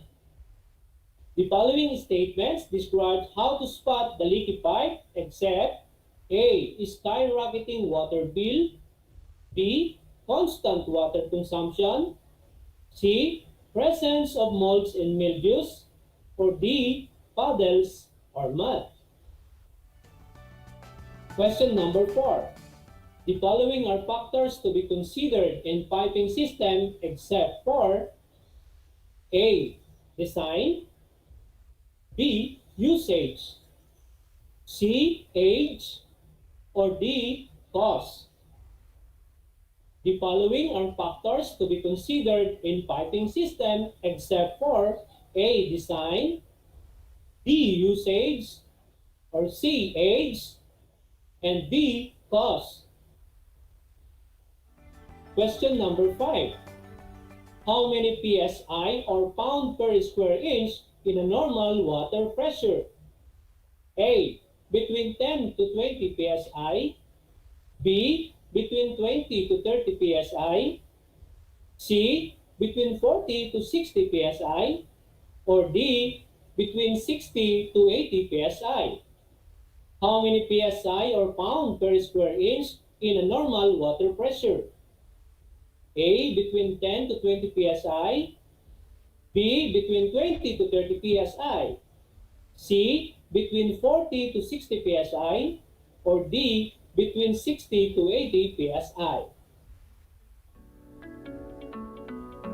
Okay, let us check your answers. So for number 1, that is letter D, wet spot. Number 2, letter C, solvent cement, letter C. Number 3, letter B, constant water consumption, letter B. Number 4, letter D, cost, letter D. And for number 5, letter C, between 40 to 60 PSI. For those who got a perfect score, excellent. And for those who got 4 or 3, very good. But for those who got lower than 3, try your best. Read more and refer to your compendium of notes. Alright, that ends our discussion this afternoon. Hope you enjoyed our on-the-air live discussion about industrial arts plumbing. This is Project Shine, Aral TarlakHenyo, brought to you by the Department of Education, Division of Tarlac Province, in cooperation with DZTZ 828 AM station, is sponsored by our ever-supportive Congressman, Charlie Cuwangco, 1st District Representative. Thank you and God bless. Again, I am Teacher Juniel M. Oligario, Grade 9 PLE Anchor Teacher for today, saying, and PLE, we aim for knowledge is skills in progress. Until next time, goodbye!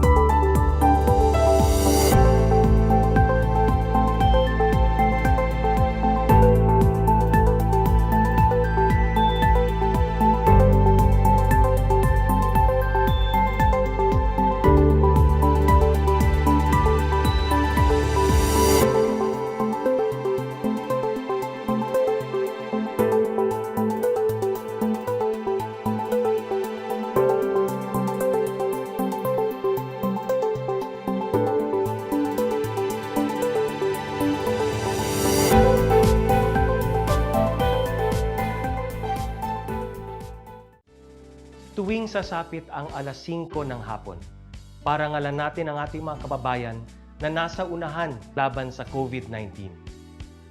Lumabas tayo sa pintuan ng ating mga tahanan. Dumungaw tayo sa ating mga bintana. At atin silang bigyan ng masigabong palakpakan. Gumawa tayo ng ingay, ipagbunyi ang ating frontliners, at ipahayag ang ating walang hanggang suporta sa kanilang kabayanihan.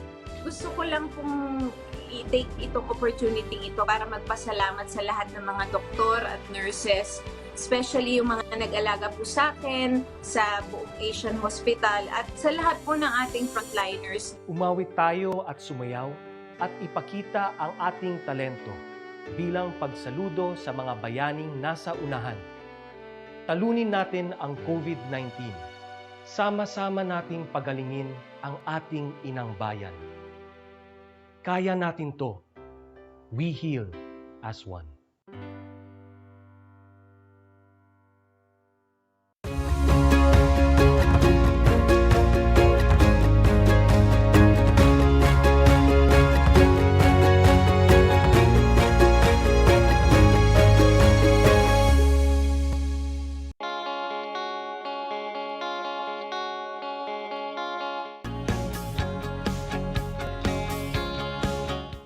Buhay mga bata, sa mga batang nasa ika-5 baitan. Hello! Magandang araw din sa inyo, mahal naming magulang. Ito ang Aral TarlakHenyo ng SDO Tarlac Province dito sa RTV Tarlac, Channel 26. At DZTC, Radio Pilipino, Tarlac. Happy learning, grade 4. Welcome to Aral TarlakHenyo here on RTV Tarlac, Channel 26. Simulcast over DZTC 828, Radio Filipino, Tarlac.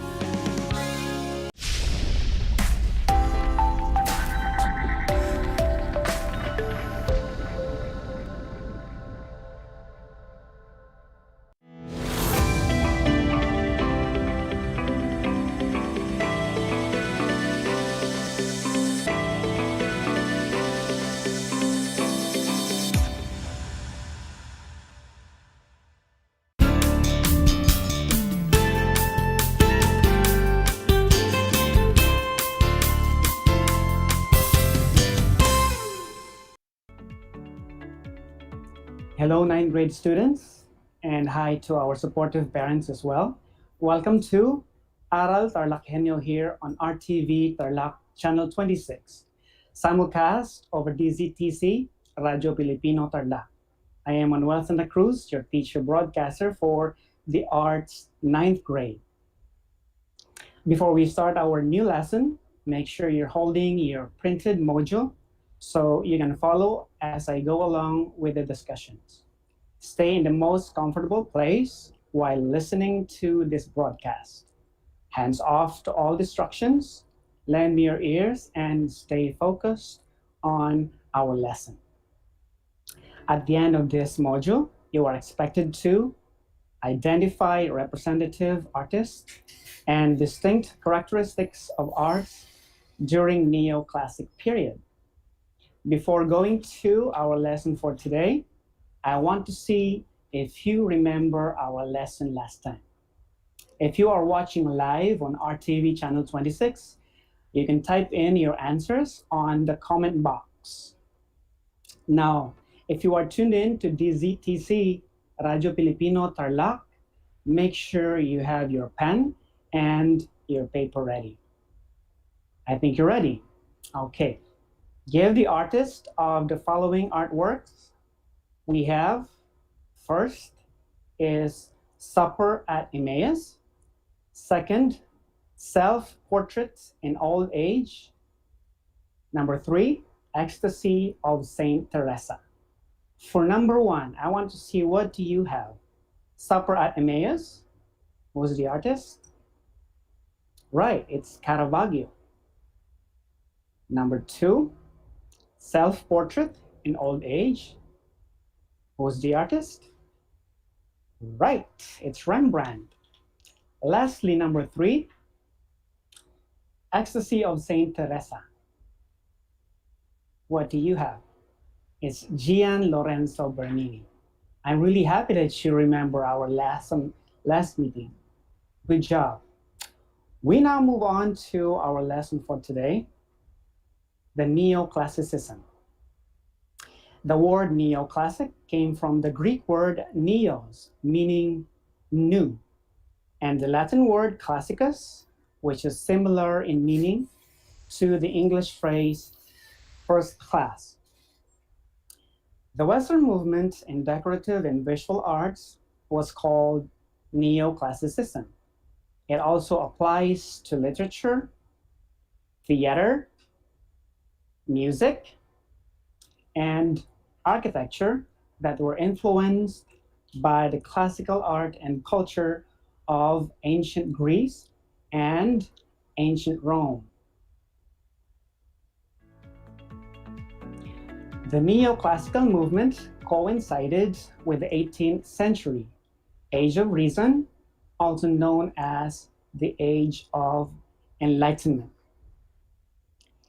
The art style in this period was brought about by the renewed interest in Greek and Roman classics.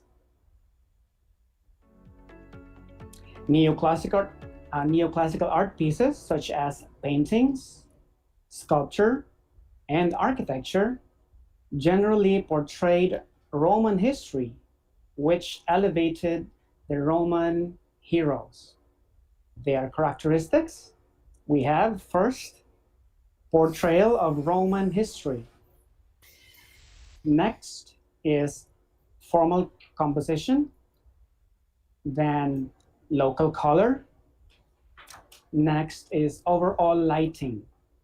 Lastly, the classic geostructure.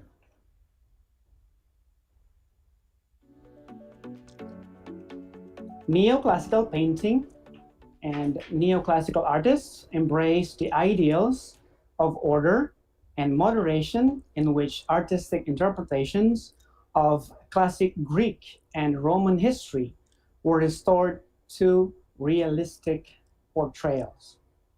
Neoclassical painters gave great importance to the costumes, settings, and details of classical subject matter without adding distracting details, but with much historical accuracy as possible. Neoclassical artists. There are a number of neoclassical artists from Europe and the United States. Here are some of them. First is Jacques-Louis David. Jacques-Louis David was an influential French painter in the neoclassical style and considered to be the preeminent painter of the era. His subjects of paintings were more on history. His famous artworks, The Death of Marat. David's masterpiece shows the portrayal of a revolutionary martyr. This is a painting of the murdered French revolutionary leader Jean-Paul Marat.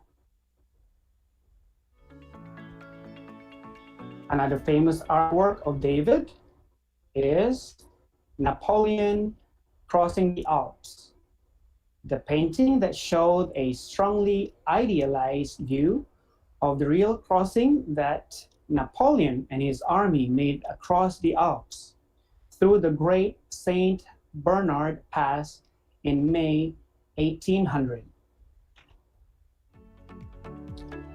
Another is Oath of the Horatii. It was a large painting that depicts a scene from Roman legend about the dispute between Rome and Alba Longa. The three brothers, all of whom appear willing to sacrifice their lives for the good of Rome, are shown saluting their father who holds their swords out of them. Next neoclassical artist is Jean-Auguste Dominique Ingres. Ingres was a pupil of Jacques-Louis David. He was influenced by Italian Renaissance painters like Raphael, Nicholas, Poussin, Botticelli, and his mentor, Jacques-Louis David. He was regarded as one of the great exemplars of academic art and one of the finest old masters of his era. His famous artworks are Portrait of Napoleon on the Imperial Throne. The painting depicts Napoleon in his decadent coronation costume, seated upon a golden encrusted throne, hand resting upon smooth ivory balls. During his reign, the painting was owned by the Corps Legislatif, which was a part of the French legislature. The painting was believed to be commissioned by Napoleon as King of Italy. Another famous artwork of Ingres is the apotheosis of Homer. The painting was a state commission by Charles X to have him remembered in the building works of the Louvre. The painting depicts an image of Homer receiving all the brilliant men of Rome, Greece, and contemporary times. Let us now talk about the neoclassical sculptures. The neoclassical was one of the great ages of public sculpture. Artists looked to Roman styles during the time of Alexander the Great for inspiration as well as to mimic their style. Neoclassical sculptors first is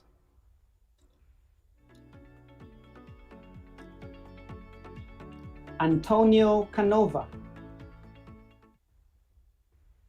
Canova was a prolific Italian artist and sculptor who became famous for his marble sculptures. His famous artworks are, first, The Psyche Awakened by Cupid's Kiss, a marble sculpture portraying the relationship of Psyche and Cupid. Next artwork of Canova is Washington.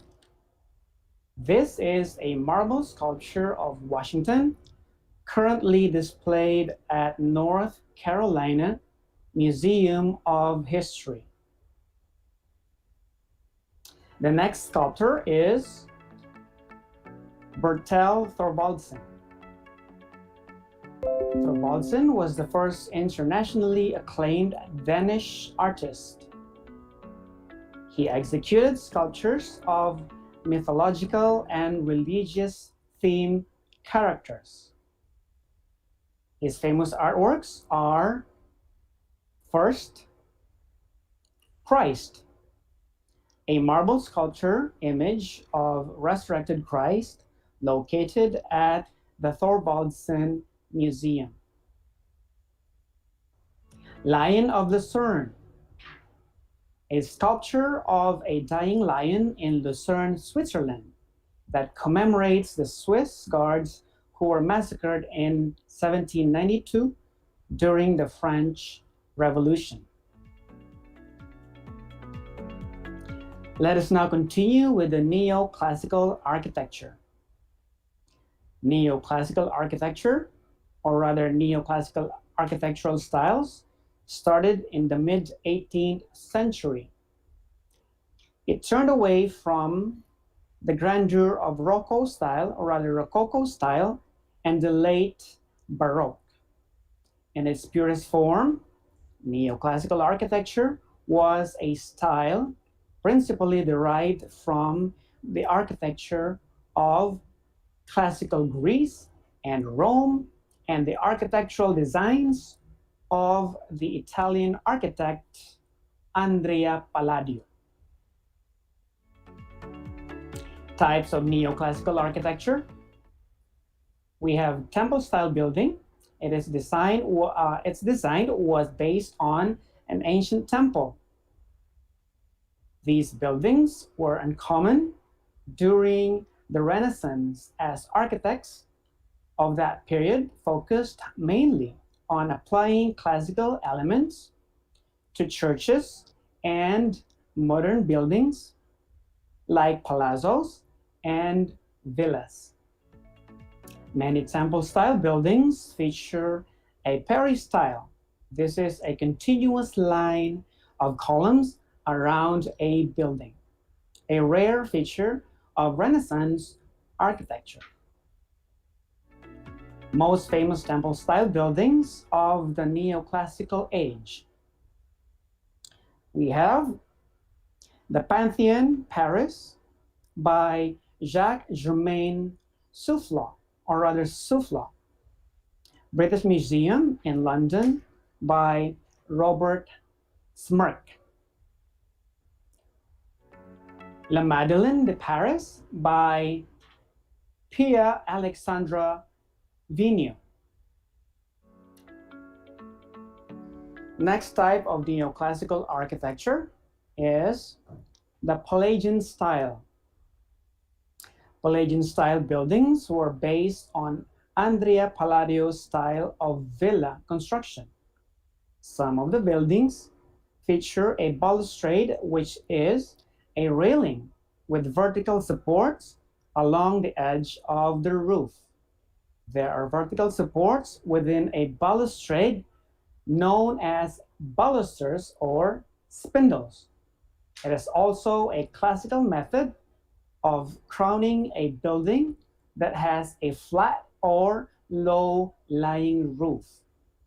One of the famous architects in the era was Robert Adam. Robert Adam was known as the Palladian architect of the neoclassical, who designed two well-known American civic buildings, the White House and the United States Capitol. He also designed many country houses. The White House and the United States Capitol.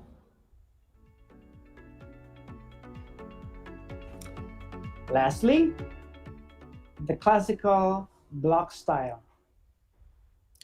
The building features a rectangular or square plan with a flat roof and an exterior rich in detail or classical details.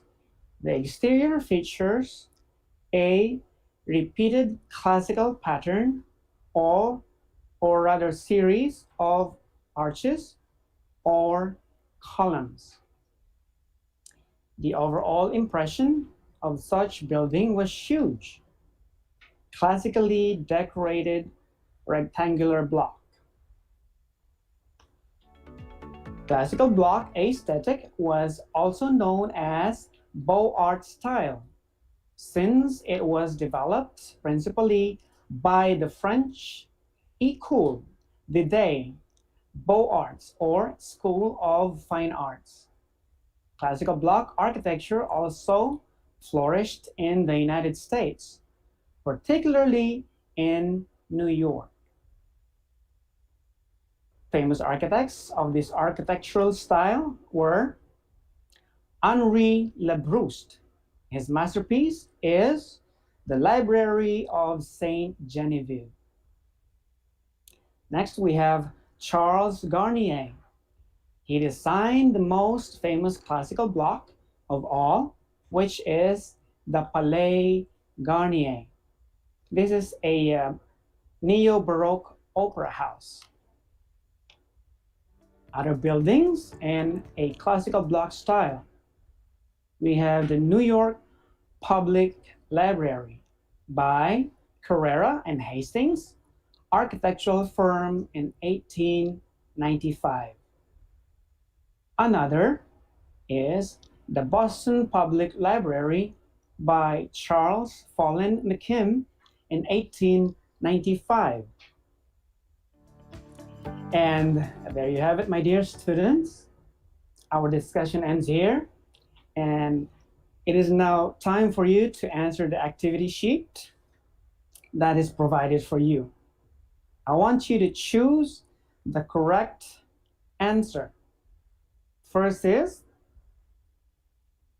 number one question is, he designed the most famous classical block of all, which is the Palais Garnier. Did you get that? Okay, I'll repeat the question. He designed the most famous classical block of all, which is the Palais Garnier. Choices: A. Jacques Louis David, B. Henri Labrouste, C. Charles Garnier. What do you think the answer is? The answer is Charles Garnier, or letter C. Very good. Next question, second question is, his masterpiece is the Library of Saint Genevieve. Choices: A, we have Jacques Louis David. B, Henri Lebrouste. C, Charles Garnier. Okay, let me repeat the question. His masterpiece is the Library of Saint Genevieve. Choices: letter A, Jacques Louis David. B, Henri Lebrouste. And C, Charles Garnier. And the answer is B, Henri Lebrouste. That's great. Next number 3, we have the Western movement in decorative and visual arts. What are we talking about here? Number 3, again, the Western movement in decorative and visual arts. Choices, again, A, neoclassicism. B, classical block style. Or C, classical style. Okay, I'll repeat the question. The Western movement in decorative and visual arts. Choices, letter A, neoclassicism. B, classical block style. Or C, classical style. The answer is A, neoclassicism. Good job. Number 4, the building features a rectangular or square plan with a flat roof. Choices: A, neoclassicism. B, classical block style. Or C, classical style. Again, the building features a rectangular or square plan with a flat roof. Again, choices: letter A, we have neoclassicism. B, we have classical block style. Or C, classical style.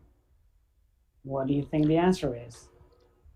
The answer is letter B, classical block style. Nice one. Okay, number 5 question. He was an influential French painter in the neoclassical style, preeminent painter of the era. Let me repeat the question again. He was an influential French painter in the neoclassical style, preeminent painter of the era. Choices, we have Jacques Louis David, Henri Lebrouste, or C, Charles Garnier. Again, the choices, letter A, Jacques Louis David. B, Henri Lebrouste. Or C, Charles Garnier. Have you thought about the answer? Okay, the answer is, if you selected or if you have written letter A, Jacques Louis David, you are correct. That is really impressive. And I think you got all the correct answers. Okay, so thank you so much for your precious time and learning with me today. Wait for your teacher's instruction on how you will submit your work. Okay, so for your assignment, read Romanticism and Painters of the Romantic Period. I hope you have enjoyed our lesson today. And I just have a quick question for you, since we have a few more minutes, about 2 more minutes. Who do you think introduced neoclassical architecture in the Philippines? Do you have any idea? I wonder too. It is architect Antonio Toledo. He designed the Manila City Hall, construction was finished in the 1930s. And what are some neoclassical architectures in the Philippines? Can you name one? I can name about 5. Have you ever wondered Malacanang Palace is new and first class, or it was built in the neoclassical style? That is Malacanang Palace. We have Malolos Cathedral, and we have Manila Central Post Office. We also have Manila City Hall and Manila Hotel. Okay, so did you know that the location of Malacanang Palace is in San Miguel, Manila? And also the architect was Luis Rocha, built in 1750. Okay, so there you have it. It's for your information. Okay, so I hope you enjoyed our lesson today, and I'll see you next time. Good day.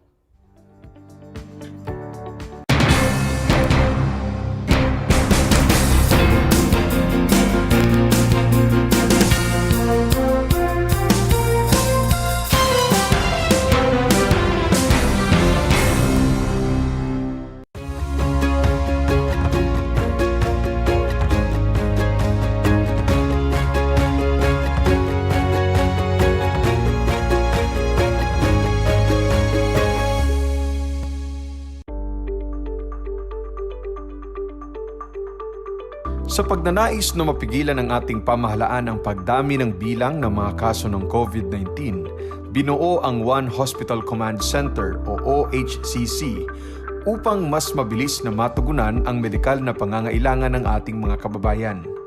Bukas ang OHCC 24 oras araw-araw. Tumawag lamang sa mga hotline nito sa 0919-977-3333 o 0915-777-7777 o 02-886-50500. Maaari ring i-download ang Pure Force Citizens app sa Android o iOS upang mabilis na matugunan ang sinumang nangangailangan. Layon din ng OHCC na maiwasang mapuno ang kapasidad ng bawat ospital. Kaya't kung ikaw ay kinakailangang tumawag sa OHCC, mabibigyan ka ng libreng preliminary consultation.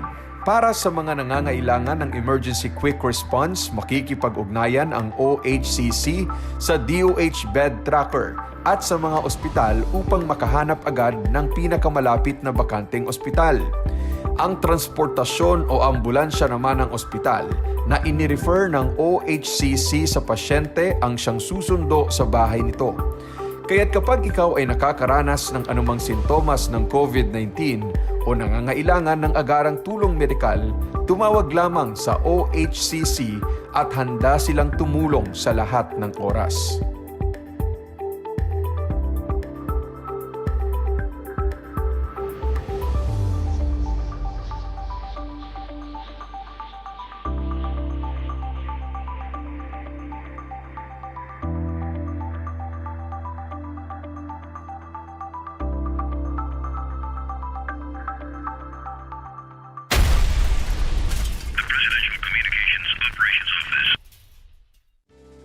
Tuwing sasapit ang alas 5 ng hapon, parangalan natin ang ating mga kababayan na nasa unahan laban sa COVID-19. Lumabas tayo sa pintuan ng ating mga tahanan. Dumungaw tayo sa ating mga bintana. At atin silang bigyan ng masigabong palakpakan. Gumawa tayo ng ingay, ipagbunyi ang ating frontliners, at ipahayag ang ating walang hanggang suporta sa kanilang kabayanihan. Gusto ko lang pong i-take itong opportunity ito para magpasalamat sa lahat ng mga doktor at nurses, especially yung mga nag-alaga po sa akin, sa buong Asian Hospital, at sa lahat po ng ating frontliners. Umawit tayo at sumayaw at ipakita ang ating talento bilang pagsaludo sa mga bayaning nasa unahan. Talunin natin ang COVID-19. Sama-sama nating pagalingin ang ating inang bayan. Kaya natin to. We heal as one.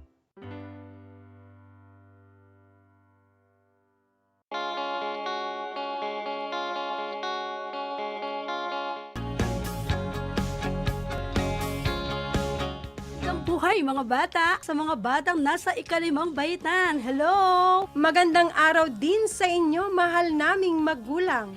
Ito ang Aral TarlakHenyo ng SDO Tarlac Province dito sa RTV Tarlac, Channel 26. At DCTC, Radio Pilipino, Tarlac. Happy learning, grade 4.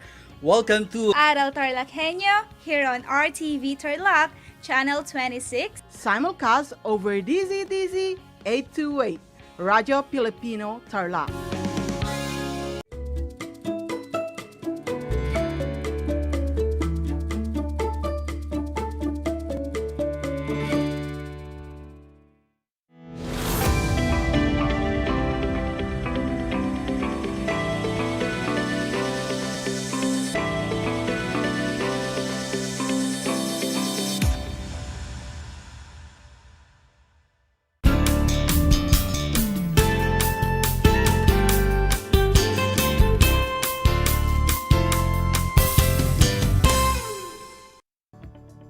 Welcome sa ating Project Shine, Aral TarlakHenyo ng Schools Division of Tarlac Province na kasalukuyang napapanood dito sa RTV Tarlac, Channel 26 at sa bayang napapakinggan sa 828 AM DZTC, Radio Pilipino, Tarlac. Magandang buhay, mabuting tao! Kumusta na kayo mga ginigiliw naming tagapakinig? Ang aking pagbati at paghanga sa inyong pagpapahalaga sa edukasyon at pagpupursiging matapos ito ng nagtatagumpay sa kabila ng mga hamon ng pandemya. Ako, ang inyong guro sa homeroom guidance sa ika-5 baitang, Binibining Zarina S. Gasias, na sasamahan ka at gagabayan ka mula na sumasahimpapawid sa bayan ng Mongkada, lalawigan ng Tarlac. Kayo ay aking sasamahan at gagabayan sa Most Essential Learning Competency na natutukoy ang iba't ibang kasanayang nakapagdudulot ng kabutihan sa kapwa. Bago tayo magtungo sa panibagong leksyong ating tatalakayin ngayong araw, ay nais kong balikan muna natin ang ating nakaraang aralin. Naaalala niyo pa ba ito? Kung naaalala nga ninyo na ito ay tungkol sa wastong pagtugon at paglutas sa issue o suliranin, binabati ko kayo. Mahusay! Tunay ngang atentibo kayong nakikinig at alerto kayong sumusubaybay sa ating mga talakayan. Mayroong tamang paraan upang malutas natin ang ating mga suliranin. Ating isaisip at isapuso na anumang problema ay mayroong solusyon. Hindi rin tayo nag-iisa sa pagharap sa anumang pagsubok. Nariyan ang ating pamilya, maging ang ating mga guro upang tayo ay gabayan. Higit sa lahat, huwag tayong bumitaw sa ating pananalig sa poong may kapal. Ngayon ay dadako na tayo sa paksang pinamagatang iba't ibang kasanayan, dulot ay kabutihan. Maging alerto sa anumang impormasyong magbibigay sa atin ng inspirasyon, pag-asa, at aral sa buhay na makatutulong sa pagiging mabuting tao. Natitiyak kong kayo ay handang-handa na sa ating bagong aralin, kaya naman mga anak, halina at simulan na natin. Mayroon akong ipakikitang jumbled letters at kailangan nating ayusin ang mga ito upang matukoy ang mystery word. Makinig ng mabuti habang binabasa ko ang kahulugan nito. Ito ay ang abilidad ng isang tao na magsagawa ng isang bagay ng may kahusayan. Ano kaya ito? Kung alam na ninyo kung ano ito, i-type na ang inyong sagot sa comment section ng ating live stream sa Facebook page ng RTV Tarlac, Channel 26. Tignan na natin kung tama ang inyong sagot. Kung ang inyong sagot ay Kasanayan? Magaling! Tama ang inyong sagot. Ang kasanayan ay ang abilidad ng isang tao na magsagawa ng isang bagay ng may kahusayan. Mga anak, ang kasanayan ay natututunan. Ito ay bunga ng sapat na pagkatuto mula sa mga pag-aaral, pagsasanay, at pagsali sa mga patimpalak. Bawat isa ay mayroong pagkakataong matuto dahil marami ring tao ang handang magbahagi ng kanilang mga kagalingan. Kaya naman, ako, ikaw, kayo, tayong lahat ay mayroong pagkakataon magkaroon ng kasanayan. Tignan natin ang ilang halimbawa ng mga ito. Mayroong mga kasanayan sa pakikinig, pagsasalita, pagbabasa, pagsusulat, at pagbibilang. Kung tayo ay mahusay rito, pwede natin itong ibahagi sa ating mga kapatid, kaibigan o kamag-aral upang mapaunlad din nila ang kanilang kasanayan.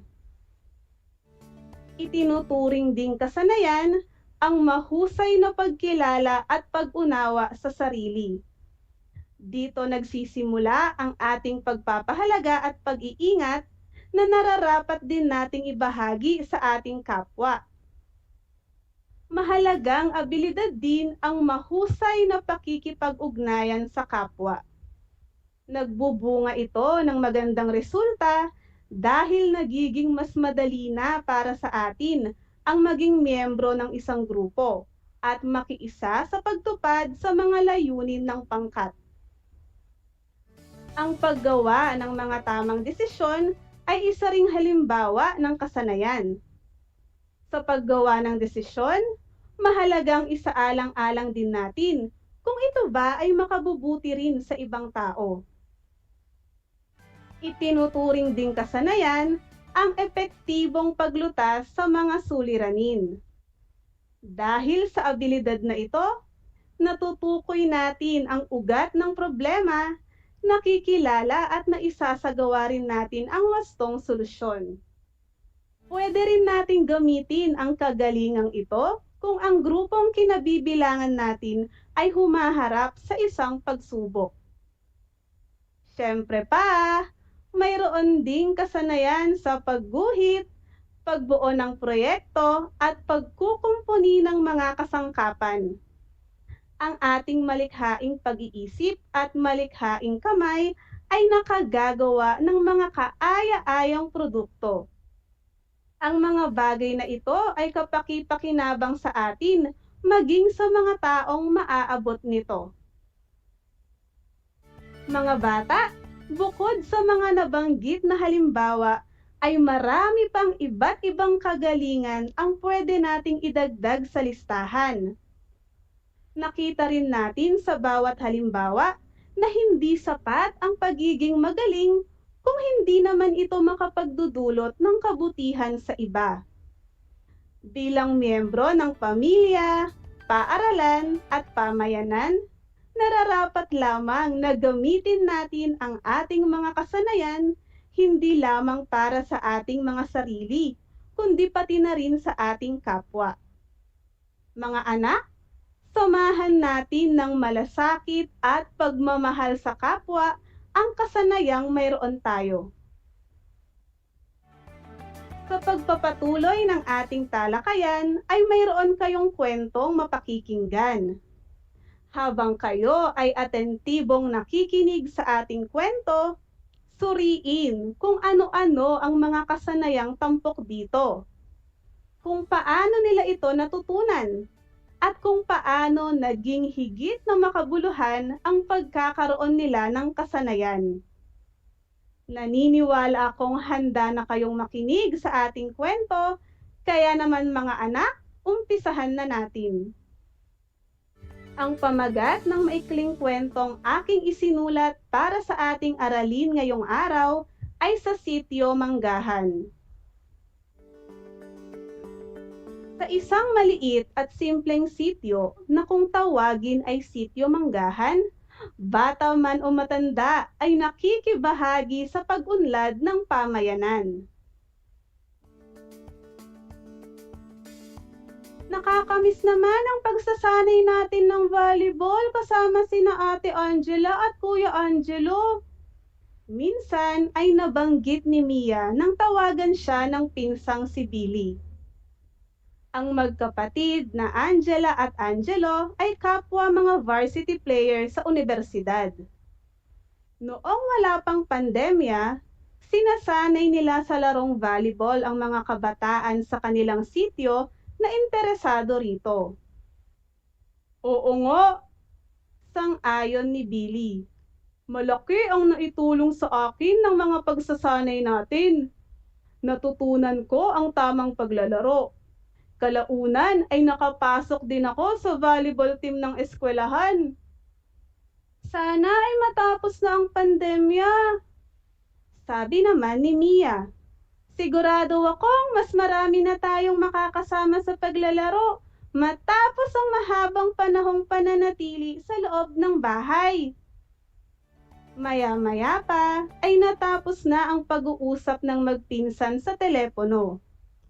Sakto namang pumasok si Nanay Selly sa loob ng bahay at may dalang isang paper bag. Ano po ang laman ng paper bag, Nanay? Tanong ni Mia. Mga telang face mask na gawa ng pamilya Santa Ana. Nakangiting sagot ni Nanay Selly. Nagbabahay-bahay sila ngayon upang ipamigay ang mga telang face mask na sila mismo ang nanahi. Namilog ang mga mata ni Mia sa labis na pagkamangha. Talaga po, Nanay? Nanahi po sila ng mga telang face mask? Oo, anak. Sambit ni Nanay Selly. Nakatutuwa dahil ginamit ng pamilya Santa Ana ang kanilang kasanayan sa pananahi para makatulong ngayong panahon ng pandemya. Napakarami po nilang tinahi kung ganoon, Nay. Sabi ni Mia. Bawat isa sa kanila ay tumulong sa pananahi. Kwento ng kanyang nanay. Tinitiyak ng mga nakatatandang miyembro ng pamilya na matutunan ng bawat henerasyon ang kasanayang ito upang hindi mawala sa kanilang pamilya ang galing sa pananahi. Wow! Talaga naman po palang sila ay kahanga-hanga, Nanay. Tunay ngang sila ay kahanga-hanga, anak. O sige, lalabhan ko na muna ang mga ito. Paalam ni Nanay Selly sa anak. Sige po, Nay. Salamat po. Sagot ni Mia sa kabinuksan ang kanyang lumang notebook. Sa pahina kung saan niya ito binuksan, nakita niya ang isang lumang anunsyo. Tungkol ito sa gagawing ensayo ng grade 5 magsaysay.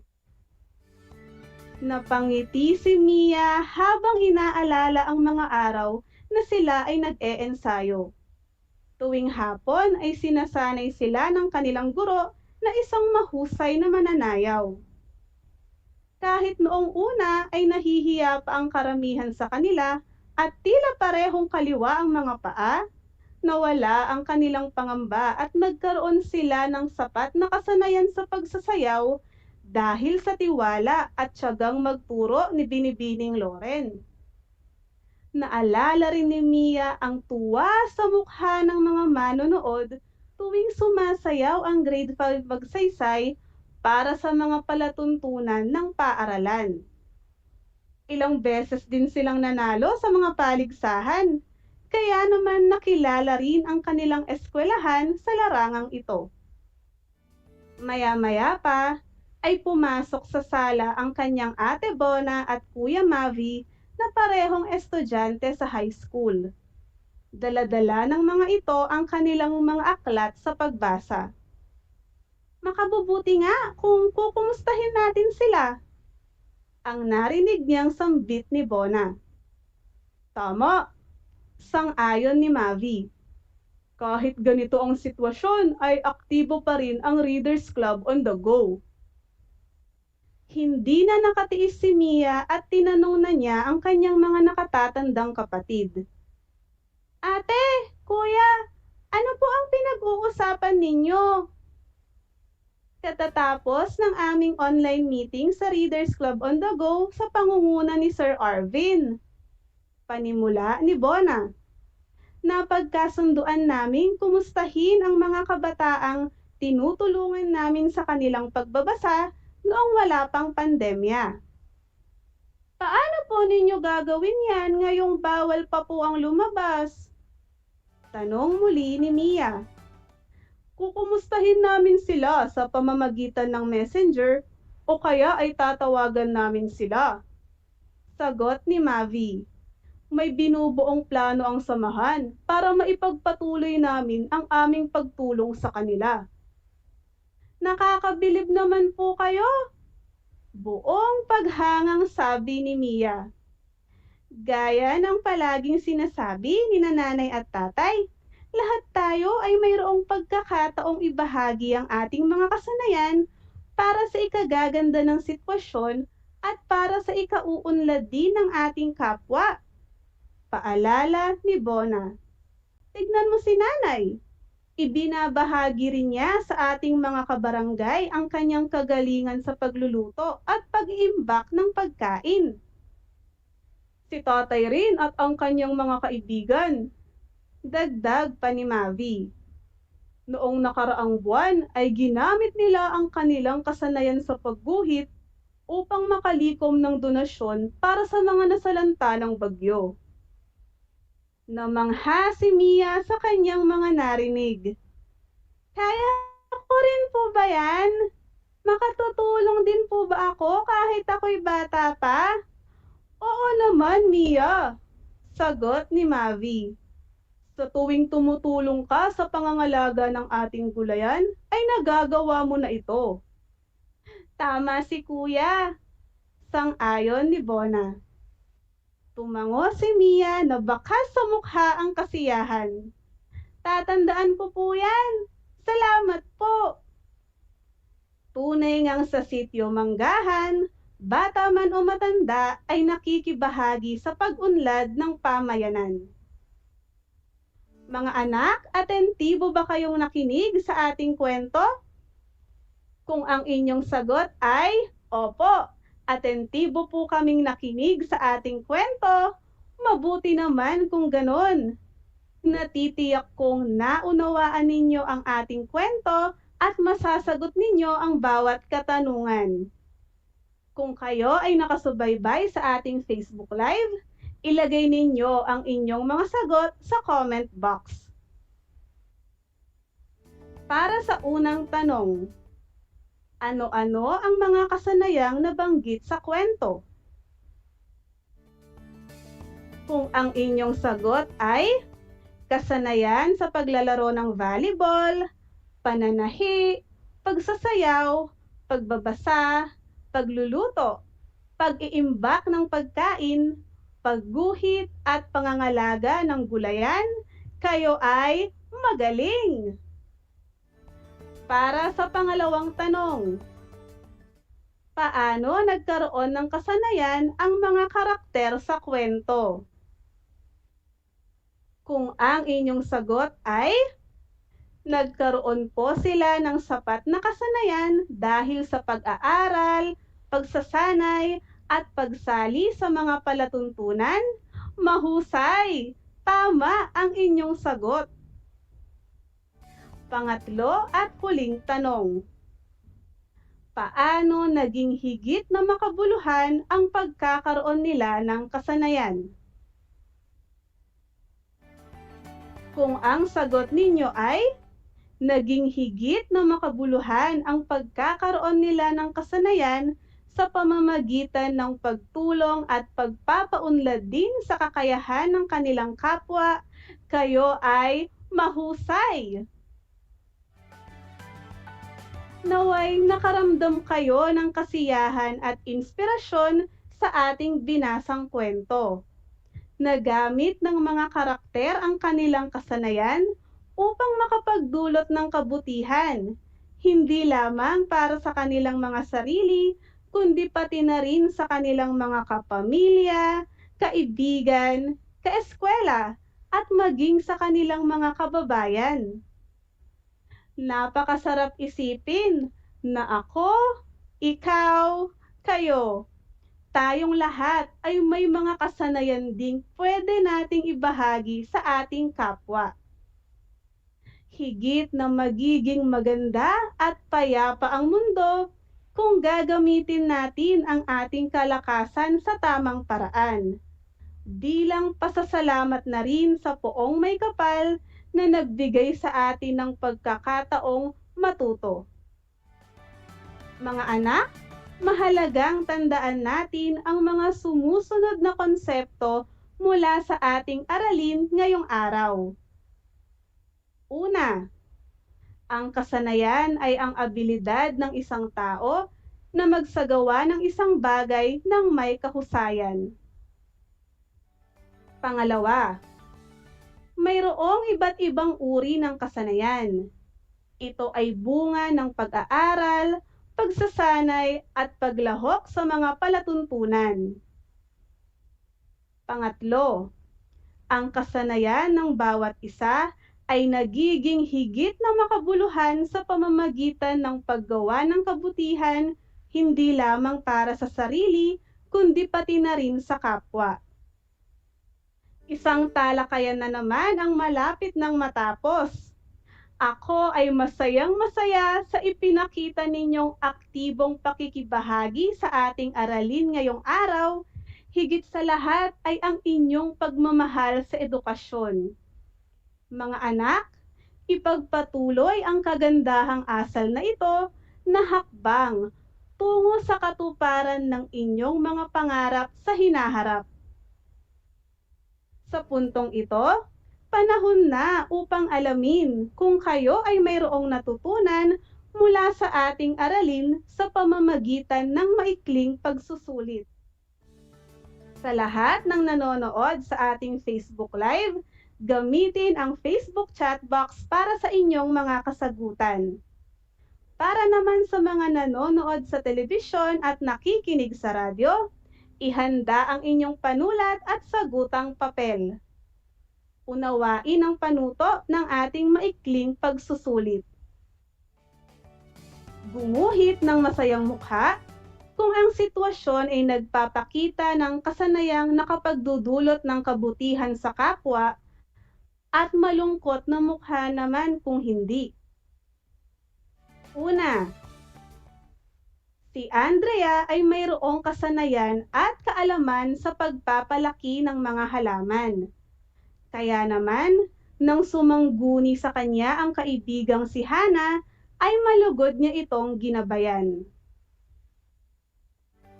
Kung ang iginuhit ninyo ay masayang mukha, magaling!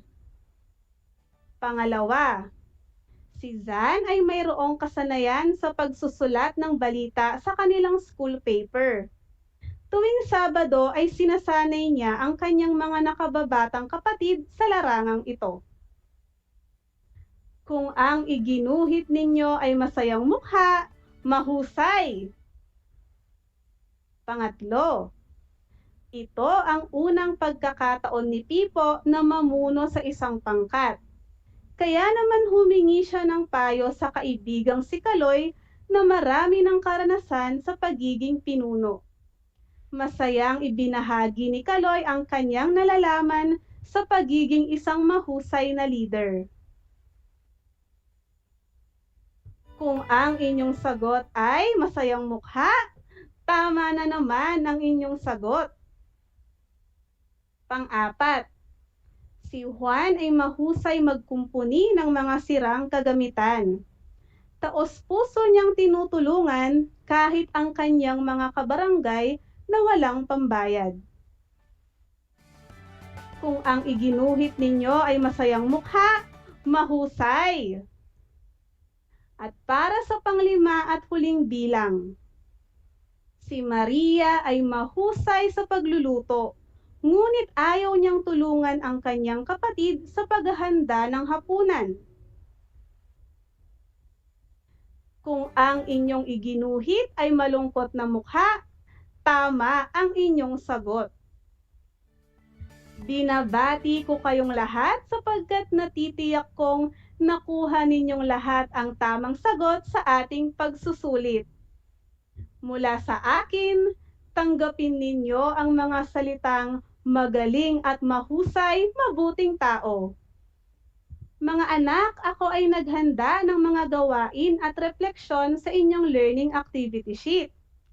Inaasahan kong masigasig ninyo itong sasagutin sa abot ng inyong makakaya. Sakali mang kailanganin ninyo ang tulong ng inyong kapamilya at guro, huwag kayong mag-atubiling sila ay tawagan upang kayo ay magabayan ng tama. Isang leksyon na naman ang ating natapos.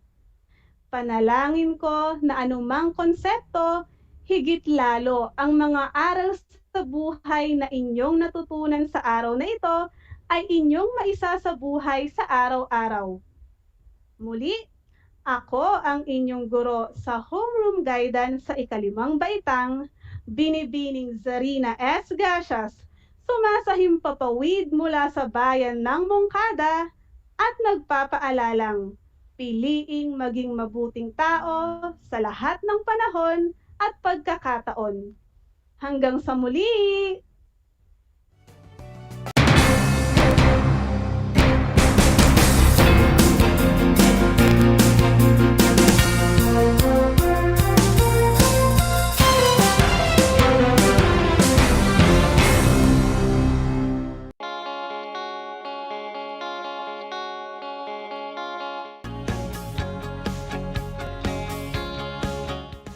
Buhay mga bata, sa mga batang nasa ikalimang baitan. Hello! Magandang araw din sa inyo, mahal naming magulang. Ito ang Aral TarlakHenyo ng SDO Tarlac Province dito sa RTV Tarlac, Channel 26. At DZTC, Radio Pilipino, Tarlac. Happy learning, grade 4. Welcome to Aral TarlakHenyo here on RTV Tarlac, Channel 26. Simulcast over DZDZ 828, Radio Filipino Tarlac.